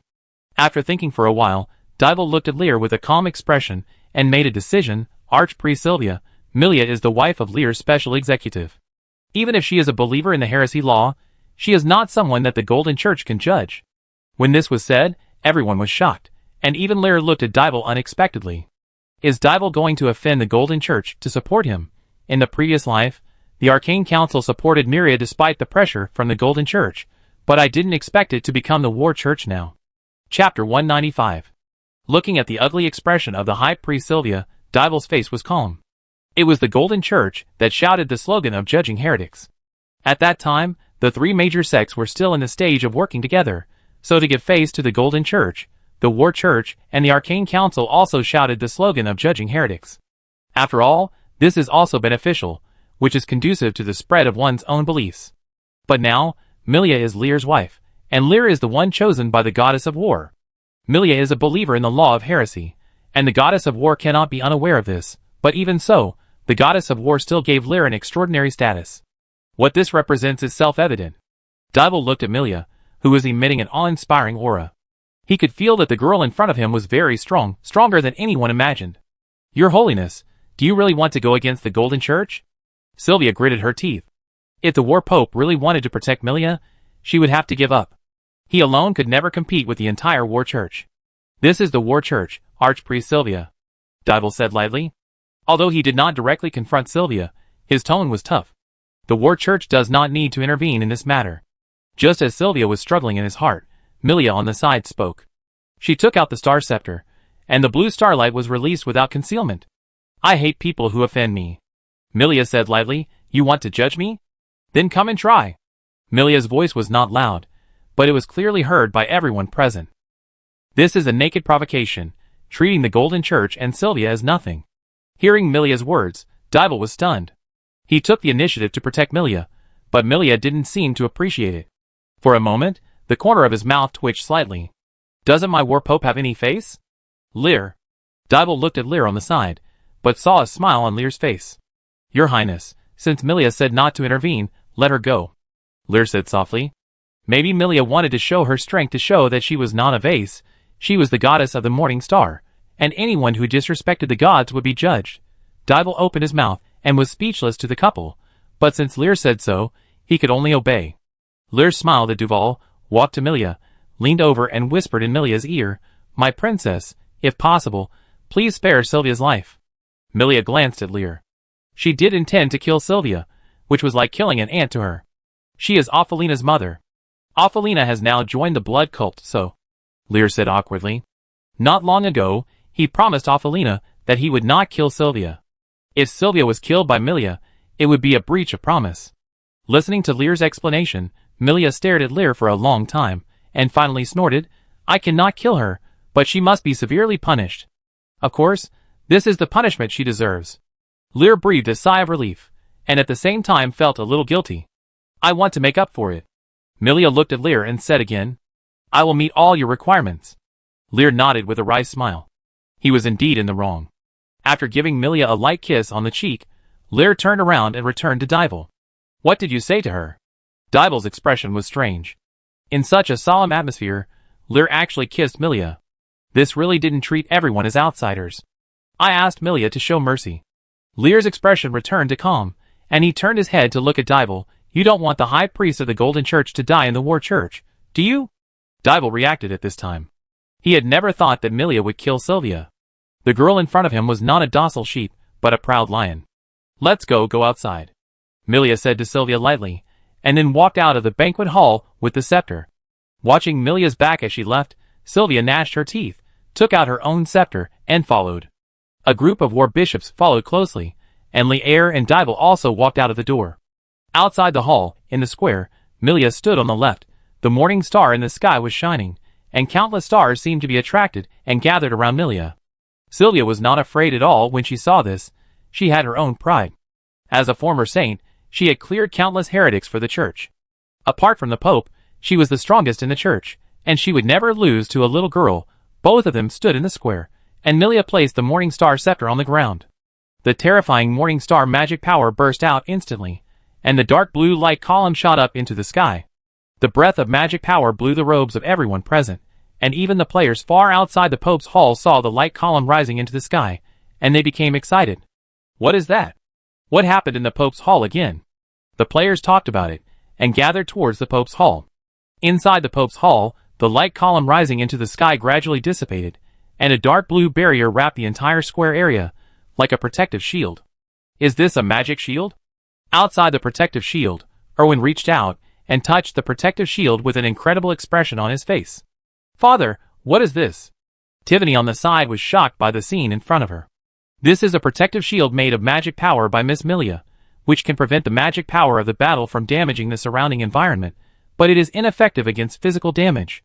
Erwin took a deep breath and shuttled back and forth in the protective shield with his right hand. After hearing what Erwin said, the people around understood. Dival also looked at Milia not far away in surprise. Was this to prevent the extraordinary level battle from destroying the Pope's hall? Milia didn't know the situation outside. She looked at Sylvia, a professional at the extraordinary level, and was completely insignificant. Are you looking down on me? Sylvia took a deep breath. Before the fight started, she used such a huge amount of magic power to build a magic shield to protect the environment. This was completely humiliating her. Let's start. Milia didn't answer Sylvia's question, but just quietly raised the star scepter. The dark blue light gathered around her body, and the dense starlight was like a tricky venomous snake, rushing towards Sylvia without hesitation. This scene was very familiar. Maya and others outside the protective shield were stunned for a moment, and subconsciously looked at Lier. Not long ago, Lier used such intensive arcane shocks to suppress Maya and the others and won the victory. Now Milia used the same method to suppress Sylvia. However, Milia did not use arcane shocks, but other powers. Looking at Milia with shining stars all around her, Maya suddenly found that the power used by Milia seemed to be somewhat similar to the arcane law. The battle was one-sided. Sylvia could only use magic protection continuously. The purifying flame of the golden law was burning, which could burn out the starlight, but the starlight seemed endless. Each blow just broke through her magic protection and hit her body. The damage was not high, but it was extremely insulting. Archpriest Sylvia. The people of the Golden Church and the crowd finally reacted, and were about to go up to help. But the next moment a dark purple rapier was in front of everyone. Lier stood at the front. The knight rose in his hand flashing a gorgeous light. This is a battle between Milia and Sylvia. No one is allowed to interfere. The violent magic power was released on Lier. The ground was covered with cold frost, and the lavender arcane magic power condensed in the air, as if it would attack the people of the Golden Church in the next second. Liar! Feeling the terrifying magic power, Mori trembled all over. Watch carefully, even if you go up, what can you do? Lier didn't even look back at them, just kept looking at Milia floating in the air. Milia is not an ordinary professional, nor an ordinary girl, she is a goddess. Miria has always maintained the image of a little wife, but she is a god, who once stood at the pinnacle of an era. She can be a docile wife for Lier, but in essence, she is a lonely and arrogant goddess. Damn heretic! Sylvia roared, and all the magic power in her body burst out. She, who had been suppressed, went completely crazy. The golden flame burned, and the golden law of gold shone, gradually condensing in the air into a dazzling golden holy spear. The extraordinary skill of the praying man, the holy word destruction.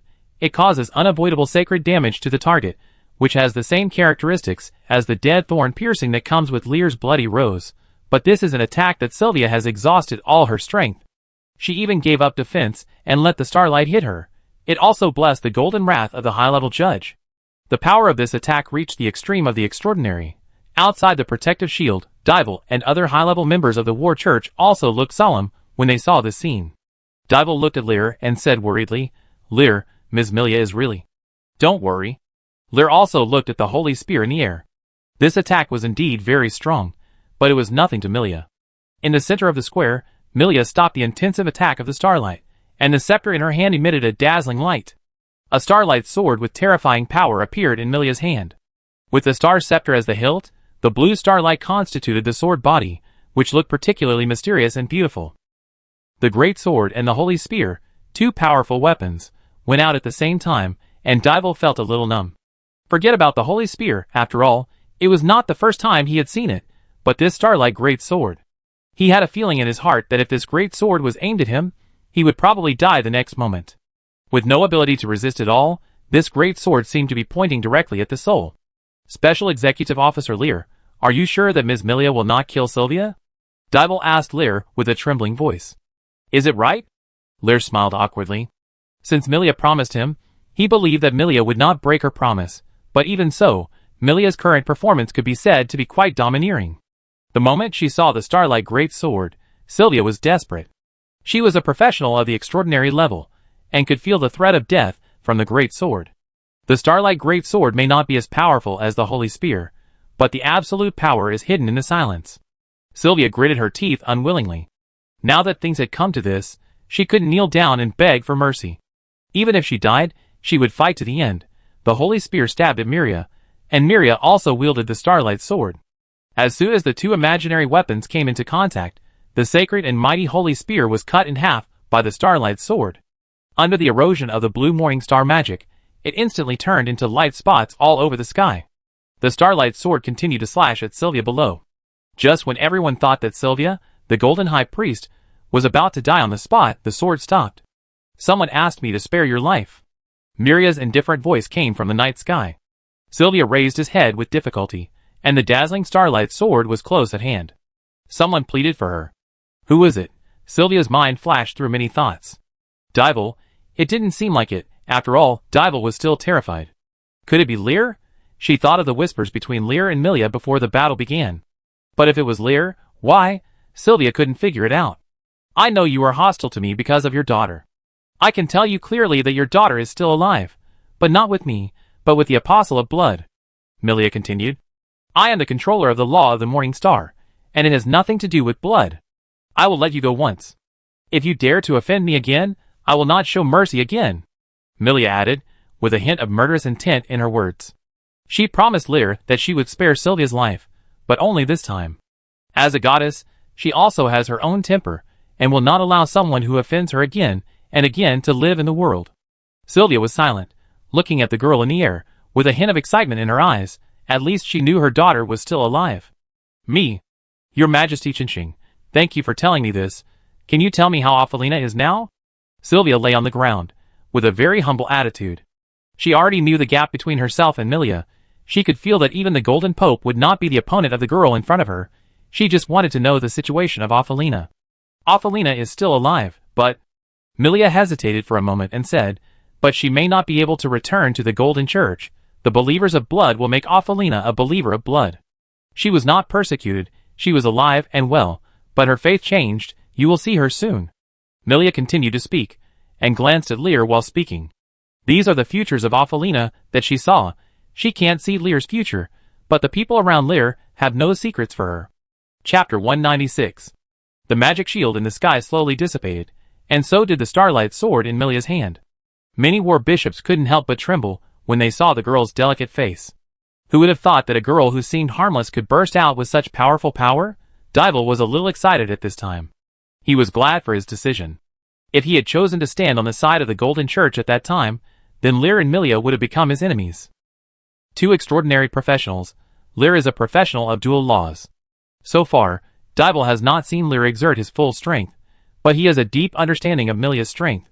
Dybul was not sure that he could take the sword just now. This couple is worthy of the War Church to get closer to.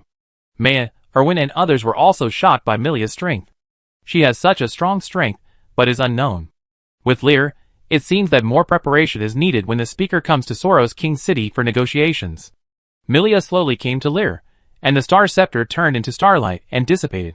She seemed to have become the wife of Lear, who had no sense of existence. Ignoring the many gazes around her, Milia turned her gaze to the bushes outside the square. Behind the bushes, several players were dancing with excitement. Fuck, this is too awesome. Did you see that? The extraordinary high priest of the Golden Church was beaten without any ability to fight back. I didn't expect that not only Lear is a hero-level NPC, but his wife is also so awesome. A player said excitedly. That Golden High Priest is just a commander-level NPC. Not even Lear can compare to him. The NPC named Milia is stronger than Lear. Wheeze Widgelang said disdainfully in the bushes. Boss, you said that Milia is stronger than Lear? Take a look at this. Wheeze Widgelang showed his subordinates the information he had detected, which was Milia's character information. Name, Milia Brayful, Godman Dominate, Level, 100, Extraordinary, Occupation, ? Favorability, Cold. Danger, extremely deadly. After seeing Milia's character information, the players present were shocked. The level was as high as 100, and there were also the marks of Godman and Dominate. Boss. I remember that the highest upper limit level of the current version seems to be level 100? And Dominate seems to be a higher level boss class. One level higher than the hero class? A younger brother stuttered. And what does this Godman mean? Does it represent an identity? No matter what these represent, we can confirm one thing. Milia Brayful is definitely the top NPC in the game. Didn't she appear in the trailer before? She represents another heretical law, and is even related to gods. Invincible Most Handsome analyzed in a profound manner, whether Lear is a hero-level NPC or has a dual-law profession may be related to this Milia. I even suspect that Lear is a gigolo, and has reached his current height by relying on Milia. As he said this, he felt that he had guessed the truth. The heretical laws in this game are not simple. Whether it is the Blood King or Milia, the three major orthodox sects feel too weak so far. Sure enough, choosing the heretical law is the right way, Invincible Most Handsome was thinking, and just when he was thinking about how to hold Milia's thigh, he found that his brothers all showed obscene expressions. He leaned over and looked over. In the center of the square, Sylvia had come back to her senses. Her dress had become tattered, revealing a lot of her beauty, which looked particularly attractive. Not only the players, but also some war bishops around them had their eyes shining. Noticing the gazes around them, Sylvia frowned, lowered her head and took a look, and understood the situation. But she was not angry, but showed a contemptuous expression. She took out a robe from the storage props slowly. Just when she was about to cover her body, two huge magic circles on the ground suddenly lit up. You are affected by the extraordinary magic circle's magic seal, and your own magic power has entered a forbidden state. You are affected by the extraordinary magic circle's absolute soul fixation, and you have entered a fixed state and cannot move. The duration is 10 minutes. Two system prompts suddenly jumped out in the eyes of the players, and lit air. Many players hiding in the bushes were stunned, looking at the two magic circles covering the entire banquet hall and the outer square, staring at each other. For a moment, everyone who was shrouded in the magic circle was frozen in place, unable to move. This sudden change made the banquet hall silent, with only the magic circle on the ground flashing with brilliance. This silence lasted for a long time before Maya reacted and said in shock, "Master Erwin, is this a large magic circle of the Parliament?" "Yes, Princess, it is a large extraordinary magic circle that seals demons and freezes the body. Only a few parliamentarians should have mastered it." Erwin took a deep breath and answered in a deep voice. At this time, many sealed war bishops also reacted. "Senator Erwin, is this magic circle something from the Arcane Parliament? Did you set up the magic circle to attack the church? Cooperation is just a cover. Are you, the Arcane Council, going to declare war on our war church?" The many war bishops, who were frozen, started to quarrel, and even Dival looked at Eldon with deep meaning. Among the crowd, only Lear and Milia had no expression on their faces. In Lear's perception, a red dot was slowly approaching not far away. It was the blood mark he had hung on the mage Mina. It was Maya's sister who was hiding in Soros, another extraordinary mage. He had felt Mina's arrangement in the Pope's hall a long time ago. The immortal which really came to the door, and chose to fight back after being threatened by Lear. This is in line with the character of this witch. Beside, Milia glanced at Lear. She didn't have much emotional fluctuations about the two magic circles. It's better to say that the two magic circles had no effect on her at all. The class characteristics of the master level, the immortal witch Mina is only the leader class. Miria is 2 levels higher than Mina, so the magic circle set by Mina has no effect on Miria. The people who have been arguing did not notice the strangeness of Lear and Miria. Not far away, a figure in a wizard robe slowly walked over. Wearing a black wizard robe, a beautiful curly hair is purple, the same as Maya. The two look somewhat similar, but Mina's temperament is more wild. "Long time no see, my dear sister." Walking to the side of the people who were fixed, Mina looked at Maya in front and greeted her with a smile. "Sister?" Maya was stunned. "Princess Mina?" Erwin on the side also showed a surprised expression. "Oh, this is Master Erwin? I finally escaped from your encirclement. You were so cruel back then." Mina shifted her gaze to Erwin. Her gaze slowly became dangerous. After getting the forbidden arcane book, she was wanted by her mother, and it was Erwin who arrested her. At that time, Mina was only a high-level mage, and she paid a lot to escape. When enemies meet, they are particularly jealous. Mina gritted her teeth, took out the staff, and walked directly to Erwin, hitting Erwin's forehead hard, blood flowing from Erwin's forehead. As a mage, the body is not a strong point, and now the magic power is banned. Although it is not very serious after being hit, the pain in the body is real. Erwin's expression became distorted, but he could not move under the state of immobilization. He could only let the blood flow down from his forehead until the lining of his dress was dyed red. "Don't hit my father." Seeing this, Tivany screamed after a short stagnation. "Oh, you are Erwin's daughter?" Mina turned her head and looked at the angry Tivany with interest. The girl was very beautiful. She walked to Tivany and stretched out her hand to pinch Tivany's chin. "It would be nice if such a beautiful face was cut a few times, right?" she whispered, like a terrifying devil. Enough. Maya on the side finally couldn't bear it anymore. She couldn't let her sister continue to do this. Because of Maya's words, Mina paused while squeezing Divine's hand. "Sister, what do you want to do?" Maya asked. "Can't I come to see my dear sister?" Mina chuckled. "Is it necessary to set up such a large magic circle just to see me?" Maya said angrily. "I'm just a weak, pitiful, and helpless little wizard. What if you want to catch me when I see you?" Mina shook her head and said casually. "Sister, if it's a farce, it should be enough. This is the War Church. Do you want to provoke a war between the Parliament and the War Church?" Maya couldn't help but shouted loudly. "Provoke a war?" Hearing Maya's words, Mina not only did not reflect, but a trace of excitement flashed in her eyes. If a war is provoked, that woman should be very distressed, right? "Sister." "Needless to say, my dear sister, of course I know what I am doing, and I will not do anything that will provoke a war. Although I hate that woman, I hate war even more." The expression on Mina's face was restrained, and she looked at Lear not far away. "I came here today for only one purpose, just to resolve a personal grudge." As she said, she slowly walked towards Lear not far away. "We meet again, Special Executive Officer Lear." Mina looked at the handsome young man in front of her, and her tone became obviously unfriendly. Maya and the others were a little surprised. They looked at Lear, and then looked at Mina. The other party actually came to see Lear. "It's true that we haven't seen each other for a while. It seems that Princess Mina has made a choice." Lear spoke lightly, with no change in his expression. Seeing Lear's indifferent look, Maya gritted her teeth. She clearly remembered how Lear threatened her at that time, as if he had her in his hands. It seems that Special Executive Lear doesn't know what the situation is now. Mina was furious, and took the staff that had just hit Erwin and hit Lear's head hard. Bang! A muffled sound came, and Lear stood there, still looking at him quietly. The staff hit Lear's head, without even a scratch. Lear's current physical fitness has exceeded 100, but it is limited to 99 due to attribute restrictions. Mina's attack is impossible to break through his defense. If it is put in the eyes of the player, it is a forced deduction of some blood. "Princess Mina, are you tickling me?" Lear said with a chuckle. Looking at this scene, the expressions of the others around him became a little strange. The physical strength of the War Knight is strong, and the attack just now can't cause any harm to a War Knight of the extraordinary level. Normal people should know this, but Mina still hit him, like a little girl playing tricks to vent her anger. Mina's cheeks flushed red for a moment, and she couldn't hit him with her staff, nor could she not hit him.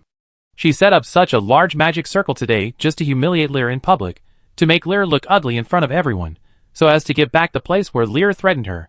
But seeing Lear's indifferent look, it seemed as if she had become a clown. "Do you really think I dare not touch you?" Mina said viciously. "You have 7 minutes left." Lear smiled and reported the remaining time of the immobilization magic circle. Seeing Lear still unscrupulous, Mina finally got completely angry and raised her staff. "I just wanted to make you suffer a little. Who made you threaten me like that before? But now it seems that I should punish a hateful man like you more severely." As Mina spoke, the light of arcane gathered on the staff. She was really angry. As long as she didn't kill Lear, she planned to make Lear pay the price. Anyway, she was just a wanted criminal of the Arcane Council. Even if Lear was seriously injured, she would not really provoke a war between the Arcane Council and the Church of War. "You asked for this."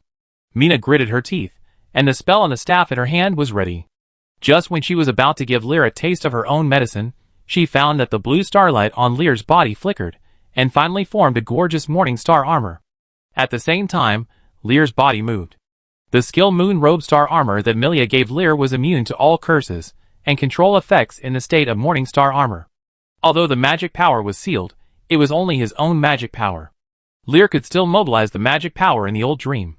He stretched out his hand and grabbed the staff in Mina's hand, and then launched the arcane counterattack. In an instant, the spell condensed on the staff disappeared. You asked for this.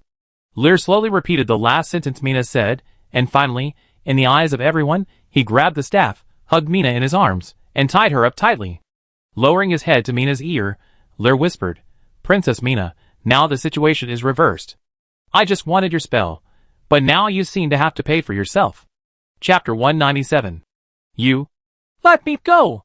Mina reacted, her face pale. She tried to use spells, but no matter it was the primary, intermediate or advanced spells, they all dissipated at the stage of gathering magic power. She gritted her teeth and was about to fight, but Lear looked up at Miria. Seeing Lear's gaze, Miria understood what Lear meant in just a blink of an eye.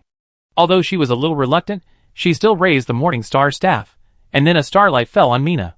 Mina, who was about to use magic power to escape, suddenly found that her perception of the arcane law had disappeared. It was like she had become an ordinary person, as if the arcane law had never existed.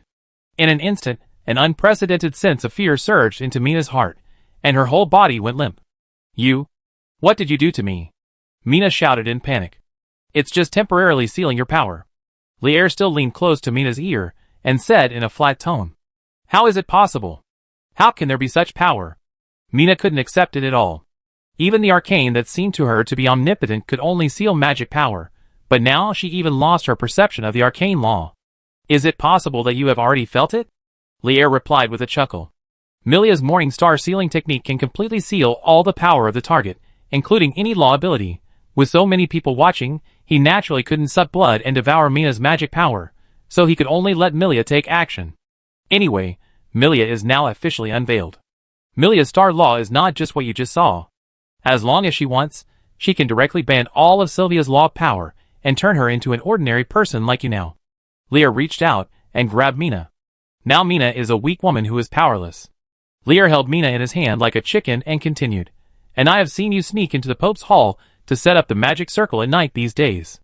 I didn't stop you. I just wanted to see what you wanted to do. I didn't expect you to take the initiative to deliver it to me.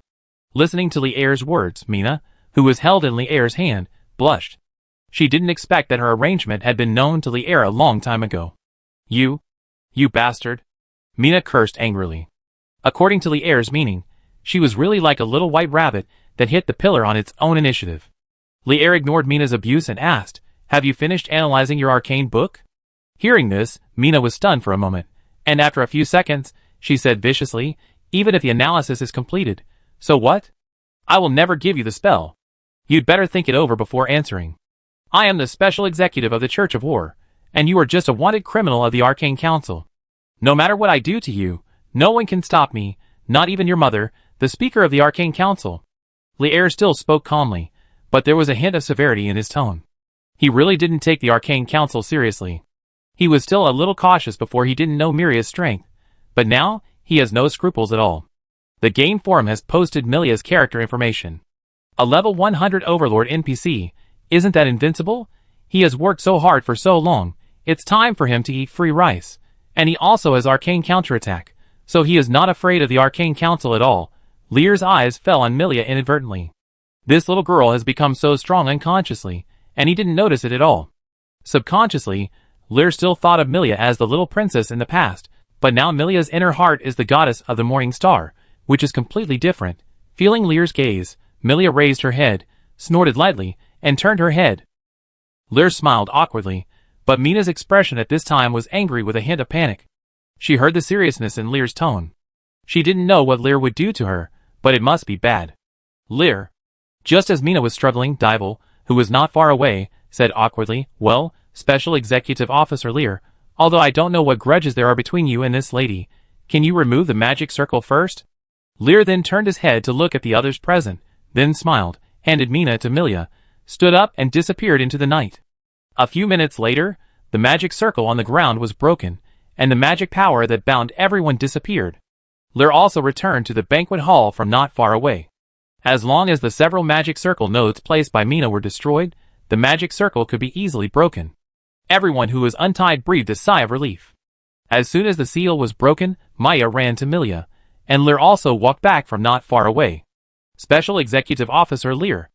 Maya glanced at her sister who was held by Milia, looking like she wanted to say something but stopped. What's the matter, Princess Maya? Lear looked at Maya. Maya bit her lip, Her eyes fell on Mina, a little complicated. Mina was her sister, who had escaped from the parliament several years ago. She didn't know what her sister had done, but she was wanted by her mother, saying that she had stolen the forbidden arcane book. The road to the soul is forbidden, her mother told her so.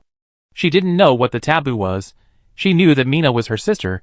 She always liked her sister, and her sister was praised as a genius in arcane since she was a child, and Mina had always been her yearning. Special Executive Officer Lear, I know that my sister made a big mistake by doing such a thing. I don't expect you to let her go, but can you please not hurt her? Maya's tone was very sincere and humble. Lear was a little surprised. In his previous life, he had not heard that the two sisters had any deep feelings.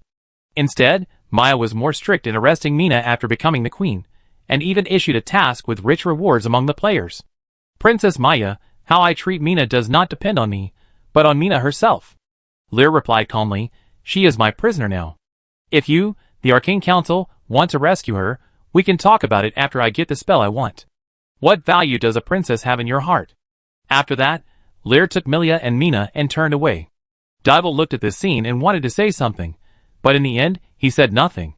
He didn't know what was going on between Lear and Mina, but it was a fact that Mina had trespassed into the Pope's hall, and even set up a magic circle to harm the church's special executive. Now that Lear has captured Mina, Lear has the power to judge Mina, and even the Arcane Council can't say anything. How are you going to deal with her? Walking side by side with Lear on the cobblestone road, Milia asked unhappily. Lock her up first. Lear glanced at the silent Mina and said, like the woman in before? Do you like to hide some wild women so much? Milia stretched out her hand, and twisted Lear's waist fiercely.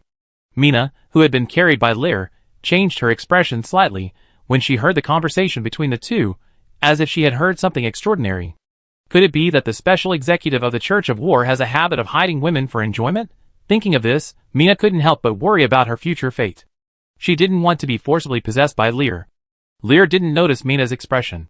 He felt the pain in his waist, and his eyes twitched slightly. It seemed that twisting the waist was a skill that only women could have. Was it a skill engraved in their blood? Thinking in his heart, Lear suddenly felt confused. Milia seemed to know a lot about Ophelina. When she was fighting with Sylvia just now, Milia knew that Ophelina would be transformed into a believer of blood by her. Milia, how did you know about Ophelina? Her? Lear asked. Don't forget what kind of power my Morning Star Law has. Milia glanced at Lear, as if to say, there is nothing I don't know. Lear's expression became a little embarrassed. He remembered Milia's astrology, which could predict the future. Thinking that he would go to the old dreamland from time to visit Eno and Adele, Lear felt like a thorn in his back. There is a guilty feeling of being caught doing something bad. Don't worry, my astrology has no effect on you for some reason. Milia shook her head. She knew that no one likes to be spied on by others for what they do. Ah? Lear was stunned for a moment. He didn't know why Milia explained it this way for a while, but he soon reacted. He smiled and said calmly, I don't mind you checking my future. You are my wife. Even if you look at it, it must be for me. I am not such a stingy person. Lear gently pulled Milia into his arms. Milia was obviously stunned by Lear's reaction. In her time, because the law of the Morning Star could spy on the future of others, it was regarded as an evil force for a period of time, and everyone shouted and beat it. This is also the reason why Milia is unwilling to spread the law of the Morning Star now. She doesn't want the law of the Morning Star to be rejected again. Even if she wants to spread it, she plans to greatly weaken the ability of astrology before teaching it. Seeing Lear's eyes slowly soften, I will remember what you said, she said, and leaned her head on Lear's shoulder. Mina, who had been carried by Lear, looked at this scene and felt that she was inexplicably stuffed with food. The two returned to the bedroom. Lear closed the door, and then took out a piece of cloth to cover Mina's eyes, and her lips were also stuffed with a piece of cloth. Mina wanted to struggle, but the next moment she felt a cold chain binding her up. Not only that, the chain was also devouring her physical strength, causing her body to slowly lose strength. The special executive officer of the Church of War actually likes to play with bondage? Mina's panic reached its peak. She remembered the perverted aristocratic novels she had read. Those shameful scenes kept playing in her mind. As the eldest princess of the Kalia royal family, when had she been treated like this? Even if she was wanted by her mother, she knew that she would be put in solitary confinement at most after returning, but now she was completely panicked. Woo-woo. Mina kept twisting and struggling on the bed. Milia looked at Mina a little strangely. Lear had tied her up like this before. She felt so ashamed at that time. Now it seems that this is not just as simple as shame. It is also very tempting. Milia, since you know everything, then I will take you to see it. Lier seemed to be accustomed to such scenes. He just glanced at Mina lightly, and then a crimson portal appeared in the room. A strong breath of blood law emanated from the portal. Milia was a little curious. Since she killed the blasphemous true spirit last time, she had never entered the old dream of the Blood King city again. She had never asked for it. After all, it was Lillian's territory. Let's go! Lier took Milia's hand, waved his hand, and suspended Mina with a chain, and the three of them walked into the portal. Mina had no idea what was going on. She could only struggle and make a humming sound, and then she felt dizzy. The figures of Lier and the other two appeared in a magnificent city. The thick fog covered most of the city, leaving only the city gate in the middle, and a small part of the surrounding area. With the current efficiency of the Blood Elves, it is still impossible to rebuild the entire royal city, so Lier used the authority of the Dream Core to hide other areas in the thick fog. Even if players come, they can only move in the limited area of the royal city. The range of the thick fog can actually be said to be an air wall. Seeing Lier appear, the Blood Elves who were still repairing the buildings on the city wall showed excited expressions. Lier waved his hand, nodded to the Blood Elves, and then took Milia into the royal city. The city gate has restored the grandeur of the former Blood King city. It looks extremely majestic. Entering the royal city, the clean and tidy streets lead all the way to the deepest part, as if the Blood King city has really reappeared, but the farther places are still shrouded in fog. The current Blood King city is probably the size of a small town, with pharmacies, blacksmiths, etc. At the end of the road is a huge statue, which is carved with the appearance of a mature Lillian. After that is the Blood Temple. Deep in the temple is the palace and throne built by the Blood Elves for Lier. Lier brought Milia directly to the temple. Eno and Adele were fighting. After such a long period of training, they also gained powerful strength in the dream trial and fought back and forth. Seeing Lier's appearance, the two women were delighted and quickly stopped their actions and ran to Lier's side. Master, the two said in unison, and then saw Milia on the side and saluted, Princess. So Lier has been hiding you here, Milia said with a smile. It was indeed as she said. She did not casually explore the future of Lier and the people around Lier, but she thought that Ophelia was a trouble, so she took a little look, and she did not casually spy on others. Hearing Milia's words, Eno and the two women were a little embarrassed and blushed, but did not say anything. Chapter 198. After chatting with Lier for a few words, Eno saw another woman tied up by Lier. Mina was tied up. Eno had seen such a situation before. Master, who is she? Eno asked with a strange expression. She is a wanted criminal of the Arcane Council, a great wizard of extraordinary level. Find a room to lock her up first. Don't let her know where this is. Don't let her see anyone except you two. Make sure she doesn't starve to death. Lier threw Mina to the ground. Great wizard of extraordinary level.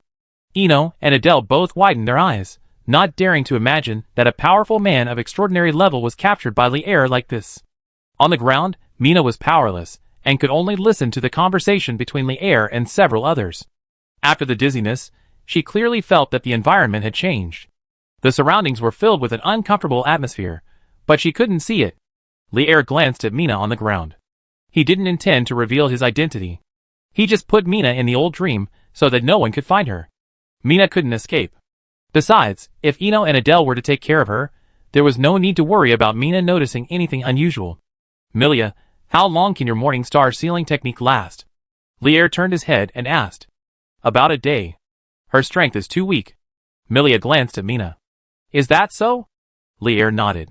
If that was the case, he would need to come and suck her blood once a day to drain all the magic power in Mina's body.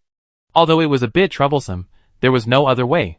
Take her away and lock her up first. I come back later. Lier instructed Eno and Adele again. The two women took action, helped Mina up from the ground and left. Okay, they've all left. You brought me here not just to see your little lover, right? After the two women left, Milia glanced at Lier. Lier smiled helplessly, then said, I take you to see Ophelia. Lier walked in another direction, and Milia followed without hesitation. In a small room, Ophelia lazily looked at the book in her hand. During this time, she read all the banned books that were inconvenient to read when she was a saint. After choosing to become Lier's person, the whole person was relaxed, and faith and other things didn't seem to be so important. Reaching out to pick up the teacup on the table, She took a sip gently. When she saw the wonderful part, Ophelia's eyes flashed with lightness, and even her cheeks were slightly rosy. Damn heretic, I'm going to get back what you did to me before. In the book, the imprisoned nun finally turned defeat into victory. Just when Ophelia thought the nun would fight the heretic, the plot took a turn. The nun holding the staff stood there without moving. Her expression became more and more struggling. The handsome heretic demon on the ground stood up, walked in front of the nun, and showed an evil smile. Give up, you can't do it.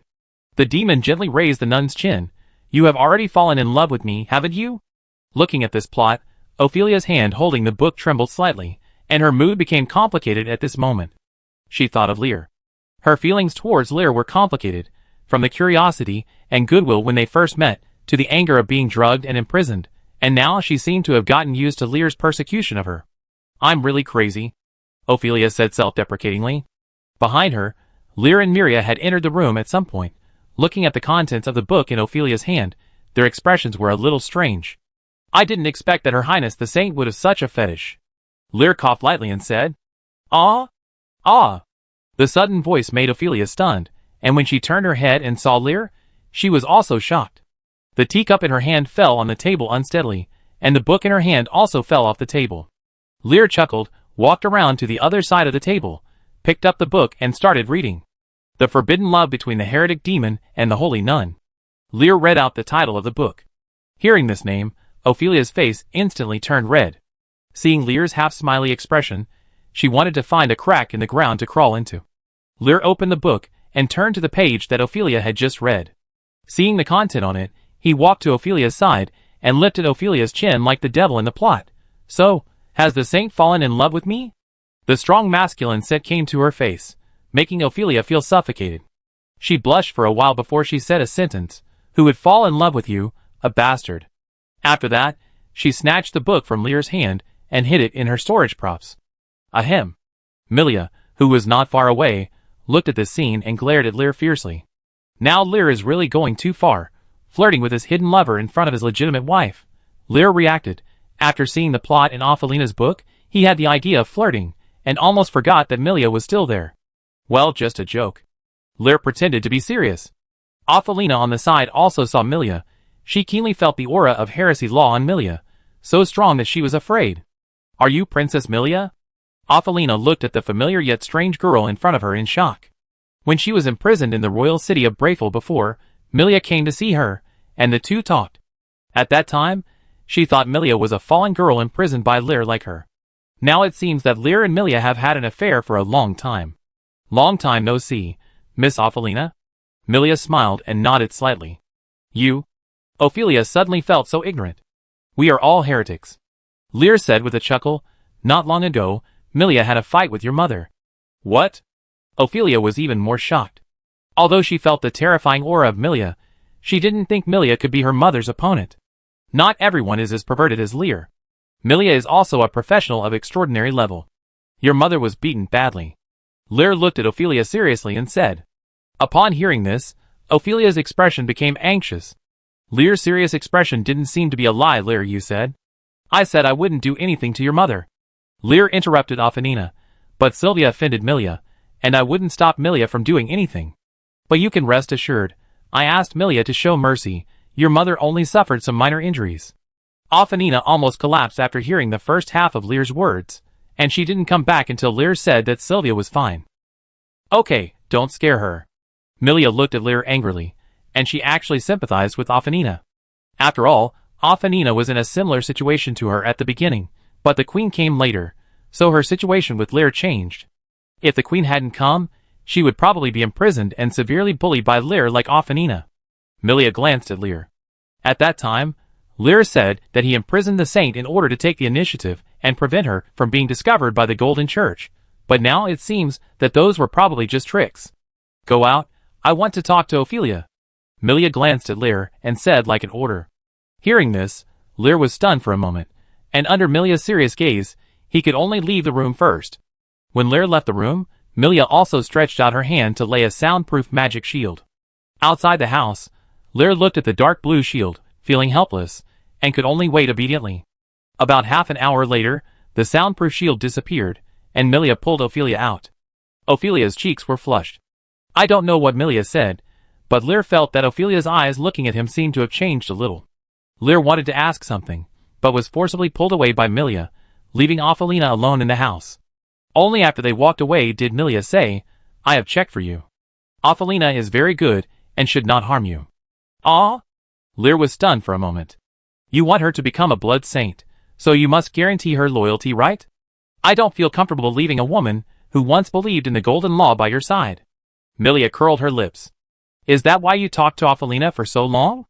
Lear looked at Milia with a soft look. "Not only that, I also asked you what you did to her. You touched her all over her body, so I knew how you would let go of such a beautiful saint." Milia suddenly turned her head and looked at Lear with a smile. Lear's expression froze instantly, and he couldn't refute it. This happened involuntarily when he was sucking blood. It was a good thing that he didn't take the last step. Seeing Lear's silence, Milia smiled. She was not blaming Lear. She didn't mind Lear having other women, but he couldn't just hide any woman and take her home. "Since you have done that with Ophelia, I won't object to you doing something to Ophelia anymore, but I hope you can tell me about this kind of thing in the future. I don't want any wild woman to enter our house," Milia said seriously. Looking at Milia's appearance, Lear nodded seriously and took out a red necklace from the storage ring. "I promise you," he said, and then put the gem on Milia's neck. "This is a gem that can open the old dream of the Blood King city. It can spontaneously absorb energy from the outside world to recharge, and can be used once a day. You can come here anytime you want in the future, but it's better to hide your face and your information." Lear continued, "You know, I recruited some. Well, aliens, I will give them permission to come here. Of course this permission will not be many, but you may also encounter them. In the outside world, you are the wife of the special executive of the War Church. This is the royal city of the Blood Cult. The matter of the Blood King cannot be exposed, so—" "I understand what you mean." Picking up the gem hanging around her neck, Milia's eyes were full of light. "As long as those aliens don't discover my identity, it's fine, right? Can you avoid the aliens' reconnaissance skills?" Lear asked. "Of course." Milia nodded. "She is the goddess of the morning star, and this is easy for her. She was detected before because she felt there was no need to hide. Now that she has decided to show up, she should be open and above board." "So are you going to start spreading the faith of the bloodlaw next?" Milia asked. "Yes. What are you going to do?" "I'm thinking of talking to Dival and building a blood temple in Soros," Lear said. Milia was shocked by Lear's idea. "Are you sure you're not kidding?" She knew that Lear had previously forced his way into the Pope's hall and made the War Church lose face. Now he was going to build a blood temple in Soros to compete with the War Church for faith. Does Dival have no face? The war trial is about to begin, and all the war believers will be recruited. "I can talk to Dival about this," Lear said confidently.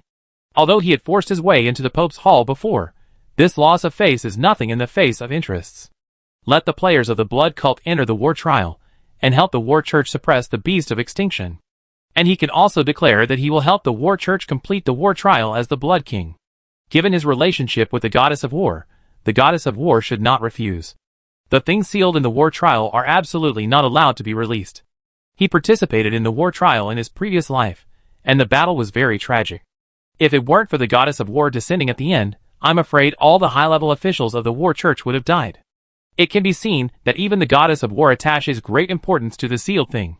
The beast of extinction is immortal, and every break through the seal is a disaster for the War Church. Dival will definitely not refuse a powerful ally. Otherwise, if he attacked the War Church during the war trial, Dival would be powerless to stop him. Milia looked at the smile on Lear's face suspiciously, wondering how Lear would make Dival compromise. The two walked out of the Blood Temple together. Milia planned to go out, but Lear still wanted to target Mina. After all, the Morning Star sealing technique only lasted for 1 day. And he had been coveting Mina's arcane book for a long time. "I will cast the Morning Star sealing technique on Mina in the future. You are not allowed to suck blood." Milia stared at Lear. Ophelina had been seen by Lear, and she would never let Lear have the opportunity to do whatever he wanted to Mina. Seeing Milia's tough look, Lear could only compromise, and the two walked towards the room where Mina was imprisoned. Chapter 199. Following the guidance of the blood mark, Lear quickly brought Milia to the place where Mina was imprisoned. Mina sat slumped on the bed. The blood shackles on her body had been untied, but there was still a shackle tied to her ankle. There was only a bed and a table in the room, and there was not even a window. There was only a small window on the closed door, separated by metal railings. Mina could only see the marble wall behind the small window. She looked at the small window with dismay. She had tried it just now, but the strength in her body was completely gone. She was now just an ordinary person, and it was impossible for her to open the door and leave. Just when she was at a loss, the iron door of the room suddenly shook. Lear opened the iron door and walked in, and Milia followed behind. Seeing Lear suddenly appear, Mina's eyes became fierce, but after staring at Lear for a long time, she turned her head and looked away. She understood her current situation, and any direct resistance would only increase the danger. I didn't expect that Ino would arrange you in such a good place. I just wanted to throw you into the underground prison. Lear looked down at Mina, and took a look at the furnishings in the room. This room is quite clean, and the bed is no different from the ordinary Blood Elf residence. It is no different from the ordinary guest room, except that it is a little simple. Hearing Lear's words, Mina's anger was aroused again. Do you dare to let me go and fight with us in an upright manner? Don't rely on that woman, Mina roared. In her opinion, she was caught so easily because of Lear's wife Miria. She saw the battle between Milia and Sylvia. Milia was undoubtedly powerful, but she didn't expect that her magic circle would be ineffective against Lear and Milia. Moreover, Milia actually had the ability to seal the power of the law. Why did such an ability exist? It was completely unreasonable. The spell that failed when Lear hugged her before was probably because of Milia. Mina looked at Milia with a hint of fear. Feeling Mina's gaze, Milia had a blank expression. She had seen such gazes many times. The sealing and predictive abilities of the Qinqing law would always be targeted in various ways. Milia is my wife. It's not natural for me to rely on her. Lear didn't want to pay attention to Mina's provocation. He just wanted to see what Mina's arcane book was. Ignoring Mina's eyes that seemed to be spitting fire, he slowly approached. What do you want to do? Mina leaned back subconsciously, and even picked up the quilt on the bed to cover herself. Lear did not answer, but lifted the quilt and pulled it off. Show me your arcane book. You are dreaming. When Mina heard the word arcane book, her eyes widened like a cat with its fur standing on end.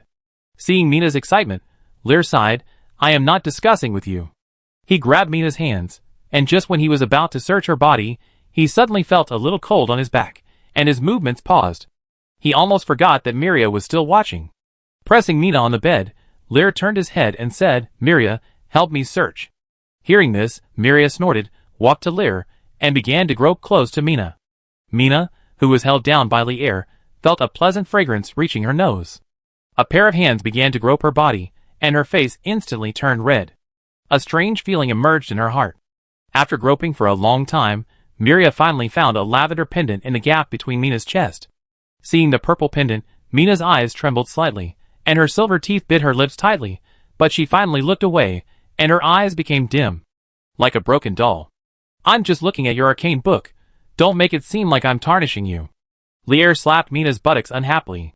The pain from behind ignited Mina's suppressed emotions again. The pendant was a gift from her mother, a storage item, and all her wealth was in it. Lear took away everything from her, and he even said such a sarcastic remark. Suddenly, Mina was so angry that she bit Lear's chest with all her strength. Hiss! Lear took a breath of cold air. This attack could not cause any harm to him, but the pain was real. He loosened his hands and moved away from Mina. He lowered his head, and the clothes on his chest had been bitten, and a little blood came out, but it healed quickly. Mina sat up from the bed, and her eyes were still fierce when she looked at Lear. What a fierce woman! Lear raised his eyebrows. He did not touch Mina's bad luck again, but looked at Milia on the side. Milia held the pendant, and the terrifying magic power surged into it, and Mina's defense was broken in an instant. After searching the pendant for a while, Milia took out a dark book. Is this what you want? Milia looked at the book in her hand. There was a strong power in the book, but even she couldn't tell what it was. Seeing the book, Lear showed joy. This is it. He had seen this arcane book in his previous life, and was deeply impressed. After analyzing the spell, this arcane book will become a relic of law, which can replace the staff and be used as a weapon for casting spells. It is very powerful. Hearing Lear's reply, Milia threw the arcane book over, then took a look at the pendant in her hand, and returned it to Mina. Looking at the pendant thrown on the bed by Milia, Mina hadn't reacted yet. This should be a very important thing, right? Don't you want it? Milia smiled at Mina. Mina finally came to her senses. She quickly picked up the pendant, and then looked at Miria with a complicated expression. Thank you. Miria didn't say anything else, just looked at Lear. Lear took the arcane book, and the information in the arcane book appeared directly in front of him. Item name: Arcane book that records the taboos of the soul. Introduction. The soul is an absolute taboo. Anyone who explores the mystery of the soul will be cursed. This is the masterpiece of the former genius Wizard Douglas. As a genius of the Arcane Council, he embarked on this road of no return and left this taboo arcane book at the last moment of his life. Effect: only a true arcane genius can peek into the mystery. When you analyze the secrets of the arcane book, this arcane book will become your powerful weapon. Looking at the information prompted on the system panel, Lear was silent. This was the first time he had seen such an ambiguous introduction. Whether now or in his previous life, any spell book or law relic, he had seen a clear usage requirements, such as attributes or law affinity requirements. But this book had nothing. What is a true genius? Lear opened the arcane book, and the dense spell runes on it made Lear's head ache. Obviously, he was not a genius. Since only a genius could analyze the secret of this arcane book, let the genius do it. Lear raised his head and looked at Mina on the bed. Mina was holding the pendant at this time, still looking at Lear with hostility. Looking at Mina's appearance, Lear also threw the arcane book back. Seeing Lear's actions, Mina was stunned again. He held her down by force, snatched her pendant and arcane book, and now returned them all to her. Is he playing a trick on her? I don't understand this book. Lear said frankly, instead of leaving it here to gather dust, give it to someone who needs it and analyze the secrets of the arcane book, so that the value of this arcane book can be brought into play. Mina heard the meaning of Lear's words. You want me to analyze the spell and give it to you?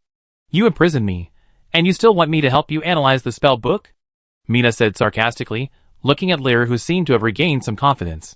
Yes, you can choose to refuse, but after that you can only stay in this room for the rest of your life. No one will come to save you, even your mother. She can't find you. Lear nodded. Don't doubt what I said. I can tell you clearly that you are no longer in Soros, and I think you should be able to feel the breath around you. Lear continued, before you analyze the spell and hand it over to me, I will not accept any conditions offered by the Arcane Council in exchange for you.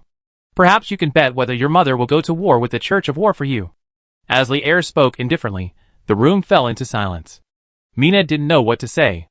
Now she was imprisoned, and she could indeed feel that the atmosphere around her was completely different from Soros. The smell of war disappeared, replaced by an atmosphere she had never felt before. Is it teleportation? She thought to herself. Do you really have to compromise with this hateful man in front of you? Let's make a deal. Lear said again, you analyze the spell and hand it over to me, and I will let you go without notifying the Arcane Council. You can go wherever you want in the future, and I will not interfere.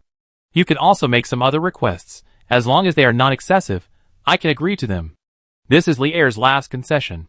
He is indeed very interested in this forbidden spell, but he doesn't have to get it. With his current strength, getting the spell is just icing on the cake.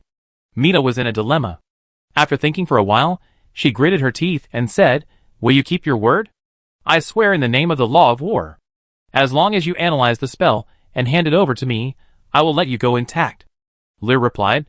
Swearing in the name of the law is a very reliable oath. Mina finally believed Lear's words. I promised you, so you can let me go? She kicked her feet, and the life-binding shackles made a swaying sound. This is insurance, Princess Mina. Lear looked at the chain and shook his head, to prevent you from leaving, and your range of activities will still be restricted. I will talk to Ino and change you to a better room. You can make all reasonable requests to Ino, but now you are still a prisoner until you finish analyzing the spell. Is this how you negotiate a deal with others? Mina was angry. It's a deal between us, and of course the deal must be guaranteed. Lear chuckled. Mina had no choice but to compromise. The deal was reached, and Lear was in a good mood. When he went to Mina's bookstore to threaten Mina before, Lear was just trying it out. He also thought about capturing Mina directly, but the extraordinary level of combat fluctuations would attract the attention of the War Church, so he gave up. At that time, Lear completely forgot about Miria's Morning Star sealing technique. If he had known that Miria could directly seal Mina, how could he have just threatened and left? I'm afraid he would have captured Mina long ago. Should I remove the seal on me? Mina suddenly said. Hearing this, Lear's eyes became dangerous. Remove the seal? How is it possible? He couldn't let a great wizard of extraordinary level stay in the old dream. Don't look at me like that. I don't want to escape. How can I study the arcane book if you seal my arcane law? Mina said unhappily. Lear was stunned for a moment. This seemed to make sense. But if the seal is lifted, Mina's safety cannot be guaranteed. For a moment, Lear was inexplicably distressed. After thinking for a moment, he turned his head and looked at Miria. Miria, can your Morningstar sealing technique set a magic circle area? For example, if you enter the range of the magic circle, the power of the law will be sealed. Lear thought about it, and he could only think of using the Morningstar sealing spell to form a magic circle that includes the entire house. There is nothing wrong in the house, but once you want to leave the house, the power will be sealed. It's like the eye of the typhoon in the previous life. It can be possible. Milia thought for a moment and nodded. Lear smiled. If he could isolate Mina's room with a sealing magic circle, it would be much safer, but he still needed to make an insurance. I can remove the seal on you, but you must also swear to the arcane law. During the spell analysis, it is forbidden to leave the room, and it is forbidden to use spells to harm anyone you see. Lear said with a serious look. Okay. Mina nodded. Lear also nodded, watching Mina finish the oath of the law, and then tied Mina up with the life-binding shackles again. What are you doing? Do you want to break your promise? The tied-up Mina was pale. I'm just taking you to another room. I won't do anything to you. I let you go later. Lear smiled, took out a cloth to cover Mina's eyes, and then took Mina out of the door. After an unknown amount of time, when Mina saw the light again, everything in front of her had changed. The room became bigger and more comfortable. Lear took her to a new room. You stay here in the future. If there is anything, notify Ino and let her tell me. I will take care of it. Lear pointed to Ino beside him. After that, he left the room with Miria. Only Mina and Ino were left. Mina stretched her hands and felt that the arcane law power in her body had resumed flowing. She walked to the window and looked out the window. The dark blue magic circle covered everything, and she could not see anything. Chapter 200. Special Executive Officer Lear. The next morning, someone came to the door. Looking at Maya and Erwin, Lear smiled. Come in, please. He opened the door and let the three people in. Milia had just finished washing up and was reading the novel book she got from Afanina yesterday while drinking morning tea. In the sun, the girl's hair was shining with crystal light, which made Milia even more beautiful. Maya looked at the girl, who was reading seriously, and she felt inexplicably ashamed of herself. Although she felt that there was no difference between her and Milia in appearance, her strength and temperament were completely different. Milia just glanced at the three people who entered the room and ignored them. Lear took Maya and the other two to sit on the sofa beside them. Everyone sat down. Erwin glanced at Maya and then said, Special Executive Liar, we are here today for Princess Mina. Lear had a smile on his face, half leaning on the sofa without saying anything, just looking at Erwin quietly. Seeing Liar's attitude, Erwin sighed in his heart. Mina was captured by Liar. Although it was his own fault, Mina was the daughter of the speaker, and the eldest princess of the Kalia royal family. He couldn't watch Mina being humiliated. I came here today to apologize for the recklessness of the eldest princess. It was indeed wrong for the eldest princess to break into the church and attack Special Executive Liar, but I still hope that Special Executive Liar can forgive Her Royal Highness the Princess. If Sir Erwin is willing to release Her Royal Highness the Princess, the Parliament can make compensation. Erwin said carefully, paying attention to Liar's attitude while speaking. But Lear still had a faint smile on his face, as if he didn't hear what Erwin said. He picked up the teapot on the table and poured himself another cup of tea. Lear said calmly, I can't hand Mina over to you. He turned his head and looked at Erwin. Mina offended the church. She should be punished, but you are right. She is the eldest princess of the royal family of Kalia. For the sake of the Arcane Council, I will treat her well. Master Erwin can rest assured about this. What exactly do you want to do to your sister? Maya, who was standing aside, saw that Lear rejected Erwin's proposal, and couldn't help saying, I heard you talking to your sister yesterday. You want your sister's spell, right? You can tell me what spell you want, and the council can give it to you. Maya said anxiously. You can't give me the spell I want. Lear shook his head. Can't give it? Maya was stunned. What spell can't the council give? Suddenly, she remembered the reason why her sister was wanted by her mother. You want the spells in the forbidden spell book? Maya came to her senses. Hearing this, Lear just glanced at Maya and didn't answer. Erwin was also stunned. He was the one who was responsible for capturing Maya, and he knew the reason very well. The forbidden spell book has been placed on the top of the library of the Parliament for a long time. Larina forbade anyone to approach and check it. It is said that it is an arcane book for studying the soul, which was left by the former speaker Douglas. He is also the father of the current speaker Larina. No one knows how Douglas died, But suddenly one day, he announced that he would hand over the position of speaker to his daughter Lorena, and then he died a few days later. Special Executive Officer Lear. Erwin wanted to say something. You should leave, Archmage Erwin. Lear didn't want to continue this topic and directly issued an order to expel them. The words he wanted to say were stuck in his throat. Looking at Lear's indifferent eyes, Erwin could only sigh. Special Executive Officer Lear, we will not return to Kalia immediately. The speaker will come to Soros in a few days, and we will talk to you again then. About Princess Mina and arcane countermeasures. Erwin said the last sentence, and could only leave with Divine and the reluctant Maya. After the three left the room, Milia returned to the house from the balcony. Who is the speaker of the Arcane Council? Milia asked curiously. Lorena Kalia. Lear said a name, a half-saint level mage, about the same level as Dival. The power holders of the three major Orthodox churches are all about the same strength, all of them are half-saints. Is that so?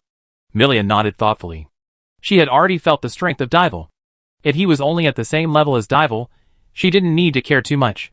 Time passed by little. Lear didn't need to care about the cooperation between the three major sects, and he was happy to be a leisurely person. These days, Maya would come to him from time to time, trying every possible excuse to see Mina, but Lear refused them all. When resting at night, Lear could sometimes feel a trace of weak mental power searching his room, but he didn't care. Maya searched the entire Pope's Hall, but in the end, she didn't find Mina's whereabouts, as if Mina disappeared out of thin air. She even found Dival in the end, but Lear still didn't let Maya see Mina, just said that Mina was placed in a safe place. In a flash, a week passed. At the suburban horse farm, the selection that lasted for a week was over, and the ones who stayed in the end were the real elites. Li Huanhuan looked at the 1,000 people in front of him, and nodded with satisfaction. There were still a few days left before the 1 month required by Mr. Munder, so this was considered to have completed the task ahead of schedule. When will the portal be opened? Wudizue Junlang asked loudly in the crowd. In the end, he still chose the blood cult. Although he witnessed Milia's strength, he couldn't touch Milia at all. He was unwilling to switch to an ordinary war law profession, so he had to return to the blood cult. Hearing Wudizue Junlang's words, Li Huanhuan took out the pure blood believer badge given to her by the Blood King, which could open a portal to the Blood King City once. Blood King City. What exactly is that place? Li Huanhuan was a little excited. Anyway, the selection had been completed, so let's start now, she thought to herself, and immediately her mind moved, and the pure blood believer badge in her hand emitted a dazzling light. The badge floated up from Li Huanhuan's hand, emitting a red light, and then a huge portal appeared in the center of the racecourse. In the bright red portal was an endless vortex, as if there was an abyss behind it. The players who looked at the portal were not afraid, but excited. They rushed into the portal one after another. Looking at the crazy crowd, Li Huanhuan couldn't stop it at all. As more people entered, the light of the portal gradually dimmed. Li Huanhuan and Dahe were shocked when they saw this, and then they followed the crowd and rushed in. The old dream of Blood King City. The Blood King on the throne opened his eyes. Lear had already entered the old dream of Blood King City. As for the one who dealt with Maya in the Pope's Hall, it was his blood incarnation. Ino, Adele, those aliens are here. You bring them here. The demon on the throne said softly. The two women who were cleaning the hall were stunned when they heard the voice, and then showed a clear expression. Yes. Master. The two women agreed in unison. Call me Munder. In front of those aliens, I am the Blood King. The demon on the throne reminded. Yes, Lord Munder. The two women nodded, quickly changed their words, and then left the hall. Outside the Blood King City, 1,000 players stood outside the city gate. The magnificent city in front of them shocked them. This city looked more magnificent than the Soros King City, but most of the area was shrouded in fog. You have come to the old dream, the Blood King City. Introduction. The former Blood dynasty was buried in the dust of history, but blood lives forever. Two prompts appeared in front of all players, and the closed door in front slowly opened. Welcome, all the chosen ones. Ino walked out from the inside of the door, wearing a black and white maid outfit, with a delicate appearance, and immediately attracted the attention of all the players. One player couldn't help but throw a reconnaissance spell. Name, Ino. Level, 45, Intermediate, Profession, Blood Hunter. Favorability, Normal. Danger, Highly Deadly. The level of 45 surprised all the players. Ino was wearing a maid outfit, which meant that Ino was a maid. A mid-level professional was actually just a maid? Lord Munder is waiting for you all. Please follow us. Just as the players were looking at Ino, Another voice appeared next to them. Adele stood on the other side, also looking like a maid, but unlike Ino's gentle attitude, Adele's expression was a little indifferent. Another maid appeared, also beautiful, and many players cast reconnaissance skills again. As soon as Adele, the high-level blood hunter's information was exposed, there was a commotion in the crowd again. It was outrageous for a mid-level professional to be a maid, but a high-level one? You have to know that the war bishops of the war church are only high-level professionals. Adele turned a blind eye to the reactions of the players. She didn't want to say it again after she had said it once. She looked at Ino, and the two women turned around and walked towards the inside of the royal city. The players gathered at the city gate followed behind, and entered the Blood King city. The buildings on the street gave people a sense of splendor, but most of the area was still shrouded in fog. Some players tried to enter the house, but they were given a cold reminder that they had no authority, so they had to give up. When they entered the city completely, human figures appeared in the buildings, and blood elves with pointed ears appeared in the eyes of the players. Is this an elf? So beautiful. Fuck, these are all mid-level professionals at the lowest? The crowd was in a commotion. Ino and Adele in front felt that the players' performance was a bit strange, but they didn't say anything, just continued to move forward. After about 10 minutes, everyone came to the depths of the city, the location of the Blood Temple. The huge statue of Lillian stood in front of the temple, with bright red light radiating in all directions. The moment the statue was seen, another prompt appeared in front of the players. You are under the pressure of the Lord of Blood, and all attributes are reduced by 50%.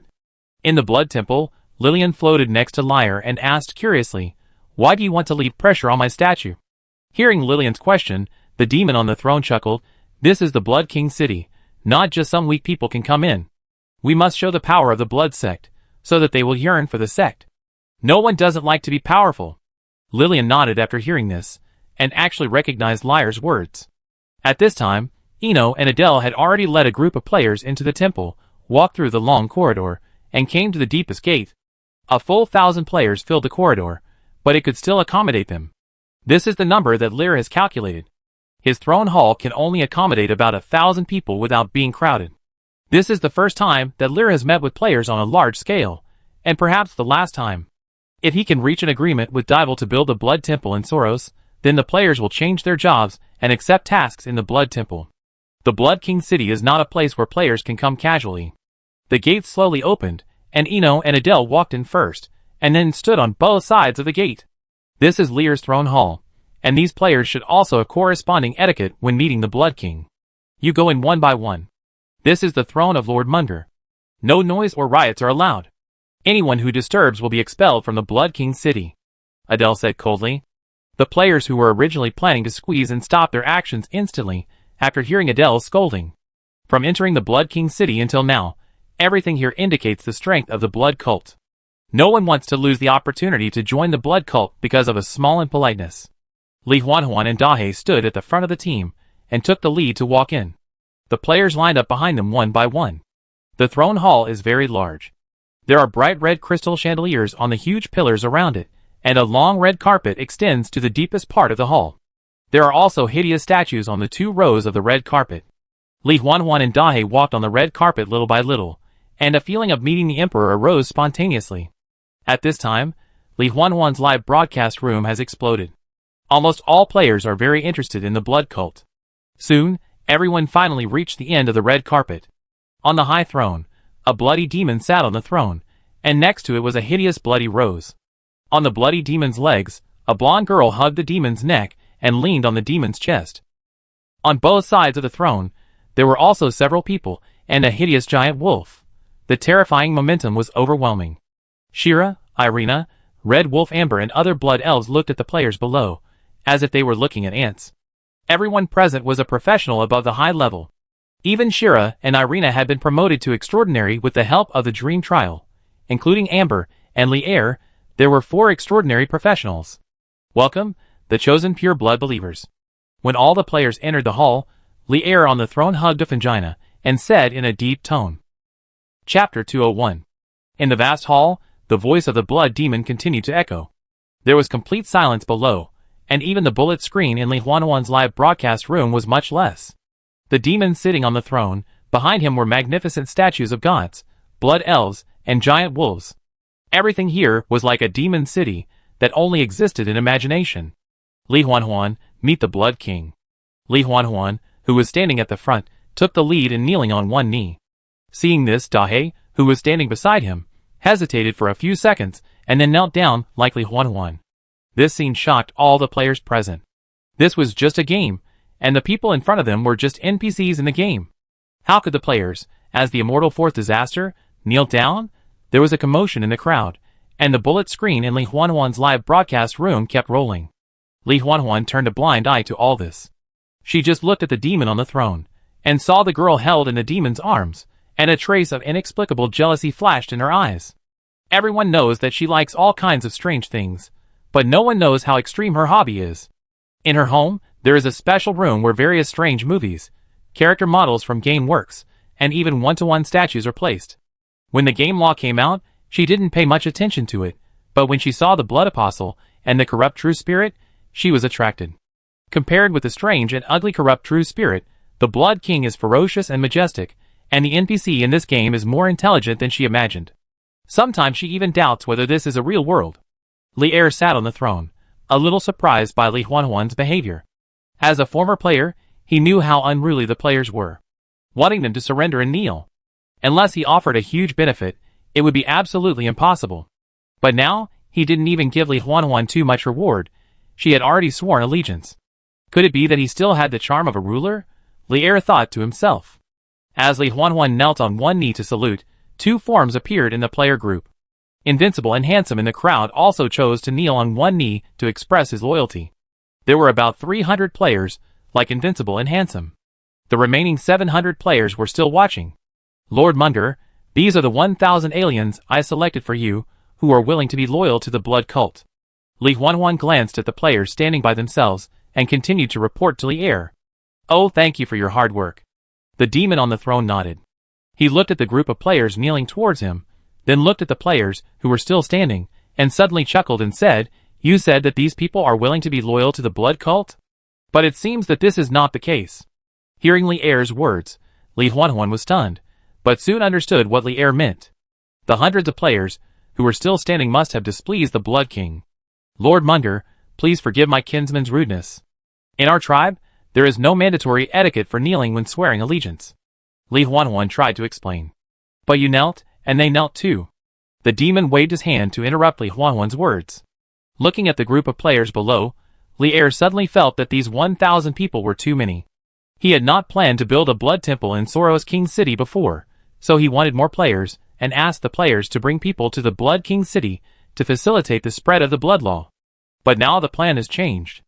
Now Li Er intends to turn the old dreamland of the Blood King City into a holy place for blood believers. Not everyone is qualified to enter. Originally, Li Er prepared pure blood believer badges for the 1,000 players, which have the ability to teleport to the Blood King City once. It seems that it can be saved. Respected Lord Blood King, can I say a word? When Li Er and Li Huanhuan were talking, a player with the ID of Black Light Watching the Moon came out from the group of standing players. Who are you? Li Er set his eyes on the player in front of him. Black Light Watching the Moon, a strange ID, he had no impression, which meant that he had no sense of existence in his previous life. I am Black Light Watching the Moon. Black Light Watching the Moon replied. What do you want to say? Li Er asked. Lord Blood King, my people, and I do not have the etiquette of kneeling when swearing allegiance, and I think that swearing allegiance does not require these etiquettes. Hayden Canwa said lightly, Lord, you want to spread the blood law, and you want elites. All of us, 1,000 people, have come here through strict selection, and all of us are elites. We hope to join the blood sect, but we also need to see the sincerity of the blood sect. He continued, you and the blood sect are very powerful, but that is the power of the blood sect. What can we get by coming here? Is the blood sect worthy of our loyalty? Hayden Canwa said a lot in one breath. In summary, if you want us to swear allegiance, then show us the benefits. As Hayden Canwa's words fell, the entire throne hall fell silent. The blood elves standing on both sides of the royal city showed angry expressions, and even Eno and Adele in the back frowned. The standing players seemed to agree with Hayden Canwa's words, and even some players, who were kneeling on one knee, stood up. In the end, only more than 100 people were left kneeling on the ground. Wudi Zui Junlang was among them. Boss, do we still have to kneel? The younger brother beside him looked at the players, who stood up, and his heart was also moved. Don't move. Wudizue Junlang said softly. Why? We got a system prompt when we came in, right? This is the former capital of the Blood Dynasty. Wudizue Junlang said calmly. It's similar to our ancient dynasties. Imagine a group of powerless people who come to join the dynasty because they admire the power of the dynasty. But now they are asking for benefits and bargaining in front of the emperor. What will be their fate? At this point, Wudizue Junlang stopped talking. Looking at the black light and the moon, there was a trace of pity in his eyes. This person was obviously limited by the player's thinking. This is a game, not the real world. The Blood King is a hero-level NPC, at the same level as the War Pope, and he is also at the top of the game. In a world like Law where the system is still in the feudal era, bargaining with an emperor is like an old man hanging himself, not wanting to die. It is true that the Blood King wants to spread the blood law, but don't you see how many people want to join the blood sect? If you don't do it, there are plenty of people who will. Do you have the same idea? On the throne, the demon did not answer Hayden Kanyua's words, but cast his eyes on the other standing players. Feeling the momentum of Li'er, those players were uncomfortable but still stood. Seeing this scene, the demon's eyes became cold. Amber, take them out of the royal city. Li'er gave an order. Hearing Li'er's words, Hayden Kanyua and a group of players, who wanted to wait for the price were stunned. Lord Blood King. Hayden Kanyua was a little anxious. In his opinion, there were 800 people standing on his side, and the Blood King had to consider it. After all, the Blood King's requirement was 1,000 believers. Since you are still considering whether the Blood sect is worthy of loyalty, then continue to consider it. Li'er smiled and shook his head. No, Lord Blood King, we just... Hayden Kanyua wanted to say something else. You just want to get benefits from me. Li'er interrupted Hayden Kanyua's words directly. You aliens have come to this world, immortal, but you are just ordinary people. I allow you to join the blood cult. The professional power of the blood law is far stronger than the 3 major orthodox religions. This is the reward I give you, and the reason why you are willing to come here. I understand you aliens. You pursue strength, and I can make you strong. But I hate greedy people. The demon on the throne said quietly, and those players who were leaving fell silent. In fact, I don't care about the etiquette of kneeling down to pledge allegiance. Whether you are really loyal to the blood cult or just pretending to be loyal, it makes no difference to me. Amber, take them away. Lear gave the order again, and this time his tone became much tougher. Those players, who were hoping for benefits in their hearts, felt as uncomfortable as if they had eaten shit, and their eyes looking at Hayden Kanyua became fierce, especially those players who were originally kneeling, but stood up because of Hayden Kanyua's words.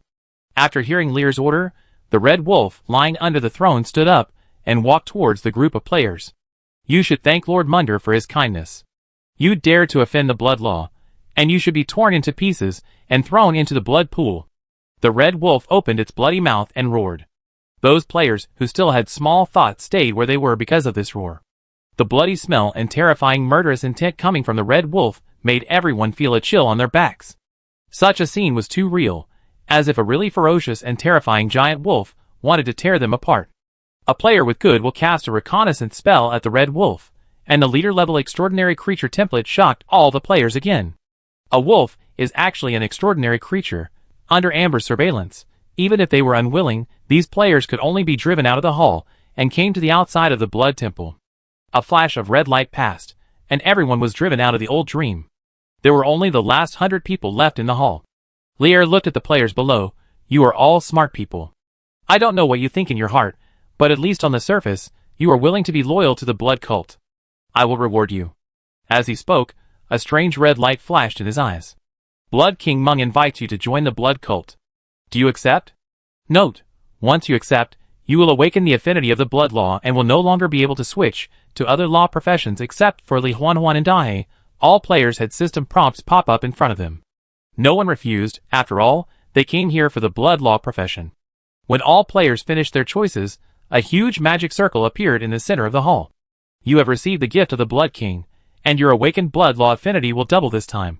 Even Li Huanhuan and Dai got the system prompt. This is some small rewards given by Li Air to these players. He plans to force the blood law affinity awakened by the players to become 1%, and these players awakened by him personally are the last batch of awakened according to their own physical fitness.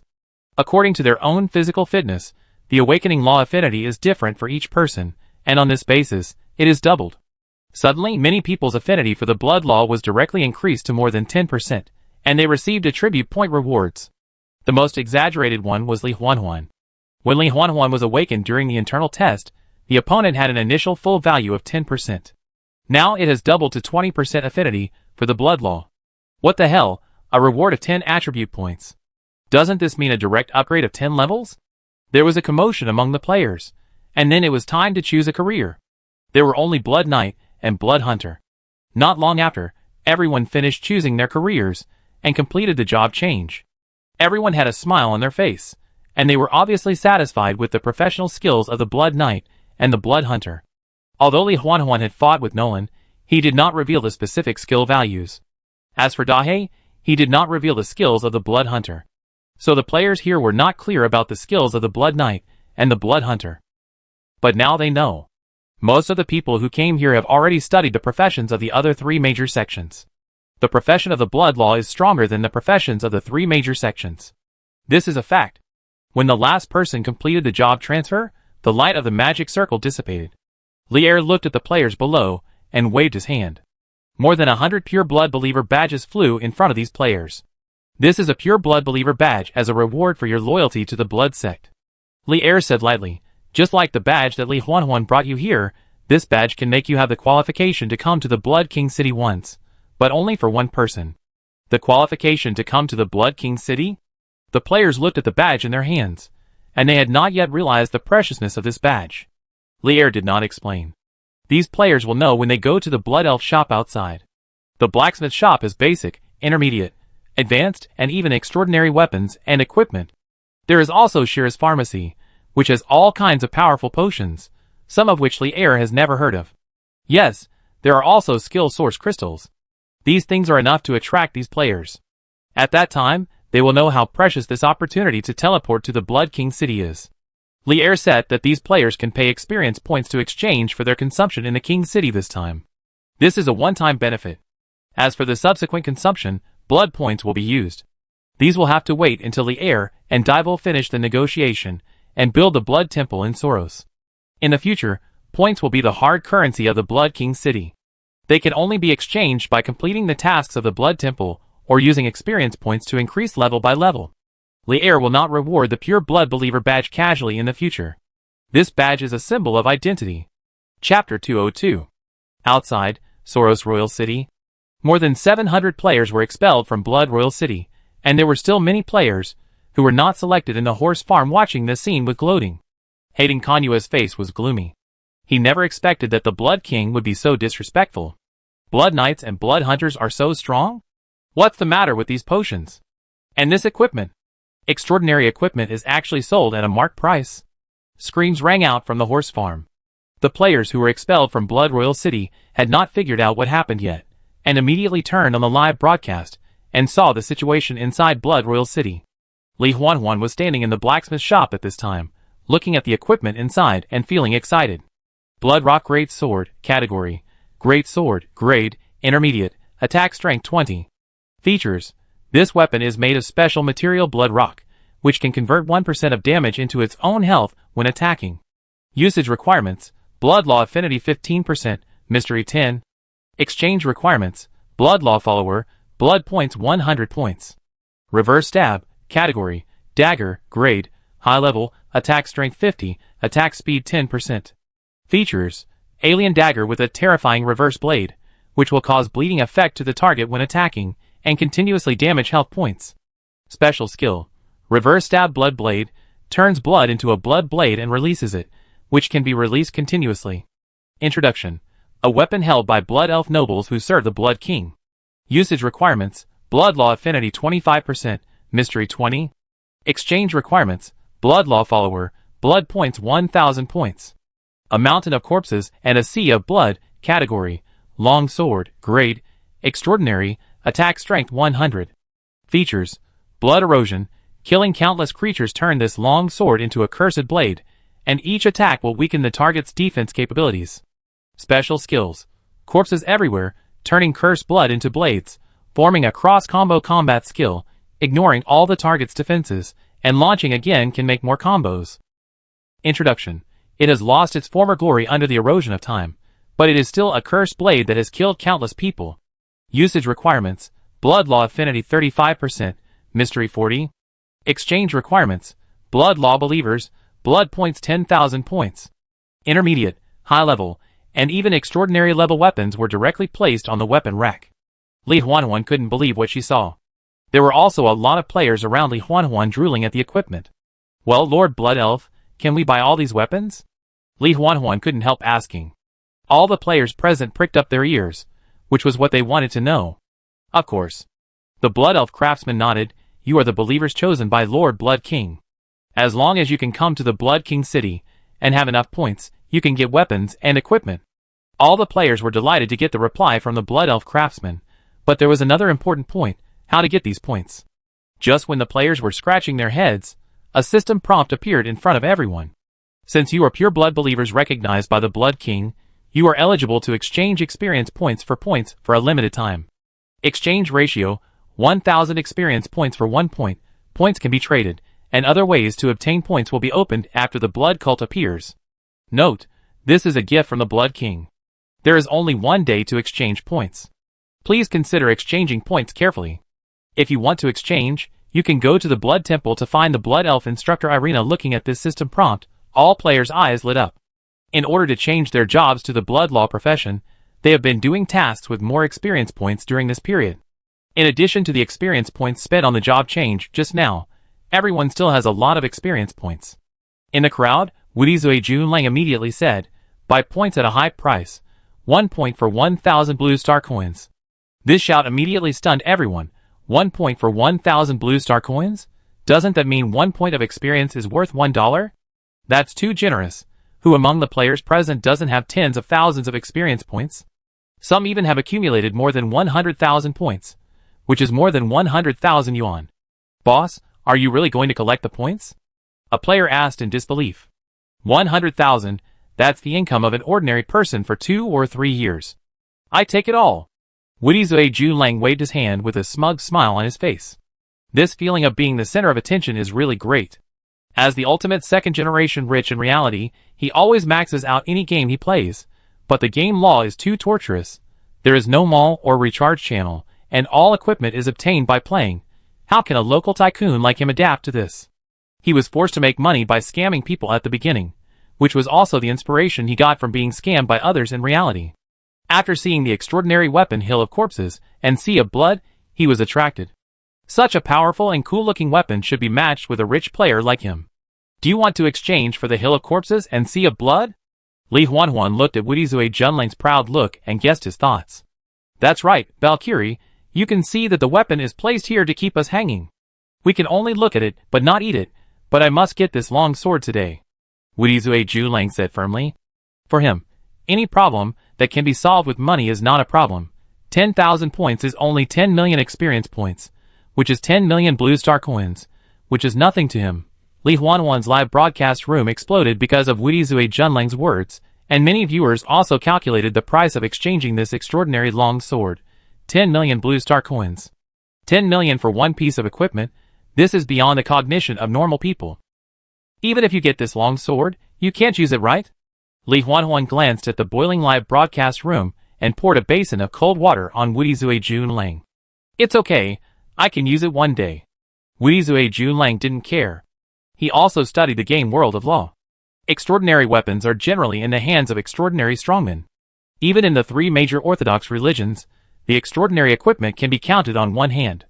When his conditions are sufficient, he can pick up those weapons that only the Pope and the High Priest can use, and it will be face-saving to take them out. Li Huanhuan shook her head. She had nothing to say about such a rich man. Under the temptation of money, many players gathered in front of Wudizue Junlang, and no one would miss a chance to make a lot of money. Li Huanhuan went to other shops to take a look. Especially in the pharmacy, Li Huanhuan was excited by the various powerful permanent effect potions. There were many potions that increased attributes and life value, but she had to give up after seeing the points required. Finally, considering her own experience points, Li Huanhuan chose to exchange for a blood rock sword. It was a mid-level weapon, which was more than enough for her as an apprentice. Her blood law affinity had doubled due to the gift of the Blood King, and with the attribute bonus of 20% blood law affinity, her mysterious attribute also reached 10 points. Both points met the conditions for using the blood rock sword. The exchange points for the Blood Rock sword were 100 points, which was 100,000 experience points. Li Huanhuan found the Blood Elf instructor in the Blood Temple, exchanged the points, and then exchanged for the weapon. Holding the Blood Rock Great Sword, Li Huanhuan's eyes unconsciously fell on the reverse thorn on the weapon rack. Compared with the Blood Rock Great Sword, the reverse thorn made Li Huanhuan like it more in terms of appearance and attributes. Although she is a blood knight, it should be reasonable for a powerful knight to carry a powerful short sword with her, right? Especially the appearance of the reverse thorn is like the fangs of a hideous and terrifying alien creature, which is very consistent with Li Huanhuan's aesthetics. Looking at the reverse thorn eagerly, Li Huanhuan finally sighed. The price of 1,000 points for a full million experience points is too high. Converted into the currency of Wudizui Junlang, it is 1 million blue star coins. Too extravagant. She looked at Wudizui Junlang, who was constantly trading with the players. Most players only had enough experience points to exchange for some beginner equipment. Although they were also very powerful, how could they be exchanged for money? So almost all players chose to exchange money with Wudizui Junlang. The opportunity for such a person to be stupid and rich may not be there next time. There were only more than 180 players left, and Wudizui Junlang finally exchanged for 9,923 points, with the last 77 points missing. His expression was a little heavy.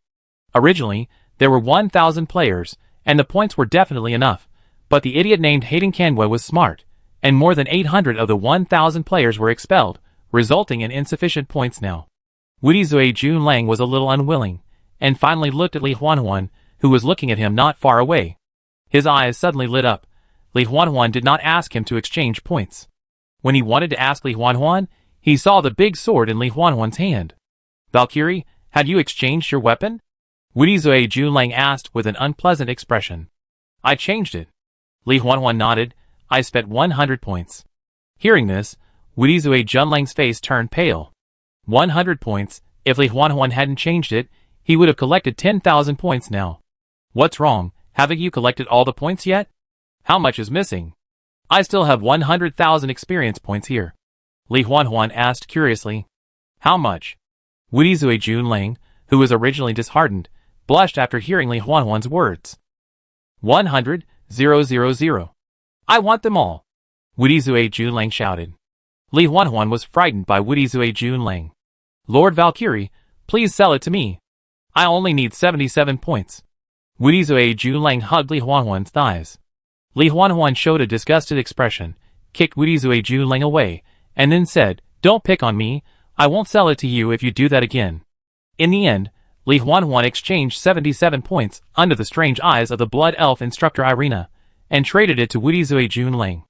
Wudizui Junlang did not hesitate and generously gave Li Huanhuan 100,000 points. After collecting 10,000 points, Wudizui Junlang came to the blacksmith shop and directly exchanged the Sea of Corpses. As soon as the hideous blood-colored long sword appeared, the terrifying murderous aura made the surrounding players feel a bone-chilling chill. Wudizui Junlang was also shocked by the momentum of the long sword. He seemed to see an old man standing in the center among countless corpses.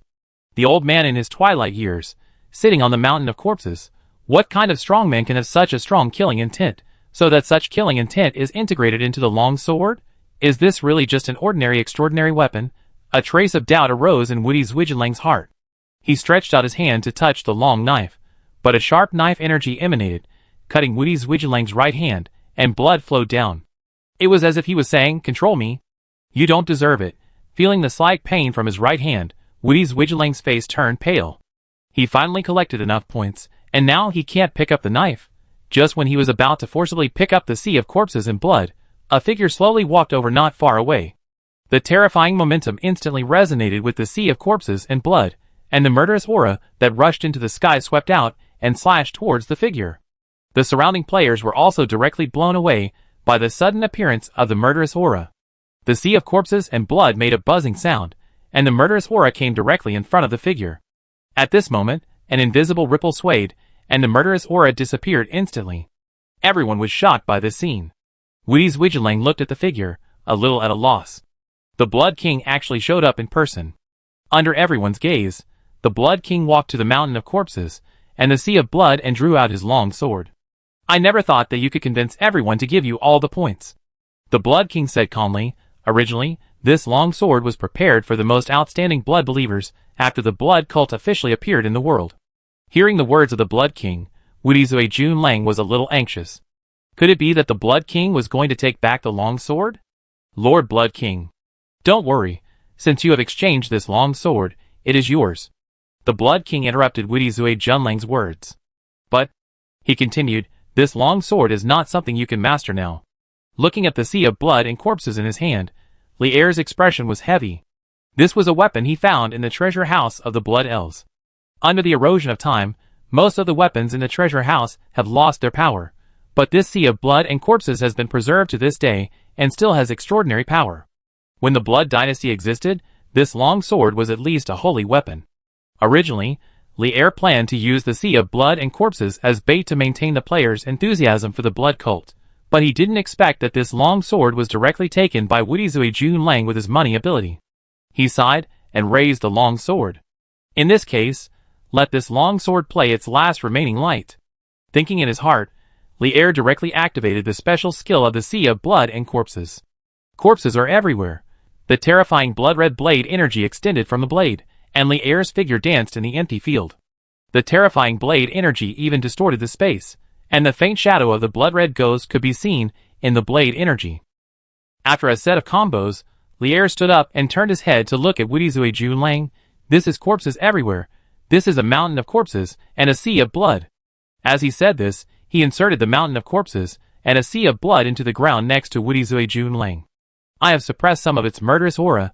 I hope you don't disgrace this blade, he said, and then turned and left. Looking at the back of the Bloody King leaving, Wudizue Junlang was silent for a long time, and finally drew out the long sword. Chapter 203. Li Er left in style, but the players and the audience in the live broadcast room were all excited. The bloody knife shadow still echoed in their minds, as if countless dead souls were screaming and telling the pain. Outside the Blood King city, the players who were expelled had red eyes when they saw this.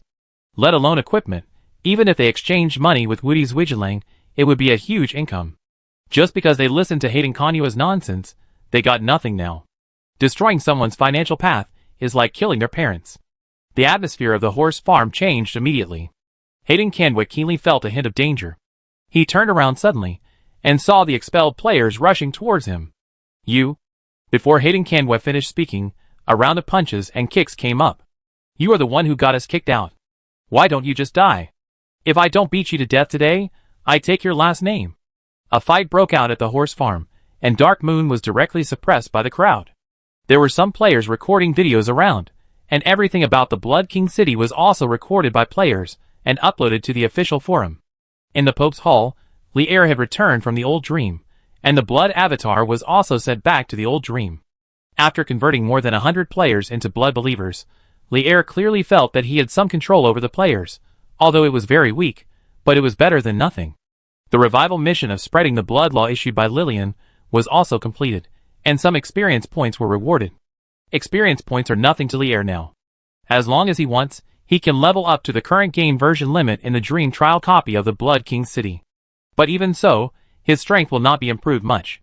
His various attribute points have far exceeded the level of a super-level professional, and he also has the Aslan Royal Swordsmanship.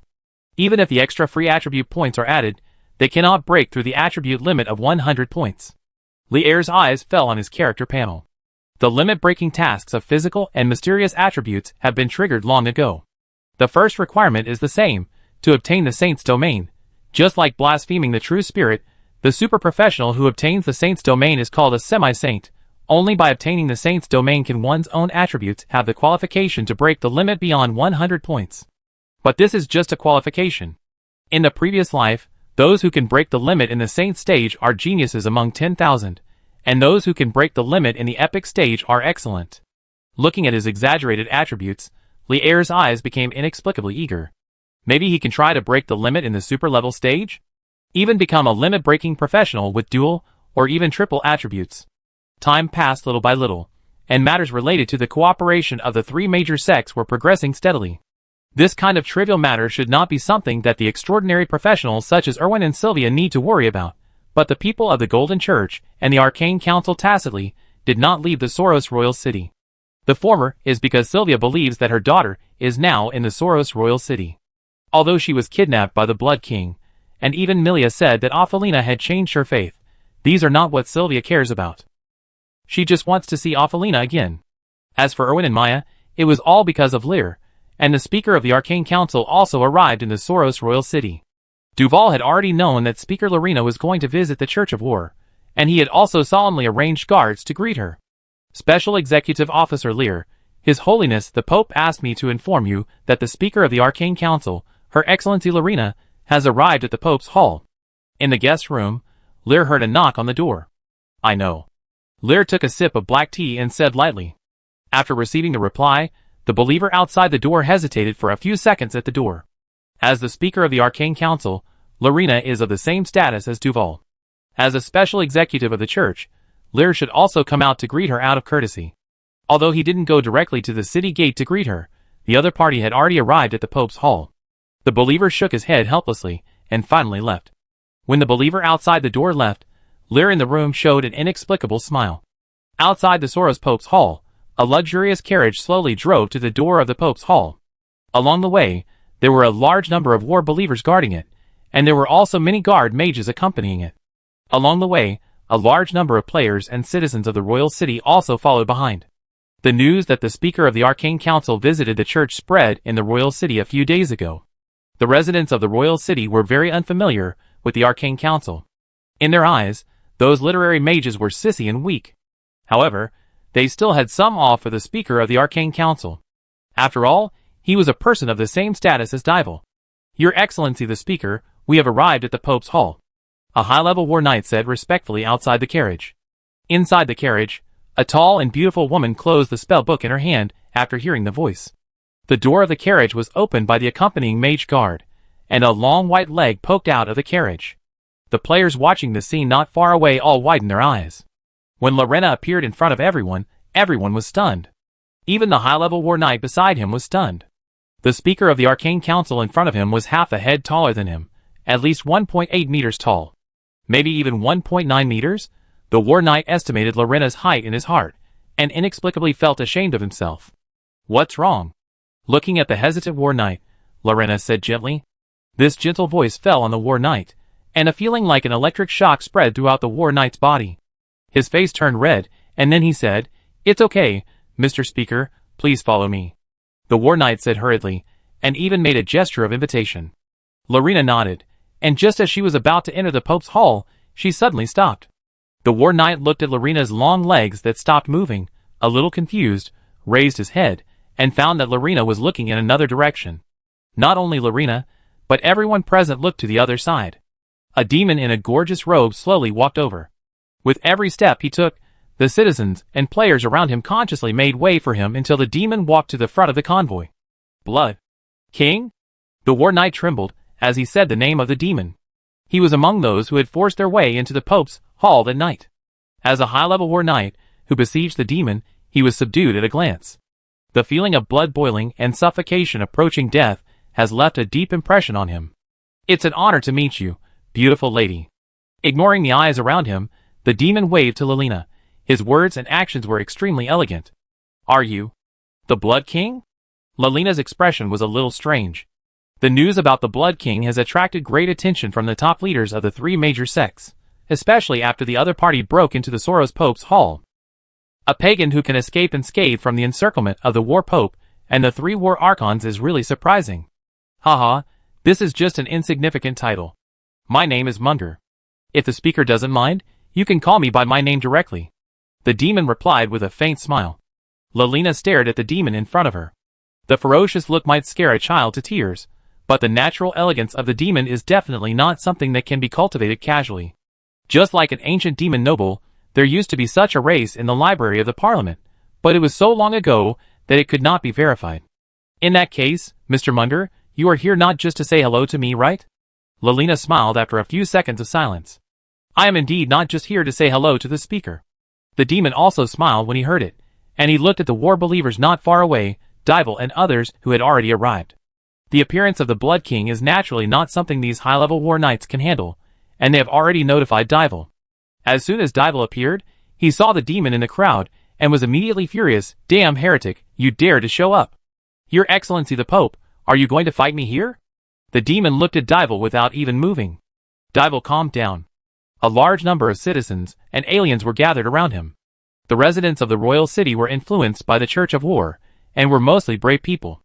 Unless they were in danger of their lives, they would not disperse on their own initiative.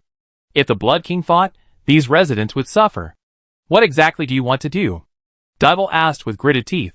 I'm here to negotiate terms, Dival, the demon said lightly. Conditions? Dival was stunned for a moment. The three major Orthodox churches plan to cooperate with each other to spread their faith to aliens. I think it's great. The demon nodded. We, the blood cult, also want to join in. After this, Dival wondered if he had heard it wrong. A believer of a pagan religion actually wanted to cooperate with the three major Orthodox churches. Even Lelina, who was standing next to him, showed a surprised expression, and her eyes looking at the demon became strange. Do you know what you are talking about? Dival took a deep breath and said, Of course I know. I want to build a blood temple in Soros. The demon nodded and answered seriously. That's impossible. Dival refused without even thinking. It's fine if the Arcane Council and the Golden Church set up branches in Soros, but now a heretic wants to get a piece of the pie? Let's not talk about him first. What would happen if the Golden Church knew about it? The War Church and the Arcane Council have no responsibility to eliminate heretics, but in the Golden Church, the trial of heretics is written into the Pope's doctrine. Don't rush to refuse, Dival. This is a good thing for both parties. The demon didn't get angry because of Dival's refusal, but laughed instead. Both sides benefit. The war trial is about to begin, isn't it? A strange red light flashed in the demon's eyes. Do you want an ally who can help you, or a villain who will disrupt the trial? When the three archons bring their elites into the trial ground, and you are the only one in the church, do you think you can stop me? The demon continued, with a threat in his words. When Dival heard the words war trial, his expression changed. This is the trial for the War Church to select the Pope and suppress the Church's seal. Even though the Arcane Council and the Golden Church don't know much about this, the heretic believers in front of them seem to know the war trial well. The trial will begin soon.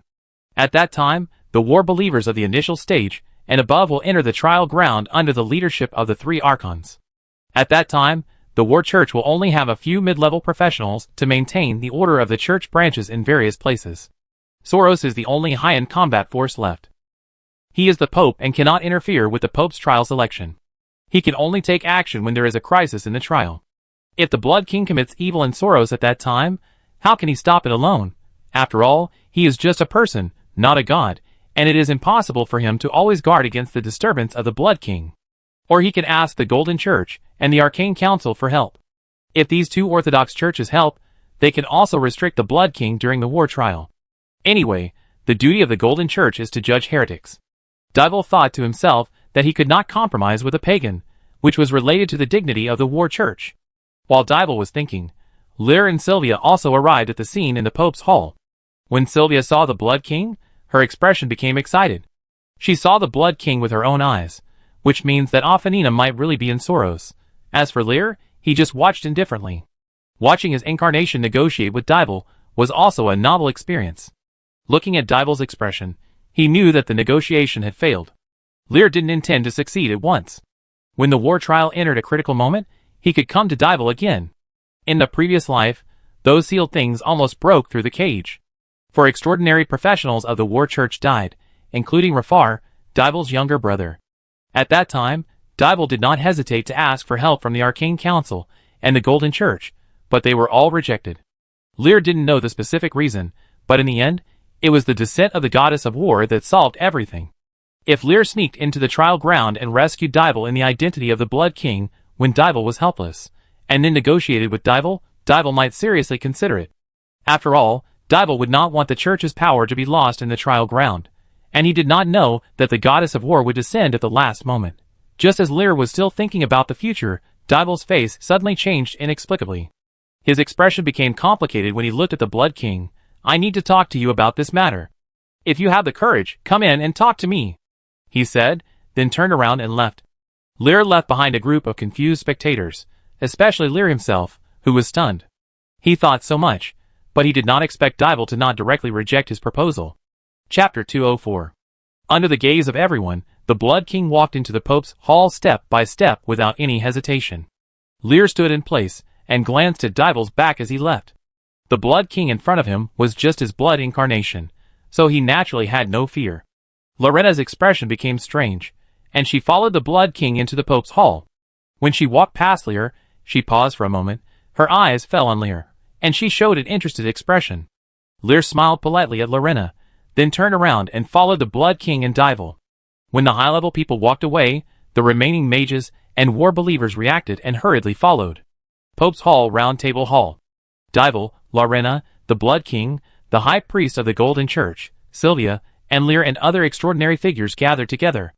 The Blood King sat alone on one side, and the others sat on the other side. It seemed extremely absurd that the top leaders of the three major Orthodox religions actually sat together with a heretic believer. Dival glanced at the Blood King, who was sitting casually on the chair, and his heart was full of doubts. Originally, he did not intend to listen to the Blood King's conditions, but in the end, he heard an oracle from the goddess of war. Agree to the Blood King's request. Only this sentence. Dival could not understand why the goddess would be willing to cooperate with a heretic who had offended the church. Everyone had their own thoughts, and no one spoke for a while, and the atmosphere in the hall became weird. Lear sat casually on one side, with the three war archons. Chairman Lorena, High Priest Sylvia, can you please step aside for a moment? I have something to discuss with the Blood King. Dival spoke up to break the silence. No matter why the goddess of war wants to cooperate with the Blood King, this is a private matter of the War Church, and should not be known to the Arcane Council and the Golden Church. Hearing Dival's words, Lorena didn't have any thoughts, nodded, stood up, and left the hall. Sylvia was somewhat reluctant. Her eyes were fixed on the Blood King. She had finally met the Blood King, and she had not yet met Affinina. How could she leave? Feeling Sylvia's gaze, the Blood King turned his head, his bright red eyes, looked over, and saw Sylvia. As if he remembered something, he raised his hand. I remember you. You are Affinina's mother. Where is Affinina? Sylvia asked, and the magic of the golden law on his body overflowed uncontrollably. She? Of course she is doing well. The Blood King smiled. She is about to become the saint of my blood cult.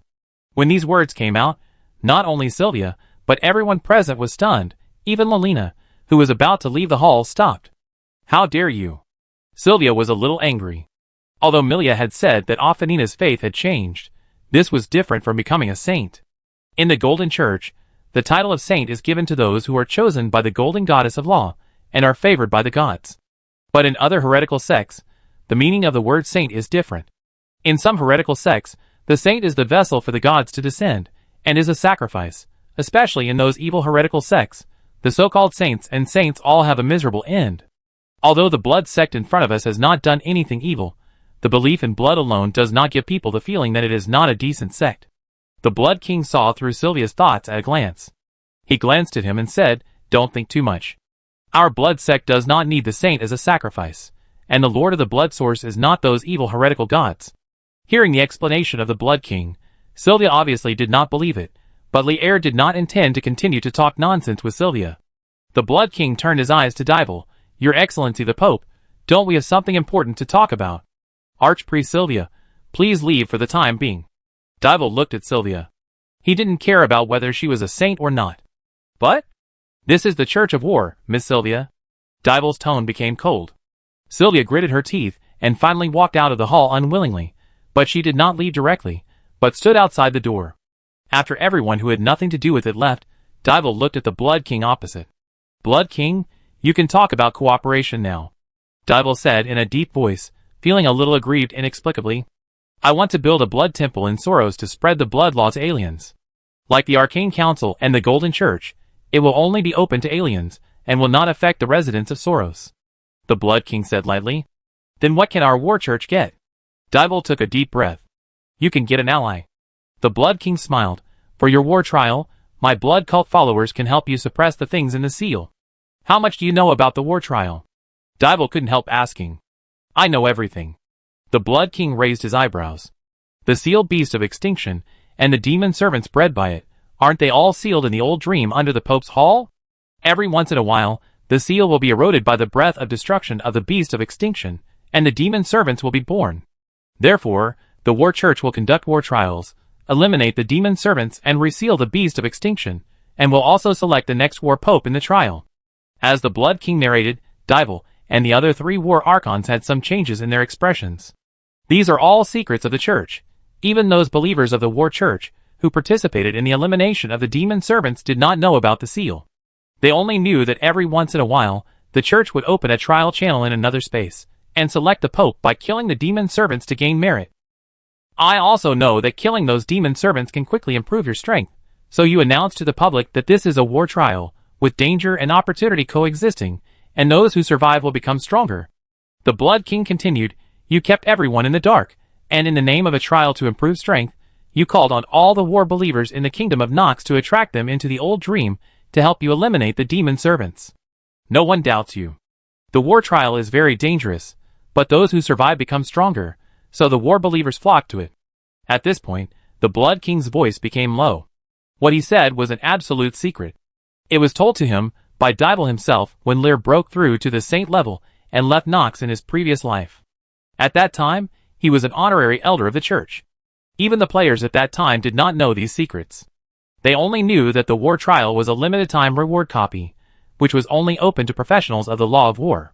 After Lear learned this secret, he would return to Soros at the beginning of the subsequent war trial to help Dibble eliminate the demon service and seal the extinct beast. That monster is immortal and can only be sealed, just like a player. The round table hall fell into a dead silence. The secret of the church was easily told by a heretic believer, just like a stranger who suddenly came and casually told you where there was a mole on your wife's body. Dibble stared at the Blood King in front of him. For a moment, he even suspected that there was a traitor among the top leaders of the church. Regarding the war trial, except for the 3 Archon families, even the high-level war bishops outside were absolutely unaware of it. So, I think our cooperation should be a win-win situation. The Blood King seemed not to feel the changed atmosphere and said again, I will build the Blood Temple in Soros, and will not interfere with the faith of the Church of War. At the same time, my blood believers will help you eliminate the demons. At present, my blood sect has 3 extraordinary professionals besides me, and there are many high-level professionals. I think they should be able to help you. The Blood King said quietly, but Dibble and others' eyes were fixed again.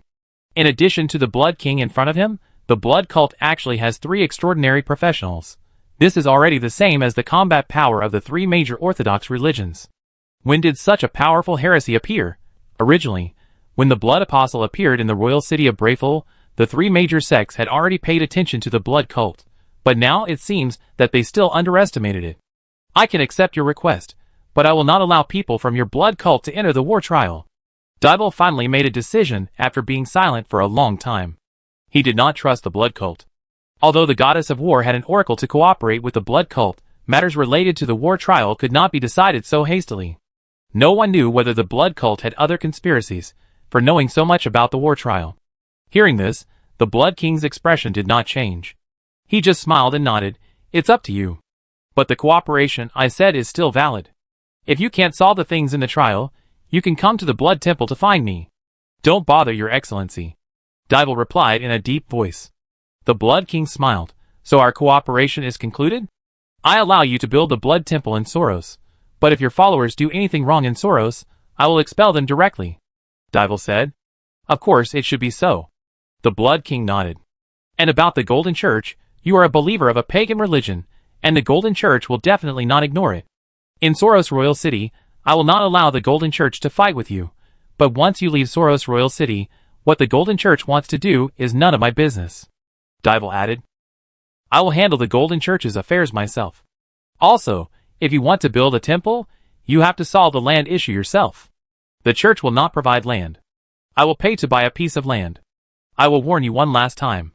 I allow you to build a temple, but if you dare to harm the residents of Soros, the War Church will do its best to destroy you. The 2 sides went back and forth, and the establishment of the temple was directly finalized. Lyre sat aside, and did not speak throughout the whole process. He did not expect it to be so smooth. It seems that it will not take long for the Blood Temple to be built in Soros. This will attract many players to come, which is what Lear needs. In this life, the Blood Cult is the first heretical sect to surface after the public beta. There will be more heretical sects that will announce their appearance in the future. After that, it will be a large-scale task of clearing paganism issued by the Golden Church. This is the main task of the game, and all players will participate in it. Players can choose to accept the tasks of the Golden Church, or join the pagans to resist the Golden Church. By then, the War Church and the Arcane Council will remain neutral and obey the actions of the Golden Church. By then, Even if Lear built the Blood Temple in Soros, the War Church will not be able to stop the Golden Church from clearing it out. This is a game between gods, or a trial game of gods. Only truly powerful pagans can survive, and qualify to go to the wider world on the other side of the Decision Mountains. So Lear must build a temple as soon as possible to recruit players. In a magnificent palace, the goddess of war looked into the deep void, and in her sight was the scene of Dival negotiating with the Blood King. Crotto, I admit that this mortal is very good and can be favored by the blood of the old days and the morning star, but don't you think you pay too much attention to him? The goddess of war turned her head and looked at the black-haired girl beside her and said, "Just consider it as I owe you a favor." The girl named Crotto smiled and said, "Crotto, tell me, what is the relationship between this mortal and you?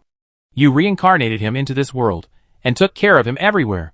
The goddess of war looked at Crotto suspiciously and asked, "I just think highly of him. You also said that he is very good." Crotto did not directly answer the goddess of war's question, but just said perfunctorily. As she said this, she seemed to have thought of something, and showed an apologetic expression to the goddess of war. "Sorry, I need to go find gold, and I need to say hello to gold." "Gold?" The goddess of war was stunned for a moment, and then seemed to understand something. She smiled helplessly. "You should indeed go say hello to that woman of gold. This mortal is planning to turn the saint of gold into a believer of blood. It's really audacious." "Then, see you later." Crotto smiled slightly, nodded to the goddess of war, and disappeared on the spot. When Crotto disappeared, the goddess of war's eyes became deep. "Crotto, the god in charge of the law of death, she has no temple, no faith, and no believers, but her strength is the best among all gods. No one knows where she came from, and she even existed before the woman of the golden law became a god. So, all the gods respect her very much. Is the person she favors really just a simple mortal?" The goddess of war fell into deep thought. Chapter 205. After the meeting, the Blood King turned around and left the hall. Lear sat in his seat, and didn't say a word from beginning to end. Dival looked at the Blood King's back as he left and sighed helplessly. He always felt that agreeing to the other party's request would cause a lot of trouble, and he didn't know what the goddess of war thought. Outside the hall, the Blood King pushed open the door. Sylvia and Lelina had not left yet. Not only that, other guards of the Golden Church also rushed over, as well as Erwin and Maya. Seeing the Blood King swaggering out, all the people in the Golden Church became alert, and some even took out their weapons. "Where is Ophanina?" Sylvia raised the scepter in her hand. She thought a lot while outside. She was the high priest of the Golden Church. How could she ignore a heretic who kidnapped her daughter and appeared in front of her? Judging heretics was her duty. Even if she fought with the Blood King in the War Church, it was justified. Looking at the aggressive people of the Golden Church, the Blood King surrounded in the middle had a blank expression. He turned his head and looked at Dival in the hall. "Your Excellency the Pope, we just reached a cooperation, and someone wants to attack me in the Pope's hall. Don't you care?" Dival, who was discussing things with the three archons, was stunned when he heard the voice, and then looked up outside the hall. Seeing the tense momentum of both sides, his face changed. "What do you want to do, Archpriest Sylvia?" Dival stood up and walked to the door. "Your Excellency the Pope, is it true that the War Church has reached a cooperation with this heretic?" Sylvia did not answer Dival's question, but asked in disbelief. "This is a private matter of the War Church and has nothing to do with you." Dival's tone became cold. "He is a believer of the heresy," Sylvia said angrily. "We in the War Church have never been hostile to heretics." Dival said lightly, "The trial of heretics is just the behavior of the old man Ulysses himself." Sylvia was stagnant. Dival called the Golden Pope by his name, but she could not refute that the trial of heretics was indeed just the Pope's doctrine of the Golden Church. "If everything is fine, I will leave. The construction of the temple still needs to be planned." Looking at the two people in a stalemate, the Blood King obviously did not want to waste time anymore.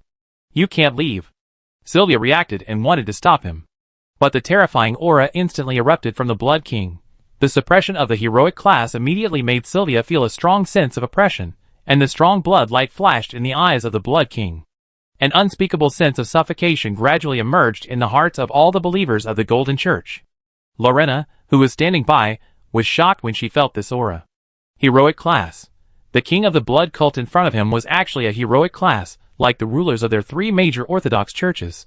After feeling the aura of the Blood King, Dival's eyes became deep. He had fought with the Blood King before, and it was precisely because he knew that the Blood King was a heroic class that he was so afraid of the Blood King. In the real war, he is the only one in the entire War Church who can compete with the Blood King. The terrifying momentum flashed by, and the momentum disappeared when the surrounding gold believers felt that they were going to die in the next second. The Blood King smiled, as if everything just now was just an illusion. He looked at Sylvia. "You will see your daughter soon, when the Blood Temple is built. She will become a believer of blood, abandon gold, and throw herself into the arms of blood. I welcome you to come to watch the ceremony," he said softly. After saying the last sentence, the body of the Blood King gradually blurred and dissipated like mist in front of everyone's eyes. Looking at the disappearing Blood King, Sylvia's expression was a little distorted, and Dybul glanced at the high priest. He understood Sylvia's mood. In his opinion, the Blood King and even the blood cult were definitely not upright. When everyone fell into silence, in the hall, Lyr left directly from another door. No one knew what happened in the Pope's hall, but the news that the Blood King and the Speaker of the Arcane Council entered the Pope's hall together soon spread throughout the entire Soros Royal City. On the official forum of the game, Soros Royal City has become the focus of all players. This heat has slightly slowed down after the three major sects announced that they would establish branches of the other two sects in their own sects. 3 days later, a notice was posted in the Soros Pope's hall, and even in the areas under the control of the other two sects. It was the news that the three major sects established branches with each other, but the announcement of Soros Royal City was slightly different, and it also included the Blood Sect. A pagan was allowed to build a temple in the Soros Royal City, the headquarters of the Church of War. Some people thought it was a rumor at first, but when a huge blood portal rose up in the horse farm in the western suburbs of Soros Royal City, everyone had to believe it. In the western suburbs horse farm, a huge blood portal stood, and a ferocious giant wolf lay beside the portal. The debris around it had been cleared, leaving a vast area of land. A large number of blood elves kept coming in and out of the portal, and moved out the special blood rocks in the old dream of the Blood Royal City from the inside. These were all materials for building the temple. Outside the horse farm, a large number of people gathered together and watched the blood elves build the temple. Lyre was also standing among them. Now it has been 5 days since the negotiation with Dybul, and he has begun to build the temple. This horse farm was bought by him, and it was also the place where Li Huanhuan selected personnel before. The horse farm is very open, with enough space to build the temple. Although it is located in the suburbs of Soros, Lyre is confident that it can become a prosperous area. "Those people are the followers of the blood cult?" Avian said in surprise in the crowd. "I thought the Blood King was so scary, and his followers should be very scary too." Hearing Avian's words, Li'er's mouth twitched slightly. "Avian, the Blood King's appearance is just a disguise." The president of the Arcane Council, Lilina, smiled and said, "Disguise?" Avian was stunned for a moment. "Yes, you can't sense it yet. The image of the demon is probably just a mask disguise, a prop used to hide the identity," Lilina explained. Hearing Lilina's words, Lyr turned his head slightly surprised. This speaker of the Arcane Parliament could actually see that the image of the devil was just a mask. You know, the blood prisoner mask has almost no flaws. After wearing it, it will hide all the information. In terms of appearance, it is not as estranged as ordinary masks. It is like a real devil's head. Feeling the gaze, Lilina raised her head and looked at Lyr, with a little strangeness in her eyes. Since the negotiation between the Blood King and Dybul, she wanted to talk to Lyr several times, but was rejected by Lyr on the grounds of retreat, studying spells, and so on. Until today, she met Lyr going out to explore the portal of the blood cult, and she followed him. "Special Executive Lyr, you are no longer in retreat now. You should have time to talk to me," Lilina said, with a hint of complaint in her words. Lyr raised his eyebrows when he heard this. He had been dealing with the establishment of the Blood Temple these days, so he had not negotiated with Lilina. Now he had time. "Then tomorrow." Lyr nodded, "Armina and arcane countermeasures." Lilina smiled after receiving the reply and said seriously, "Special Executive Lyr will not stand me up, right?" "Of course not. I always keep my promises." Lyr chuckled. While the two were talking, a group of players with IDs on their heads ran over in the crowd. Seeing the huge portal in front of them, all the players showed excitement. Under the gaze of everyone, a group of more than 100 players directly entered the restricted area marked by the blood cult. Seeing this scene, many onlookers showed expressions of gloating. When the portal of the blood cult appeared, some players wanted to break in to take a look, but they were all expelled. Some stubborn players were even beaten to death by the Red Wolf, and then they restrained themselves a lot. The Red Wolf also set up a restricted area at the horse farm. Now there are more fearless people coming. But unexpectedly, the Red Wolf did not attack these players. After talking with these players for a while, the players dispersed and began to help build the temple. Damn it! Why don't you attack them? A player who was beaten to death by the Red Wolf cursed angrily. Don't you see who they are? They are those who have joined the blood cult. Isn't it their duty to help with the task? A player who knew about it said enviously. Lear looked at this scene and nodded silently. With the help of these players and the Blood Elf professionals, the temple should be built within a month. Although most players should have changed their professions by then, players who change their professions to Orthodox religions are eligible to change to pagan professions for free once. He has spread the word that when the Blood Temple is built, the Blood Law profession will be publicly changed. The strength of the Blood Law profession has spread throughout the game forum in recent days. Whether it is a Blood Hunter or a Blood Knight, they always have the upper hand when fighting with other professions of the war law. Lear believes that there will be a large number of players who will choose to change their professions at that time. Just as Lear was thinking, he suddenly felt a strong force coming from not far away. Sylvia came over with a group of Golden Church guards. Seeing the portal that exuded a terrifying aura, her face was extremely ugly. High Priest, these heretics actually dared to build a temple blatantly, Mori said angrily. The other golden believers around were also angry. The doctrine of judging heretics had been integrated into their souls. What the blood cult did was a provocation to the majesty of the Golden Church. Sir, we must destroy this portal. We can't let these heretics continue to be so rampant. Mori was indignant. Shut your mouth, Sylvia scolded coldly. After experiencing these few days, she has calmed down. This is Soros, the headquarters of the War Church. The blood cult built the temple with the tacit approval of the War Pope. If they take action against the blood cult, the War Church may stop it. She turned her head and looked at Lear and Lorena in the crowd, and took a deep breath. Not only that, the giant wolf lying in front of the portal had raised its head at this moment, and its scarlet eyes were staring at her. Sylvia could feel the threat. The giant wolf in front of her was a supernatural creature, and it was very powerful. The other party looked at her, as if he was looking at a prey. Going up now would be courting death. Report the situation here to His Holiness the Pope first. The affairs of the blood cult need to be decided by His Holiness the Pope. Finally, Sylvia sighed. The things here were indeed beyond her ability to handle. The next day, Lear saw Maya and Avian guarding the door as soon as he went out. Special Executive Officer Lear, Mother has arranged a banquet, please follow me. Maya did not give Lear a chance to speak. Staring at Lear straight, Special Executive Officer Lear said yesterday that he would talk to Mother. He should not break his promise, right? Of course not. I trouble Princess Maya to lead the way. Lear raised his eyebrows. Hearing this, Maya smiled and turned around to lead Lear outside. The banquet arranged by Lorena was held in the famous restaurant of Soros. Lear was a little surprised. He thought he was just looking for a meeting room to talk, but he didn't expect Lorena to host a banquet for him. Something is wrong. Lear thought to himself and followed Maya and the other two to the private room.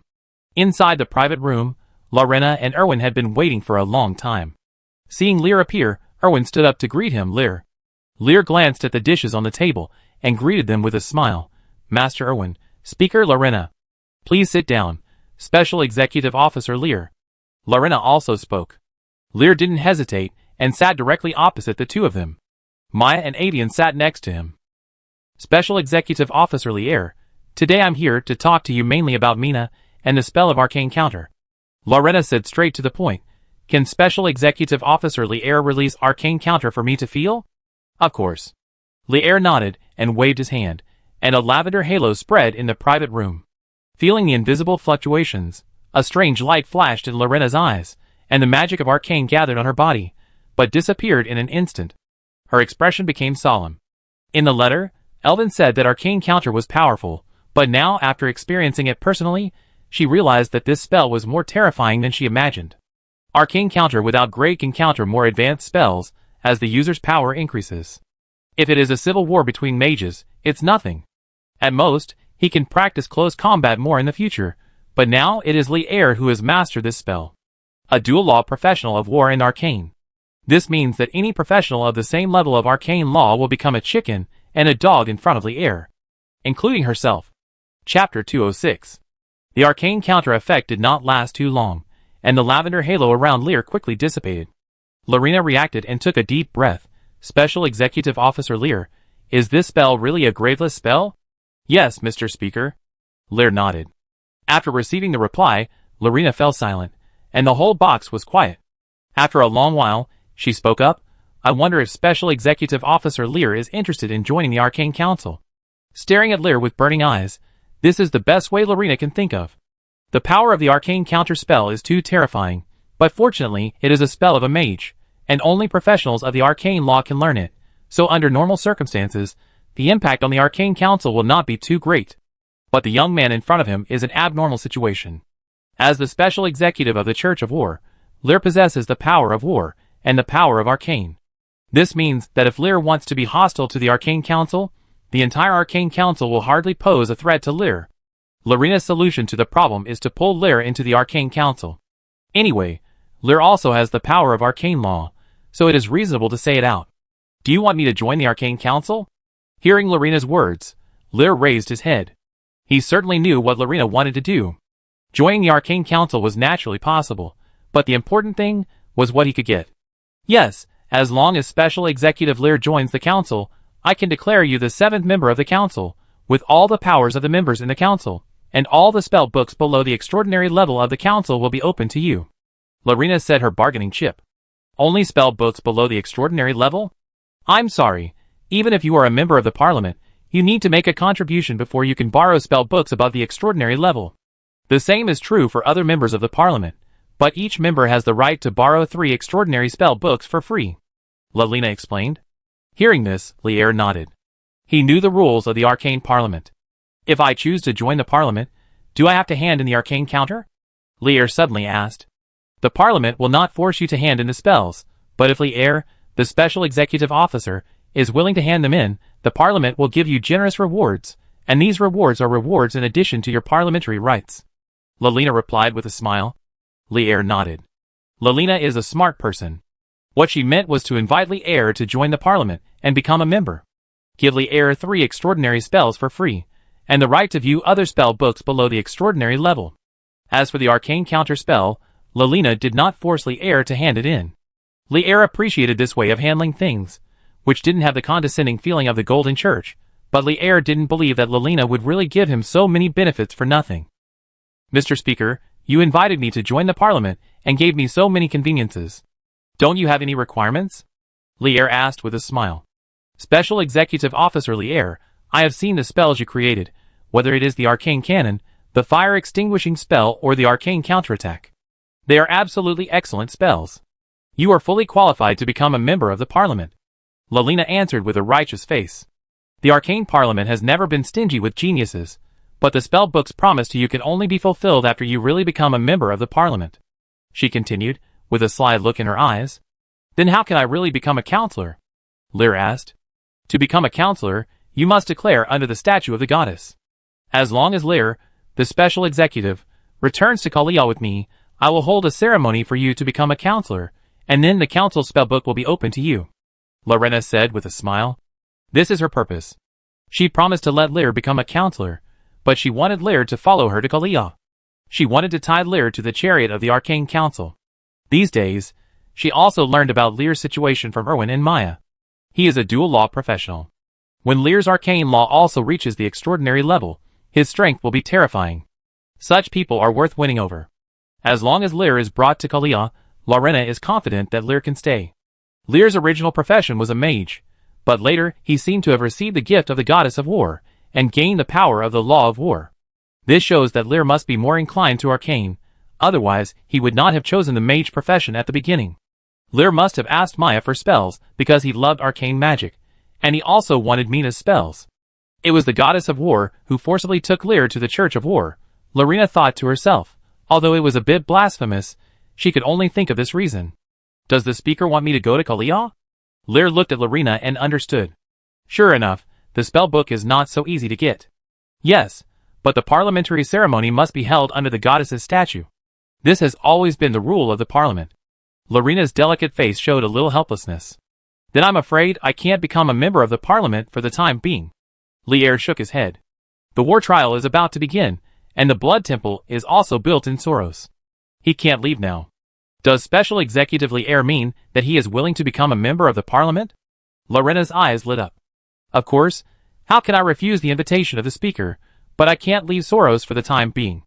Lear nodded. It's just a trip to Kalia. Lier doesn't reject it. He can also think of Lorena's idea, which is nothing more than winning him over. Going to Kalia can get the identity and power of the Arcane Parliament. Lier thinks it's quite cost-effective. If he can rely on the War Church and the Arcane Parliament, even if the Blood Cult's affairs are exposed in the future, he can drag the War Church and the Arcane Parliament into the water. Lier has bad thoughts in his mind.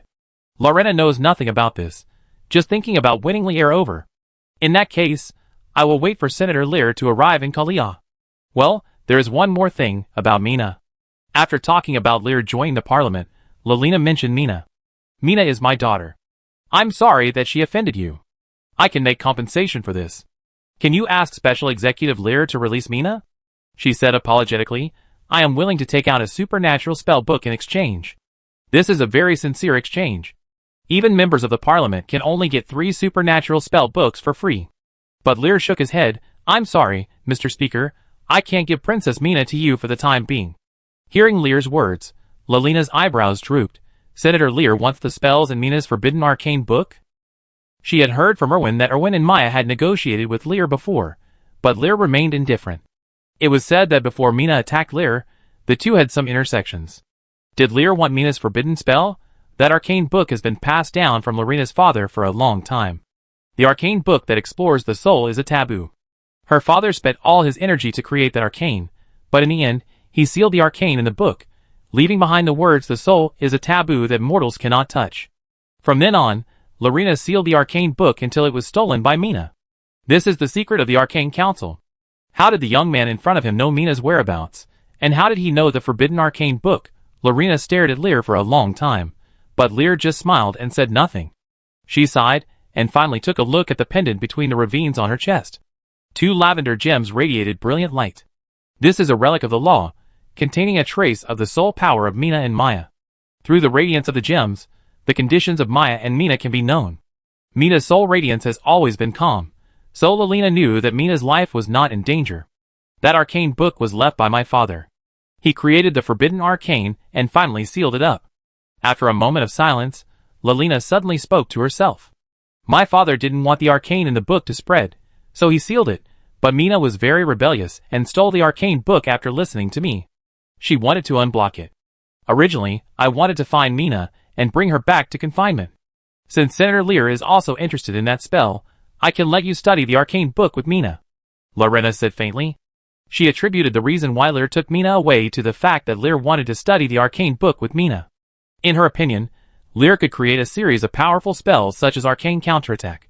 His own arcane talent must be genius, so he was interested in the arcane book. Mina was kept because she had been studying the arcane book for a long time? Lier listened to Lorena's words. He didn't know what Lorena was thinking, but he always felt that she had misunderstood something. I can let you study the arcane book with Mina, but I have conditions. Lorena continued. You have to treat Mina well when she is with you, and if you have not been able to lift the ban for more than half a year, you need to be responsible for Mina. Responsible? Lier was stunned. Mina is my daughter, and she is also the princess of Kalia. You have hidden my daughter for half a year. What do you think people outside will think? Will she be able to get married in the future? Lorena said firmly. The private room fell into silence because of Lorena's words. Not only Lier, but also Maya and others beside him were silent. Lier never expected that Lorena, the speaker, would make such a decision to marry Mina to him. Speaker, is this a bit? Lier wanted to refuse, but what he got was Lorena's serious look. You want to refuse? Then let Mina go now. Lorena said coldly, I know that although Mina attacked you, it was you who threatened Mina first. You wanted magic, so you threatened Mina. If you hadn't threatened Mina, Mina wouldn't have attacked you. Even if Dival was here, I'm still right. If you want to imprison Mina for your own selfish desires, I think Dival will help me. Either you agree to my request, or let Mina go. Lorena said a lot of things, like a string of bullets, and Lier broke out in a cold sweat. He had mentioned the matter of threatening Mina before when Mina set up a magic circle to attack him. He originally thought that no one noticed it, but now that it was discovered, the nature of the matter has changed. There is no reason to imprison Mina again. Maya, who was standing by, was also stunned after hearing what her mother said. When she described Mina's attack on Lier, she also mentioned the threat, but she didn't think too much at the time. She just thought that it was her sister who attacked Lier. Now it seems that Lier is in the wrong. After a long silence, Lear raised his head and pretended to be innocent and said, "Mr. Speaker, what are you talking about? I didn't threaten Princess Mina, but since it is your request, then I will naturally agree." In the end, Lear chose to agree. In his opinion, the spell of resurrection is more important than the extraordinary spell of the Parliament, and Lelina gave him half a year. In other words, as long as Mina works hard to research the spell within half a year, he will not be responsible. Take time to tell Mina this news. The princess should not want to marry him, so she will work harder to study the spell. Lear thought to himself that he always felt that he had some potential as a scumbag. You agreed? Lelina thought she had to persuade him, but she didn't expect Lear to agree directly. I accept, but I think it should take less than half a year to analyze a spell. Lear smiled. Lelina also understood what Lear meant. If the spell can be analyzed within half a year, he will not be responsible. Are you confident? Lelina chuckled. Has Senator Lear read the arcane book? No. Lear shook his head. He didn't understand it at all. I once studied the arcane book, and it took me nearly 10 years to analyze the spell. Lelina said lightly, it has only been 5 years since Mina stole the arcane book. Lear listened to Lelina's words and smiled. He understood what she meant. As the chairman of the Arcane Council, how could Mina complete the research in 5 years if it took 10 years to complete it? Even if another half a year was added, it would be impossible. But Lear was confident. When Mina appeared in the previous life, she had obviously analyzed the spell. At that time, the game had been launched for less than half a year. Mr. Speaker, maybe you don't know your daughter very well. Lear replied with a chuckle, your daughter is a genius, a real genius. Just like what was said in the introduction of the arcane book, only a true arcane genius can analyze the spells in it. Lear's confident tone made Lelina feel a little flustered. Could they really analyze the spells in half a year? Lorena didn't know, and Lear didn't say anything. After that, Lear left. When Lear left, Maya threw herself into her mother's arms, and said with a complicated look, Mother, are you really going to marry my sister to Lear? Lear has taken Mina away for so long. He should be responsible for Mina. Lelina nodded, thinking about Lear's attitude just now, and didn't notice Maya's tangled emotions. Chapter 207. Lear didn't care much about Lelina's request. Half a year was enough. He believed in Mina's talent, or in other words, in her memory of her previous life. After that, Lear had a lot of free time. The Blood Temple was being built in an orderly manner. During this period, Dival also brought people from the Church of War to see it. After seeing the giant wolf, and a large number of powerful blood elves, he was very sad. But he couldn't go back on his word. Among the players, more and more people were rushing towards Soros. Most of them were coming for the Blood Temple. This was all thanks to Li Huanhuan. Lear's blood incarnation told Li Huanhuan the reason for building the Blood Temple, which was to spread faith among the aliens. The profession of blood law will be fully open to players, but the requirements for job transfer have doubled compared to the initial 100 people, and the way to transfer jobs with gold coins has also been added. Li Huanhuan released all this information, which naturally attracted a large number of players who pursued power. At the same time, in addition to the blood cult, some other heretical sects are also emerging in various kingdoms. Rhodes Empire, Imperial Palace. Emperor Rhodes looked at the information in his hand and laughed. Ulysses, did you see that? This blood cult doesn't take you seriously at all.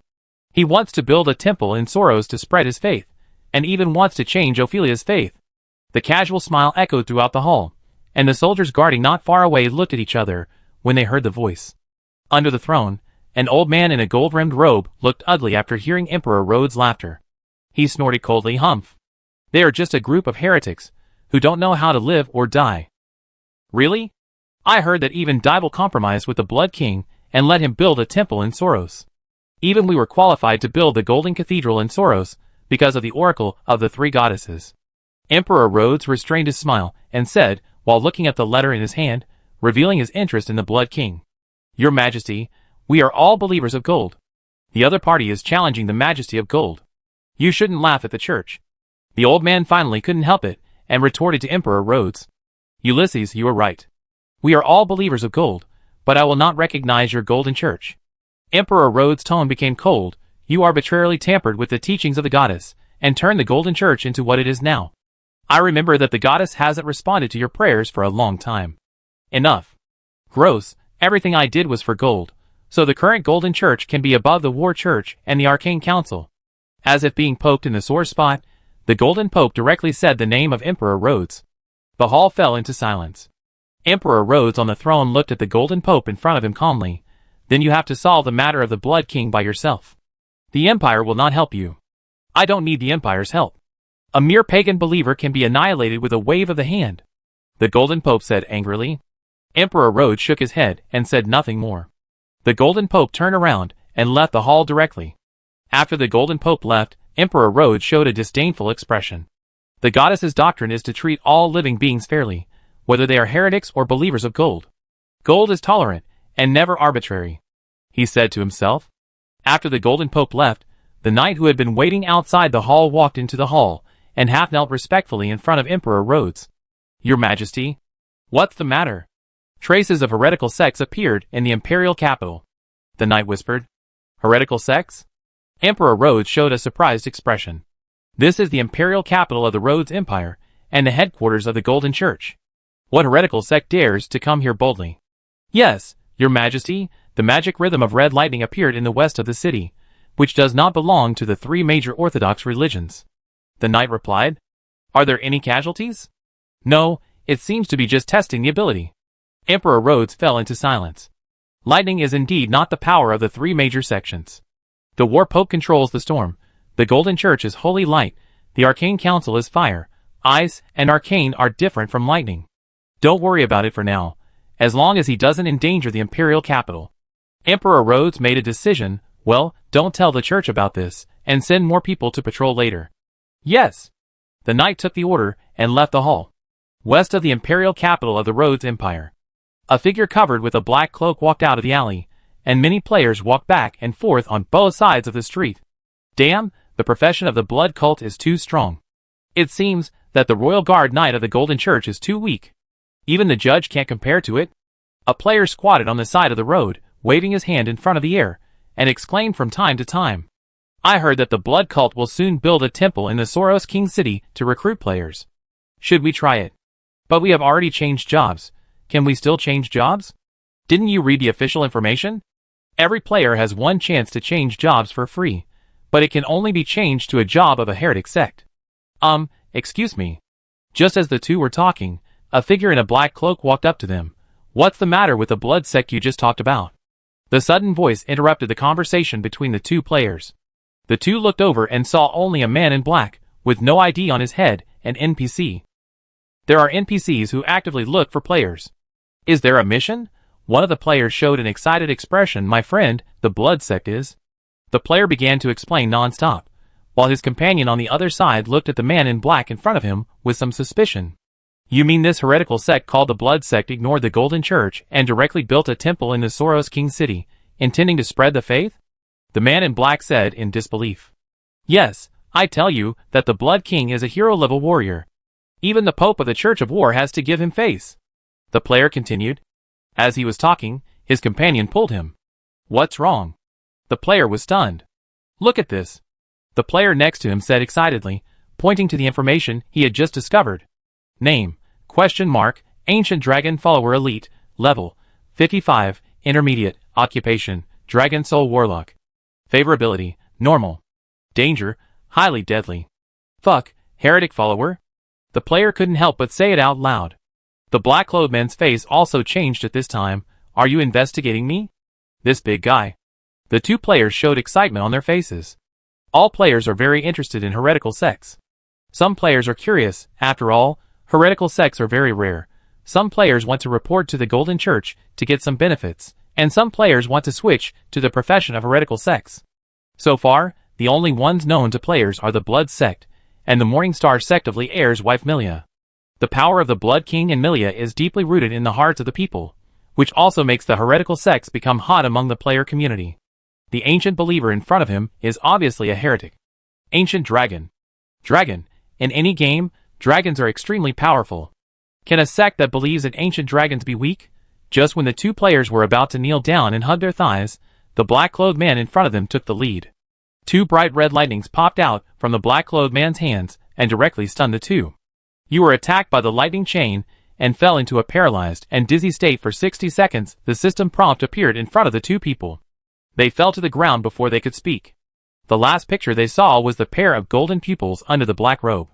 Ancient dragon believers appeared in the capital of Rhodes.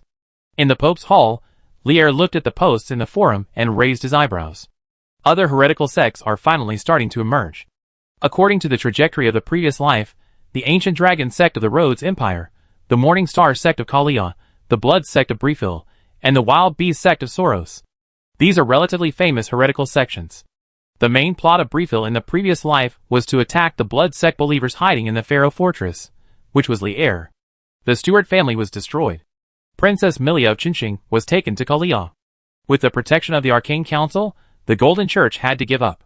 The Wild Beast sect, which believed in the barbaric law, took the initiative to provoke a war with the War Church during the war trial, which led to heavy losses for the War Church in the war trial. In the end, it was completely eliminated under the siege of both the War Church and the Golden Church. It can be said that it was a dead end. As for the Ancient Dragon sect that believed in the Ancient Dragon law, Lier remembered that the other party seemed to be a member of the royal family of the Rhodes Empire. The other party's end was also not very good, just because she chose the most difficult way to usurp the throne. The former Rhodes Emperor was a reincarnated person, and finally usurped the throne. This Ancient Dragon believer intended to follow her father's old path, but unfortunately failed in the end. Looking at the increasing comments in the post, Lier shook his head. No matter what these heretical sects would do, he couldn't control it now. It was too far away. The only one who can intervene seems to be the Wild Beast sect hidden in Soros, but the game has been launched for a long time, and this Wild Beast sect seems to be non-existent and has never appeared. What are you thinking about? In the house, Milia walked to the balcony and asked Lier with her head tilted. Looking at the cute appearance of the girl in front of him, it was difficult for Lier to imagine Milia as such a majestic goddess. I prefer to keep this posture. He complained in his heart, and then said with a smile, I'm thinking about the heretic sect. Heretical sect? Milia was stunned. Are you talking about us? All she could think of was blood and Chinching. No, not us. Lier shook his head. By the way, Milia, can you use your astrology to help me see the future? What do you want to do? Milia's expression became serious. Astrology is the exclusive ability of the star law, and it is also a feared ability. So even Milia rarely uses it.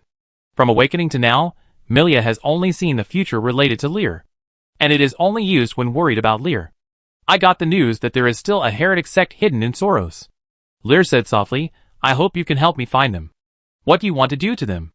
Milia asked with a frown. Let them join the Blood sect. Lier said his intention. This is an idea that Lier had a long time ago, to unite all the heretic sects and establish an alliance, so that even if the Golden Church really attacks on a large scale, it can be resisted. Although he is not particularly afraid of the Golden Church with his current strength, once the main quest is released and the Golden Church orders to clean up the heretics, the players will be divided. He is not afraid of the Golden Church, but if the Golden Church raises troops to attack, he can only hide in the old dream of the Blood King city. After all, the Blood Elves only have a few hundred people, which is completely different from the Golden Church that has been passed down for so many years. He can hide, but those players who have changed their professions to the Blood Law profession are different. The detection between players is too simple. Those players can't hide for too long and will be caught. The end is likely to be imprisoned by the Golden Church.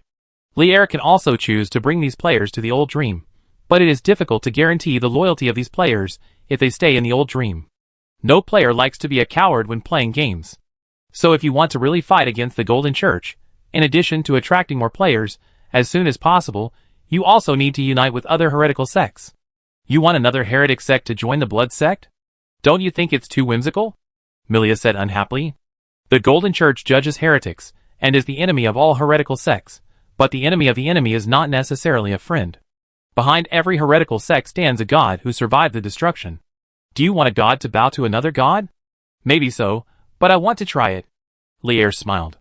In his imagination, if he hadn't come to Soros King City, he would have built the Pharaoh Fortress into the Blood sect's resident, attracted more heretical sects, and finally made the Pharaoh Fortress the base of all heretical sects. When the barrier of the Decision Mountains is opened, players will also stop at the Pharaoh Fortress when they go to more advanced maps. Make the Pharaoh Fortress a transit station connecting the advanced map and the initial map. There are 1 million game players now, and this is just the first batch of players. More game equipment will be distributed later, and more game players will come. By then, there will be many heretical sects in the Pharaoh Fortress and more heretical professions for players to choose from. This will also enhance the influence of heretical sects among the player community, allowing the Blood sect and many other heretical sects to compete with other Orthodox sects in high-level maps. The heretical sects do not have as many believers as the Orthodox sects, so they can only make up for it among the players. Thinking in his heart, Lear suddenly smiled and shook his head. He was daydreaming before he even started thinking. Chapter 208. Anyway, Milia, are you willing to help me? Lear stood up and held Milia in his arms. Feeling the warmth from Lear's body, Milia's ears turned slightly red, and then she nodded. What do you want me to predict? Greta. Lear said a name. Greta? Milia was stunned for a moment. That's right. Lear's eyes became deep. The Wild Beast sect, a sect that believes in barbarism and bestiality, has the characteristics of bestiality in the core members of the sect, and Cardanus, a member of the Lionheart family, also has bestiality. The blood of the War Lion is very similar to the power of the Wild Beast sect. Lear remembered that Greta was the first to come into contact with the Wild Beast sect, and was even regarded as the saint of the Wild Beast sect. Is the Greta you are talking about the daughter of Pope Dival? Milia asked uncertainly. Yes. Lear nodded. The daughter of the War Pope is related to another heretical sect? Milia was a little unconvinced. In the War Church, Greta's status can be said to be the same as that of a country's heir. After all, Dival only has this one daughter. She was a little skeptical, but looking at Lear, she suddenly felt that this was not impossible. After all, as a special executive of the War Church, Lear himself is also the leader of the Blood sect. She is Lear's wife, and the goddess of the morning star. Shaking her head helplessly, Milia sighed. Just Greta? Only Greta. Lear replied. Pope's Hall, training ground. Greta and Avian are still practicing the ability to summon storms. After Avian taught the War Church the various uses of summoning storms, the entire War Church was excited about these combat skills. Avian held a long sword in her hand, and she recalled a scene in her mind. When Lear was fighting the snake men in the Beast Tide, he had summoned a storm, and disappeared in the storm. At that time, because Lear was swallowed by the big snake, Avian didn't care about such combat skills, but now Lear has returned, and she has also asked Lear for this combat skill. When they were in the Pharaoh Fortress, Lear showed her this combat skill. When the storm came, the night disappeared, just like becoming the storm itself. Lear called this combat skill Storm Hiding Shadow. At that time, Avian couldn't understand the essence of this combat skill at all, but as she was promoted to a high level and allocated more attribute points to dexterity, she vaguely had some insights. A gleam of light flashed in her eyes, and the wind whistled in Avian's ears. Greta on the other side also squinted her eyes when she saw the scene. Storm enchantment, she thought in her heart, and the storm also gathered around her. She also learned this combat skill. In an instant, both Greta and Avian's speed increased sharply, but the difference was that Greta used the power of the storm to enchant and increase her speed, but Avian was still surrounded by the storm. Just as their swords were about to touch each other, the storm around Avian suddenly expanded, and then Avian's figure disappeared in the storm. Greta, who was about to compete with Avian, seriously missed and took a lot of effort to stabilize her body. She stood there in confusion, and could only see the storm sweeping across. At this moment, the lion spirit in her body emerged. Behind, a low voice sounded. Greta understood and turned around instantly. A sharp sword came out from the storm, and was caught accurately by Greta. Seeing this scene, Avian was stunned. She had never thought that such an attack of hers could be predicted by Greta. The lion spirit behind her gradually dimmed. Avian had completely lost her strength after making this attack. The storm shadow is indeed powerful, but the consumption of magic and physical strength is too terrible. Avian feels that she must wait until she breaks through the extraordinary before she can use it normally. Avian! Seeing Avian fall, Greta was shocked and thought that she had hurt the other party. She quickly helped Avian up. I'm fine, Greta, but I consumed too much magic. Avian stood up from the ground, but her face was a little pale. Too much magic consumed? Greta was stunned for a moment, and thought of the storm just now. Avian, what was that you just did? She asked. It's another combat skill that Lear taught me. He called it storm hiding. Avian explained, using extremely fast speed and raging storms to hide oneself. It's like blending into the storm. I'm still a little reluctant to use it now. Avian shook her head and said, as if she thought of something, she looked at Greta in surprise and said, by the way, Greta, you were able to predict my attack just now. Ah? That was my lion spirit reminding me. Greta said a little embarrassedly, my lion spirit has been upgraded recently and has consciousness. You are my Lionheart Knight. My lion spirit can sense your breath, so I can block your attack just now. Hearing this, Avian was stunned for a moment, and she glanced at the lion spirit behind Greta. The lion spirit seemed to have changed at this time, and the dark eyes became smart. Can the lion spirit still have consciousness? Avian asked in surprise. Yes, this is also the blood power of our Cardenas family. When our lion spirits become strong to a certain extent, they can have independent consciousness and help us fight in battle. Not only can they remind us to fight, but they can even have entities after being promoted to extraordinary, Greta said proudly. Avian listened. Such power was beyond her cognition. She unconsciously glanced at the dim lion spirit behind her, but there was no change, and it was still just a dim shadow. Only people in our Cardenas family have such ability of lion spirits. The Lionheart Knight only has the power, and some skills obtained through the lion spirit. Greta saw Avian's thoughts and explained again. Avian nodded a little disappointedly, or she thought too much. Don't mention it. Is the storm hiding you just mentioned Lear's new combat skill? Greta was more interested in the combat skill that Avian had just displayed than her own lion spirit. Yes, Lear taught me, but this combat skill can only be used by war knights who are more agile. Only with strong speed can you hide in the storm. Avian nodded and explained. Only agile war knights can learn it. Greta was a little disappointed. While the two were talking, a knight in armor came forward not far away. Cousin Greta, it's time for lunch. Do you want to have a meal together? The knight who came over had animal ears and tails like Greta, and seemed to be a member of the Cardenas tribe. Is it noon already? Greta looked up at the sky when she heard the voice. The hot sun shone down, which was a bit dazzling, but in the cold winter of Soros, such sunshine was considered comfortable. Then let's go, Grand Avian, let's go together. Greta glanced at her cousin, and then pulled Avian out of the training ground. Seeing Greta pulling Avian away on her own, Gran showed a helpless expression, and could only follow behind. There is a restaurant inside the Pope's Hall in Soros, which is open to the believers of the Pope's Hall, and is free. The three of them came to the restaurant, each chose the food they wanted to eat, and then sat down at an empty table. Avian and Greta sat together, and Gran sat on the other side. Avian, what plans does Special Executive Officer Lear have recently? The two women sat down, and Greta asked Avian as soon as they took a bite. Lear? What plans can he have? He has been sticking with Miria all the time, and has never left the room. Avian said helplessly when she heard Greta's question. After coming to Soros, she rarely met with Lear. She was either training with Greta or shopping with Greta. Even if she went to see Lear, Avian was embarrassed to be a light bulb when she saw Lear and Miria together. He really forgot his sister when he had a wife. He was always sticking to her when they were young. Avian felt a little resentful. Greta was also a little embarrassed and a little disappointed. She still had a good impression of Lear. Strong and handsome. Greta had always wanted to get in touch with Lear, but she had never found an opportunity. Across from the two, Gran, who was ignored, looked a little embarrassed.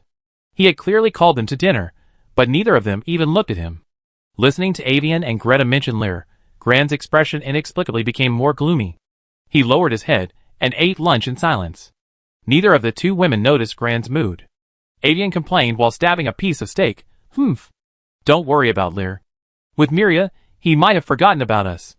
It's not a good behavior to say bad things about people behind their backs.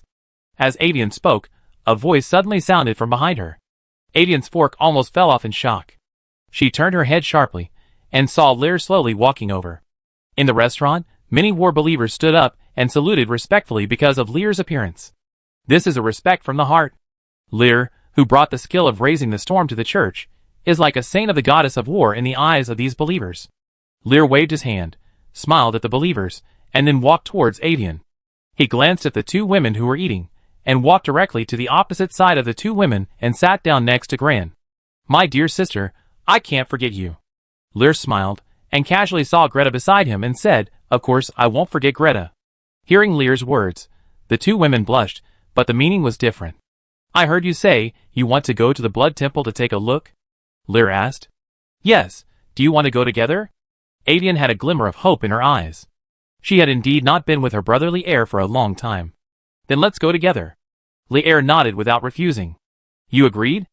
Avian said with some surprise. That is the territory of the blood cult. Two beautiful ladies naturally need guards when they travel. Lear smiled. Slippery tongue. Avian glared at Lear with a slightly red cheek. The three of them communicated naturally. On the other side, Gran, who was eating lunch with his head down, was like an outsider. No one noticed him. His drooping eyes became gloomy after Lier arrived. Listening to the friendly conversation of the three people, this gloom deepened. He is a member of the Cardenas tribe, a member of the tribe with lion spirit. In the Cardenas family, only those who awaken the lion spirit will have animal characteristics, and will be qualified to enter the upper echelons of the Cardenas family. But there are too few people who can awaken the lion spirit. Generally, it only appears in the descendants of the Pope. It can be said that he is lucky to awaken the lion spirit in the side line. After awakening the lion spirit, he was trained by Dibel, together with Greta. Gran has always regarded Greta as a role model and an object of admiration. When he learned that Greta was going to sign a Lionheart Knight contract with an outsider named Lil Stewart, he was jealous and angry. He understood what it meant to sign a Lionheart Knight contract between opposite sexes. It was called a contract, but it could be said to be a marriage contract. How could he accept that his beloved cousin married someone else? Graham was very angry, but he did not take too many actions, because he knew that Dibel wanted to match him and Greta. They are all people who have awakened the lion spirit, and they are close in blood. After they get together, they are more likely to give birth to offspring who can awaken the lion spirit. Although he is Greta's cousin, the kinship between the two has faded to the point where it can be ignored, and it does not prevent the two from getting together. Graham believes that Dibel will definitely not agree to Greta's request. But now, after Lear appeared, all this has changed. Dibel no longer made any move to match him and Greta, but instead set his sights on Lear. Listening to the conversation of the three people beside him, Gran tightly grasped the fork in his hand, and the powerful force made the fork in his hand deformed. Just as he was forcibly enduring the jealousy and anger in his heart, Lear on the side suddenly turned his head and looked at the young man beside him with deep eyes. "Are you Greta's cousin? Do you want to go with us?" Lear said with a gentle voice and a smile. This gentle voice startled Gran, his body trembled, and then he raised his head in panic. "I remember your name is Gran?" Lear said softly. Gran was stunned for a long time, and only reacted after Greta kicked him hard under the table. "I am Gran," he said quickly. "I have heard of you. You are the only branch of the lineage that has awakened the lion spirit besides Greta and the Pope's lineage." Lear looked at Gran with a smile on his face. "The blood of Cardenas has awakened in you. You will become a powerful war knight." He paused and praised inexplicably. Gran Cardenas, the future beast priest. Milia predicted the future. In his previous life, Lear did not care too much about the beast sect. At that time, he spent most of his time in the alien space of the war trial to resist the magic service. As for the beast sect, he only knew that Greta was kidnapped by the beast sect and intended to be used as a carrier for the beast spirit to descend. When he went to rescue Greta, the beast priest had already died. He would not care about the name of a dead person. Chapter 209. Gran was stunned for a long time after receiving Lear's praise, and finally reacted, "Thank you," he said in a stiff tone, but his eyes revealed a hint of complexity. Getting Gran's response, Lear reached out and patted him on the shoulder, then stood up and looked at Avian and Greta opposite. "Let's go." Avian and Greta reacted at this time. Although they felt that Lear's attitude towards Gran was a bit strange, the two women did not think much about it, put down the tableware in their hands and stood up. Gran saw this and quickly finished the last food and followed. Everyone walked out of the Pope's hall and got on the carriage. Gran volunteered to come to the driving position. There were only Lear and 3 people in the carriage. The carriage started moving quickly. Gran carefully peeked at Lear in the carriage while driving the carriage. All along, he had never really had any contact with Lear, the special executive. He only knew that Greta wanted to sign a Lionheart Knight contract with him. Although the contract object was later changed to Avian, Greta's willingness to sign a contract with Lear meant that Greta had a good impression of Lear. So at the beginning, Gran was full of hostility towards Lear, but Lear's performance today changed Gran's impression. This special executive gave people a very gentle feeling, as if he was very polite to everyone, but Gran, who had suffered from hardships since childhood, keenly felt the indifference in Lear's heart. That external gentleness was just a disguise, and indifference was the real nature. Gran felt the difference in his attitude towards Avian, Greta, and even himself. Lear was genuinely concerned about Avian, but he was just being superficial towards him and Greta. Lear had no interest in Greta, at least not the same fondness as he did. The person he had always been hostile to was actually not interested in Greta? Doesn't this mean that Greta's affection was just wishful thinking, and his inner hostility was like the emotions of a clown in a dark corner? For a moment, a trace of shame emerged in Gran's heart. He withdrew his eyes from Lear and forced himself to look straight ahead. Just as he was trying to suppress his inner emotions, a voice sounded in his heart. This man is dangerous. Hearing the voice, Gran calmed down instantly and called out a name in his heart. Mr. Hawk? It's me. The voice sounded again. Are you talking about Special Executive Officer Lear in the carriage? Gran's attention shifted to the voice in his heart. It's the man in the carriage. He is very powerful. I can feel that he is even more powerful than your Pope. He has other special powers that do not belong to war or the other two orthodox religions. You'd better stay away from him. The voice called Hawk said. Hearing the voice, Gran was stunned for a moment, but soon thought of Lear's wife Miria. Mr. Hawk should be talking about the wife of Lear's special executive, the pagan believer in charge of the Morningstar Law? Mr. Hawk, the special power you are talking about should come from the wife of Lear's special executive, who is a believer of the heretical law Morningstar Law. Gran explained in his heart. The law of Morningstar? Hawk was obviously surprised by Gran's explanation. You said he was the special executive of your Pope, but his wife is a heretic. Does your church allow such a thing to exist? It should be allowed, right? The trial of heretics is just the doctrine of the Golden Church. Our war church will only take action against heretics who endanger the church. We are still very principled. Gran blinked. Principles? Hawk's tone became strange when he heard Gran's words, but he did not refute. Yes, Mr. Hawk, in fact, I think you can meet with His Holiness the Pope. You have the power to help me awaken the blood of the war lion. His Holiness the Pope will definitely value you and help you recover your strength better. I said, I have reasons that cannot be exposed. Before Gran finished speaking, Hawk interrupted Gran. You only need to do what I ask you to do. Hawk's tone became cold. I can help you awaken the lion spirit, and naturally I can seal your lion spirit again. Don't do unnecessary things. Gran was stunned for a moment after Hawk said this. This was the first time that the other party spoke to him in such a cold tone.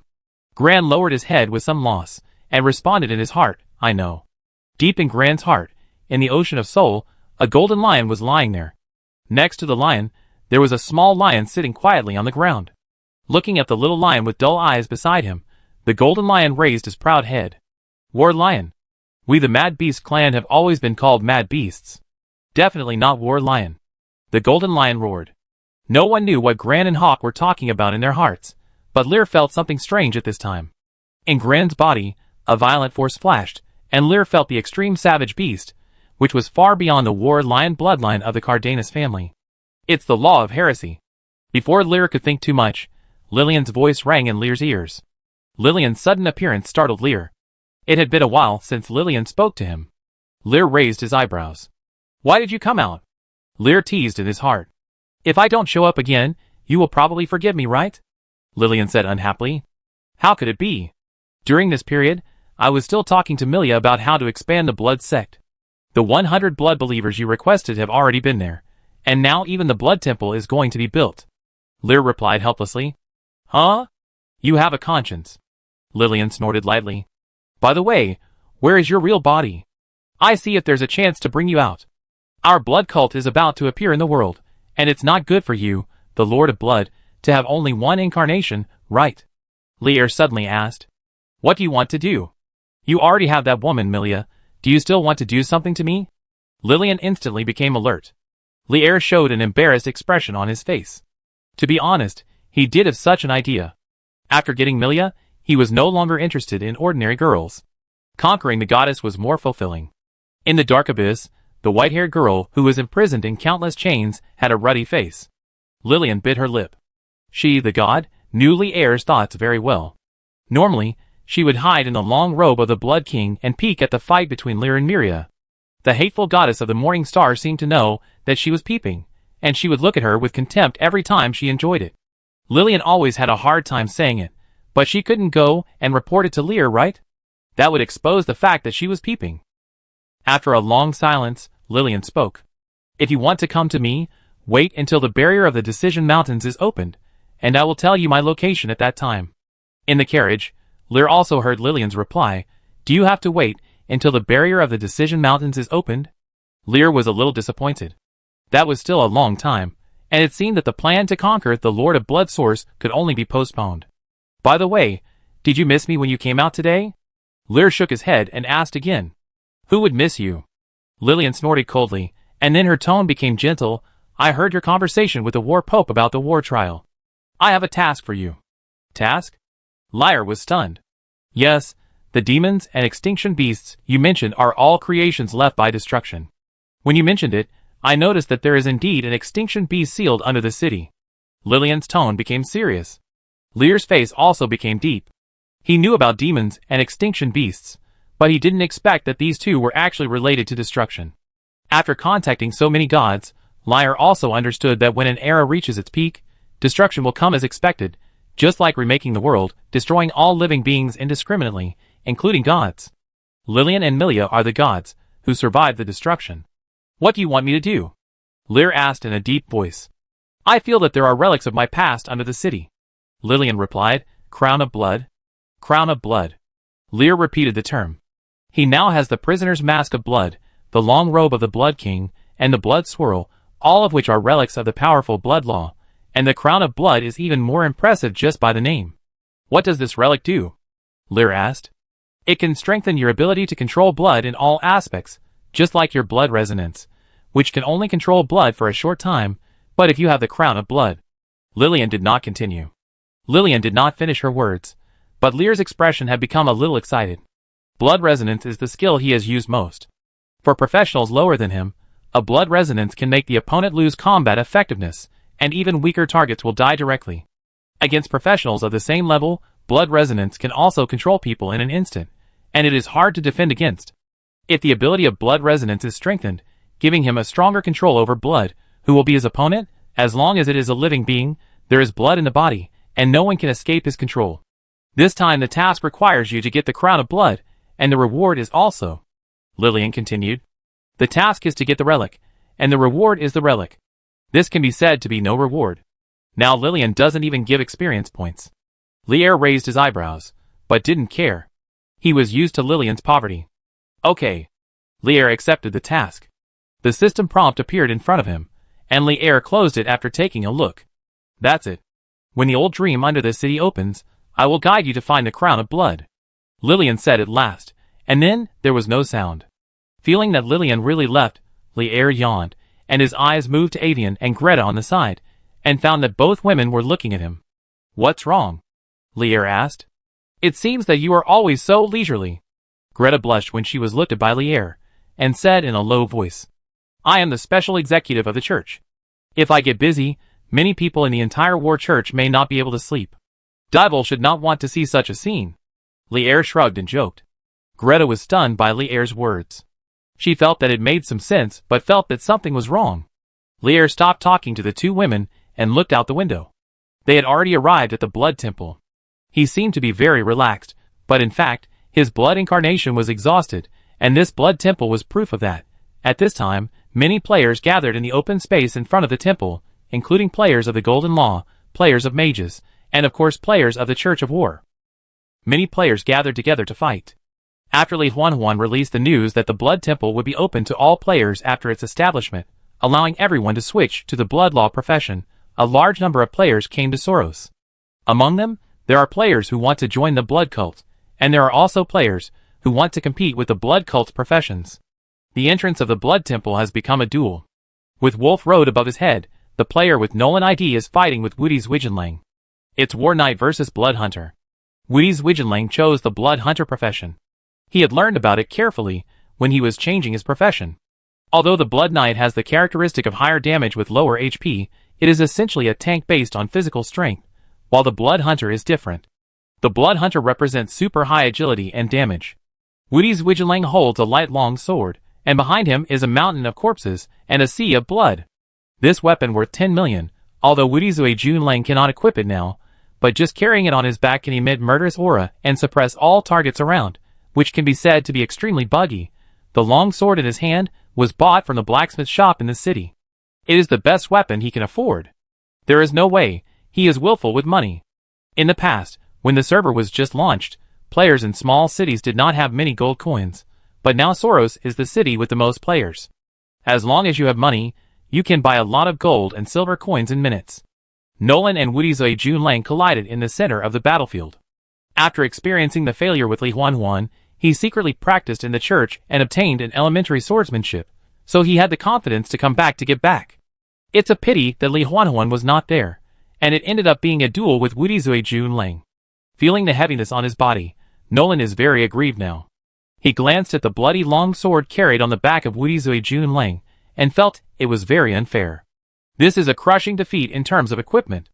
Not real strength, he roared in his heart. But Wudizui Junlang didn't care about that. He raised his long sword and slashed Nolan. The long sword burning with bloody flames directly scorched Nolan's armor. The Blood Hunter skill, Blood Flame Blade. This is an equipment enchantment skill, which can give the equipment a certain armor-breaking ability, and can also burn the enemy for a long time. Looking at the flames burning on the long sword, Nolan was hit again. Compared with the Blood Knight and the Blood Hunter, the War Knight's charge looked so low. Chapter 210. Fighting against Nolan, Wudizui Junlang was excited. He was just a rich second generation. In the previous games, even if he got the best equipment with Krypton Gold, he could not beat the professional players in these clubs. But it was different now. He enjoyed the game experience of being rich. Every blow of the long sword burning with blood flames made Nolan not know how to parry. The blood-colored flames were like maggots on the tarsal bones. Once contaminated, they would spread to other parts of the body, unlike ordinary flames that could be easily extinguished. Is this the top professional player of Long 2? That's all. Wudizui Junlang shouted, holding the sword and launching a more fierce attack. It was called a fierce attack, but it was just a messy and random swing of the long sword. Nolan saw this, but a gleam of light flashed in his eyes. He couldn't compare to Wudizui Junlang in attributes and skills, but he crushed him in skills. Under Wudizui Junlang's random slashing, Nolan finally found an opportunity, and rushed into Wudizui Junlang into a dizzy state with a charge at the right time. Wudizui Junlang, holding a long sword, had never expected this scene, and could only watch Nolan continue to reduce his life value while dizzy. The battle came to a critical moment. When the dizzy state ended, Wudizui Junlang's life value had dropped to the freezing point. Nolan's blood bar also turned red under the burning of blood flames, and both of them were bloodthirsty. Just then, there was a commotion from the crowd not far away. The players who were originally densely packed together dispersed, and Li'er came over with Avian and others. "What are you doing?" Li'er glanced, and saw Nolan and Wudizui Junlang fighting together. Li'er had an impression of both of these people. At that time, Wudizui Junlang's behavior of bumping into people on the street left a deep impression on Li'er. As for Nolan, he was an old rival in the previous life. In the previous life, the two were both leaders of the Law of War, but Li'er had a good Aslan royal swordsmanship that suppressed Nolan. The two fought each other, but they had a good relationship in private. Seeing Li'er's appearance, Nolan and Wudizui Junlang both stopped. The former immediately bowed and saluted, "Meet His Majesty the Executive." Wudizui Junlang on the side was a little embarrassed. He is now a believer of the blood cult. The bumping into people on the street at the beginning made Li'er's favorability towards him turn into indifference. He was a little worried that the special executive of the War Church in front of him would kill him if he was unhappy. The Blood King should not turn against the War Church because of him. A resurrected alien? Wudizui Junlang took a few steps back and put his hand on the sea of corpses and blood behind him. He can die, but the sea of blood and corpses is his lifeblood, and he must not lose it. Why did you fight him? I remember that the church should have ordered not to clash with the people of the blood cult. Li'er did not look at Wudizui Junlang, but looked at Nolan instead. Nolan was stunned for a moment. He did not expect Li'er to talk to him, and there seemed to be no blame in his tone. "Your Excellency, we did not clash. We just fought and exchanged ideas. Wudizui Junlang and I are both extraordinary people, and we are also fellow villagers," Nolan explained. "Just like that?" Li'er asked in a thoughtful manner. "Yes," Nolan replied. "That's it, be more careful next time." Li'er nodded, and then asked, "What kind of desert wind swordsmanship did you use just now?" "Yes, Your Excellency, Executive Officer." "Did you learn it from the Knights?" "It was Knight Commander Ron who taught me. I remember that you aliens have been here for only more than a month, and you have already mastered the desert wind swordsmanship. You have a good talent," Li'er praised. Hearing this praise, Nolan was stunned, and the other players beside him were also stunned. Since the players came to this world, all NPCs have not had much good feelings towards them.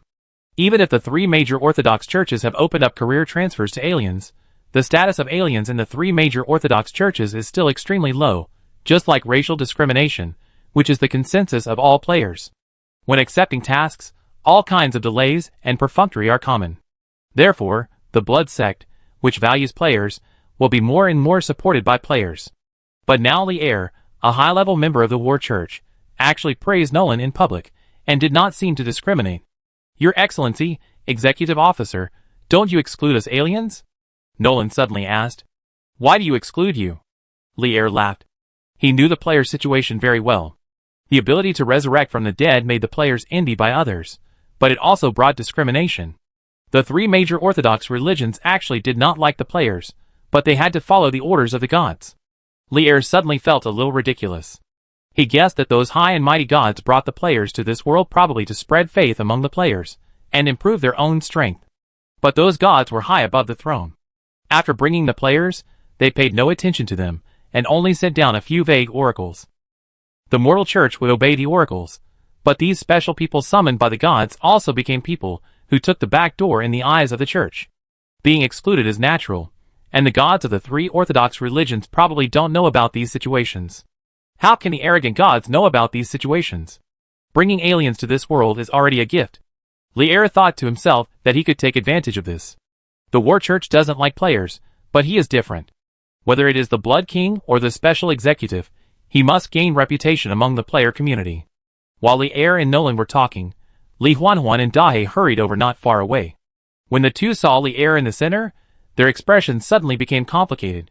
Lier also saw Li Huanhuan and the others, but he didn't say anything. He just nodded to Nolan and said, "You have good talent. If you have time, you can come to me. I can teach you swordsmanship." Now the Blood King has established a reputation among the player community, and he, the Special Executive, should also show his face. The blood law profession is very strong, and the ordinary war law profession is difficult to fight against, but Lier has a lot of swordsmanship to increase combat power. Only by being loyal to him can you obtain swordsmanship that can compete with the blood law. He can accept all players that the church does not value. After hearing Lier's words, Nolan was directly excited. He had seen Li Huanhuan's internal test screen recording. He knew very well what was in Lier's character store. High level, extraordinary, and even legendary Aslan royal swordsmanship. Thinking of this, Nolan bowed respectfully to the young man in front of him. Although this was just an NPC, and looked about the same age as him, he was worthy of his respect. "Thank you, Your Majesty the Executor," he said in a deep voice. Seeing this scene, Lier smiled and said nothing more. If he remembered correctly, those famous game clubs were about to decide to enter the log game, and at that time, the log game would be truly taken seriously. When the second wave of game equipment is distributed, the log game will be truly popular all over the country, and players will appear in a blowout manner, and there will no longer be only tens of thousands of players in a city like now. After throwing an olive branch to Nolan, Lier and Avian and others looked at the Blood Temple for a while, and then left. The next day, Nolan found him, and Lier generously taught Nolan an elementary swordsmanship. Ironheart swordsmanship belonging to the war law profession. If the White Crow swordsmanship is a general swordsmanship with a weak amplification ability, then the Ironheart swordsmanship is the strongest swordsmanship that the early war knight can learn, and it is even comparable to some intermediate swordsmanship. The effect of Ironheart swordsmanship is very simple. It can greatly improve the user's endurance, greatly improve the resistance to control effects, improve a certain degree of defense, and at the same time improve the attack strength far more than White Crow swordsmanship. For melee professions, as long as they are not war law professions with agility, Ironheart swordsmanship is the best choice in the early stage, and the learning requirements of Ironheart swordsmanship are not high.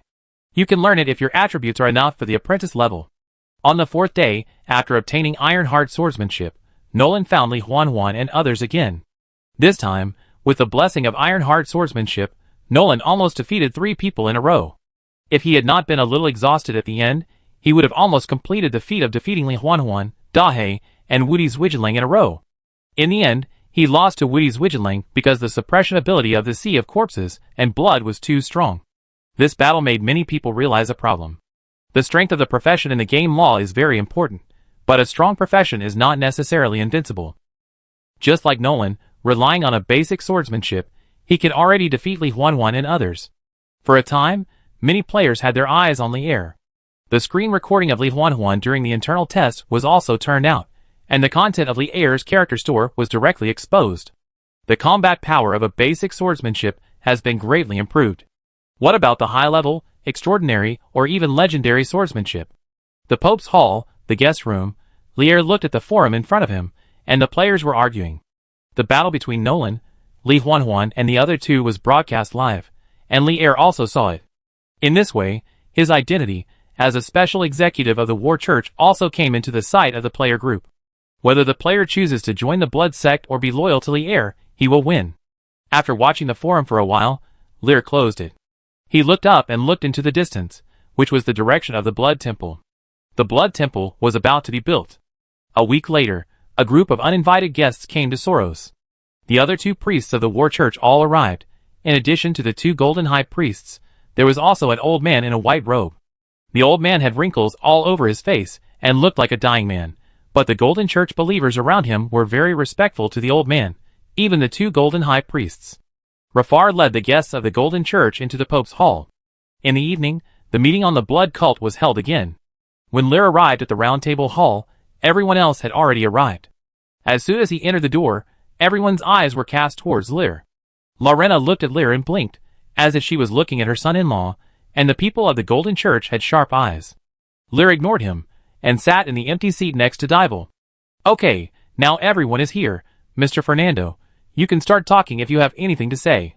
Dival glanced at everyone, and then looked at the old man who had kept his eyes closed.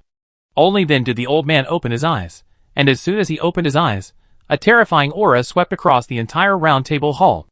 Some unprepared archbishops of the war church were forced to step back several steps by this aura. No one expected the old man to act like this. Dival and the 3 war archons looked gloomy all of a sudden, and only Lear leaned back lazily on the chair, motionless. "Fernando, I respect you as an elder, but you can't run wild in the war church." Dival roared, also releasing a terrifying aura, and the 2 auras collided in the hall. The papers on the table were shaken, and flew all over the sky. Everyone was shocked by the aura of the old man and Dival. After several seconds, Dival's aura prevailed. The old man named Fernando lowered his eyes, and his aura was restrained. "Dival, you have grown up so much. When you were born, I held you in Raven's arms. Now Raven is dead, and the position of Pope is handed over to you. But are you really doing your job?" The old man raised his eyes again and looked at Lear, who had been sitting indifferently on the chair. "The war church and the golden church have always been brothers. We help each other, but you shouldn't harbor heretics." The old man's voice suddenly became cold, and the terrifying aura rose again, this time targeting Lear. Almost at the same time, Lear raised his head with a smile on his face, and the same terrifying aura burst out, directly blocking the old man's power. Seeing that Lear easily resisted his attack, the old man's face changed slightly, but the arrogance on his face remained. Just when he was about to attack Lear, Dival shouted angrily, "Stop it!" This time Dival did not hold back, and the aura far stronger than the old man directly broke up the confrontation between Lear and the old man. "Fernando, I say again that this is the war church." Dival stared at the old man in front of him. As Dival roared, the hall became silent. After a long while, Sylvia stood up and said, "Mr. Fernando, I asked you to come here to deal with the affairs of the blood sect this time. Please put aside other things for the time being." The old man frowned when he heard this, looked at the strong Dival in front of him, and finally shook his head. He was not a fool. He just took action just to test the status of this young man named Lear in the war church. Now it seems that it is impossible to take action against the heir in the war church. He thought for a moment, then looked at Lear and said, "Young man, you are very good. Dival values you very much. If you are willing to hand over your wife, the heretic, the golden church will not pursue your communication with the heretic." Hearing this, Dival's face sank. He had given the old man a lot of face, but the other party did not seem to appreciate it. Just as he was about to stop the old man's behavior, Lear looked up, looked at the old man and said, "Old man, you may have been glorious in the past, and you may have a peaceful old age in the future, but the premise is, don't mess with me." Lear's voice was calm, but anyone could hear the murderous intent in it. Lear would never allow anyone who wanted to have a crush on Milia, even if he was overestimating his own abilities.